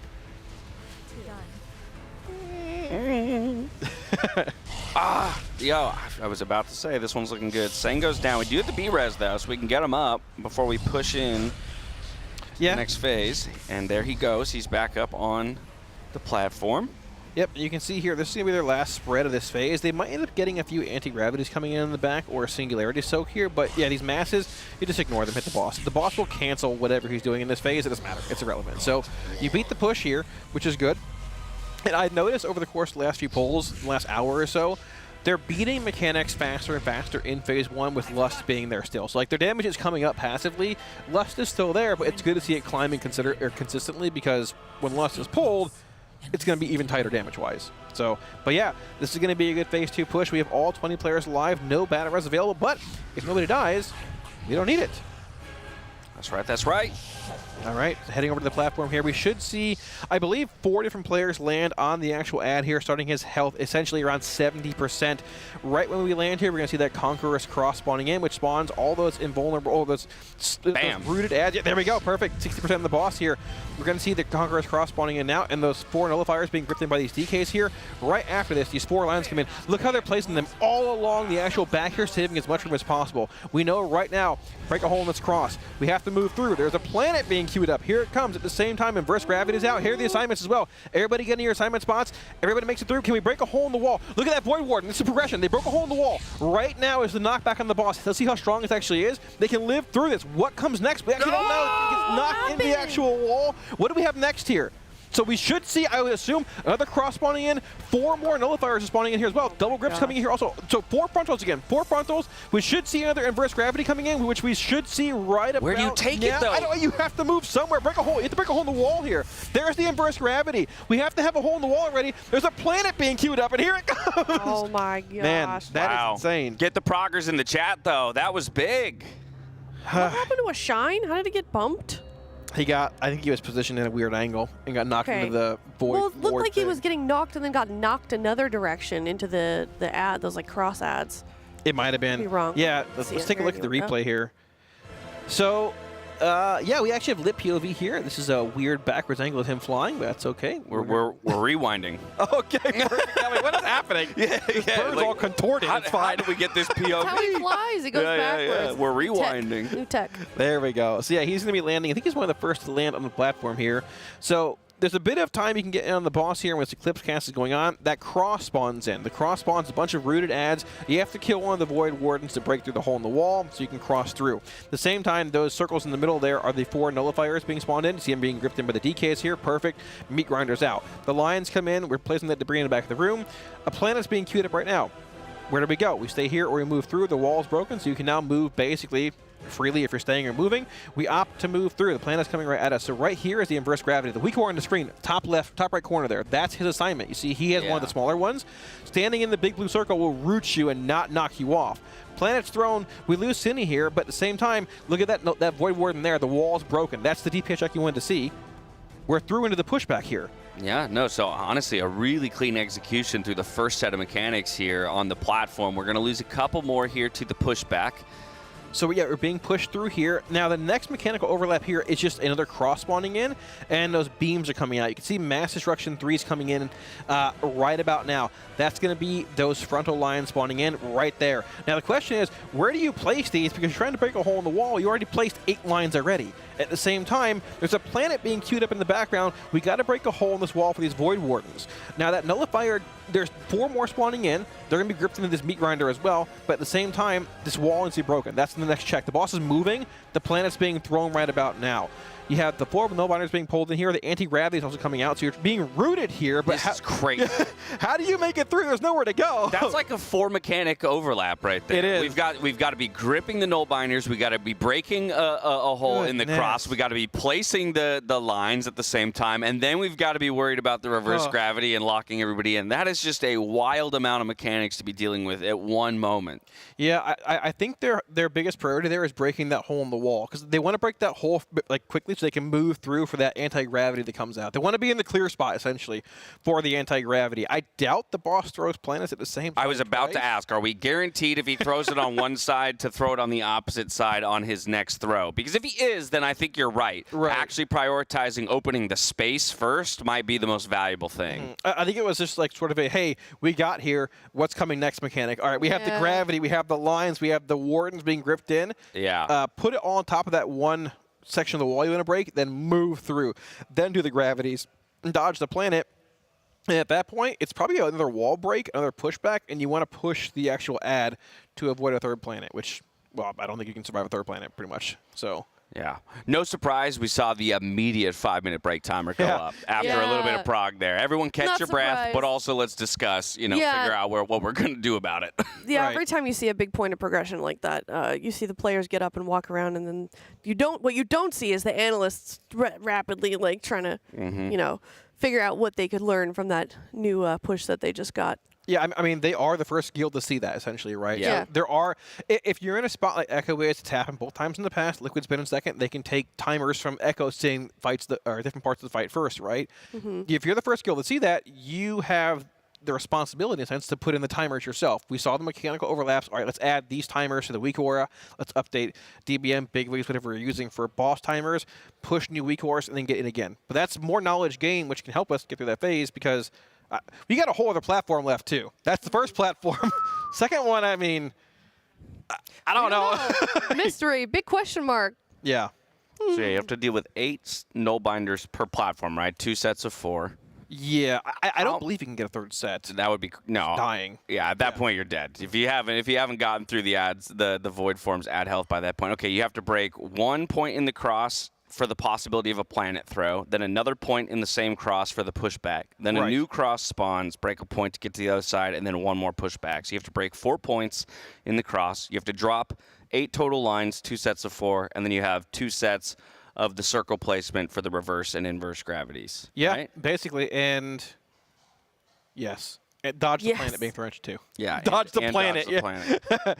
Yeah, there is there's no room for error. But this is what you expect in a world first setting, though. It has to be perfect. But it just goes back to your point about each person at this point hasn't had the opportunity to play out each mechanic, right? Like for the number of times they've gotten to this phase, not everybody has gotten maybe the lines that they need to place. Not everybody has yet played both sides of the gravity, right? Or something like that. And so there is going to be just a demand for getting to this phase a number of times and having the RNG, luck of each person getting each mechanic and actually feeling it out before they can start to clean it up. Yeah, and like even when it comes to my guild, certainly Liquid's doing it right now. They got to that new progression point. All right, 5-minute break, like we saw. Yep. Let's pull up the VOD, watch it back together in Discord. This is coming out now. We haven't seen this before. Let's put these lines right here. You saw the first set of lines coming out on those Force 4 players. They're putting them along like the north-south line on the cross it spawns in, trying to leave as much space as possible so you're not overcrowding the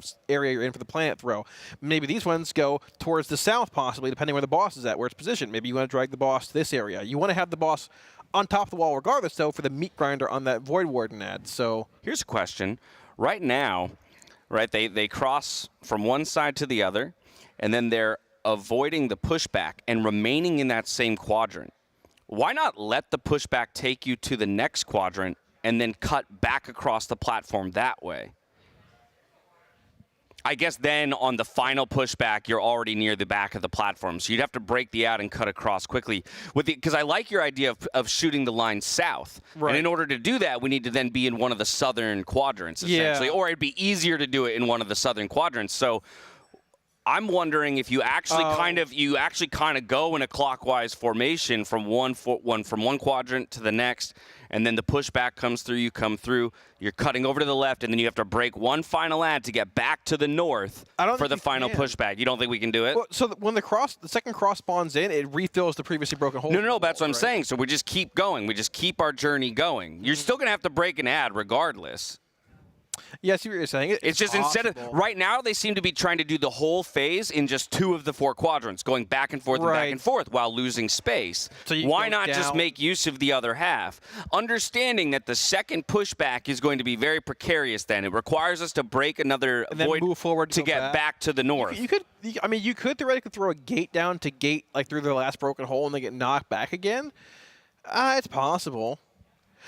It's a bit of extra movement, but I mean, I'm sure if it's a possibility, they're discussing it right now. Because we haven't even seen that far into the fight, really. We were assuming it'd probably be the same mechanical overlap, but we don't really know. It could be a thing, yeah. There's nowhere to go in that section they were in before. Yeah. It's covered in meat grinder is the word that I like. That's your word, right? Meat grinder? Blender ball? I think it's Max's word that I just stole from like 2 races ago. Oh, well, we can use it. But yeah, it's my word, yeah. I mean, it's a mess. That, regardless of how you want to call it, the second platform, the phase 2 platforms are a mess, and we haven't even seen the second one. Yeah, good stuff. If there's any scenario you can sort of replicate that meat grinder in like a world first setting, even like in a higher end setting where you can drag the boss on top of other ads, like the Void Wardens, gripping the 4 null binders, right? Whether you're getting funnel damage onto the boss or a prio ad. I mean, looking at it on Nexus King, where it's sort of staged that way with the Titan ads being just stacked. But if there's any scenario where you can replicate that, a fight like Styx last year, where you just bring all the dogs and the melee, dump them in there and just funnel in the boss, definitely wants to happen. It looks like they have the damage to beat like the DPS check on the Artosian. The 2. Yes, I agree. I agree. He got down 30-ish or even below that on that pole, which is unclean, right? So less worried about getting through that damage check and more worried about all the other things that are happening around it on that platform. Yeah, I mean, you might see them pull Lust off of phase 1. You'll see it at some point, right? But I don't know if you even like really need to totally throw Lust onto the ads in phase 2. You might just do it at some point just to say, hey, let's get phase 1 down without Lust. We have the damage for it. We get more used to like the last few mechanical overlaps because they are sort of ignoring the last antimatters. They're ignoring the last anti-gravities being thrown in the air as well. That won't be the case anymore in phase 1 when you pull Lust off. You're going to be right up against the wall beating like the Devour cast. But it's more of a mechanics check in phase 2 right now. It's just mechanical, just barrage, right? And it's not really a DPS thing, at least we can see. Not yet, at least. Yeah, not yet, at least, right? I wouldn't be surprised if they throw Lust there at some point, but I think it's going to end in phase 3 on that damage amp. Yeah, I mean, I could definitely see them lusting those platforms after they finally make it to a P3, right? A few times, maybe. They decide, okay, let's start moving Lust off of P1 to start testing our ability to get through P1 without Lust. Right. And now let's start using Lust in P2 just to ensure we get to P3 more often, right? And then eventually Lust moves from P2 to P3 or something like that. You want to use it as a progression tool right now. Whatever gives you the most consistency in the phases you're having issues with, which is phase 1 now. I mean, I think phase 1 is... I feel like phase 1 long term's arguably harder than phase 2. It could be a bit of a reach, but really, maybe I think there's a lot more like volatility in phase 1. Yeah. Phase 2 is definitely tough, but once you know the order of mechanics, it's like, all right, this is going to happen over and over at the same time.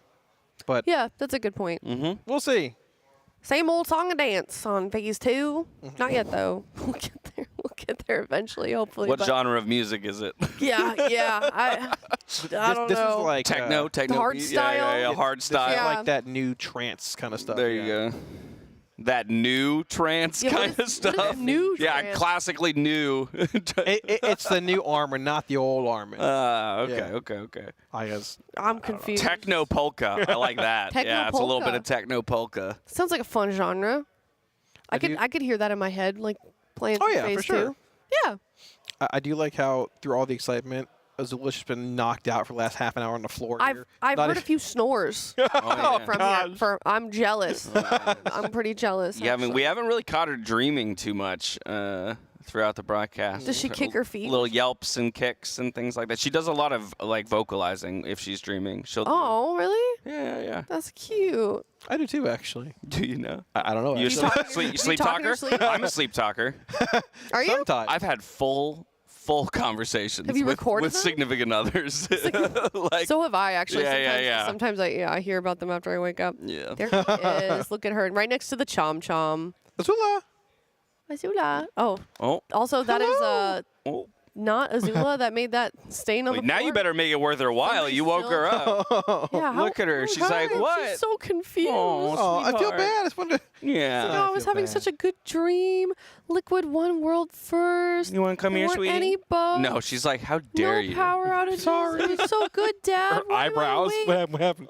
Yeah, come here, sweetie. I got you. Oh, come here. Come on. Oh, stretch. Oh, big, look at her. Oh, that's this is my where she girl. gets. She made it through the monitors. Did. Oh, I'm so proud of her. Usually she gets stuck right there. She'll start whining. Hi. What a good girl. She did walk in this morning and walk right up to me to greet me. Wow. She made her rounds. She went and specifically said hello to everyone in the talent room. It was really cute. She went to me first, then she went to Cam's, then she went to Zyro. She loves all of you guys. She really does. It's so cute. It's so great having her All around. the feeders. All the ones that I give her food. I don't give her food. Yeah, that's fair. I wanted to give her part of my cheesesteak last night, but we couldn't do that. No, we're No. not doing that. She's slowly just sliding back down. Oh, yeah, she kind of is. How long will it take her? She's Probably not very getting there. long. Give her 30 seconds. She's. Let me move my feet a little bit. Yeah, Really, you want to lay make some down? room. Make some room, please. Please. Lay down. There you go. She'll lay There you down. go. Actually. She usually does Night-night. jump on the couch right before shift starts, and then unfortunately has to be removed in Aw. order for somebody else to take the seat.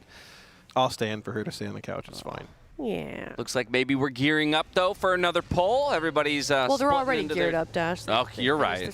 Fair I'm enough. so sorry. I'm so. Jack is rubbing off on Never me. mind. It's not Splits. Good. It's not good. It's toxic. Yeah, Jack was Go on ahead, a I'm real, sorry. A wild one the last shift. He was What did grilling he say? everybody. Really? I don't even know. He was fighting with Tettles. Yeah, I don't. He's in like his I'm gonna troll people era. This tier. I don't know if anybody's noticed that. He spent an entire shift when I was with him this morning trying to get to a level 20 hype train. I did see that He was actually. sitting there farming for a stream that wasn't him for like an hour. Poor Dratnos is like, and anyways, the fight. Thank you for your prime, chat. Well, you know, hey. He did it. He broke the record. He pretty much did that all on his own. That was an impressive hype train you guys had going today. Ads are a thing. That was all that. Well, not for those who Drax. now have subs. Exactly. You know, if this is the last boss of the tier, you guys really wouldn't want to miss out on any kind of action here. We are close to making progress in phase 2. If you guys don't want to see any ads, hey, Twitch Prime's a thing. If we get 5 Twitch Primes, I'll feed Azula a sandwich tonight. If we get 10, I will take Tettle's food and feed it to her on dinner. just blatant disregard for the boundaries and the rules that I have set here. Blatant lies. You truly are. Still, you are that uncle. you are that uncle in the extended family. Oh my God. Something else you can do with your money to help animals. You can go to teal.gg/donate. We've got a couple. Kate and Ark, $25 for the Pup Lions. Go Team Liquid Go. Love and GG's for Mr. Frodo and Link. The derpy one sent in a picture of their pets. $100 from Jay Benson for the dogs. Anonymous, $10. Ghost Chief, $50. Big John, $10. And $100 from Deneos. Thank you so much, everyone, for your donations to the Santa Monica Animal Shelter. Does that mean we're almost at 15,000? It does. I think we're really close. 14,728. Yeah, there we go. Yeah, that's like less than $300. Yeah, we could do it. If we hit 15,000, that means we're gonna do some IRL Umusume, but basically that just means hobby horsing between the casters. Apparently, I'm banned according to Jack. Why are you banned? I don't know why he wants to ban me. He says because I'm like a good runner, but you're the D1 cross country. Not athlete. D1. I was D3. You're D3? Yeah, I was What's a the D3. difference? D1's way better, and the way that you described your running times, I'm surprised you weren't. Did you decide to go to it? I was recruited to D1 schools, but I went to school for acting, right? And so I wanted to go to an acting school, but I wanted a point of clarity. I don't want anyone. I'm not here to lie about my D1 athlete. So. The real difference, since they're resetting for another poll, the real difference between all the divisions is actually entirely determined by the funding of the programs. Interesting. So it's about, and basically by being a D3 school, you're limited in the amount of money you can spend on your athletics program, as well as you can't give athletics scholarships as a D3 school. Oh. So nobody could be, you can't receive a scholarship to then go for a D3 program or something like that. Obviously, D1 schools then recruit and have much better and stronger programs and athletes as a result. I didn't know that. But yeah, and I did compete against a lot of D1 schools because there are a number of meets that end up just bringing kind of invitationals. They bring a bunch of people together. But at the end of the day, in terms of like going to nationals, I would go to D3 nationals, not to D1 nationals. Did you win? Something like that. I did not win nationals. I did make All-American, which means you finish top 8. But Sheesh. all right. All right, well, but yeah, that's real quick before this poll, I've got 20 seconds to do this. Teal.gg/Hue, one of our sponsors for the event. Philips Hue starter kit could be yours if you enter the Philips Hue sweepstakes at teal.gg/Hue. You could be the winner of 2 E26 smart bulbs, 60 watt plus a dimmer switch, or you could use that code RWF for 15% off. Head on over to teal.gg/Hue, and here we go into this poll onto the Phase 1 platform. Yeah, another good poll. Well, I'm feeling a good poll coming up here. This is the one. This is going to be poll 91. Oh, and it's just going to end right here. No, we're going to go on for a while here. You said this is the one. Well, this is the one we're going to see progression in Phase 2. I'm feeling it. Okay. And if it's not true, I will. I don't know what I'll do, but it's going to happen regardless. So yeah. You're not even worried about it because it's going to happen. It's going to happen. Exactly. We've seen this phase 91 times now. This is more than enough to get into a deep Phase 3 poll, obviously. So we did see that first tank smash coming out after that initial just excess mass is being used to basically negate the first Devour. The next Devour you're going to see probably in about a minute and a half here. The next Devour is going to be the only one we do of this phase of like the raid converging in the middle of the room. They're splitting off on both sides here. You can see each side gets 3 of these anti-gravities, which means the players with the matter have to be in the circles to pull the players down. If anyone else is in there, doesn't make a difference. You have to have the excess mass to pull those players back down to the ground. And then we should be having a knockback here into basically the same overlap, actually, of that singularity spawning in, followed by a bit of ground denial, leaving that debris behind. Then we're going to have another set of those grips coming in momentarily here as well. That Devour cast is looking to be, it looks to be roughly about 14 seconds away, which that is sort of the indicator of, hey, we got the second one here. We can't beat the next one, so, well, let's see what we can do. Next set of anti-gravity is coming out here as well, being dropped in that Venn diagram, giving them the max amount of time to pull these players back down with those excess mass. So they're being pulled down right here, right when they're pulled down, right when they land. Unfortunately, Fired Up does go down instead. No, oh wait, he's fine. I lied. We're good.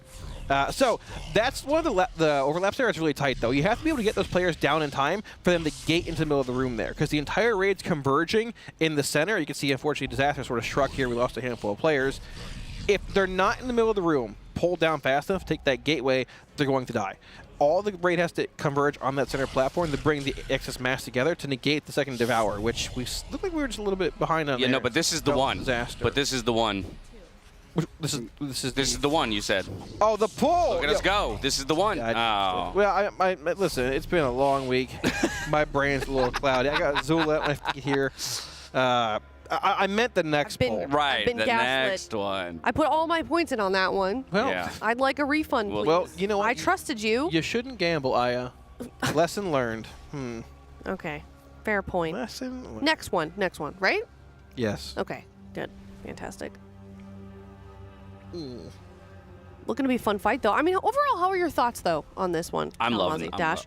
Sorry. No, take it away. I'm loving it. Well, my thoughts were I'm loving it. Yeah? I really am. Because, again, we asked for this fight to be difficult. So far, it is proving to be very much that. Yeah. And from the get-go, I think that I kind of like how the fight... one, I love how you enter it. Yeah. We've talked about that a little bit. Just kind of like throwing yourselves at the fight. But then it goes 0 to 100 right away. And I think that that's very exciting. I agree. I agree. I even when we saw Phase 1 last night, they were pulling it for, I think, about an hour or so after they killed Nexus King last night off stream. Phase 1 looked very real, and the general consensus that I got from the players when they were heading out, like, when last night was over, was, yeah, Phase 1's pretty real. And we're 100 pulls in, and Phase 1 is still very real. There's a lot of little things, little overlaps. If you're just not super precise on and done executed flawlessly, you'll lose a player or two. And like losing a player on this fight in Phase 1 is pretty nasty because like you have one less player for that big gravity soak, that singularity that spawns in on both sides. If you lose a player at an awkward time, it can mean you have one less player for excess mass and that grip in. There's a lot of little things that have to go right, and one thing it doesn't can dispel disaster, and it spirals real quickly. Plus, we talked about it a bunch, they have less than Phase 1 still too. Losing a player just to anything, you might not have the damage to beat the check in Phase 1 later on looking for a kill without lust being committed there. Pull timer up. Isn't that right, Azula? Getting ready to go again. All right. What's up? What is the poll we see Phase 3 by? 150. That's kind of what I had in mind. Yeah. Too. That's kind of what I was thinking. Yeah. Kalamazoo? I'm not saying I know what polls. You can't ask the question. That's exactly what I did. What's our poll? What's our average polls per hour right now? It's probably pretty low. I mean, there's a lot to discuss when you're getting into progression points in this fight that the world, or I guess the world really hasn't seen, right? Yeah. I would assume probably somewhere around like 15. Okay. Maybe, give or take. So 10, it's 5 15. o'clock. We have a dinner break at 7. They usually go to about midnight. I wouldn't expect them to go past that, given that it's not being killed tonight. So they're going to pretty much adhere to their schedule, right? So we've got roughly 6 hours to go. I guess the better question is, do you see a Phase 3 tonight? That's probably the better question. Well, that's what I was saying. so. I was saying I don't think we see Phase 3 tonight. Okay. And yeah, I don't think we do. I think we barely see Phase 3 tonight. Okay. And then maybe go dark. Okay, yeah, maybe a limp in.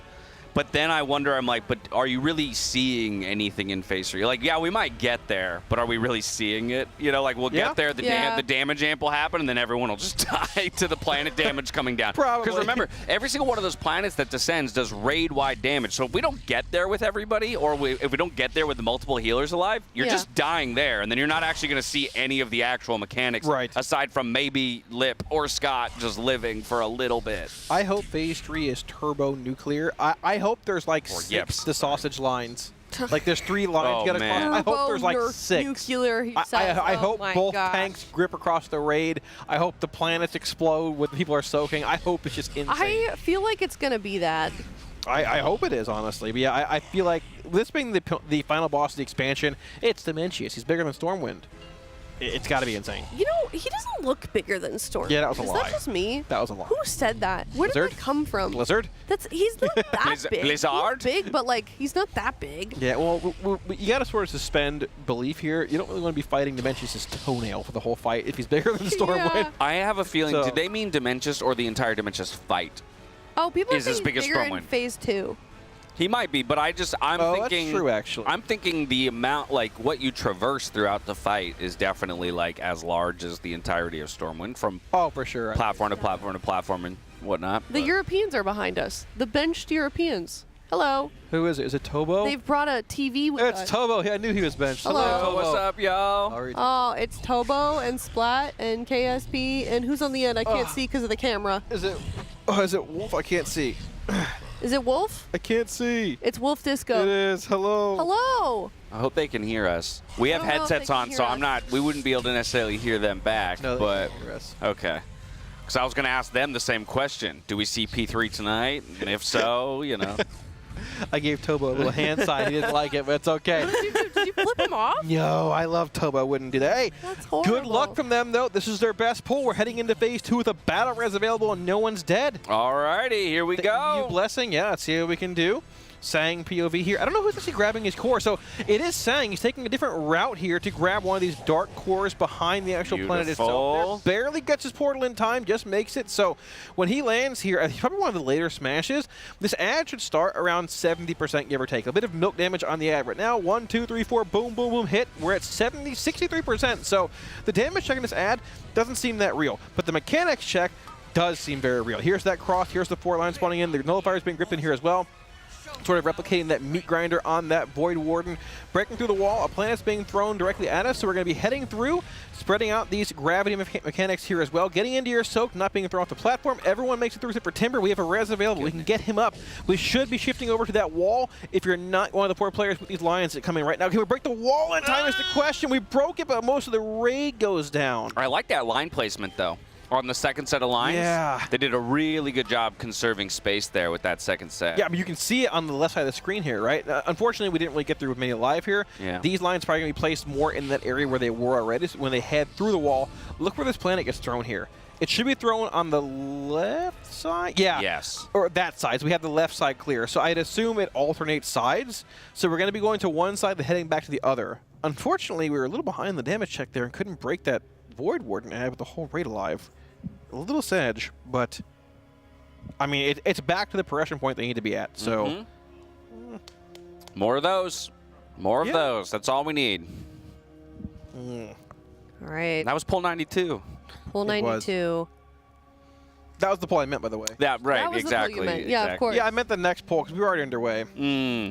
So a little semantical thing going on there, yeah. Yeah. Yeah, I understand. Yes. Next one. We'll get further, right? I'm feeling poll 96 is the next 96 is the next progression poll. Okay. Yeah, because if you reverse it, it's we got it. See? Yeah. So you can see. I love the big brother, cam that we have going on there. And then Get back in, Atlas. they were right here behind us a moment ago. Oh my gosh. Now they're just on this tiny little laptop that you can see just right there. Right. Oh, there we go. Atlas. Oh, here it comes. We're back. 1 second. Oh. Hold. Hold. There they There are. you go. Oh. There you go. Hey, wait, move your head, Cal. That's There we go. There we Look, go. there's Wolf and Tobo. Hello. We got Wolf. We got Tobo. We got Shay. We got KSP. Oh my gosh. They're at the EU office, and it's like 5 in the morning there, so they're just sitting in an empty office by themselves. Is it Utrecht? How do you say it? I see. There's a reason I didn't say that word. I've always said it Utrecht. Utrecht. But I don't, do not, I mean, I'm just an American. So. Yeah. Utrecht. Utrecht. They all went No, Utrecht. I've always said Utrecht, Wait, but I go don't like know if this. that's correct or not. Go heart hands. Heart hands. You think they'll do it? Yeah. How to make the heart? That's so millennial. You're such a millennial versus the doing this nowadays. Wait, Tobo, finish it. Tobo, finish it. Come on. Oh, there you go. Yeah. Tobo, help me out. Come on, Shay. Broken Wow. heart. Broken heart. No, come back. Nope. Boo. It's too late. It's too late. Oh, that's cute. You almost did it. They can kind of hear us, I think. It's fine. It's fine. It's fine. Cute. Oh, you almost. We're so desynced. It's fine. The synergy is not here. Not Well, great. you know. Yeah, it's a bit of a delay. Utrecht. If I'm to believe this one person there we go. in chat I trust who's him. trying to spell it somewhat I believe phonetically for us. I believe him. Yeah. Are you bringing them to? All right, they're you. bringing our friends away. Goodbye. Bye. Bye. That was the front cam, actually, but the front cam has devolved into the Utrecht cam. It has, yeah. I think Frank may have been in Devolved, that call, clarify. actually. Also, there's now a ping pong table outside. Oh, yeah. Here? Yep. Yeah. It was there last year so that Alice and Dazer could play ping pong. Who are the? Are those the two ping pong? Those are the two ringers. ping The pongers. ringers. Definitely out there again this time. Said it's very hot outside. Yeah. So. It is warm. I know. They just gave me a look. I'm sorry. Them LA summers. Yeah. They're good at ping pong though. I suck at that game so much. Table tennis. Well, maybe we can bench you two. As the Europeans will. Table tennis? Yeah. Ooh. I'm pretty bad at it Versus also. ping pong. Yeah. I mean, same thing, but again, yeah, I think that's our very Americanized way to refer to it. All right, well, let's see what these Raiders have to feel about that last poll. We're going to head to a Monster Energy, listen and maybe get some reps in some ping pong in the meantime. We'll see you soon. You definitely do that. So when you're done with the gate across the middle, we're gating the knock. No, they're still there during the wins, so you would gate during the wins. So like right here, you do the knock, and then after that, everyone goes over here. The frontals just shoot to this side of the platform. We're not doing another wins, right? So like the frontals just shoot like this way. Whatever. We don't want to do you can do another, but yeah. You can, but we're not. And then you just cleave. All that needs to happen is you just like cleave down one of these Void Wardens basically, and I'm pretty sure we're pushing after the next gravities. With everyone up. Let's go. Did we You guys lagging in that phase? Every time the pushback happens, I get 10 FPS. Yeah. Why are we killing a Void Warden there? I don't. It's not bad. I'm not convinced we're pushing before the wins, but yeah.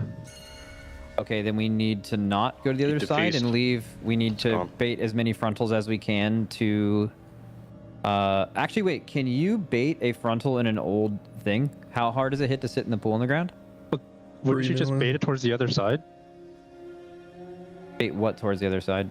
Like you move through and then you bait it towards where you just moved from. Bottom left on your because you know if you don't have to dodge back, then you can just kill a different Void But then one. you It doesn't wouldn't- have to be skull.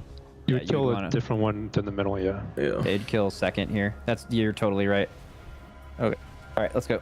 I am on that page. E1 is feeling amazing. So yeah, Scott just taunt on the second cross, like Conqueror Wait, cross could we, thing. before we pull, do one quick, like, little practice stack? Just make 3 little inverse gravity markers and just have people spread around it on the right side and then put 3 markers on the left and have them go left just to literally visualize it once.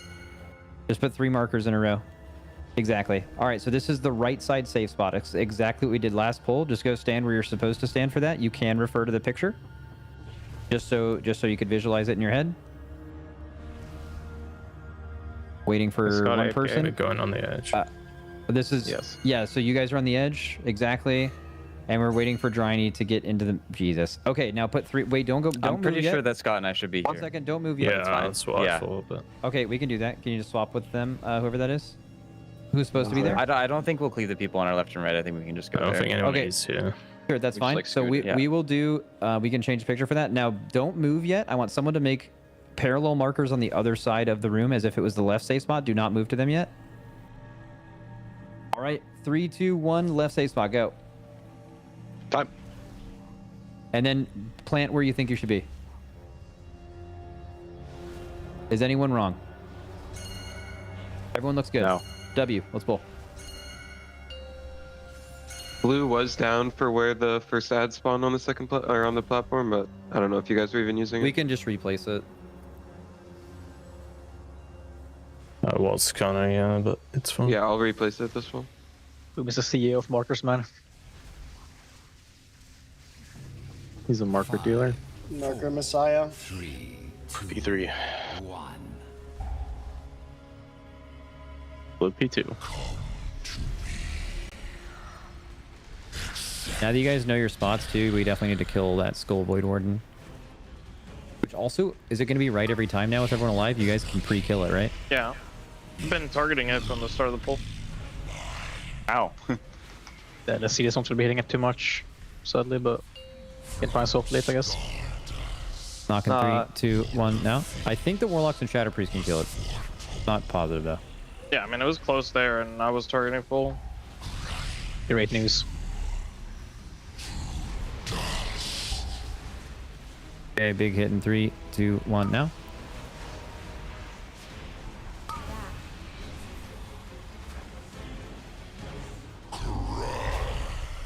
Press splat. What was that sound? It's the portal. It's a pipe. Red splat now.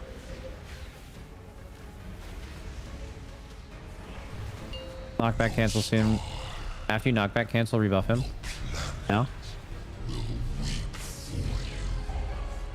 Circles here.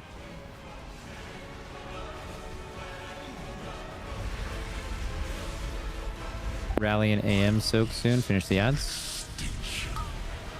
Get in.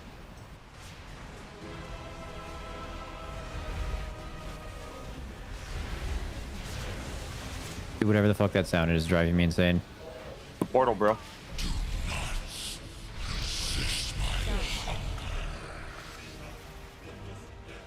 Wow, what was that? Is that a puddle or something? 3, 2, 1 now. I think he just died to damage. Yeah, I should have plotted. Were you in the air? Yeah, I was the last one down. Yeah, that's what'll do it.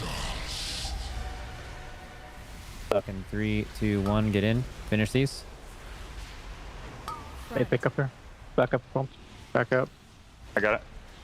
Someone pick it up. Need to do all 3 on the left. They're not overlapping. They are. Okay. Okay, YOLO knockback here. We can probably still push. Oh my god, boom. Dude. Okay. Not even close, bro. Getting knocked in 3, 2, 1 now. We're definitely getting the cast at the end of the phase. We probably don't have to soak. Just actually no, we lost dev CDs on the boss. Maybe we burned. We don't soak. Fuck it. You commit. I don't think soaking is really viable. We get fucking owned and die. Ooh, we have to soak. We have to soak. Get in. Get in there. Suck that shit down. Get these to the back. We'll save you guys. Don't worry. Hands, man. Can't see shit. Open your eye. Save us. Dude, the way You guys will be said fine before you shit get was sucked. so funny. Big damn coming in. Save them.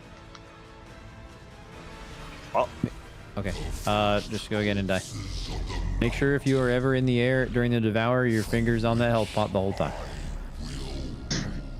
Yep, I helped Stone, but that thing sucks. I usually can the people in the back too, like on that second set, just request an external because they usually sack, but it's just hard to tell which one's in the back sometimes. Yeah. Like I have a glow for 3, but I have to like mainly look at the front one and then. They're running If around. you time dial me, I'm jumping off, man. Would I be banned if I use the model computer and make hitbox a every cube? time, so. Pop quiz. Pop Make quiz. time dial lowest prior second. external. Pop quiz splat, and you can phone a friend if you don't know. We just did the knockback on the right side. Do you follow in P2? Are you with me? Yeah. Okay, then we swap to the other side of the room. If you get targeted with these next frontals, where do they go? They can just go like back. Wait, where? Like upwards. If we intended to not play the knockback, it doesn't really matter where. W, this way. Well, no, we do intend to play knockback. You aim them across the room. Definitely do not prefer them. Okay, yeah. So if you guys get picked with these next ones, you just aim them this way. Just Pull the don't boss get poked out. into the ads, because then you die. Yeah, I mean, we can pull the boss off of it, right? Yeah. Yeah. Just have it here. Far enough. Yeah.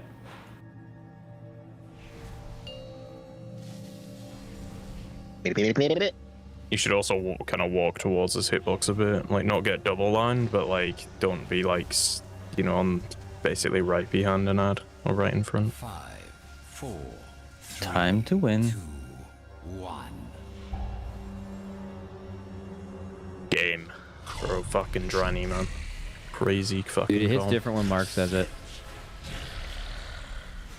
I missed that guy. Die or something, right?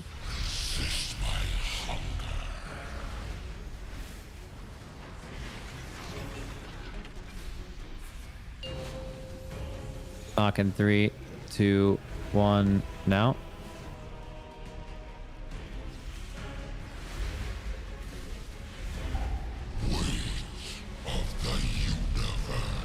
First pools.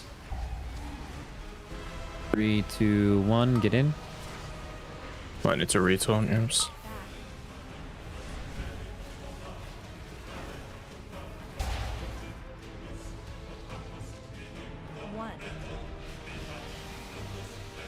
Done. Nexus knockback cancel.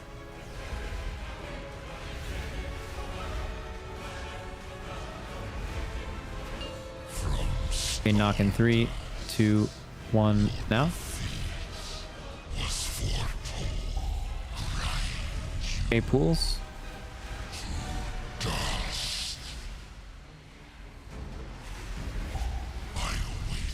Okay, 3, 2, 1, get in. Back up. We can do it. Renako's doing it. 1. What a fucking speed run.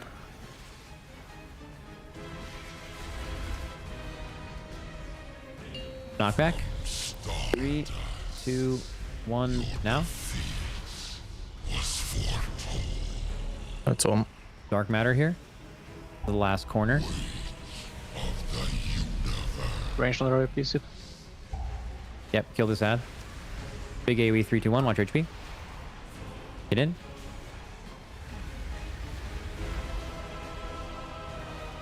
And suck them down. 1. Nice, fucking clean. We're getting a knockback, and then we might get a cast, but either way, just whenever you cancel this knockback, get used to being in a spot where you are safe for healing.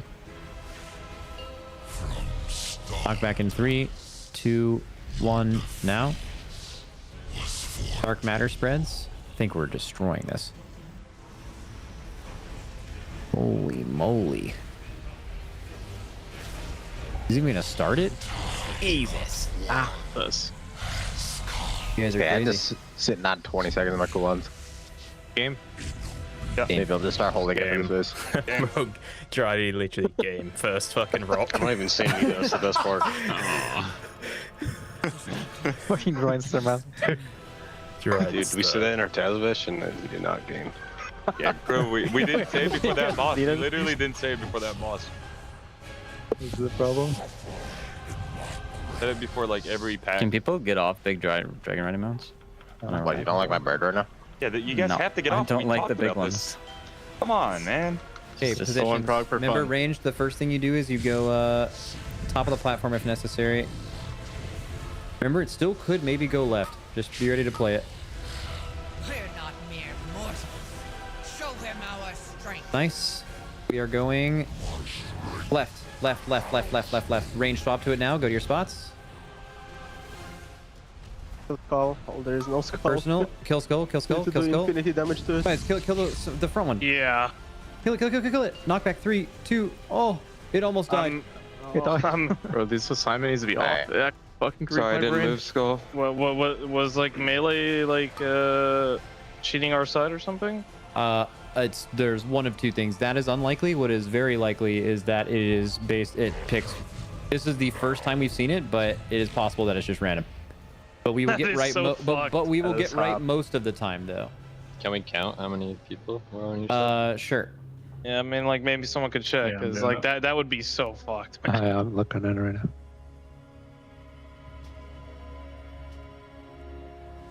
Because like having to Are our run logs through. like doubled or something? There's no way we've pulled this boss. Always have been. They Yeah, double how do we up. stop that? It's fixed eventually. Isn't it Dry's shit that's bugged? That's Wait, a what do you silly mean? question. No I way got we pulled damn it how many times? We pulled it 93 times. That's real. Yeah, 93 Oh, okay. W. Yeah, the 100 is so it said last night was not right, but Okay, we're going to the platform. When does it pick extinction? Mass destruction, is that the cast? No. It's the boss. Where's the boss's cast bar here? It's when we get these mechanics. Okay, so we had I mean, I don't think anyone's encroaching your side. This looks fine, right?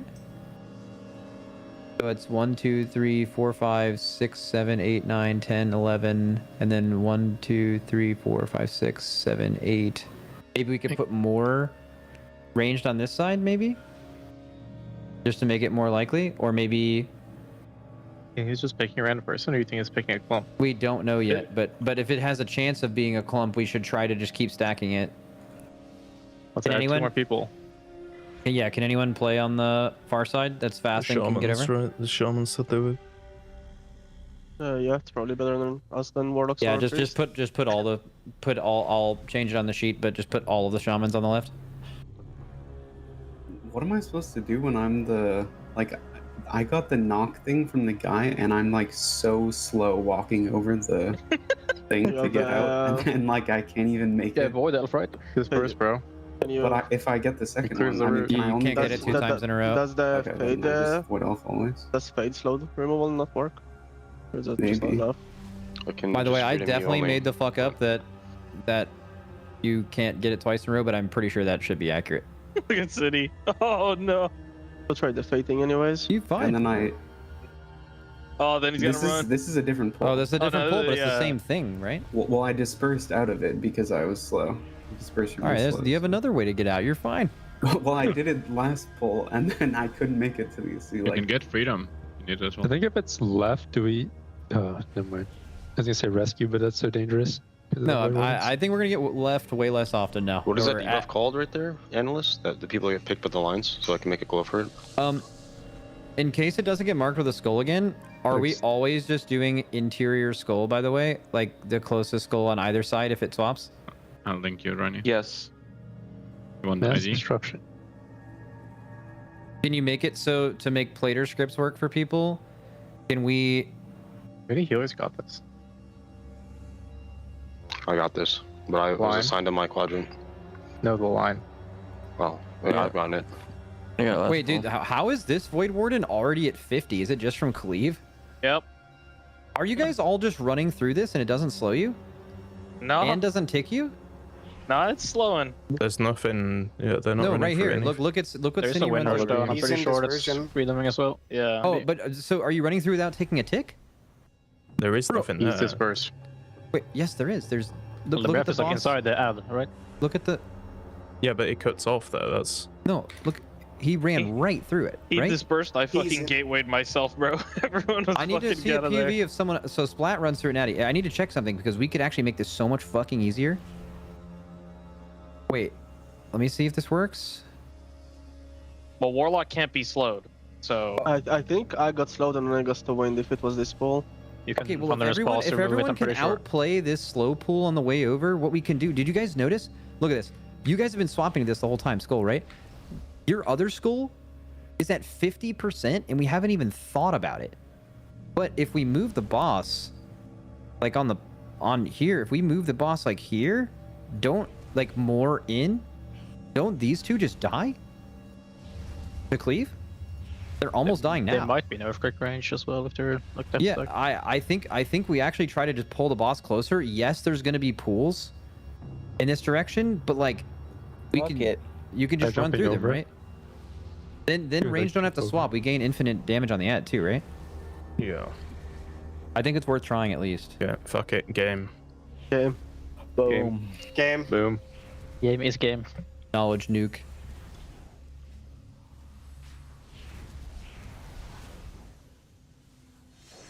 Bro, it is happy. 5, 4, 3, 2, 1. Reminder, Ellie's you're on left in P2.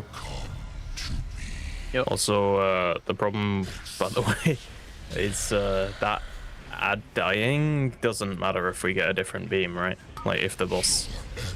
Well, both of the ads will die. Okay. Yeah, that's fine.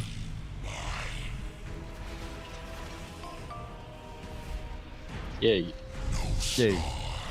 Knockback 3, 2, 1 now. I also don't know if that's true, but they should be at least low enough to swap once we know the side to kill it. The range are still hitting skull.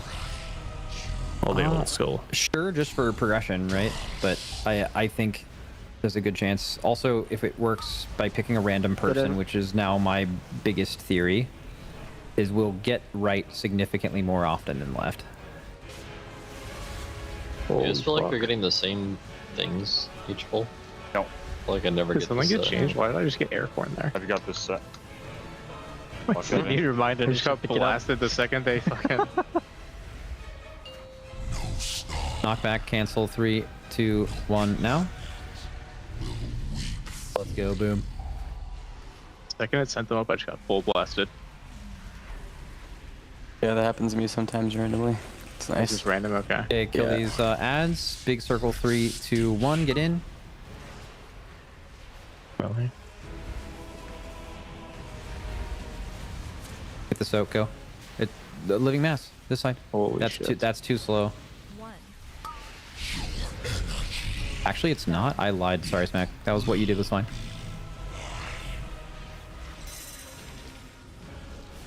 Dude, Boom's eyes are probably so wide right now in this pull. Three, Bro's been getting 2, fucked up. 1 now.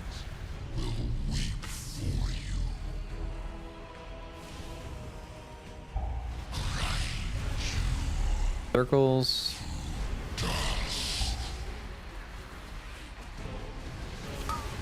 Get in.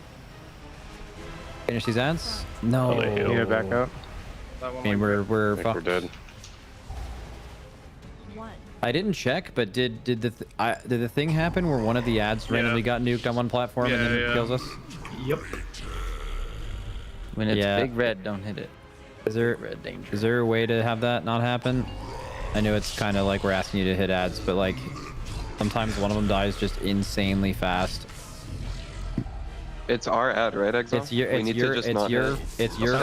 your front left ad just dies too fast sometimes. Yeah. You're also popping there, right? Yeah, I do. Oh, yeah. okay. We should just hit the ball. I'm also hitting it from across the room, and that's the only one I'm hitting because my class Okay, is great. so I'll so just delay my cooldown. I don't lose use anyway. I'm almost positive that both of you should just hit the boss or do something with that ad because it's happened twice now, and that one should just still die in time. Yeah, I'll just delay my blades by like 20. All right, we learned something. Yay. Yay. Hopefully I don't get blasted this pull. What does that mean? I mean, the soak spawn, my sound just gets blasted. Okay. Dude. Very loud noise. Gets By the way, spammed. we did inverse gravity. Like it was perfect. Like. Hello, everybody. Welcome back from that Monster Energy listen-in. Saw a couple of pulls there during that listen-in as well. A lot of solid ones as well. Still trying to consistently get through that phase 1, but it's that phase 2 Kalamazoo that we're really looking to prog through. Yeah, I mean, getting to phase 2 means you got to get through phase 1, which is going to be. I mean, it is like the hardest part of the fight so far. I don't think phase 2 will even be like that bad once you see the mechanical overlaps and get sort of used to it. But there's still a lot of volatility in phase 1. You're seeing a lot of like just little deaths here and there. You even heard Max say at the end of that last wipe that one of those mass ads spawned in just got nuked into orbit, or I guess out of orbit, depending how you want to word it for this fight, and it died too fast. The other ones couldn't be killed in the same time frame. They all healed and they wiped. There's still a lot of like little checks in this phase you have to get through. A lot of pass-fail checks, and if you don't, it just spells disaster, and you got to go again. Yep, so instead asking a few DPS to maybe funnel the boss in those moments instead. Just trying to clean things up. Here we have the first of the reverse gravities. We're going to need the players with that excess mass to come over and help pull them down. Look to have done so quite well. Yep, pulled back down just in the nick of time, not getting pulled into Demensius. Now, we do know there's going to be essentially, there's one more Devour cast we're going to be living through in this phase. That knockback sort of like signifies the start of like the repeat of the mechanics you just saw. We're going to have second Dark Matters coming out now. You're going to have one of these gravity singularities spawning in on the left and right sides of the platform. Groups into soak here, spawning in right about now. These ads are dying. Healers and others are grabbing that excess mass, which is going to be used to pull these players down from this reverse gravity, or its anti-gravity that's spawning in here right now. Standing in those circles will indeed do that if you have the excess mass. And right about now, that hide soon. We're going to be gating right about now into that middle area, using all this excess mass to negate the pull from the boss, which leaves us safe. We unfortunately do lose THT and Dranako here, both those locks going down. We should have a res available though to get one of them back up. However, that will mean one of these sides is going to be a bit more difficult to traverse for the remainder of phase 1. Yeah, unfortunately, Timber bleeds out as well right after we do manage to get THD back up. So still 18 manning from this point. Now working on one more set of mass here. And then, of course, we'll have the big soak off to the right-hand side. 3 people get chosen with that reverse gravity. You can see they have their assignments marker, back, and front, trying to create somewhat of a Venn diagram before being sucked back down to the ground. Unfortunately, though, almost every other member of the raid comp does go down in the process. Yeah, that was that. I keep forgetting the name of it, but it's that soak over there, like that singularity like effect. Antimatter. So I can't. Yeah, I think it is antimatter. They didn't soak it; it just blew up because they had a player dead. It might have been both were dead on that side. If 2 players are dead on one side, you just don't have enough. You don't have the raw time to soak that actual effect, and it just blows up and kills everybody. You can see just one little mistake in phase 1 spells disaster. brief little break being thrown up here as well. Super unforgiving. 3-minute break. Go stretch your legs. Go hit the restroom. Get a drink of water. Yep, juice back up. We got a long grind ahead of us on this boss. We do. We know dinner is looming in about an hour. Yeah. Yeah. And we also 4.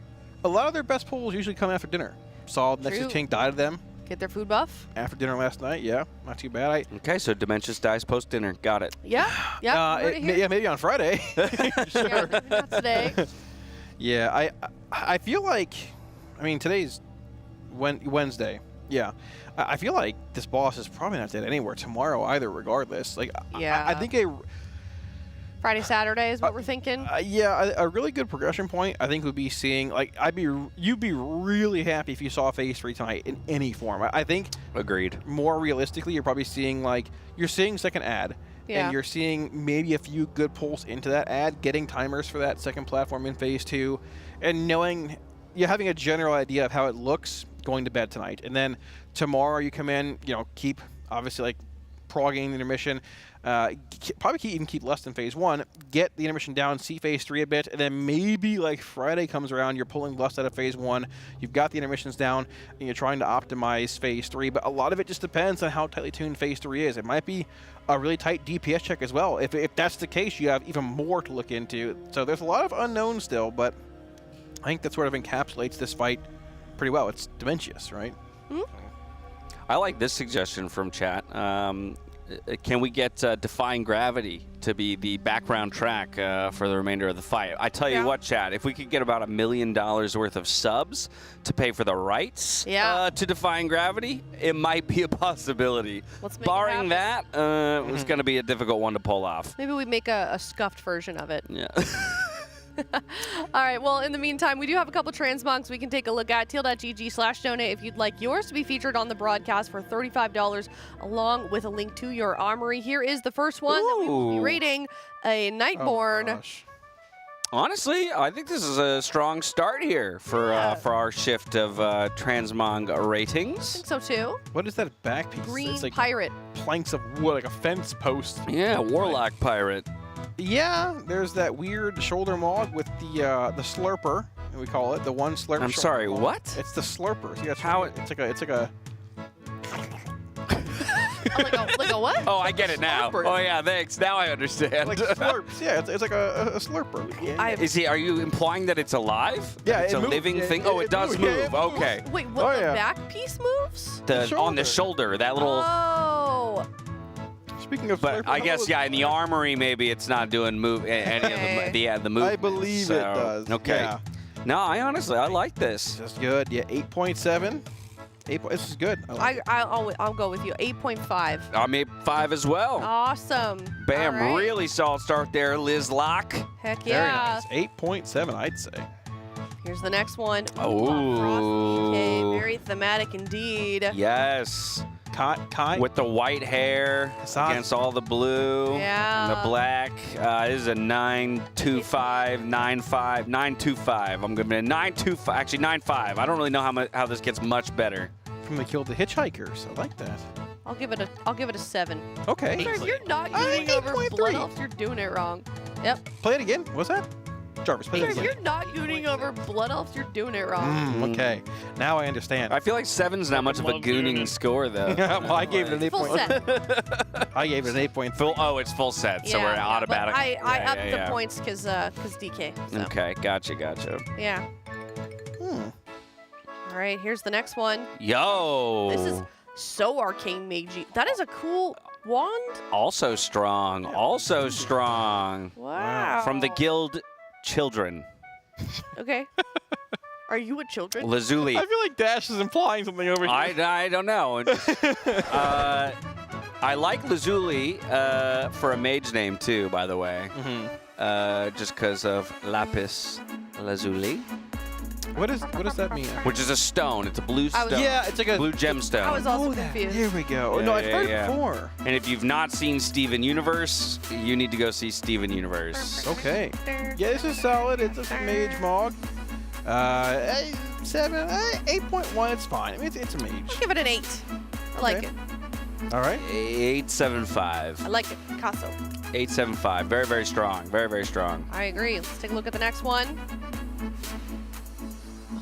Azula's having a good time over there with that She's toy. thrashing around. It's like fake alligator toys. I mean, she Yeah, what has. is that? An alligator or a snake? Or She's torn the tassels off of it. I don't know what it is exactly, but she's having a great time. she's having a good time. Yeah, time for life. Yeah. Teal.gg/donate, along with a link to your armor if you'd like to have yours featured on the Oh, broadcast. no. Look at the earmuff. Oh, no.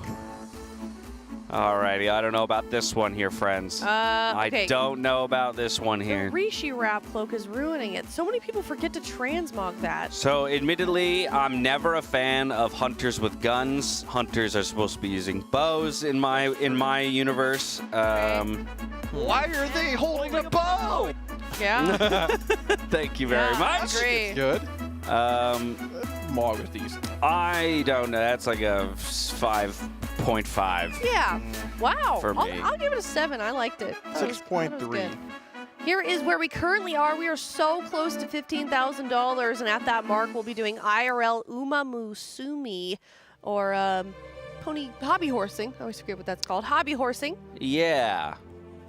Which I don't really know what all that entails. Well, I'll tell Because you. it's not like a pure foot race. Sort of. It's a foot race, but you're on a fake horse. Like What if those ones you But rode it's as just a kid. point A to point B. We don't have to like hop over hurdles and do like a canter and a trot and a different type, like a. I'm not sure. That's what I'm concerned about. I'm sure there's going to be some sort of weird twist to it. I'm being told they'll clarify it later. Yeah, so that's. time will tell. But if you'd like to know the answers to that, you can head on over to teal.gg/donate. Donate some money to a good cause. We'll read your message out loud on stream, or if it's a transmog or something like that, we will also feature it on the broadcast. Kalamazoo. What if we turned it into like a battle royale, like a Royal Rumble, where we had different horses enter the arena later on, we all just duke it out? Oh my God, like medieval times. Like jousting? Yeah, WWE, yeah. Yeah. WWE style jousting. Yeah. Oh my goodness. We get the Raiders like some bread and some chicken legs. Munch on those while they Yeah, for sure. their what do they call them? Their night.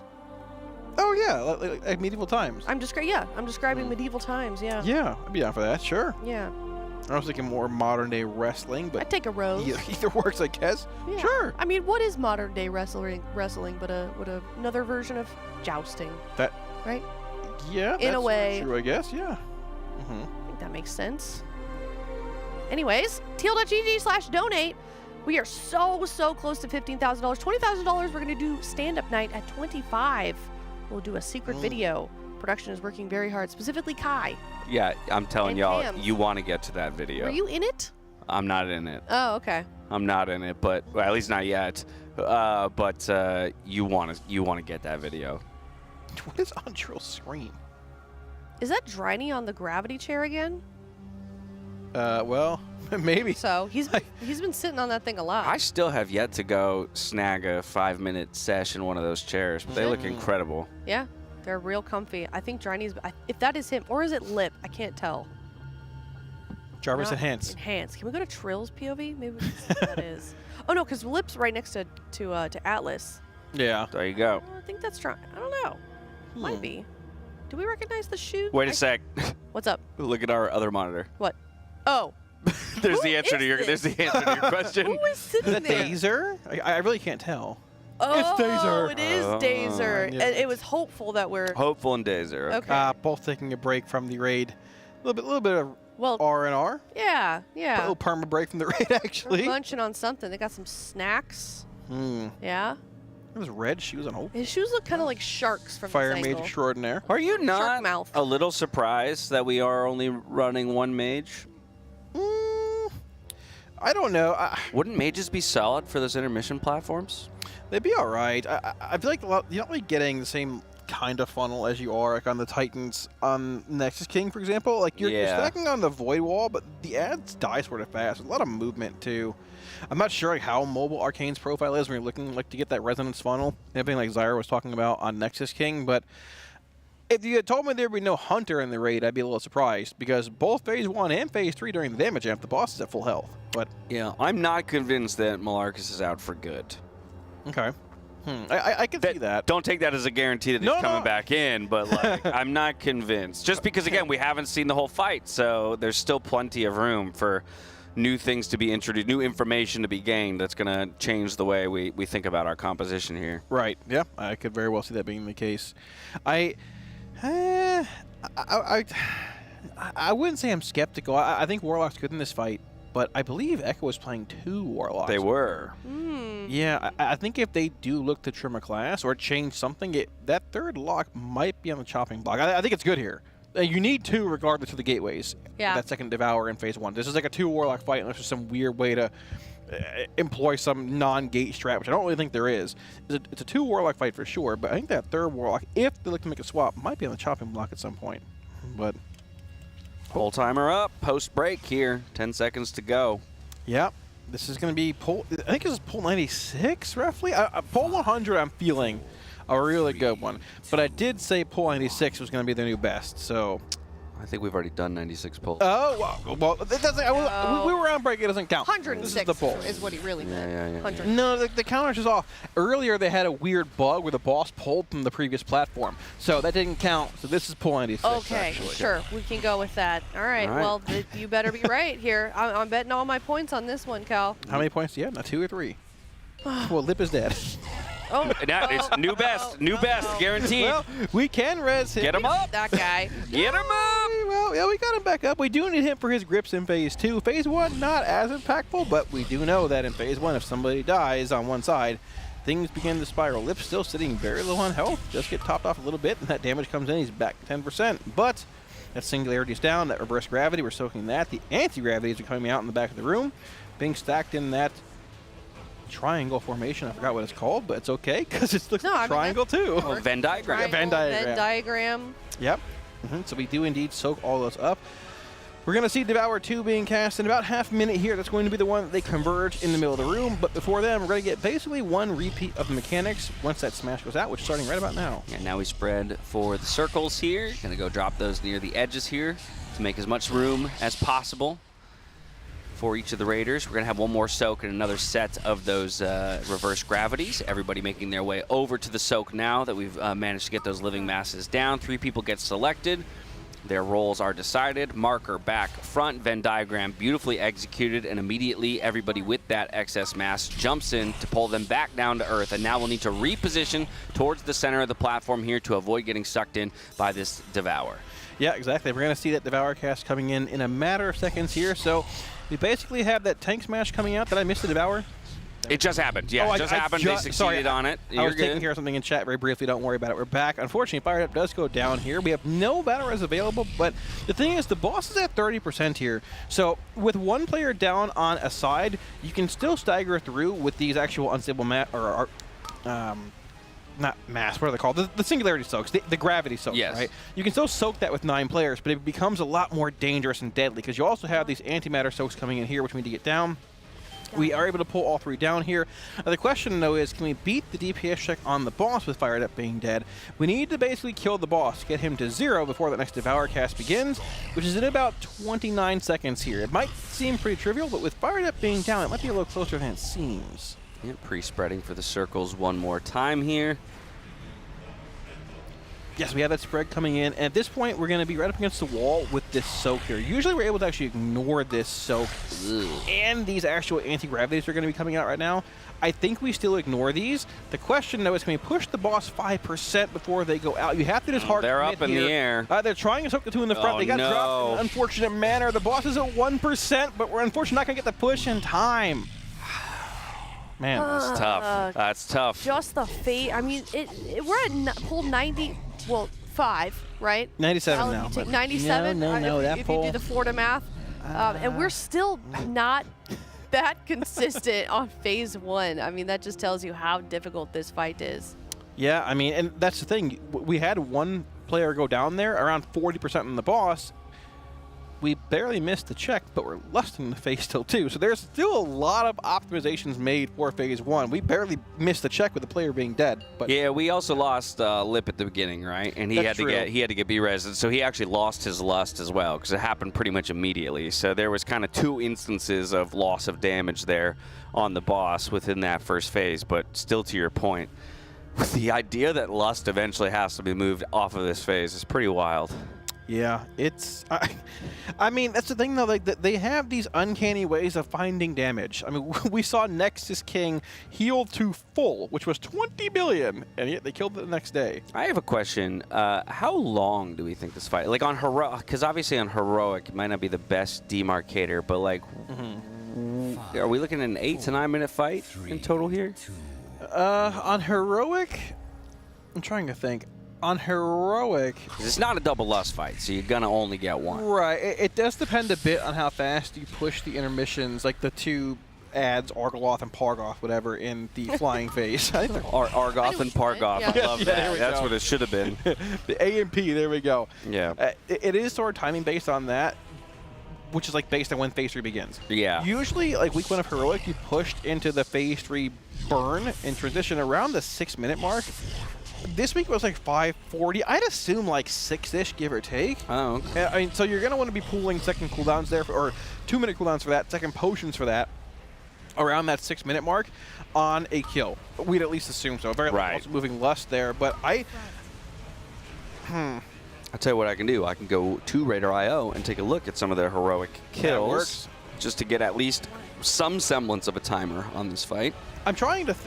I think it depends a lot on how the planets that rotate the boss in phase 3 work. Because once phase 3 begins, you're on a timetable. Like, True. It's, hey, whether it begins at like 6:10 or 6:40 or 7:20, whatever it is, you have X amount of time. I think it's around like 2.5 minutes, give or take, before that those Devour casts just bring in the size of the room and you're just surrounded by, I guess, mass matter, and then the final Devour just sucks the whole room in and you die on a timer. So I'd assume you're looking at probably like a 9-ish minute kill. Not a double lust fight, I don't think, but I could be wrong. Okay, so their longest kill pull that I have found so far, 9:52 on Heroic.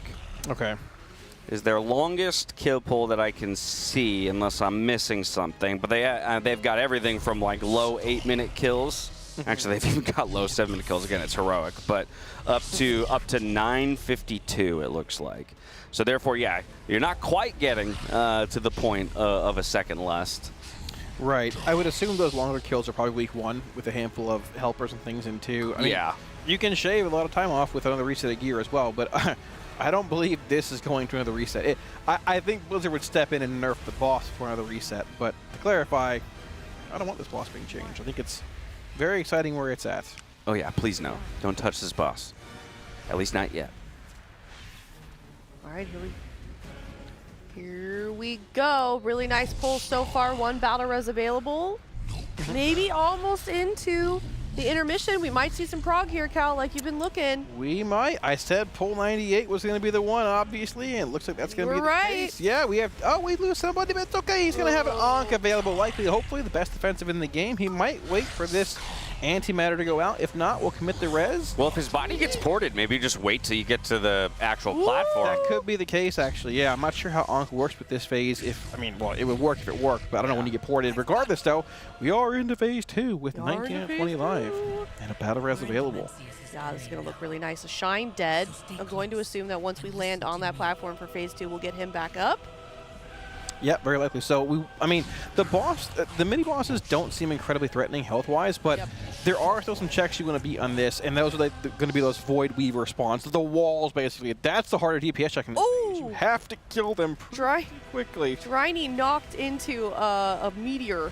He'll make it. Oh, no. I have confidence. Come on, Dryny, land that bird. Get over here. He doesn't make it. Well, died instantly. That's tough. That was not... That's all right. We're going to use that battle res on Dryny instead of a Shine. It looks like a Shine does have an Ankh, but unfortunately Impact also going down. Goop now falling in this moment. Do we break the wall? We do. Now everyone needs to rotate over to this side, but unfortunately doesn't make it there in time before the planet comes smashing through and the majority of the raid falls to the floor. A bit unfortunate. However, I think we can almost deduce something from this. So the first planet has been thrown on that side every single time we've seen Phase 2. I think it's a static. The planet gets thrown on the left side and the right side every time. I'm pretty sure on Heroic it was random. I could be wrong. I generally agree with you that on Heroic it was random, but I think you kind of have to script it more here just because of the demands of all the mechanics that are happening in that phase now. Right. I mean, it might also be baited on players. I think maybe it's the case in general, but they're all on that one side, so you do know you got to break the wall and move through regardless, which helps a good bit with movement there. I wonder though, what if we just, because we land before the cross comes up, so if you just go to the other side, have you already pre-dodged? Land in your Well, quad. you land and then go and then run. You have a little bit of time after landing before he summons the cross. Right. And so if you were to move to the other side, it might just be based on where the majority of raiders are or something. So it's probably just coded to go like that. So if you did start on the opposite side, it would probably change the sequencing. That would be my guess. No, that's a good. Who knows? Good observation there, Dash. That's why you're a champion and I'm not. But I'm a champion. Champion at what? a champion at life, Dash. All right. Oh, thanks. That very likely is the case, though. I mean, but regardless, having that consistency and knowing where the meteor is going to go does allow you to plan out that movement for that inverse gravity mechanic, which is probably the most threatening in that phase. We haven't really seen it a whole lot, and it lines up at really odd times. It's happening like right when a whole planet's flying at you. It's happening basically right before we need a huge DPS check on one of the cross adds to cross over from that push is coming back from the boss. But obviously, don't want to get too far ahead of ourselves. Phase 1, we're back in. Pull 99.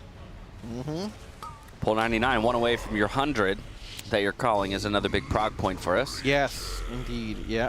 Antimatter soak successful, at least here on this right-hand side, while we have the 3 people with reverse gravity going to the back, creating that Venn diagram. Now everybody with the excess mass works together to pull them back down to the platform, and from here, we will look to stack up for our Devour suck. Yep.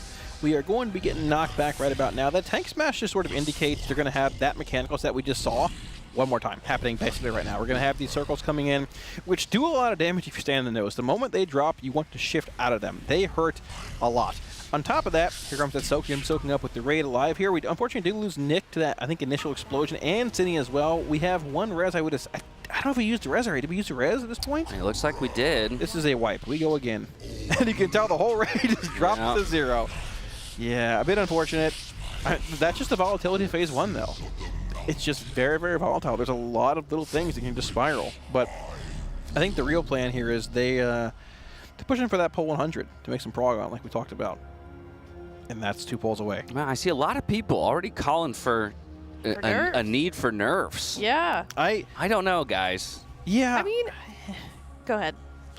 I don't think you do. If you're Blizzard, I don't think you would even step in until probably Friday, or like maybe like because nerfs are a weird thing. Like Blizzard did step in when it came to Soul Hunters, and they nerfed the boss by 7%, but they nerfed it before Liquid had even seen 7%, which is a good thing because like if they had seen that and then nerfed it, it would have been like, oh, we could have killed it a few polls ago. But then they nerfed it. It is what it is. I really don't think any of the players would want to see nerfs either. Like, unless the fight is literally impossible, which I would assume none of them feel the way. I don't think so. Right. Yeah. The vibes are good. I think they still think they're still progging. Like they're still finding. It's still in the learning phase. We're in the discovery phase. Like we're not having talks of that nearly enough or already at all. You know, when guilds like yours, Kalamazoo, get to this, like you're gonna have. How much more gear? What do you mean? I'm just saying, like, that's going to make a lot of difference. It's going to feel like a lot different of a fight. Yeah, so my guild tries to replicate world first scenarios. We actually raid with no weapons on. Oh, wow. Yeah, so it's why we perform the way we do. All right.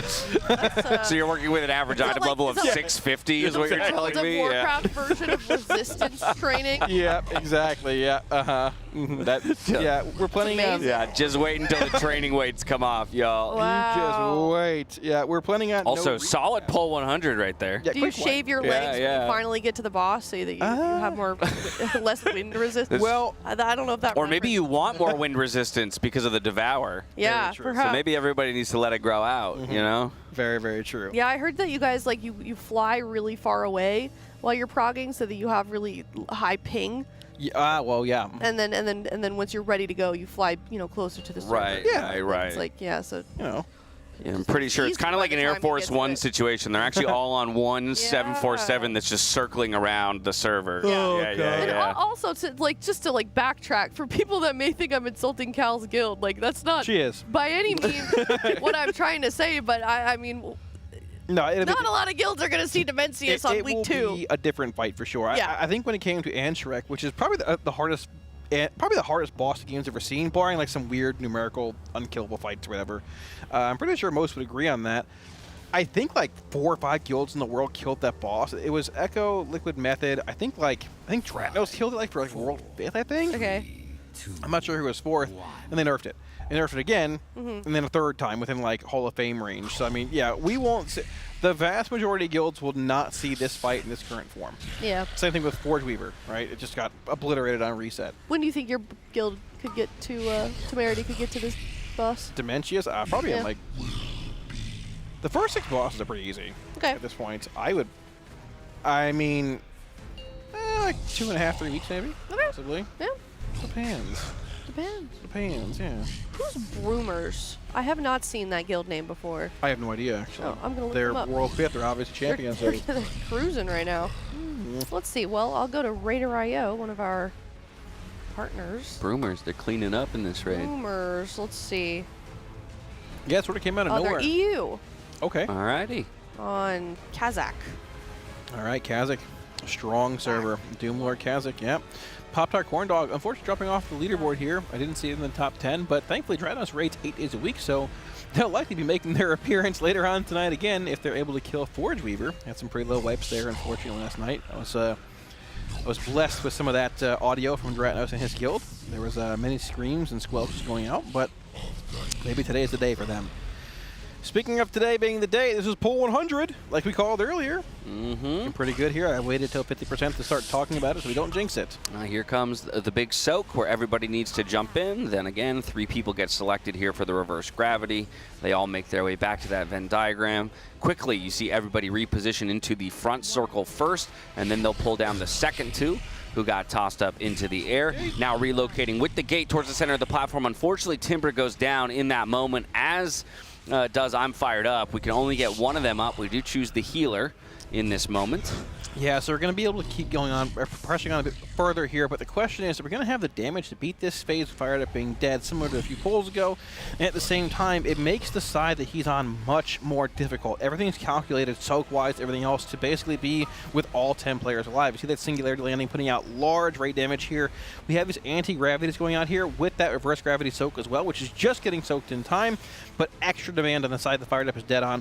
Thankfully, we should be able to get all these 3 anti-gravities down, but the question is, we have Devour in about 35 seconds here, and the boss is sitting around 25%, I believe. Can we push him in time is the question. This is a good question. Yeah, these raid frames a little difficult. Nick obviously not needing to focus on the boss health. He's got a much smaller boss frame than most of the players. Demensius, though, just dipping into that single digits here. One more spread for these pools. We look like we're still trying to get these living masses down, right? Yeah, we need to get these. They're probably going to... so usually they end up skipping these, but it's tough because they also have to account for the boss being a bit higher with Fired Up being down. Okay. Okay, they make the push though here. Yeah, we make the push. We beat the other Singularity Soak and the actual anti-gravity. So Fired Up's going to be down here. I believe he's soaking one of the extra damage orbs on one of the ads here. Could be wrong, but either way, this is Pull 100. We call progression on Pull 100. Triple-digit luck might be in play here. Last time we saw the intermission, things kind of started to fall apart because one of our players ran into a geode. What are they called? What are we calling them? They're What are those big rocks in Meteor? the sky? A meteor, thank you, not a geode. An asteroid? They're An minerals, asteroid, Aya. I They're mean, minerals, Aya.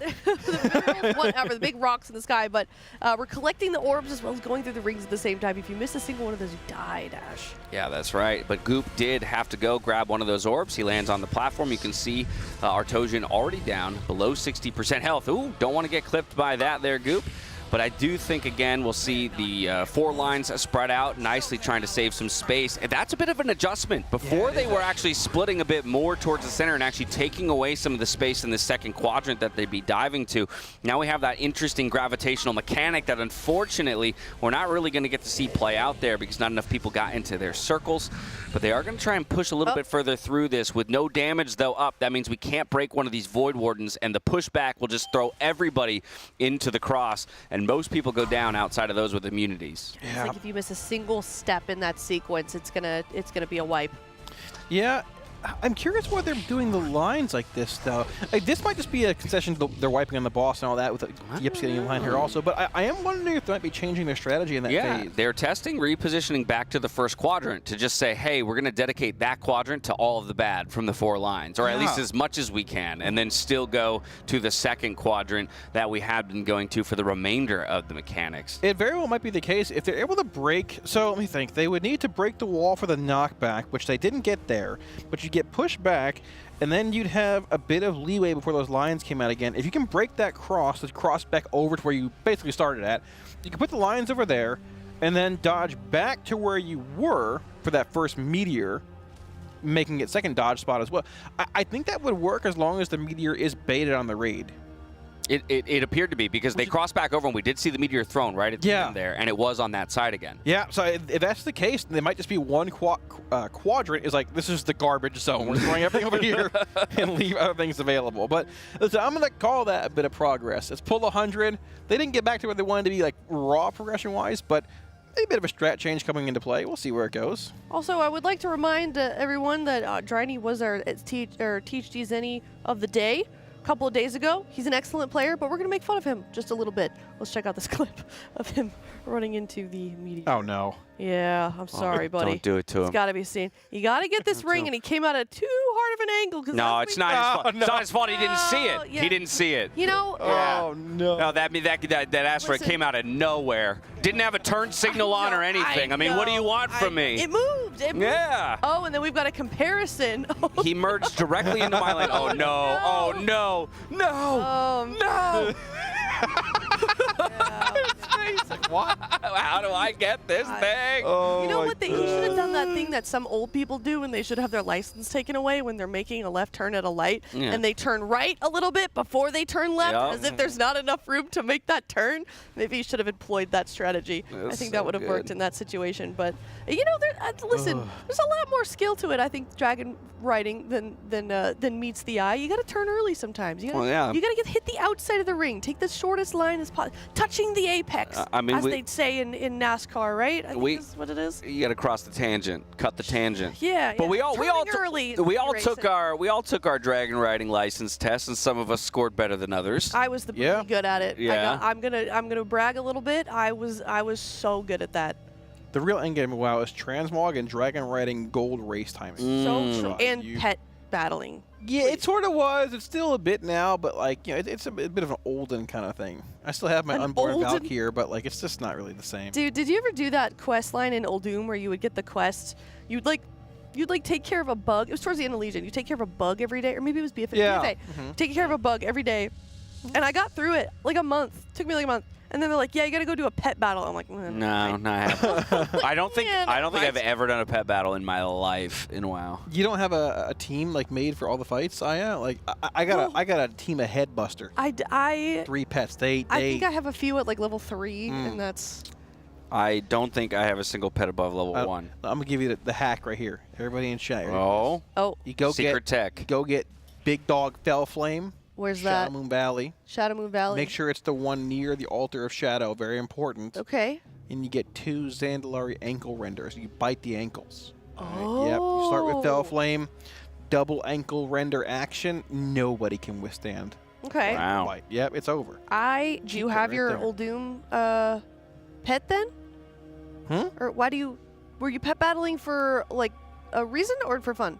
Well, yeah, I was the best pet battler of all time. Oh. So I used to pet battle a bit when I came back in Pandaria. Actually, I didn't want to raid or do dungeons, so I healed on a priest and did pet battles every day. And then I realized my life is a lie and this is terrible. So I started playing the game for real again, playing a warlock. So oh no, my life is still a lie, but I was gonna say. So yeah. All right, here we go. Here we go. Actually, no, they haven't even put a pull timer. Oh, yet. you got me. Hey, What is I'm that sorry. thing in the middle? What is that? What are we pinging? Is that a mound of snow? Some They're toy going that into it. sure. They're Quick, going. quick. Look, they're hiding. Everybody jump into this snowdrift. Cut the feed. He'll never see us coming. Jarvis, cut the feed. That's secret tech. Cut the feed. Delete the VOD, Jarvis. Delete the VOD. They're just like us. Speaking of just like us, Yips has had We've gone dark. a PvP. Oh, they actually did it. Oh, I was going to ignore that because I thought that was a mistake. Yips has had a PvP talent. He fixed it. Yes. I messaged him to fix it, and he fixed it. He's had the PvP talent notification for an hour. He said, okay, I messaged him to fix it. For some reason, he sent me back a picture of a dancing toucan. I don't even, what is this? This is what he sent me back, and he fixed it. Okay. I'm so confused. That's how I respond to a lot of things too, with like random animals. Why did he send me this? I mean, it's suiting, right? Like, you know. Oh gosh. All right, well here we are into phase 1 of the Demensius Mythic. Yeah, so we are once again looking at, I mean, the big thing here in phase 1 is just going to be consistency, right? Like, we need to start getting through this phase with everybody alive into phase 2. We're getting better at that. There's just a lot of volatility in this phase. We are still lusting it, which we expect to probably be the case, I'd assume, probably in tomorrow as well. Once you get the reps in this phase and see everyone just getting through with, see the raid getting through all 20 live, you can sort of gauge where damage is at then. Eventually, we expect it to be pulled off for phase 2 or 3, but at this point, it is a progression lust, and where we want to be trying to get through phase 1 as fast as possible. Yeah, the choreography of this phase 1 is decided, right? We haven't really seen them looking to adjust their approach to this phase at all. Now it's just about, you know, executing to perfection, and so far they're doing just that. In this attempt, everybody grouping up on their respective sides for the soak here. Of course, 3 people chosen, as per usual. For that reverse gravity up into the air, they go in that Venn diagram, quickly being brought back down. Gonna have to hide soon here. Yeah, a bit of a early movement from Yips there, but he has the tank, so he doesn't need the gate. He just walks over manually. Unfortunately, Goop didn't make it over in time. We have a res for him. That's a-okay. The knock is coming, but thankfully Goop is a lizard. He can negate that knock with that quick little lizard leap. Lizard leap. Yeah, there we go. And we're back to the later part of phase 1. So we're basically going to have the same mechanics coming in at this point, but we know we're not going to be doing the last Devour. There's typically a final set of anti-gravities and the matter adds that spawn in that we sort of just ignore as long as we have the damage to do so, which is going to pretty much need to be the case to beat this phase and get into phase 2 with everybody alive, right? Third Devour means the raid is gone. You literally cannot do it. You don't have enough excess mass to get there. Yeah, and excuse my ignorance on this, but did we ever figure out if the people who have the reverse gravity and get sent up, can they still deal damage while up in the air, or they're locked out until they get brought back down to Earth? I think you can cast in the air. I'm They're not suffocated. Oh, are they? Okay. Yeah. They're suffocated? Okay. Strangulated. That's tough. Strangulated. Well, I don't actually know, but it just sounds better. But yeah. Oh, yeah. Well, I imagine then kind of the RNG of who gets chosen for this last burn is kind of important. Yeah, so if you're holding an excess mass, you can't be chosen by the gravity toss-up here, which is gotcha. This is actually like the transition, but same thing essentially. Right. So you give it to a healer or so that's not going to be like, you know, assigning cooldowns at that point, basically saying, hey, you're going to heal this, you can't get the toss-up, but you got to be the one to help pull them back down by standing in that moving small circle. But regardless, we are into phase 2. We have no res available. We have a prayer and a dead player. However, this boss does die relatively quickly. I guess the mini-boss does here. The main thing we're looking to beat is just mechanic checks. See if we can get to that next level mechanical overlap and try and deduce if their strategy has changed over the last few pulls with these frontal lines we're trying to bait towards that left side here, Dash. All right, bam. As we land, you look for that health on Artosian to get chunked out by the different players who went and picked up one of those stars along the way. 60% health. This is pretty normal coming into this phase. Of course, the cross of ads comes out. We're going to have to burn through one of these while grouping up the null binders. Those null binders They can be stopped up to about 16, 18 seconds into the fight, and then they won't be able to. They will get their cast off and end up killing everybody. We reposition there for the gravity soaks, and we look to have done that quite well. Only one person going down in Shack. We've already been able to eliminate one of the ads in the wall here for the pushback, so things are looking pretty good. Now the question is, are they going back to that strategy that they began to show us a moment ago? It looks like the majority of people are. Fired Up is going to have to get there, maybe with a blink. I hope he doesn't end up baiting the planet for some reason. Okay, he blinks in this moment, and it looks like, they are kind of dedicating now one quadrant to being the garbage, the trash can quadrant, if you will. Planet comes through. Oh my god. I don't know if he broke the wall in time. I'm not sure. Wiped out the entire guild in one go. The big planet just flies through. Oh, man. Also, I want to add the precision it takes. This happens with Fired Up every tier. Like, the mechanical skill that this man has, knowing exactly where his body is going to land with Blink, it's so evident in moments like these. You're getting pushed back by a wave, and you've got like a sliver of area that you're actually safe to go to, and he knows exactly when and where he's going to be blinking to. It's crazy. Yeah, there is just so little time. To break a spot open in that wall to get back across to the other side, and it's coming off the back of the bait of those lines and everything. It's looking so difficult. Yeah, because I was thinking, like, how are we going to do this inverse gravity on this side of the room? But the plan is to... So when the pushback happens, right, like, you break a hole in the wall so you have a place to move through. The pushback seems very strong on Mythic as well. Like, that was pretty wild. But once that push basically ends, the Conqueror's Cross ads that are remaining despawn. And you have, like, I think 4 or 5 seconds with no cross available. So the whole raid needs to just run back to where they started. You saw Fired Up a little behind there, and then basically restart in that first section again, repeating mechanics the same way. If you're watching and you'd like a chance to win an Alienware monitor, you can head on over to teal.gg/AlienwareRWF. Sign up with an Alienware Arena account or create one and follow the prompts, and that is it. You can be eligible to win an Alienware 27-inch 4K QD OLED gaming monitor. And if you got one of these and you get to Demensius, you might just have a little bit of a damage buff. You just might. But I tell you one thing, you will for sure see that planet coming clear at you. You certainly will. You won't miss it. Yeah. As it proceeds to murk your entire raid. Caught in 4K, exactly. You'll see that. Yeah, you'll see Demensius stomping all over you in 4K quality. You might be wondering how I got here. Yeah, so it is cool. There looks to be a bit of a strategy coming together in Phase 2 for them, though. We can see a bit of a plan here. They're going to try and just fill that. So if you have like 4 quadrants, upper, like top left, top right, bottom left, bottom right, they're going to try and fill that top left quadrant. It looks to be with all those frontal debris lines where all the garbage is over there. You're going to have one set, I guess, in the right side, but you can't do much about it. But they're trying to save as much space as possible while having enough time to break that Void Warden, I believe, wall. But just the overlaps are insane. But at the same time, a couple hours ago on the last shift, when we saw that first inverse gravity overlap, we were like, oh, how do we do that? It's impossible. Yeah. Now they've gotten through that, and it looks sort of easy. Yeah, they do. They nailed down the strategy. They tried a couple of different things. You know, in the beginning, they were jumping off the edge, some of them, but they kind of found that with the overlap of Devour, that didn't quite work very well, and also the pools that had to be put down at the edge, but they nailed down that Venn diagram triangle thing that they're doing, and kind of makes it look real smooth. Now, I'm not them, but I'm not sold yet on the trash can strategy.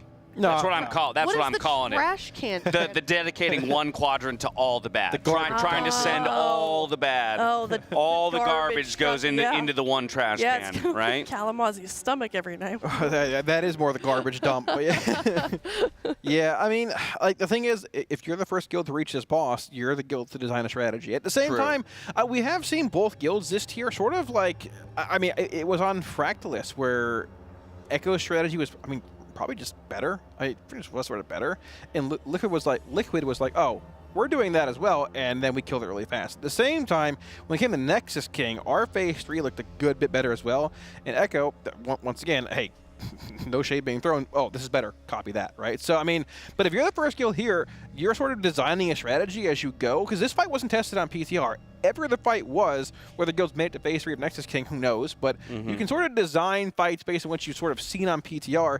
This fight is, there's a journal, But quite often on Mythic, half the abilities are still in there, but they're times 10, and you don't really know what you get until you get there. And they're also very ambiguous. Doesn't really give you a lot of information in there. At least in my opinion. No, 100%. No, I agree. I mean, we've already talked about, too, just how, you know, even referencing P3 and what we've seen in the Dungeon Journal around the fact that you can only stack a maximum of 5 players in each planet, right? Right. And again, the idea, you only have 8 total planets, at least, when it comes to Heroic and Normal.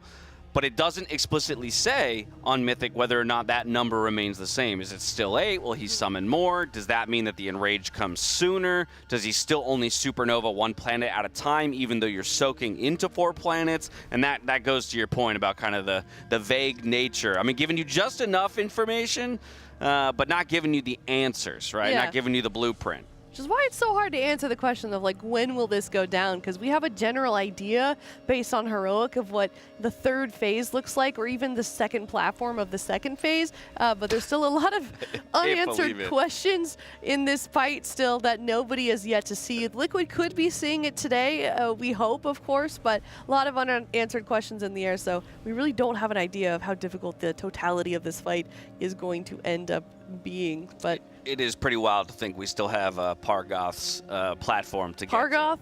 Is that what he is? Is that what it is? I believe it's Pargoth? Yeah, I think it's Pargoth. Artosis and Pargoth? Not Artosis. Oh, that's a StarCraft caster. Oh yeah, that's the OG of casting right there. This clip. Honestly, Artosis could be a raid boss at this point. Yeah. With his mythic status in the casting words that sound community. the same in my mind for those 2 ads. I don't know. Oh my goodness. Oh, I think you might be a little muted here for a moment. Oh, well, I don't hear you. Oh no! Just yell really loud. Yeah. We've muted Kalamazoo. You're welcome, chat. We did it for free. Oh, there you are. Now we got you. Artosis and totality are 2 words you don't want to say around Tettles. Oh, why? Because he gets all riled up. Does he? Okay. Yeah. Is he a big Artosis fan? He's a big fan of something. It has a word like that in there. Toes? Gotcha. Toe. Oh, he likes toes. Total, yeah. He's a foot guy. Well, that's what he said last cast. So just heads up, this is his favorite fight. His favorite no wonder expansion he's too. enjoying the War Within so much. He was disappointed in the Midnight trailer. There were no toes, but look at chat's excited as well. Well, look at that. Look at all the sniff. Can we get a sniffer, chat? All right, here we go into pool 102. Did you say big whiff? These Tettles lines are unhinged. Okay. All right. Lust is ripped. We get through the first set of ads, no problem. We group up to make sure that we don't get pulled in by that Devour. Now this Tank Soak Smash comes out in the center. Just wanted to make sure that it goes cleanly in the center of the platform. New masses out onto the field. We want to nuke those down as we spread to drop these puddles on the edges of the platform. Now we have the big soak here, the antimatter soak, and during this time we're dodging the bat on the ground, and 3 people are being selected to be tossed up into the air with that reverse gravity. They'll be saved by those who picked up the extra mass, and very quickly doing so on both sides of the platform. That's good to see. Yep, one of those players down right now. We are. You do see Scott moving in a little bit here. Yeah, a little bit of a leap, no problem there. We're still okay here. We're a little bit off this next Devour cast. We're going to have this knockback coming out, which is sort of centered on Yips here. You have to pre-position there a good bit because that knock is very strong in Mythic comparatively to Heroic and lesser difficulties, but we're back into that second overlap of mechanics. What you saw a minute ago, you're going to see again right here. However, after the end of this set, we're going to have that big Devour cast coming in, and you're going to need every bit of excess mass to survive that. If you don't have every single one stacked up, triggering that big nullification barrier in a sense, you are going to be devoured. Yeah, Devour 3 seconds away. So again, we got to get everybody back down onto the ground before we can take those gateways towards the center of the platform, because we need to group up all of the excess masses from both sides of the platform to prevent being sucked in by that Devour. Unfortunately, a few people go down. That's a quick wipe, and we'll go again. Yeah, we might have had a bit of a straggler coming in the side there. It seemed like the right side might have been a little slow on their excess mass pull downs, which a bit unfortunate, but I mean, we've talked about it a bunch.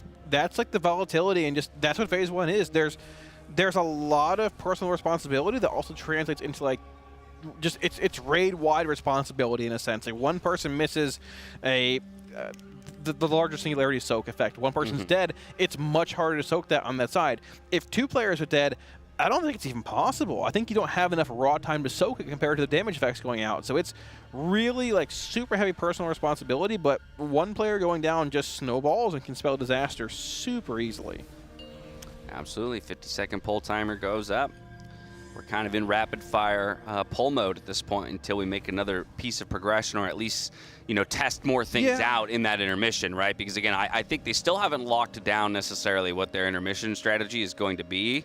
They clearly are looking to test a new strat in that trash can strategy. The trash can, yeah. That's what I'm calling it. No, I mean, it works, yeah.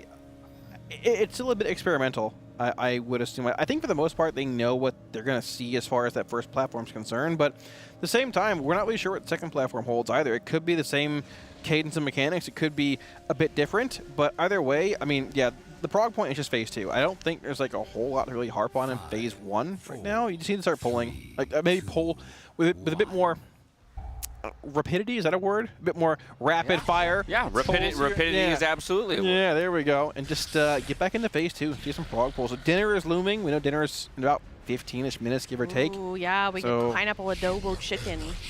That sounds wild. Very excited for that. Me too. Yeah. I mean, they absolutely obliterate those first set of ads, obviously, with the Lust timing right off the rip. Now everybody gets out of the way here for the big tank smash. It does launch you across the platform, though, so you need to make sure that you're angled in a way that you won't get just yeeted into oblivion. Straight in to the spread there for those dark matters that get placed around the room. A little bit of area denial, and now we have that antimatter soak. Don't get hit by those blue circles as you make your way there. 3 people now going into our Venn diagram at the back of the platform. Quickly need to be brought back down to Earth, or the platform, if you will, because it's not Earth this time around.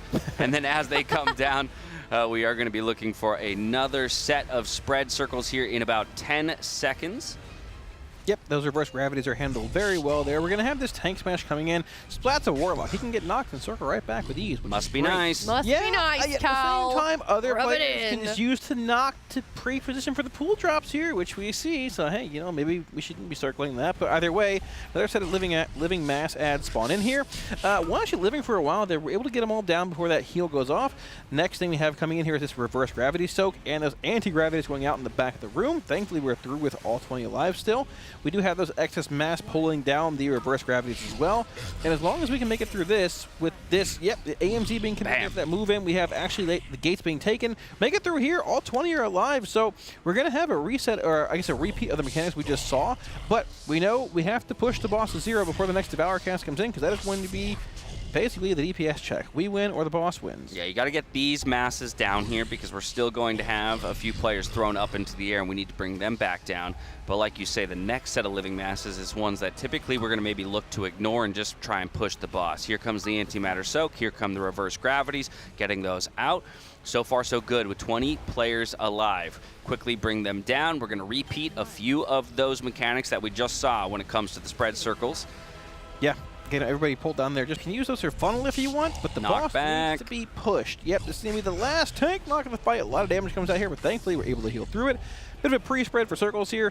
This is going to be the boss just being pushed here. And honestly, the boss is being pushed pretty quickly here as well. Devour 3 is in 15 seconds, and the boss is dead. That's what we're talking about. Like, Lust is in phase 1 still, but they're beating phase 1 faster and faster. With all, I mean, all 20 are alive here, but still, they're getting better and better at phase 1. So let's see what we can do here. Yeah, from a health of the raid perspective, that was a perfect phase 1. So off we go into the intermission phases here. We're going to have to first make sure that we can make it to the platform while picking up as many of those stars as possible, dropping the Void Forms ad down to about 70% health upon landing. Yips is going to be one of those people who is dedicated to grabbing a star. Back through the rest of these portals on the way to the platform. He'll arrive a little bit later than everybody else, but still with a 7% max health damage nuke as soon as he hits the platform. From here, we're going to see that big cross of void spawns come out. You cannot walk through those. You have to break open a pathway to one of the other quadrants. You see 4 null binders going to get summoned as well. They immediately get gripped in. We need to burn these down before 18 seconds passes, and they can no longer be stopped from their cast. The 4 lines come out beautifully positioned, and now everybody rotates to the other side to deal with this gravity mechanic. We're spreading 3 big circles and stacking 6 people within each of them. We do have a couple people go down, Nick, Zenni, and THD, so that's broken. 1 healer, 2 DPS. We have to make sure that we don't get pushed into this wall, and most people are living through this as we work our way back towards maybe that original quadrant. No, they're readjusting back to their original strategy. All right, yes, we have the 4 lines coming in here, putting it back towards the edge of the room there, saving as much space as possible. We have to beat this Void Warden, though. The Nullifiers are gripped in here. The Void Warden is the big prior target here. The gateway's down as well. They're able to blink through. The question is, can we beat it in time? We do beat it in time. We gate through for the anti-gravity that's coming in here as well. Oh! What happened? Okay. I think there's a nullbinder. There's a nullbinder still alive. There was a nullbinder still alive. It was like 5% health nullbinder. Oh, brutal. Okay, that was good. The gate mechanic. That was really good. I like the gate. I like the gate there. It was good. Walk us through the adjustments that we just saw on phase 2 on that platform there. So, I mean, essentially, they went back to kind of their original strategy in a way, where they actually are going to go from one quadrant to the other, and then their whole objective here in terms of beating the planet timer is to use that gate once they break open a hole in the wall. The problem is they just left a little too soon, and they didn't. They had 5% health left on a nullbinder. But I think that's a small adjustment, and I'll remind everybody that we had 2 DPS down, right? Zenni and THD down. So that nullbinder dies 100% with 20 people still alive. Yeah, I mean, that was the cleanest we've seen them in phase 2 so far. Also, we broke that void wall basically for the knockback pretty early there.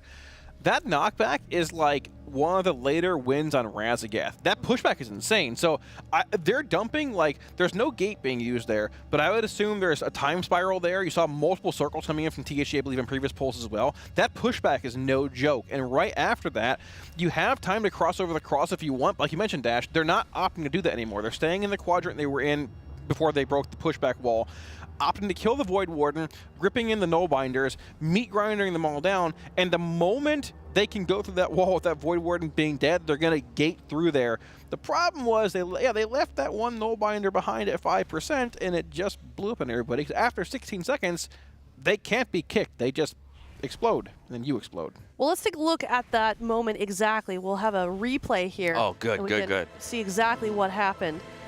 Yeah, so this is actually already... So we can rewind a bit from here. Jarvis? Jarvis, rewind this. Rewind. Take us back, Jarvis. Take us back. Also, our Toshin's at 18% there. So that's interesting. You're probably going to need... It's kind of the final set of mechanics. I mean, you're going to... sorry, the final time you're going to have to... He's eclipsed. Is that over? Can we... Yeah. I don't know if that eclipse cast is just like, you have to kill him by then or he kills you. I'm not actually sure. You do have to beat him by the time he casts the eclipse? That, I believe. Yeah. Okay, so I mean, yeah. So the thing here, there was some DPS there for sure, which will probably be a lot lower, but this is where we have to start allocating damage maybe to our Toshin compared to those Void Wardens, but at the same time, there's 4 nullbinders, and those all need to die as well. This phase is just insane. Yeah. Okay, so about here's a good place to play it out. Maybe... Yeah, so we broke through the Void Warden wall here. The pushback is done. He's going to summon a new set of circles here and 4 nullbinders. You're going to see those nullbinders gripped in. We're going to bait those 4 lines perfectly, by the way, over here towards the northern side of the platform. We're trying to meat grinder everybody down while breaking. You see that Void Warden at 45% right now. That's the one that they're going to break a hole open at, and then they're going to take the gate. But unfortunately, one of these nullbinders gets left just a little high. Yeah, just a ton. I'm trying to see what that gate's at. It's around that demonic circle in the back as well, but the wall is indeed They're broken. doing this with the gravity at the same time. The gravity's, look at that timer, is 1 second left. So they're trying to execute a gate jump into a gravity positioning. That's going to be really hard. Yeah. Oh, actually, you know what? I think most of them died to the gravity. Look, that was the animation of the nullbinder coming in, while most of them were already dead. Yeah, I thought it might have died a second before the nullbinder went off. Sometimes gates are weird, and they keep your location at where you gated from versus where you land. Where you gated from was where the rock came from, but yeah, I think it was the gravity they died to there. Honestly, the answer there is just to break the wall faster. If you break the wall even a second faster, it gives 2 seconds on that gravity spread versus 1. So, I mean, at a certain point, if phase 1 is consistent, you might see less being moved here at some point. But it's not now, but a bit more damage would likely help get bit more consistent. Yeah, so kind of two mechanics there threatening death. Obviously, the positioning of the gravity, which we think in essence was what killed him, but still, Nullbinder there had 3.3% health as we checked. So even if they had successfully landed the gravity, they would have died to the Nullbinder immediately following. But even still, yeah, that was a pretty good look. That was pretty good. Yeah, so I mean, honestly, we're right there. We had a couple DPS go down, but that's like the cleanest Phase 2 first platform we've gotten. If the DPS are all alive there, that wall's probably broken about a second before it actually is. You can just, I mean, everything gets cleaner with obviously everybody alive. But there's a plan here, and honestly, that's going to be like probably the last real set of mechanics you see. You might, no, that'd be the last one. You'll probably have to break the last Void Ward in the wall for the pushback. Well, right, because we saw him go into his Eclipse cast. So did he do a pushback or no? I don't know if that. I don't know, but I assume since Artogen goes into an Eclipse cast, you're probably not getting another set of 4 lines, and you're not going to get another gravity soaks again. So yeah, at worst, Demensius is throwing one more mechanic at you. But again, if you can also just beat him to his next mechanic on the Artogen kill, then you move to the next platform. Right. This is a crazy fight. This really is a crazy fight. Does it feel like Phase 1 or Phase 2 kind of requires more decision in your mind? I think Phase 2 somewhat requires more decision-making. Precision. Precision. Yeah. Ooh. Yeah, probably Phase 2, because you just have less total space to work with. You've got 20 people on a singular platform, whereas in Phase 1, you're kind of in 2 separate groups, aside from the grouping up towards the center of the platform for the excess mass. So I just think you can afford to place, for example, your pools a little bit more inefficiently and stuff like that in Phase 1. There's a little bit more leeway there. Yeah. Whereas in Phase 2, if you bait a bad line and you cut your whole team off, if you are late to your positioning of that gravity, then the 6 people who are dedicated to jump into your circle, can't really position properly. And it just feels almost, I mean, the whole fight's fast, but something about P2 just feels like it's on steroids. I'm down for it. In terms of speed. Yeah. I mean, man, so we said earlier that we thought we'd see, a Phase 3 pull by the 150 mark, give or take. I don't know if that holds true at this point, honestly. I mean, because that means you're getting that phase down in Phase 2. You're also killing, what's his name, Pargoth? The second. Pargoth is the second one. It's Artogen and Pargoth. For those that haven't seen this fight before, that platform they're on, there's a whole second platform with likely worse mechanics than that one they haven't even gotten to yet. And then once that platform's defeated, you'll then get to Phase 3 of Demensius. We were saying earlier, pull 150 was maybe where we'd see Phase 3. I don't think it's the case anymore. I don't think so. Yeah, my guess for Pargoth's mechanic is that his circle, his AoE circle, takes up as much as 1 quadrant's worth of space. So you'd have to evacuate to another quadrant to avoid being caught in it. That's my guess, as opposed to like multiple circles. Could be, yeah. But who knows? Who knows? Either way, if there's multiple circles or a very large one, it's super threatening, and that'll take a whole, a lot more progression as well, getting through a clean Phase 1 and a clean Argoth phase, or whatever his name was, the first guy, which we're not even getting to yet, but I think we're on the cusp of seeing a second platform in Phase 2 within the next couple hours. Get food buff soonish here, and then see Phase 2, Platform 2. All right. Well, in order to get there, we got to get through P1 cleanly. So off we go into another pull already. Almost through our entire Lust burn phase, so the boss health absolutely getting trucked at the moment. Here we see those antimatter soaks come out. As soon as it pops, everybody's in, dodging the bat along the way. Here you see THD, one of the ones with that reverse gravity. He's been given the front slot in that Venn diagram, and very quickly he'll be pulled down to the platform. Now joining his teammates and helping pull the rest down. He doesn't have excess mass, but he is just going to stand there and give them moral support. That's fine. Yeah, no problems there. THD. Good job. He's a lovely individual to be around. Yeah. Now repositioning for the knockback here. He even does decide to use his port just to get that back down onto the platform quickly. Looking for his position to drop another space denial in those void zones.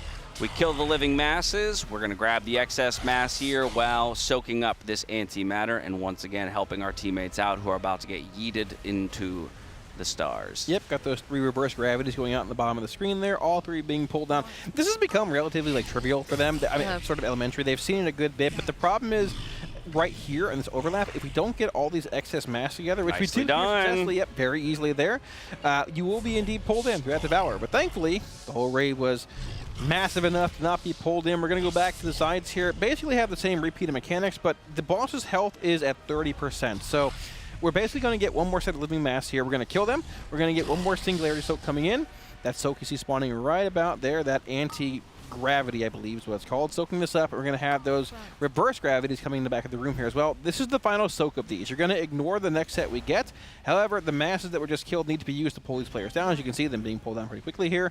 And we're going to beat the boss's next Devour cast by killing the boss before that Devour 3 mark in 35 seconds. We're going to see some more living masses spawning in a moment here after this knockback Yeah, comes one in. more tank hit. Yep, knockback 4, YOLO it says. Just YOLO it. It doesn't matter where you're being knocked because you don't need the pre-position because you're going to be pushing here, right? So spread circles are here. We're going to see these masses spawning in. Doesn't really matter. Just kill the Drop boss. them, move, nuke the boss. 3% here before we go into the intermission. Everybody alive. This is looking good. Yeah, it is indeed. We have no battle res available, but honestly, we don't need it as long as everybody lives through the actual dragon raiding phase. And I'm not going to jinx it. We're going to have all 20 get over there. All right, off we go. You can fly. 3, 2, 1. Off to the races. A couple of dedicated individuals will go grab those stars. And we're going to be following Goop on his journey to pick up one of those.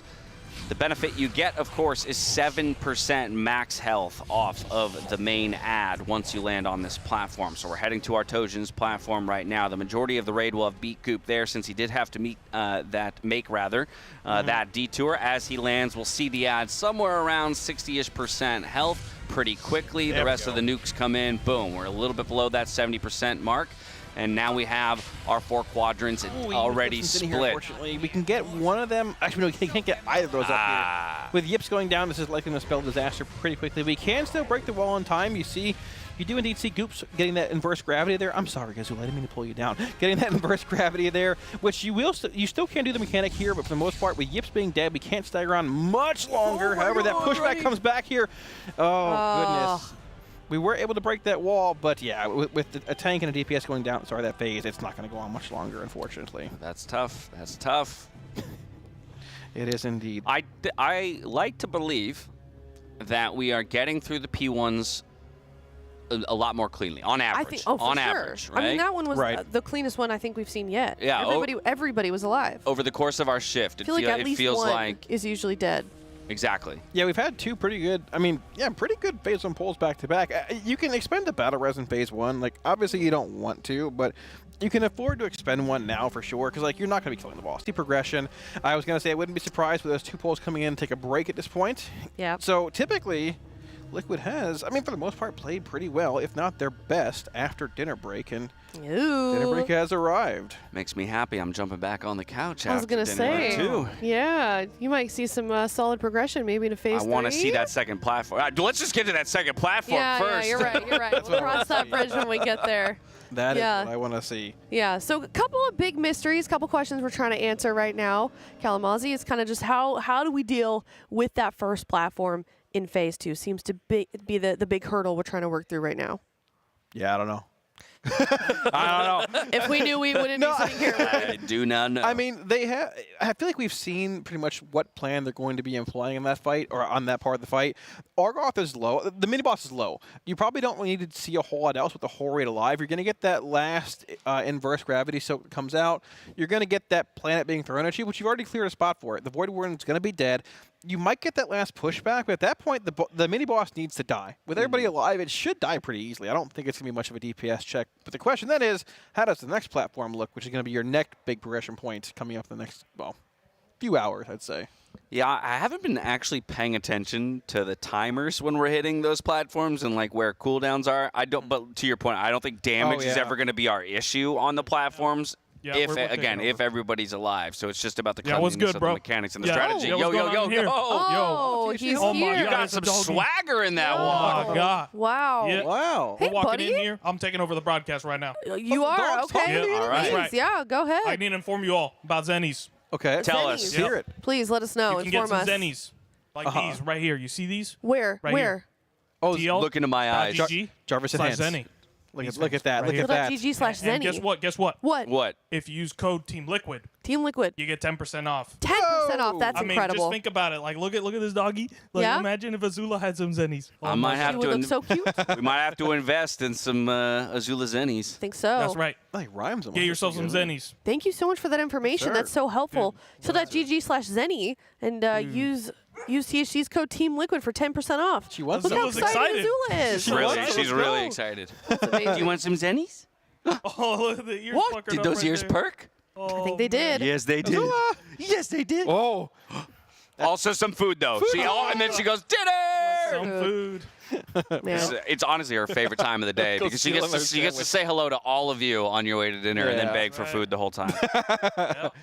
It's time to go eat my dinner with my Zennies. Perfect. All right, man. Thank you so much for that information. Team Liquid for 10% off at TL.gg/Zenni. Wow, what a That's great right. ad read from THD. That's amazing. I'm a pro at this. You're getting real good. You honestly are. I would like to point out that whenever you can see Raiders walk behind us, if you ever see them kind of look down and go, or kind of lean over, that's because Azula likes to sit right in the way. She so that knows. She's the rope. Yeah, I'm not kidding. She literally she stands right here in the direct pathway every Getting time they're about to head to dinner. You want to jump up? Where to sit. Come on.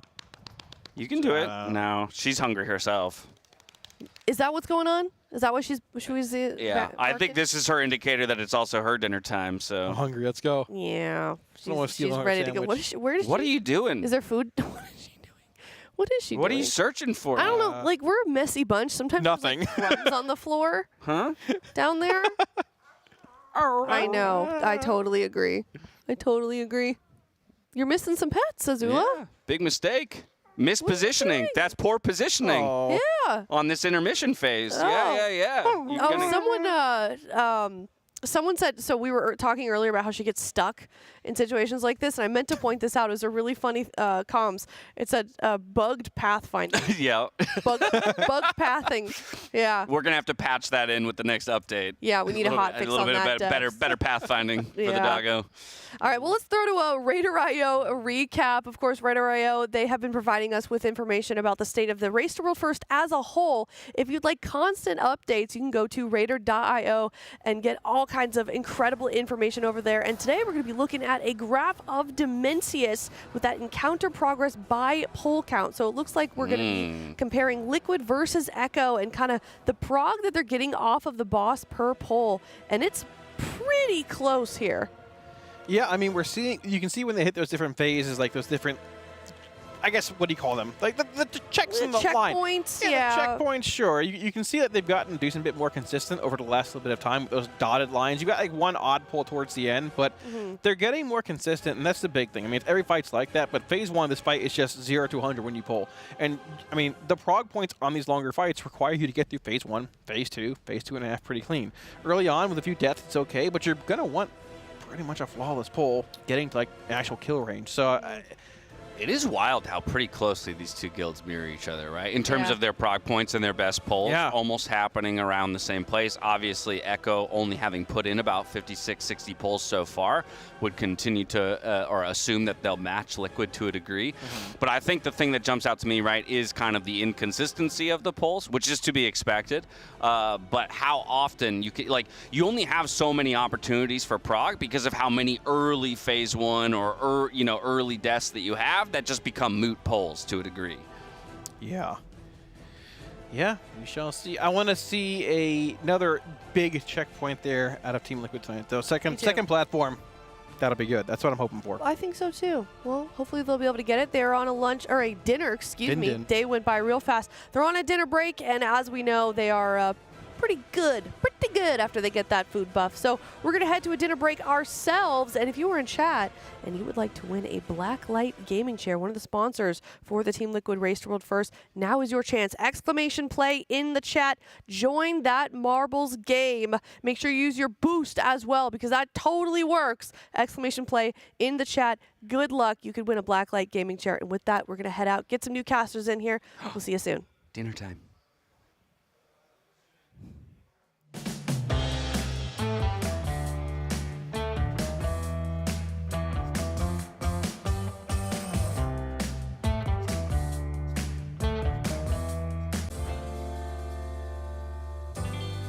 someone I'd like for you to meet.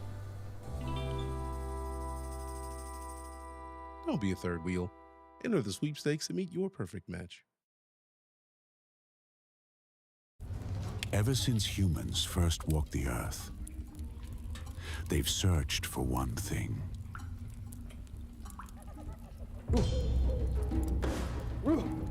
Civilizations advanced, yet suffering continued. There seems to be a strange curve in the lower vertebrae. I'll call this the lumbar. We must give it support.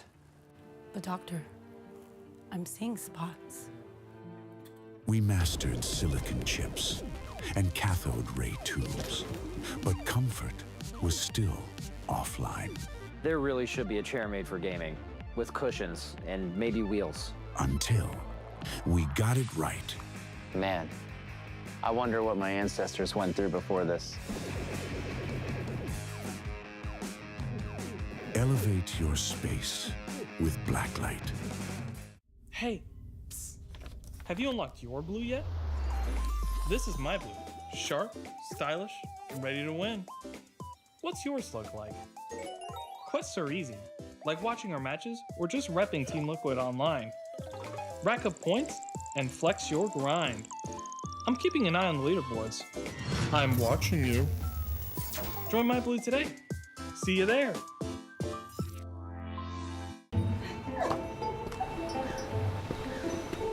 Hey, what's up? Why'd you want to meet all the way up here? Do you ever think about your future? How people might remember you? What are you talking about? You never know what tomorrow brings. What if I told you there's a way to see? Why would I need new glasses? Just put them on. I don't see anything different. They're just regular glasses. Huh, that's weird. It's almost like I'm seeing the future. Whoa.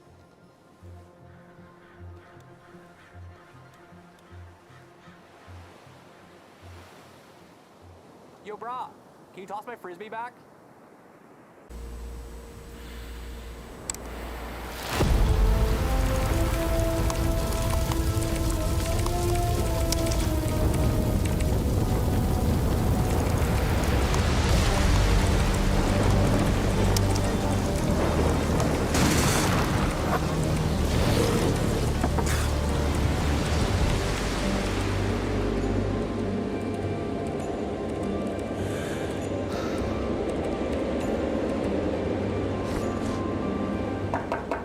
Hey, Hopeful. Want to look at an idea I have for Nexus King? Awesome. I'm almost done here. Just give me a couple more minutes.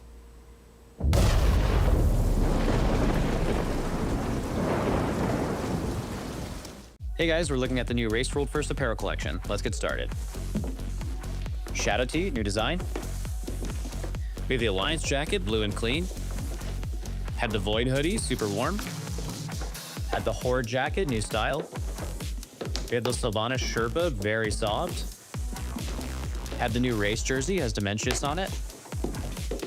We have the Derp hoodie, great for raiding. We have the Void tee, new print. We have the mouse pad, slides real smooth. And finally, we have the Derp tee. If you guys want to grab any of this, you can at tl.gg/RWF.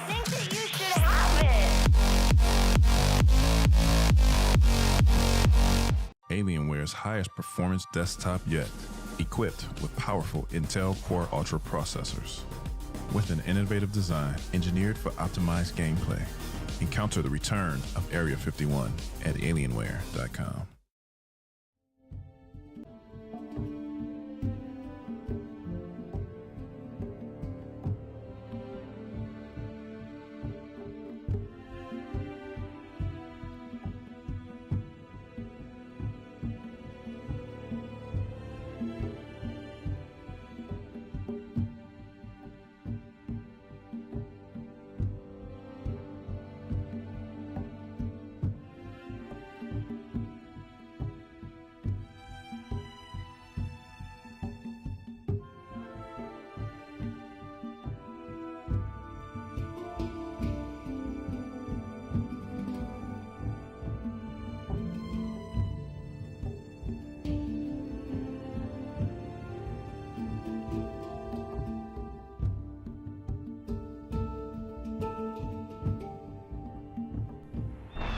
ready for the first race. 3, 2, 1, いよいよ始まった。皆さん行きましょう。たくさんの人が集まったこんなに綺麗な雪な場所で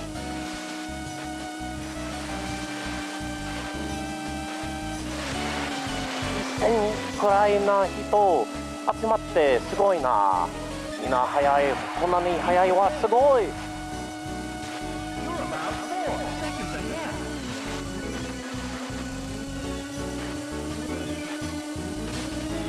この氷のカナンがクリアしました。次はこのファネル、お風呂みたいなファネル。でもこのトラックが本当に真っ白だな。お、一つの選手がジャンプした。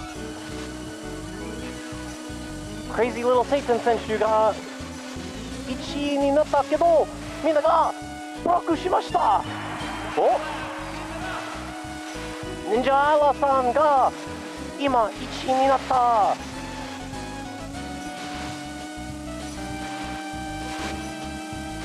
こんなに速い、こんなに回って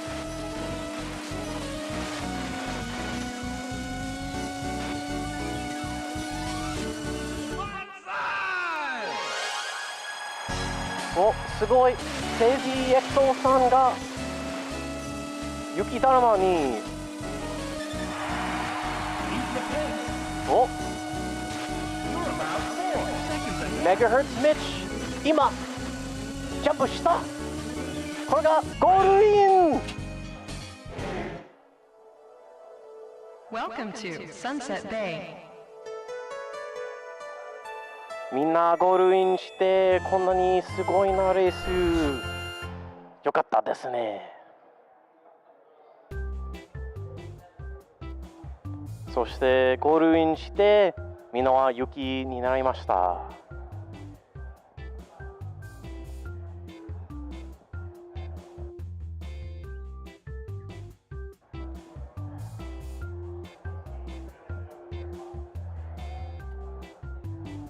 まだまだみんなが雪になりました。メガヘルツミッチ選手が多分ブラックライトのイズが勝ったかもしれん。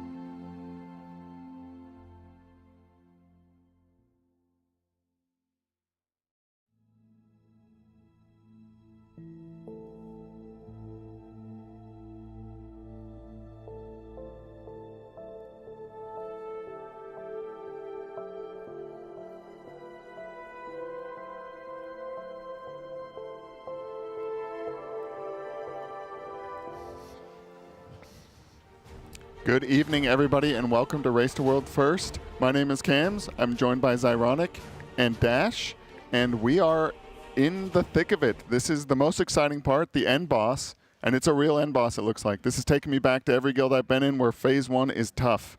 Phase 1 is everything, as they always used to say. But at the same time, you know, we're at the end boss. And, you know, sometimes it's kind of nice to just settle down and just prog the same boss for a little while. We've got this hectic pace of the race where you're doing splits for the first couple of days, then you're into myth progression, then you're back to splits, then you're doing Tazaveshes. Just get to focus on one final thing for the rest of the race. The final hurdle. But it's a real end boss and a real race. Because Echo as well, up to the point, obviously they're asleep right now, but up to the point that they're at, they're progging really well and somewhat mirroring exact poll count and improvement percentages as we took a look at the RaiderIO recap just before going to dinner, and they're pretty much in sync with each other up to the point that Echo went to bed. Ooh, I need to look at that. Maybe I'll do it once they start getting in there, but this fight looks hard. People are kind of walking around, you know, it's like, how long is this going to last? Is it going to die soon? And my guess, I mean, for sure not tonight, and I don't think tomorrow either.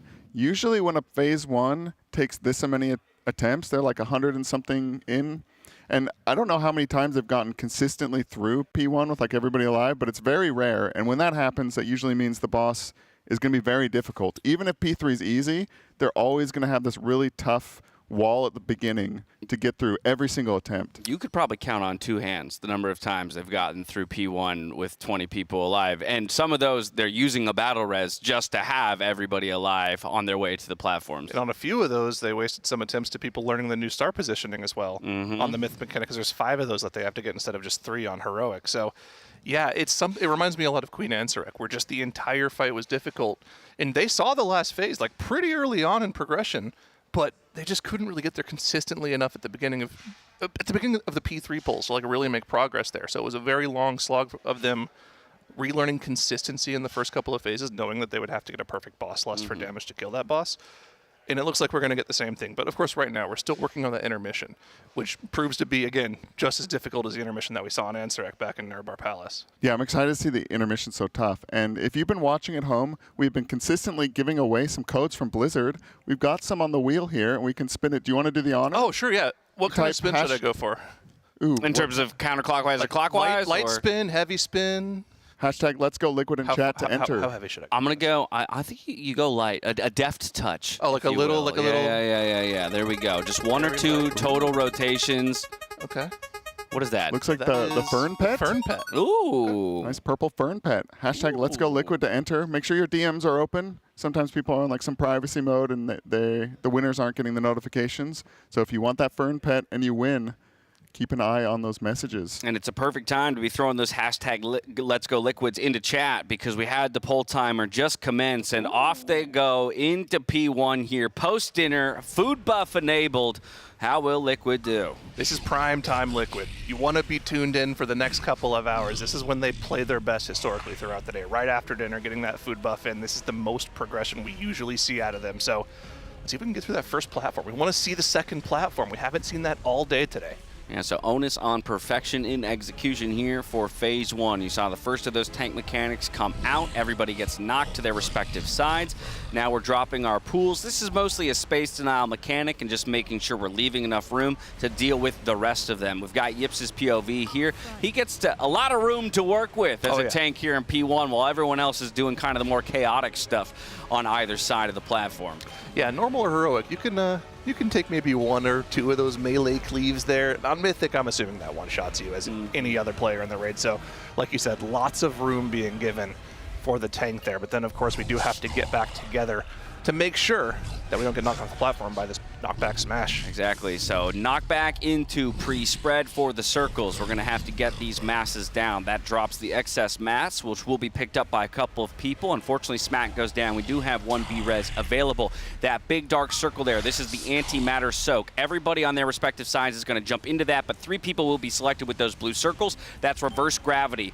They go and form this Venn diagram at the back of the platform. They get yeeted into the air, and everybody with the excess mass now needs to group up to try and pull them back down to the ground. Unfortunately, with a few more people going down, we do get pulled in by that Devour, and it will be a wipe here in P1. Technical difficulties. First pullback, maybe people, a little full, need to recalibrate. but we'll get in there. This is where they hit their stride. Yeah, absolutely. So Zyro, you have been playing an Ellie Shaman. What are you feeling about these meters right now? Do they need a fourth one? Yeah, I think Zyro Leaf is very geared. I'm like 709. I'm pretty geared. You're right in there with their with a number of them. No, it's really good. And I mean, if you look at logs for this fight on Heroic, this makes sense. Specifically, if you filter by boss damage, Ellie Shaman is the best class in the game right now for raw single target damage. Demonology is pretty close, but they have some weird things that affect their damage. Like sometimes their dogs just don't do the damage they're supposed to do. That was a problem on Fractalus. It also has problems with movement, whereas Ellie Shaman, when you really have movement problems, you can just press swiftness and you can move around. It's great. So it's not that big of a deal. But like, just to give you an example, right? Sim your character right now. Let me know what your numbers are. My character sims for like 5.5 million DPS, which is ridiculous. It shouldn't sim for that high, but it does. Because remember last week we were talking about like DPS checks for Fractalus. Yeah. That was like 4.8 mil. Right. And that's 5.5 mil single target. Single target DPS. That class is nuts. And I'll bet that these guys... And that's no damage amps. That's no damage amps. Just raw single target. Because 5.5 was the number Max was throwing around to some degree for like a Nexus King or something like that, but that's with a very serious damage amp placed in the middle of the fight there and a little opportunity to cleave on multiple targets. Yeah, and the other thing that's nice about Ellie Shaman, which makes it a great pick for this fight as well, is they're one of the best classes at just raw target switching. They lose almost nothing by swapping from the main target to just a new target and earth shocking that as well. Yeah, they have to put a flame shock on it, but that's not too big of a deal.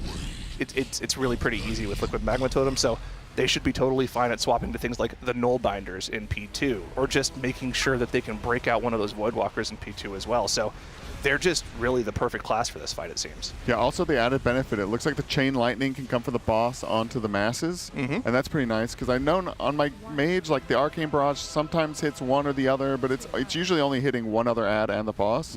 So being able to just cleave everything, I don't know if the melee probably hits everything in the boss because its hitbox is so big.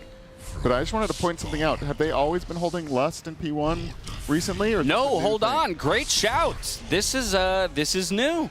This is new. They're attempting to move Lust off of P1. Okay, interesting. They must think they need it to see progression in P2. Yeah. The P1s are just... It's so difficult. I wonder if they're lusting to skip a mechanical overlap. I haven't kept my eye too closely on it, so I don't know if they were lusting to beat something hard, or if they're just kind of lusting because they're early on the fight and why not do it?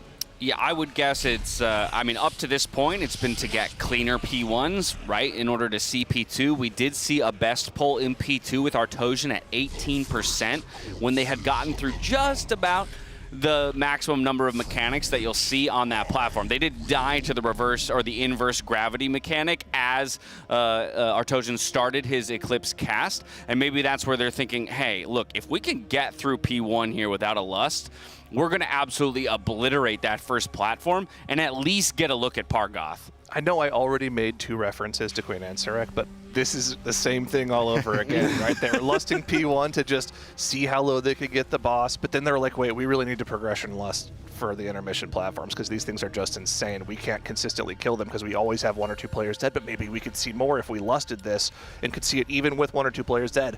That appears to be the play, but the question that I have is, with the Lust, weren't they skipping like the last round of mechanics on this platform, and they'll now have to deal with that without the Lust? They were. When they were executing perfectly with the Lust, they were choosing to ignore the final set of masses, right? Okay. They would spawn, maybe there's still some cleave damage going on to them, but they're essentially pushing the boss, even maybe while some people are going up in the reverse gravity. But as long as you push the boss, you don't actually have to bring them back down. Everybody gets to go. But it's a really good point. We might actually see a number of wipes / reprog here post-dinner as they are attempting something entirely new by not having this initial damage amp right off the bat.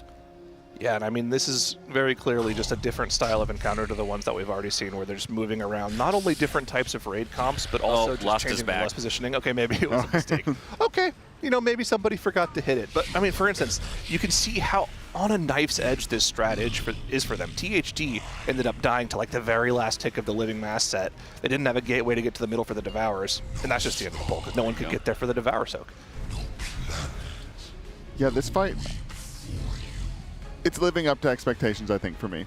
I was a little worried. You never know where they end up, and we just came off Gallywix, and it's hard to tell what's a fluke or what's a new design philosophy from Blizzard. So it's like, okay, did they see Ansrac and go, that is way too hard, we need to come a lot under, and they're going to try and shoot for that? Or was Gallywix, like, was Ansrac the fluke, or was Gallywix the fluke? And this one, I mean, it's way too easy to tell, or way too early to tell, but it's definitely on the Ansrac side, because Gallywix was already dead at this poll count. That's a good point. I mean, we've seen 1.5 phases, but I'd almost be comfortable saying we've essentially seen the difficulty of the entirety of Phase 2, because I just expect Pargos, a platform, to be as difficult as the first one, with not too many changes. The main thing will be Pargos mechanic himself, where he does an AoE circle around him. We don't know how that'll be modified in Mythic, as opposed to the frontal and the lines that Artosian has, but regardless, the intermission is proving to be quite difficult, just like P1. So then the only question left to answer is, how difficult is that P3, right? And I think in order for me to really, I mean, I already love this boss up to the point that we've seen it. For me to really love it, I just don't want it to be a pushover in that final phase. Yeah, but I mean, again, going back to some of the first conversations we had with Max at the start of this whole event, where we talked about that boss, this boss, and just a little bit on Mythic difficulty, we have numbers, right? For instance, the supernova spawning in that phase, the collapsing stars at the very start of the phase, all 8 of them, each one hits you entire raid for like 7.5 million damage on, and that's just tick every second for 8 seconds. That's 60 million damage your entire raid is taking over 8 seconds. So that's going to be fun for the healers to heal through while you're ideally lusting the damage amp there. Yeah. But then the Devour mechanic. That was the first thing we talked about as well in this fight. The fact that every Devour, you lose 4 of your stars. Well, we still technically don't know if we lose them. That's true. We just know that we have to use 4 to live it.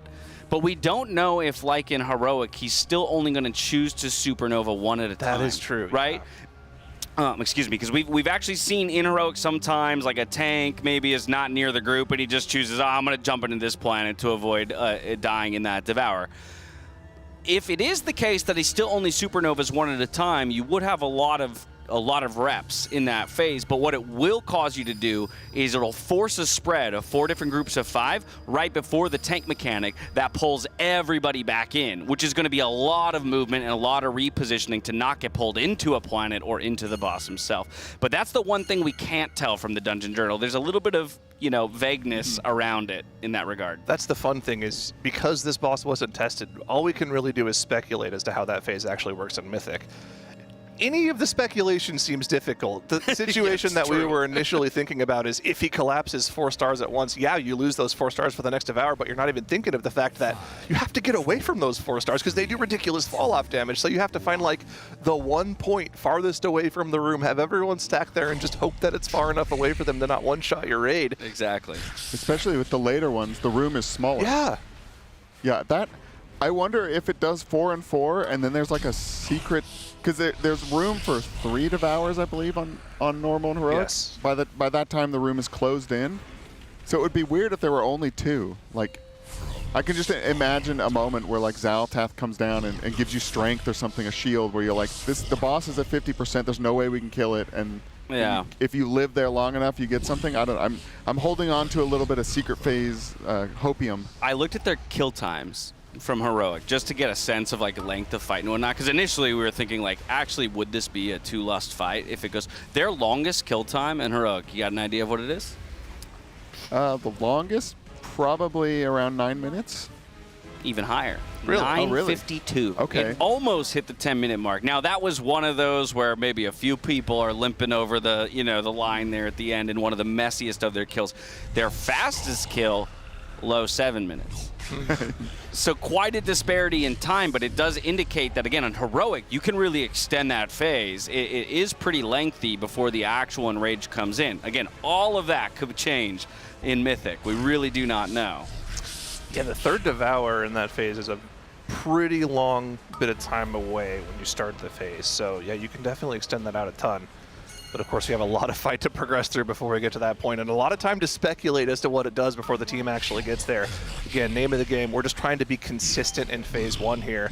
And, you know, we've had a couple hiccups after dinner, but this is the best looking pull we've had so far. You shouldn't have said it. Smack goes down, but V-Res comes out. So we still have 20 people up, and that's good enough as long as we can get through this next set of ads here. That's my fault. Sorry, chat. It's my bad. Cast a curse. I was cursing plenty in the earlier shifts. Just happens to best of us, right? These living masses, can I complain a little bit? I don't like the way that random damage works in this game. The way the living masses do their damage is they choose random targets for every tick. So the same person can get targeted by the same cast multiple times in a row, and that's very likely what a lot of these deaths are too. In the past, they've also used the character GUID to determine players that get hit by these. So sometimes if you just have a smaller number or higher number, you can get hit more than other people. It's really frustrating that it's just a random damage mechanic.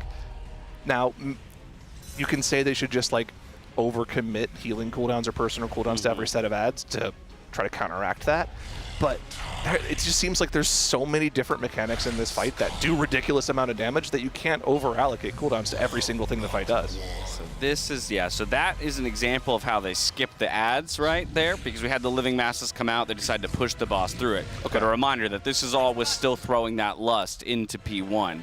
And so we don't know if that will be possible if and when they move Lust off of P1. But we're going to get our first look post-dinner here at the intermission phases. First, we got to make it through all these gates.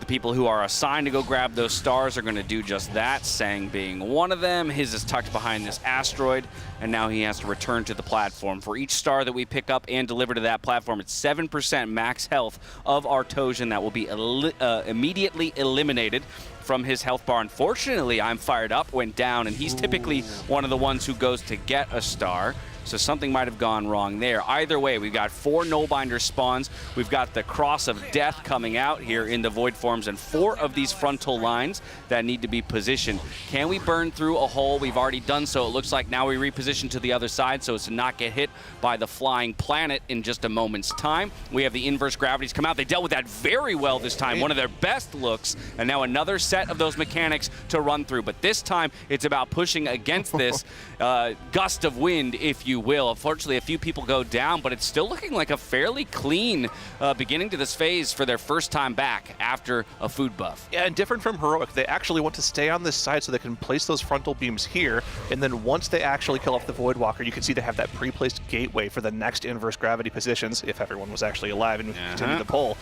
Yeah, but look at the overlap there, because that's essentially this gate strategy is pretty new for them. They've tried a couple different things in that phase, but the overlap of the planet, while having to you got to grip the Nullbinders in, you got to nuke them down and break a void spawn in order to get through. Then you need to gate and position all of the inverse gravities while the planet is on its way out. The window is like half a second. Yeah, and speaking of small windows, I think what got Fired Up, the only thing I can imagine is if you do not keep getting those rings before a debuff falls off, you just get devoured by Demensius. Yes. So I don't know if he was going to get one of his orb pickups and just didn't make it back in time. I've had that happen to me on normal, so I know that is a thing, but I think that might have gotten him. And it's even tight on the dragon riding. It's crazy. It's really tight.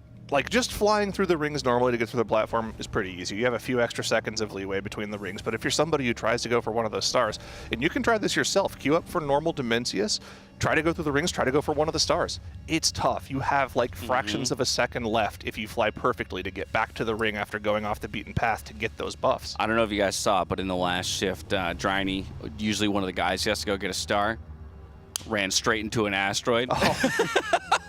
It's gonna happen. And then it just, you stop dead at that point because you're like, oh, well, there's no way I'm getting up over, getting my star and getting back to a portal in time. Yeah, so Tindril, the intermission of flying, they kind of just did the first time. It didn't ever seem bad, but this one actually, they're gonna have people die. I mean, they're having people die now, and I imagine the first time they're on their way to go get Pargoth, they're gonna lose people trying to find the orbs, trying to find the route, because you kind of have to pre-plan, okay, I get this ring, then I get the star, then I like spam my 2 or whatever to get up to this other ring. Maybe.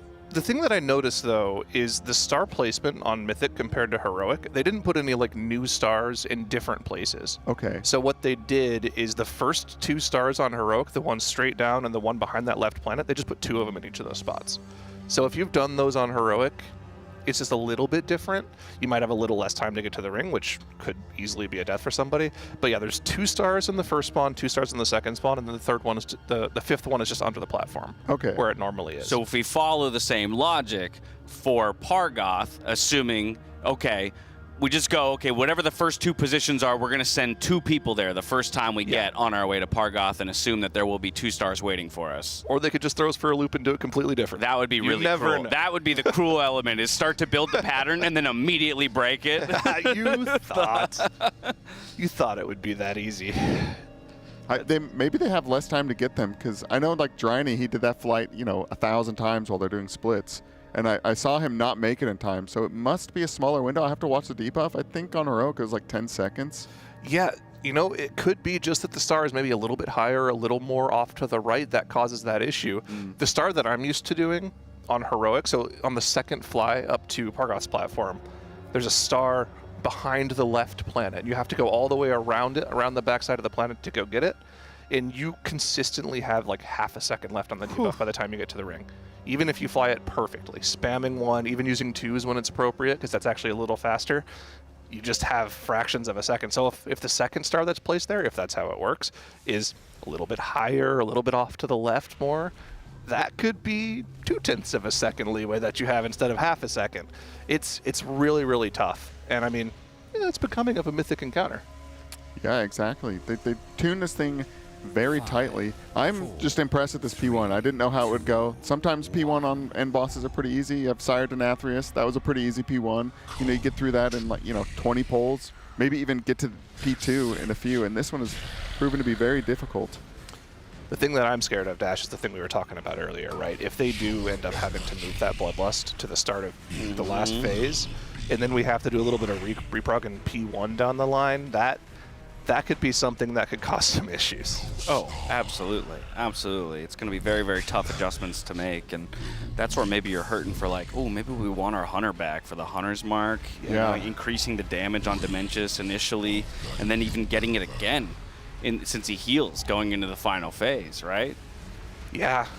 But, that's nothing new to Malarkus, right? They don't call him the closer for nothing. Yeah, that's true. That's true. And it's just the reality of being a hunter with so little survivability on a fight like this. It's just so punishing. It doesn't seem like Turtle's really that good for preventing anything on this fight either. Right. So, a little unfortunate.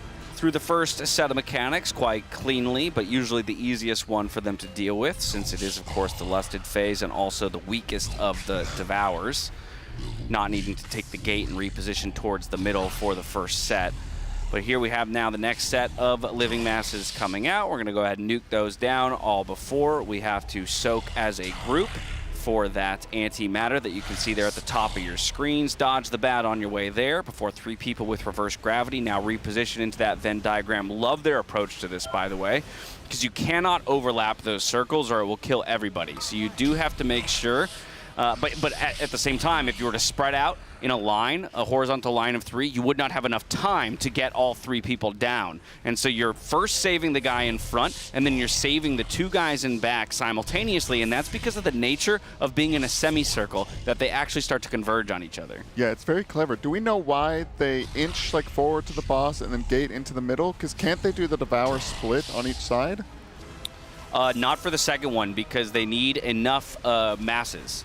Okay. And so you have to combine the masses from the 2 sides, and that's why they're gating into the middle to combine the masses from each side. So, because otherwise you could see they're getting just minorly sucked in, right, if they were to remain on their own sides, and maybe they can't fight that.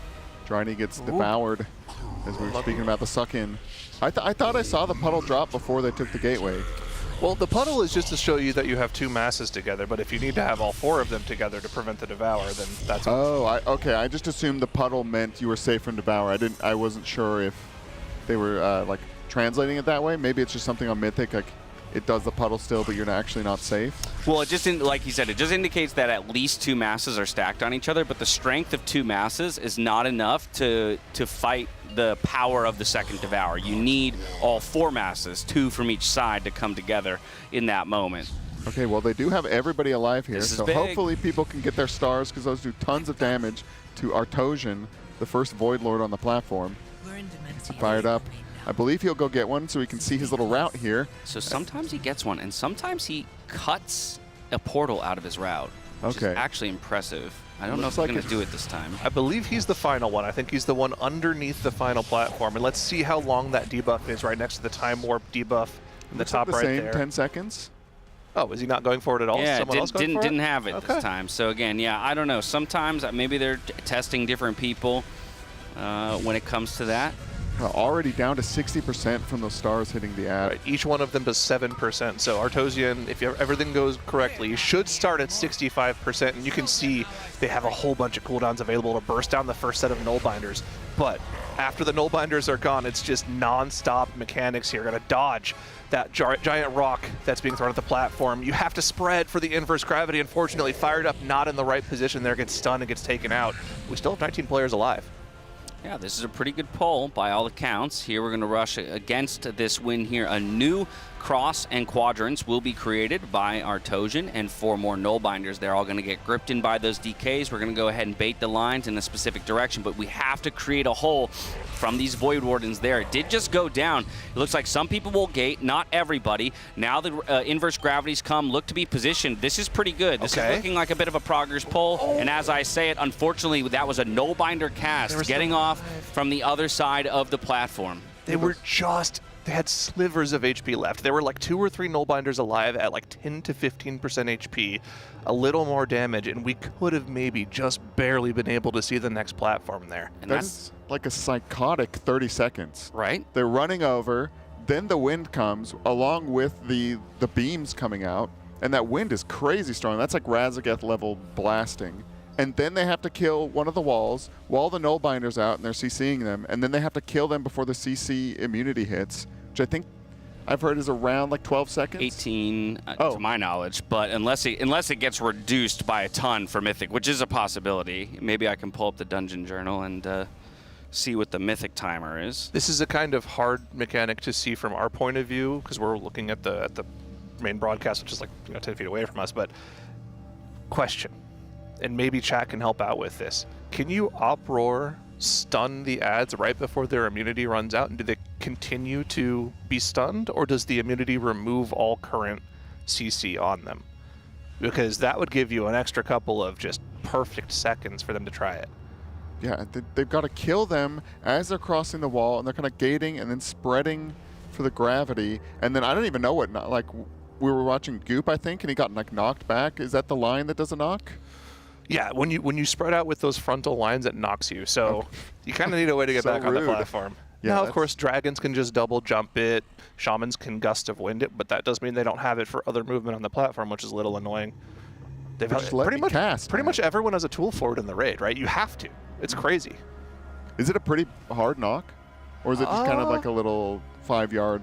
Nah, it looks. If I had to guess how far it would knock, it'd be like 15, 20 yards. Man, okay, yeah. So you have to use something. Is there anyone in the raid that doesn't have a single thing to deal with? There's 2 I can think of: the priest and the paladin. The priest would have to either be Drakthir or Goblin to lead back on the platform. Oh, Cams, look, it's you. Oh, you're the update picture. And yeah, Dryny, he doesn't have any way of preventing the knockback unless he like bubbles it. But does that even prevent the knockback? Or just getting rescued? They might have the rescues. The rescues would help. I've seen them pop out in P1. That's how hard P1 is they are like using every single movement utility, the time spirals, the rescues, just to let people plant and do damage as much as they can. Okay. Got Dash perusing the Dungeon Journal here. Any luck? No, it's not. We need Dratnos This out also here. speaks to the difficulty of like parsing Mythic changes, right? Yeah, maybe you're right. 18 seconds does sound right. Maybe it's like... I remember reading that somewhere. Maybe 18 seconds is the amount of time until the cast goes off. So like they get immune and then they cast and it explodes. But that sounds... I trust you more than myself. I've been watching it on my other monitor as I rage at a... Bold choice, my friend. Bold choice. Forge Weaver pugs. Well, maybe I'll look for it this time around or something like that. Yeah, I think I saw like a line on them on Dryny's UI. I don't know what that meant, so I imagine it's a like enrage timer, so to speak, which is CC immunity. I mean, the crazy thing is that we have to grip them all to that quadrant, and then we have to evacuate that quadrant. So you have to kill them before you get out of that quadrant. Yeah, it's pretty disgusting. And then on top of that, if they're still alive, you're still over there because you have to spread for the inverse gravity, so there's no going back to them. Yeah, exactly. That's crazy, man. So the circles in P2, those are inverse gravity, and reverse gravity are the ones we get knocked in the air? That's exactly right. Okay. Yeah. Reverse gravity P1, inverse gravity in P2. So it's 3 people who get the inverse gravity. That's the larger blue circles. And then everybody else is getting little tiny red circles, reddish circles around them. And they have to kind of split into like groups of 6, essentially, or 5 or 6, to then soak within those inverse gravities. And they don't want to touch the red circles, being anyone else's red? To my knowledge. That's tough. You want another one? The little red circles are called crushing gravity. Okay. Lots of gravity on this fight. They didn't make it easy with the naming conventions on this fight at all. Yeah, and it looks like if you don't soak those, people go flying. Yeah. Yes. Yeah, you get just knocked off the platform, essentially. So it's a perfect song and dance, and they're only just barely getting to the end of the first platform. But like you said, I mean, most of the conventions that they've come up for this platform should work for the second one. But that's as long as the timings of the mechanics are the same, right? They can throw some new wrenches at you by just mixing up the timing of the abilities on that second platform. Yeah, and we still don't know what it's going to look like with everybody. We're assuming they're all going to get circles like they all get lines from Artosian instead of just the tank. So there's going to be a tank and probably some other circles, and that's a lot more area denial than the lines. Yeah. The other thing we think we've anecdotally figured out is that on those platforms, the planet is going to come out on whatever first quadrant you choose to be in. Yeah, that makes sense. Right? It's not like in Heroic where sometimes you can kind of just get lucky, where you start on one side and then he opts to throw the planet on the other side, and it's like, great, all we got to do is just tuck like a pixel or 2 over. Even if you land and go to the opposite quadrant to like try and preempt it, he just goes, okay, like, I'll throw a planet at that side. You're then. there now, I guess. I have a crazy idea. Okay. Bait it. Is it on the amount of players? Is it on the Void Lord? Could you put blinks on the other side? Because they're going to have to do the inverse gravity, so they're going to have to be able to cross the wall. But I wonder if there's a way to like bait them here, if that would even gain them anything. I'm not sure. My guess was it targets the quadrant with the majority of players. But to your point, do you have enough people who could exist on one side and then cross bait and then having to kill the wall? Or something like that. I mean, that would be, but that, I don't know if you do. But then, but then if it throws it at the Void Lord, then I don't think you couldn't get the Void Lord on one side without the melee. The melee can't cross that wall. So I'm just trying to think of anything you could kind of cheese. Like the Warlocks, the Mages, who else could do it? Void Elves, right? Everybody go Void Elf and do a little blink across. There you go. This is a little bit of a non sequitur, but take a look at our leaderboard. Mm-hmm. Instant dollars, 5 of 8. Oh, wow. What do they go to, Fractalist or Soul Hunters? Do we know? Well, that's actually a really good question. I don't know which they went to, but I tell you who does know. One of our partners in RaiderIO. Let me hop over there just to confirm who it is that they did decide to take down, but that's another team, joining the likes of our chat is saying here. Fractalist. Fractalist. That makes sense. You want to confirm? Yeah, that fight seems... At this point feels like the easier. Yeah, the entire strategy has been shown off, and it seems like we've been talking about most of the race, that fight is very solvable with weak cores. It's just the strategy to break the walls that you have to figure out, and Echo figured out the best strategy to do that. Now everyone can just copy that, and as long as you have the damage to do it, especially with the new week of gear, that seems like it's something that's going to be on the table for pretty much any guild that can kill Forge Weaver or Raz. Question is, though, can they field the comp for Soul Hunters? And that's a tougher one, I think. Yeah, I'm interested to see how that goes without a super stacked comp. The top 4 are the only ones that kill Soul Hunters, yes. And I haven't checked out it's Hot Pie Hero, right? Yes. Okay. I haven't checked their comp stuff, but I imagine they're pretty stacked along with the other 3 on top. So yeah, I guess we'll keep a close eye on the percentage on instant dollars. It would be unfortunate to see it get to like 10% and then it's a kind of a comp diff. I don't know if it would make up 10%, but if they can get to the end of the fight and then they're just grinding up against the Enrage wall, it's like, oh, that's kind of not fair because the other guilds didn't quite have it that tough. But we'll have to see. The boss did get nerfed a few times. Why is Fired Up raiding with like his quest log open with like 20 different Yeah, I don't know. Did they go away in combat? I hope so. I sure hope not.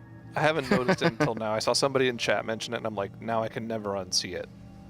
We just need somebody to go over there and shift left click away all of those quests. Just get rid of them. Get them off the UI. On like a dinner break, you need to get over there and just clean that up. Well, I don't want to mess with his vibe. Like, could his balance be thrown off if the quests aren't there? In what universe is that helpful, though? It's not. Yeah, I know. No, don't zoom in. No. What quest has he got? He needs to complete a delve. Okay. He's completed an Arakara. He needs to go turn that in for some rep or something. Gracious. Or maybe his little blue sack trinket. Let's see. Oh, man. Yeah, okay, he's just been doing dungeons with the quest. It's probably a character that had nothing done on it. One of the many mirrors that they have. Now, without even having a look at P3, where are your guys' head at when it comes to poll predictions now that we've actually seen some of the fight, right? Because we submit all of ours before we even get a first look. Mm-hmm. I'm going to go with at least mid-200s. At least 250, I think. Yeah. I think that's the lowest for sure, based off of what we've seen already. Because you have to think we're still really we're not halfway through the fight yet. No. But on a progression like curve, being only halfway through the fight is usually only being a quarter of the way to a kill. Because you have to keep progressing through that first 5 minutes of the fight every single time you pull, just to see the next platform, just to see the final phase. And I mean, we saw with Queen Answer, again, they got through P1 in the first 15 hours of progression or so. Yeah. And then it was another 50 to get to the final phase. We were kind of talking about how, like, everyone needs to be prepared for the first time we see phase 3. No matter, almost no matter how many people get there, unless we got there with all 20 people, very randomly on like an absolute god poll, that we're going to get there and then everyone's just going to die to the planets coming down. So you're not even really going to get to see much. You're going to die to something that you already know is coming during the damage amp, and you're not even going to get to the point of like, oh, let's see our first Devourer in Piece 3. No, that's not happening the first time we get there. I really hope that doesn't happen. Well, because you're not, think about it, even if you get there with like 5 people dead, and one of those people is a healer, you're not making it. You're just not making it through that damage. Yeah, Yips could survive a little bit. Maybe you get one tank who's just like, yeah. Yeah, Blood DK very tanky alone. We saw him on the Plexus Sentinel. You can survive a while as a Blood DK on some fights. I don't know about an end boss though.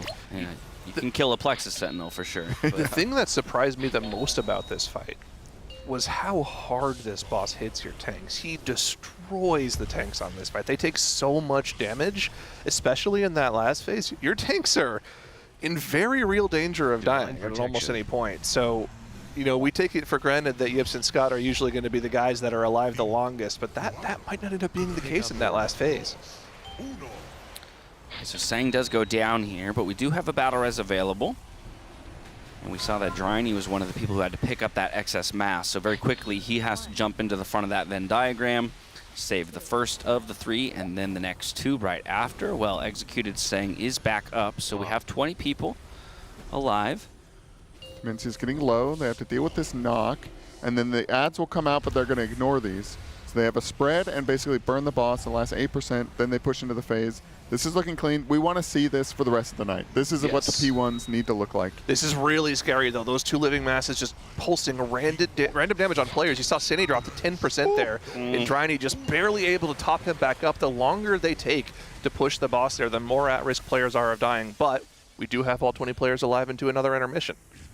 They can fly in a couple seconds. Zalatath comes to help you.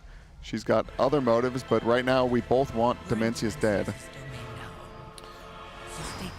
Off we go through the portals. You can see Yips here.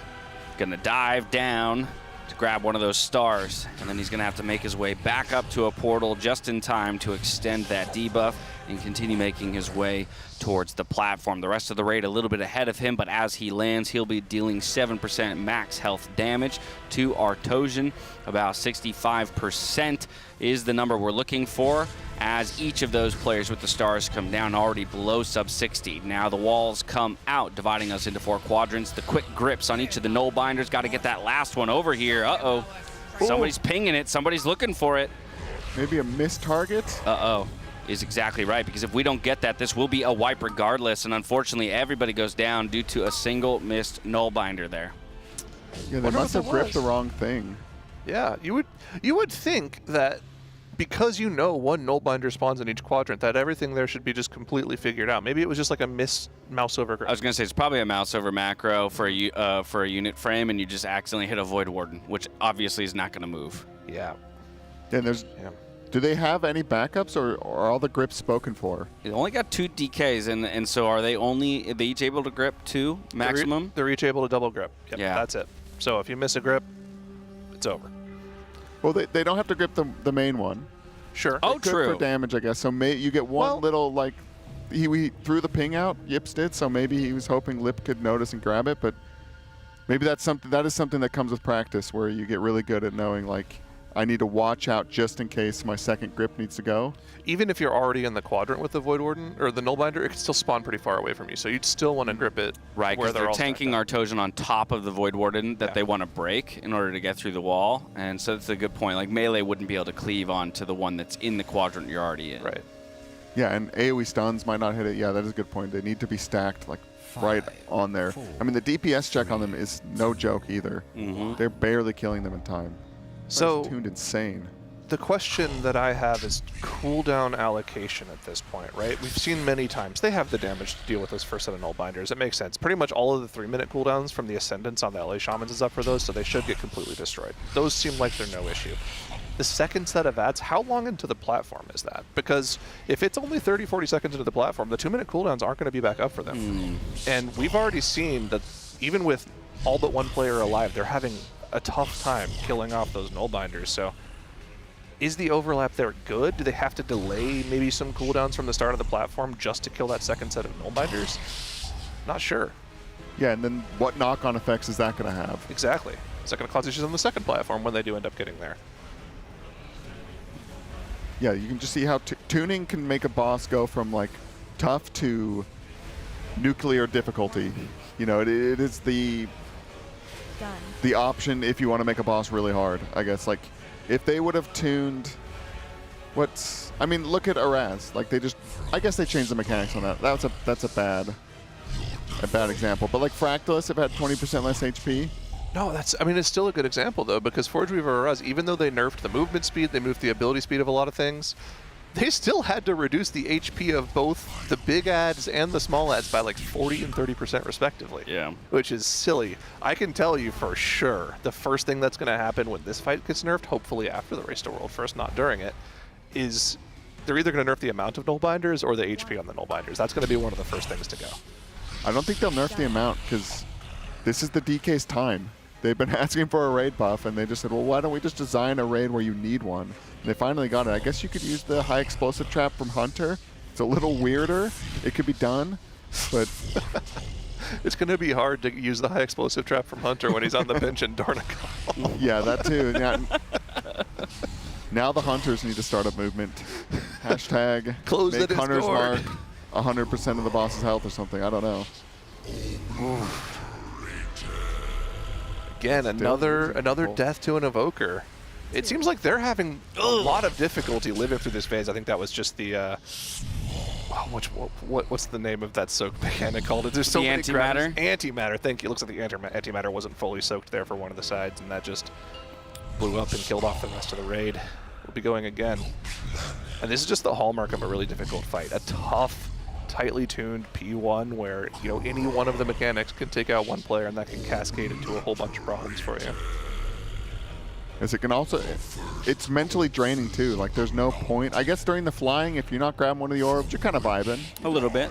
Maybe that's kind of annoying, and it's messing with your focus, but that's a little break. But the rest of the fight, they are fully focused. The P2 is so fast. I can't believe how quick all the stuff comes out with the new mechanics, the spreading, and then you have to make sure you're spread within the spread and not standing in a line, and then getting in for the wins that are so quick and not getting knocked into a wall, and then killing all the Nullbinders and the wall again, getting over, doing another spread stack thing. Meanwhile, a planet is just about to be, like, that last overlap of then the planet coming across the entire platform, it's just like everything needs to be pixel perfect in that second phase right now. They're even saving the gate for the second movement, and with the gate, it looks like they have no time. No, some people are still late. Yeah. Or they're leaving without having killed the Nullbinders. It's like, great, we're getting there in time, but guess what? We still have 30% more damage to deal on that Nullbinder or something like that. And we can't be talking about power gains. They're as powerful as they're going to get. They've ripped everything. There's no reason to save any power from now on. They're on the end boss. Yeah, I mean, maybe the only thing we could talk about is still rejiggering the comp. If they at some point feel like there's something, a resource or a utility of a certain class or a bit damage profile that would work better for certain parts of the fight, but that's about it.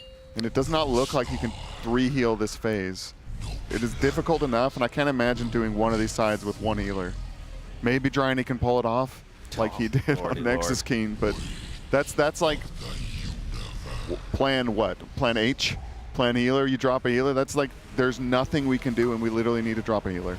Or wait for reset. Looking at the case you gave to me, there is no Exhibit H camps. Judge camps.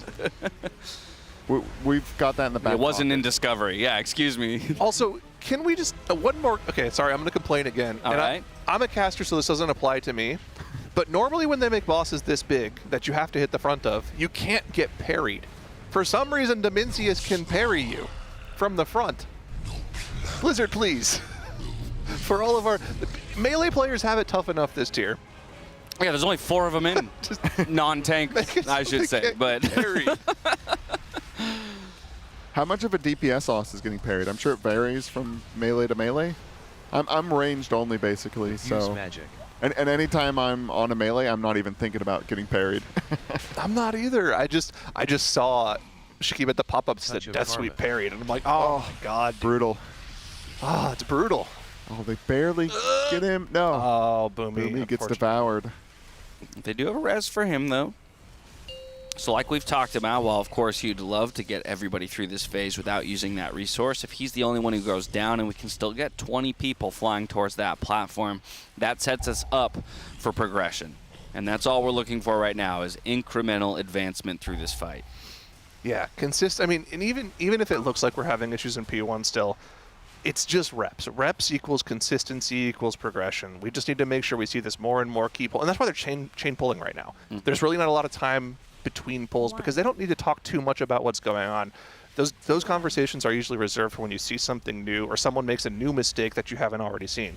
Most of the things that they're going to die to in this phase have already happened. They don't need to be talked about. You just need to pull the boss again. Yeah, they're doing well on this pull. Everybody alive. They got to live through that knock. And here come the ads that they're going to ignore. The boss is almost pushing. Do this one last spread and make sure nobody dies. Man, they take tons of damage from that. You can see the random hits coming out. Poor Zenni getting blasted every time by something. And it looks like they're going to make it. They've got to kill it before these. Yeah. Choosing to ignore the soaks, too. Just saying, hey, we got to push before they go off. That was seconds left on those antimatters. And I believe the boss has an enrage in that phase, too. Maybe it's just you can't keep dealing with those mechanics for long, but yeah, you'll run at some point. The number of excess mass you have will be less than the Devour strength. Okay, Devour increases each time. That's good to know. Normally we're showing people gathering their buffs to, oh, we got the picture-in-picture. Okay, I was going to say we're having a nice leisurely fight through here with Lip, but you can see Goop in the top right there dealing with one of those stars, and he'll make it to the group a little bit later, but he will chunk up 7% of the boss's HP. Oh no, Lip is now getting the one onto the platform. Okay. He has joined the people that shatter the stars on this first platform here. And we do have all 5 of them, all 20 on the platform, so let's see if they can get it this time around. Let's see what Lip grips in. Grip. Yep. So he's the front 2, Yips is the back 2. All right, we got them all this time. Void Warden getting absolutely melted as well, so we already have a hole in the wall that we can reposition through.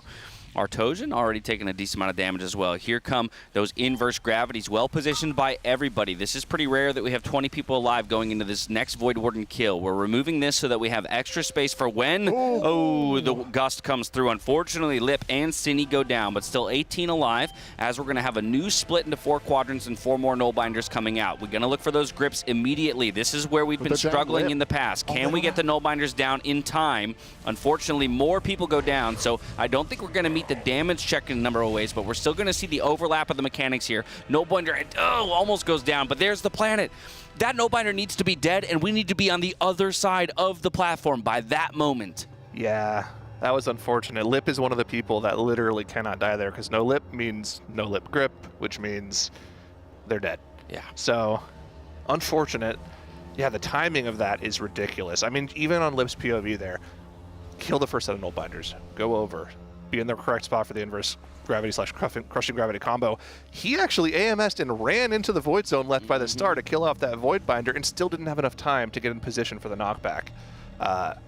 Yeah, that's very tightly tuned, and not something that's going to be easy for them to get 20 people through consistently. That's crazy tough. Yeah, but the other than the death and then the snowball cascading that happened, up to that point, that looked pretty clean. They made quick work of everything, got into their position so quick. They're dealing with the first quadrant, transition into the second quadrant really well compared to where they were, let's say, 3 hours ago. When I started my first shift, most of the raid was dying within that initial transition, just trying to get to those inverse gravities and the crushing gravities. And so that part has gotten a lot cleaner, but still getting properly positioned for the knockback and the gust is, I think, causing a couple people to die, and that's when, again, that snowball starts, because now we don't have the damage to get the null binders down in time to take the gate and everything. I did get one of my questions answered that poll, though. So it looks like the second set of null binders comes out at about 4:15. So that means the 2-minute cooldowns are back up for those. That's really good. So they should have the damage there with the entire raid alive. On that particular poll, it was just one of the null binders unable to be gripped, which started casting and took out like half the raid. So there was no way they were going to get through that DPS check there. But I mean, it looks like there is time to deal with everything. It's just you're talking about half seconds, maybe a full second to get everything done perfectly there. This is very difficult. And that's what we're here for. Hard bosses. Oh yeah. Nobody wants these bosses to be easy, not even the players. Like I think Gallywix, you put so much time in all the splits and the prep and all the PTR testing and the meetings and the raid planning and all the analysts, and then you get to a boss and it kind of dies in a day. It's disappointing. So we're all here for this. So let me try to reach into the future a little bit here, and we can talk about the difficulty of these platforms without the cooldowns that they currently have. They're killing this platform, or ideally, we don't know what the DPS check of the platform is going to look like yet. We've seen the Enrage cast, right? But that was not what started the cast, yeah. So we know when it is, but we don't know how consistently they're going to be able to beat it, or if they even can beat it with the way they're currently doing it. That's with the 3-minute cooldowns from the LA Shamans. On the next platform, that cooldown will not be available. No. So, when you get to that next platform, will you even have your 2 minutes? You might have your 2 minutes for the second set of null binders on the second platform, but not for the first set. Yeah, maybe it'll be back up for the second. I don't know with the animation of the transition into the flying and then the flying to the next platform, how much time has passed during that, but. And I'm assuming there's no world where you take the 2-minute sentence because you lose so much. No, you can. That's just not a thing. Okay. So the choice node that you're talking about, there's the default node, which gives you the choice between two things. Number one, reduce the cooldown of a sentence by 60 seconds, it lines up with things like PI if you have those in the raid, which is really good. But if you take the regular node, which is the one they're currently using, it extends the duration of your Ascendance when you press it, and it also gives you a pretty hefty haste buff during your Ascendance. So it makes your cooldown, which, I mean, I think Ascendance is pretty clearly one of the best cooldowns in the game right now. It makes it longer and it makes it stronger, and that haste buff also applies to when you get those procs too. So those random procs that you get every now and then that are just one of the things that also makes LA Shaman strong, you want that haste during those procs. It's only 6-second windows that you get to do damage in. So it's really, really tough to take that 2-minute talent. When question around composition, we were earlier trying to figure out, okay, if you could drop any class to bring in something else that you want, what would you even drop? Because that's one of I think the difficult things to look at. One class that was offered up was a Warlock, but we need a gate on either side of P1. That's already 2 locks, and right now they're using a gate on the platform as well. But I don't know, and this is just a point of ignorance for me. Could a Warlock who places a gate in P1 place the gate on the platform in P2? Yeah. So we could still possibly drop a Warlock. Yes. I think 2 is mandatory if they want to continue using this P1 strat. Yeah. And if they stop using that strategy, that's more reprogression. So with the time gained from dropping the Warlocks who seem to be low on the damage meter, be made up by having better classes in. I don't know. You're going to lose time losing the gate strategy in P1. Yeah. I don't know if that is something they want to think about right now. I think you can drop 1 right now. Yeah, it would be 1 max. For something you think is better. But again, what is the better class right now? Well, I mean, just another evoker, another dev evoker to burst ads and stuff. Or, I mean, DK's doing great too. Okay, the damage meters are a little hard to justify as well because we don't know who died when exactly, and also details right now includes the shooting star damage. Oh. Whenever you pick that up and shoot on the platform, I think all the Lip and the 2 evokers are doing that. Good point. So you need to drop them by, well, whatever 7% of Artosian's health is. 7% of how much does it have? Like 4 billion HP? I'm not sure. So it's like almost 300 million damage you have to remove from them. Yeah. So. Fair point, fair point. Yeah, so it's not easy to figure out. Do we have a 4th Heli Shaman? Go back to that discussion. I don't know. Yeah, what's interesting about this is a lot of the Warlocks you're saying they need to be in because we need 2 gates. So they're not a raid buff really, but they need the 2 gates. And same with the DKs. It's this weird and you can maybe even make the arguments for the evokers that I bet they're using the time spiral a lot. Like Blessing the Bronze is okay. But having 4 time spirals must be really nice with so much movement on this fight. So it's this kind of like they're in for their raid utility, but it's not quite like a buff. You know, it's not an intellect or a fortitude. Yeah, because I was wondering, like, how do we get another mage back in? Again, I know it's not quite the same as the Nexus King intermission ads and how those are, like, perfect for 4 mages, as we saw. But either a mage, an Ellie Shaman, or just another Dev Evoker, because the Dev Evokers throughout this entire tier have been constantly in the top 5 of the damage meters across all fights, pretty much. Yeah, mage are probably exploding Artosian and Pargoth, but like they can't switch targets really that easily. Yeah. Like if you touch the Magi something, you can't just go. I mean, you could, if you're going to wipe, you're going to switch targets and start attacking something else, but that is not ideal. So they're maybe just not that. I'm sure they do tons of damage because they just get the free targets for the residents to funnel damage into. We have a rogue. Is there another rogue? It's hard to do without the damage breakdown because I bet even the Warlocks are doing insane priority damage in the platforms because they can just havoc the wall that they're killing. Maybe they're throwing the havoc onto the Void Lord itself. And so if you looked at it, it's like, oh, maybe the Warlocks are the ones killing the wall. And it's hard to get that on the meters. Yeah. Yeah, and again, Warlocks are doing great in P1. Prio damage for the living masses is something that's really important because one of the mechanics we haven't really had to talk about because they're so consistent at doing it is the way that these living masses work on this encounter, right? If you don't kill them all within 8 seconds of each other, they just respawn at full health, which means you won't have your excess mass, and these reverse gravities are probably going to die. They're going to get devoured. So do you want to lose some of that prio damage on these living masses? Do you want the living masses to die slower because them getting more and more damage off, living longer and longer? That's another thing that can kill off players on this fight. We've already seen, like for instance, on the last set of living masses in this phase, they live a long time. We've seen Zenni, who apparently appears to be the GUID that this fight hates the most, get picked on by that thing over and over and over again. Can you afford for all of the sets of living mass to live a little bit longer?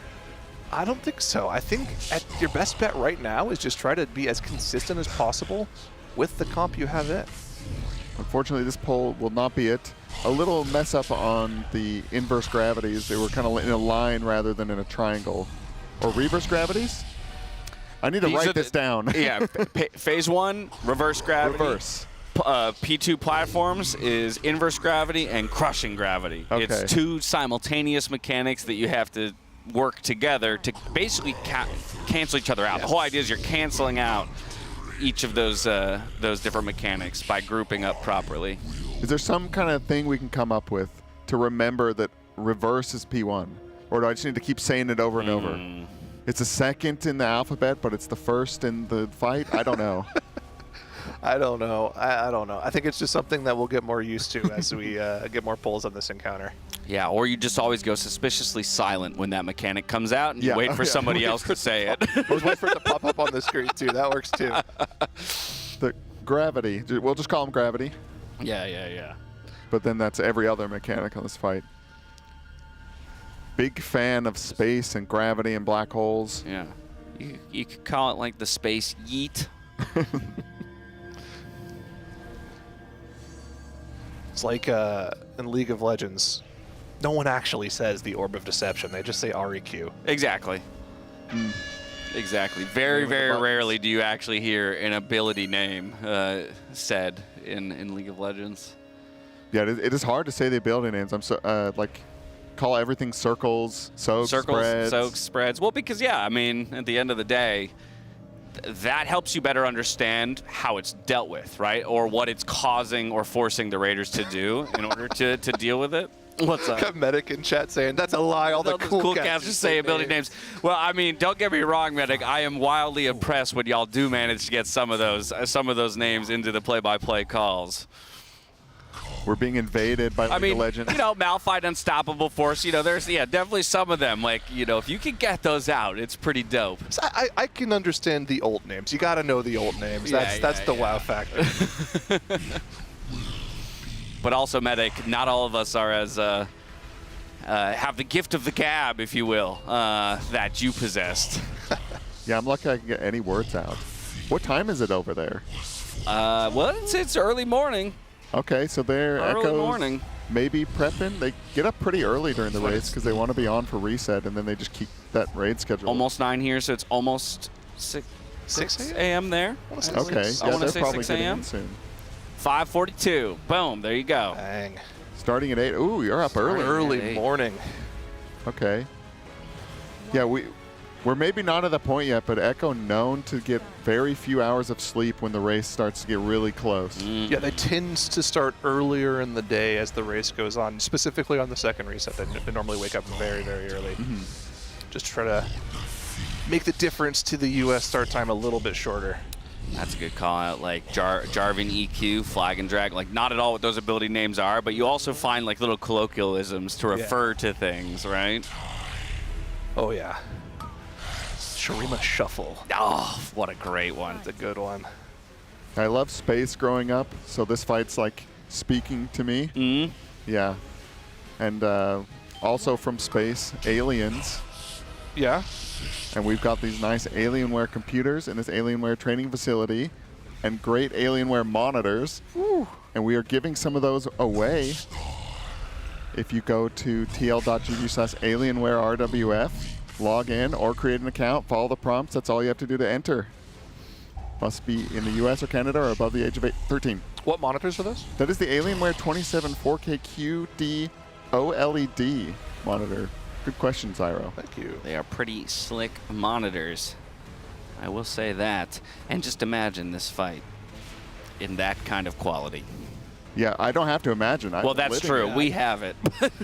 You in chat. More for you at home to imagine. And possibly win. I have to go home after this event to my non-OLED monitor, my non-Alienware monitor, and I don't know if I can manage that. I think I might have to buy one myself. Nah, just get home and chuck that thing out the window. Just throw it away. Yeah, it's not even worth it. What's the point of life anymore? It's like every stat better than my monitor. I've got 1440p, it's 4K. I've got LED, it's OLED. It's 144 hertz. This one's like, I think this one's higher. I think it's 240. 240? 240? What are you, 24 inch? It's 27 inch or something like that as well? Oh, I might have 27. That's the one thing you got. Okay. I like the big screen. Ooh, got an over the shoulder here on Goop. Tell by silhouette, I didn't even see his UI. Wow, I was gonna ask how you noticed that. That's impressive. I could see his glasses. I don't know. Big Goop fan. Known him for a while. Met him at BlizzCon 1 year. He's gonna go grab the star and over the laser? Oh my goodness. Okay. Oh, that was clean. Damn. All right, Goop, I see you. A little spooky, but he's fine. He's got that star. You can see the debuff's running out, but it's fine. It's gonna land. It's gonna lob this thing onto Artesian here and do about 7% of his health. Yeah, he saw like a 41 million pop up. Yeah, now we're attempting this with only 18 people, and 2 of which are DPS dead, one of those being our Demon Hunter as well. And with how many magic damage dealers we have stacked in this raid, that's actually a pretty significant damage loss. Gonna try and go through some of the mechanics here, but unfortunately, it's a quick wipe. That was a null binder going off, unfortunately. Yeah. Does Goop have to do that fly every time? Yep. We'll have to keep checking in. He's got to dodge that beam. Yeah, feels like there's got to be a better path, right? I guess I was wondering what that beam is for, and I guess for some people it is danger. Oh, it one-shots you. It's in the dungeon journal. If you accidentally touch it, it's like 14 million damage. Yeah, because if you just follow the flight path, that beam doesn't even, you just kind of fly around it. It's no big deal. It just looks cool. Yeah, that guy aced his dragon riding test right there. In terms of licenses, he's... Well, a lot of these guys already had to deal with the mid-encounter dragon flying with Tendril from back in the day, so they've got plenty of reps on that. Yeah, I wonder if Tendril performance had anything to do with who was selected for the stars this time around. I think there was also some really insane prep they did for Nerebar Palace, where they had to farm a certain amount of resonant crystals to buy all of the champion track gear that was available from the rep vendors. And the only way to actually consistently farm those crystals was to do dragon flying races on gold. And I remember tuning into Atlas's stream, and he was talking about how he had to do another 340 gold races by the end of the week. Who would have thunk that would? Who would have thunk how relevant that training would be? Yeah. To their world first attempts. Oh man. You never know what the hours of WoW practice will lead to in the future. Now these players, they're used to stacking up. They do it in many raids, so they have to gather their mass together to not get devoured by the boss, then split to the sides. And I like watching them get knocked here. Some of the range get knocked to like where they have to spread out. They can plant, fire it up, he's got blink, he's fine. They kind of run over here, they're pre-spreading because these circles come out, they're going to drop some stuff on the ground and they want to keep it nice and clean because they're going to have to use this platform for quite a while. Yeah, it's just absolutely gorgeous choreography. Like, again, their P1 is figured out strategically. There's really not going to be any changes to the way that they're approaching it from a strategic standpoint. Now it's just about getting through it with everybody alive. That's the first set of... reverse gravity. Nicely done, my friend. And with the excess mass, we bring them back down to the ground. We're going to have another set of spreads after this tank mechanic here that'll knock some people back. Obviously, those with movement abilities, like I'm fired up, don't need to go get next to the rim of that giant circle. Here comes the spread. New masses out that need to go down. And then we'll have that big group soak on either side of the platform, the antimatters. There you can see it now, the big dark circle. Everybody dives in while dodging the bat on the ground. 3 people get chosen, boom, Venn diagram, marker, back, front, in a nice little triangle. They cannot overlap, and now we group up the masses to pull them back down onto the platform. This is the one where we're going to have to take the gate to get to the middle. As soon as we get those people back down onto the platform, we group up the mass, the Devour won't kill us, and now we spread back to our respective sides. All 20 alive here at this point. We go through those mechanics one more time, and then we're going to look to ignore the final set of living masses and just burn the boss down. Not this one, the next set that comes out. Yeah, we have to kill these to deal with that last set of reverse gravities. Once those are dealt with, we're good to go. We just want to beat the next Devour, right? Because I believe it is the next Devour that you won't have enough mass cultivated in your raid group in order to prevent the pull-in from the boss. That should be the enrage of this phase. Fortunately enough, with the Lust, we shouldn't worry about having to beat that Devour. One final set of reverse gravities. Fired Up's been there quite a while, but he does eventually get pulled down. Now Demensius at 15%. The next set of living masses is the one, like you mentioned, that we're going to be skipping. Not going to spawn until the next smash in the middle. Here it comes. It's going to be one final burn, but have to keep an eye on the health bars here as these living masses, as they stay alive longer and longer, will take more and more raid damage on random players. In addition to the AoE spreads that also do damage to players, have to make sure to keep the players alive, but it looks like this time around we should get through with all 20 players. One final blast of AoE damage from that Shattered Space Cast, but we're good to go. Everyone topped up, and we have 20 players alive and a battle res. One of the best P1s we have seen out of this group of 20 here in 112 polls. Off we go into the intermission. It's time to fly. It's time to grab some stellar cores, and it's time to nuke our Toshin down. I was kind of hoping we get the Goop POV to see if that's the same thing he does every time, but we'll take Sang. He also goes for a star. His is nicely placed behind this planet here. He goes for the lower one and then drops straight down to get right back to the portal. Only a second left on that Reshi protecting debuff that prevents you from getting pulled into the boss here. But as he lands, you'll see he'll do a nice chunk. 400 million damage to our Dojo. That's a lot more than I thought it was. maybe it gets increased by one of the debuffs. Maybe that Demon Hunter debuff. But here we go. All 20 players back on the platform, and the first set of lines coming out here. Beautiful baits on these. Perfect cone towards the front of the platform. We've already burnt down that void spawn, and we are going to dive through to the other side. But oh no, we've got a couple of gravity stacked on each other. Ooh, unfortunately, 5 people go down as a result. A little bit of a misposition on that. We're going to keep trying to limp through this phase, at least for the practice. We did get the next void spawn down to break the hole in the wall. This allows us to get pushed back into that quadrant. New quadrants reform, new null binders will spawn, they'll get gripped in. We do have our DKs still, so we can at least get all of these grips in, but we're lacking damage. It's going to be really tough to meet this check and the overlap. In the end, the goal here is to get the null binders down and then take the gate, position these gravities, and still come out alive. Honestly, for the fact that they had 5 people go down, that still looked pretty good. Yeah, that looked way better than it should have for the amount of players left alive, and that gives us a little hope for, you know, if we do have 20 players alive, that should be pretty easy. The timing is still tough, right? Don't get me wrong. We need to kill all of those null binders, then get the gate, make sure everything's placed correctly. But as we just saw that poll, if you're not too familiar with the weak or placing the gravities can be a little bit difficult.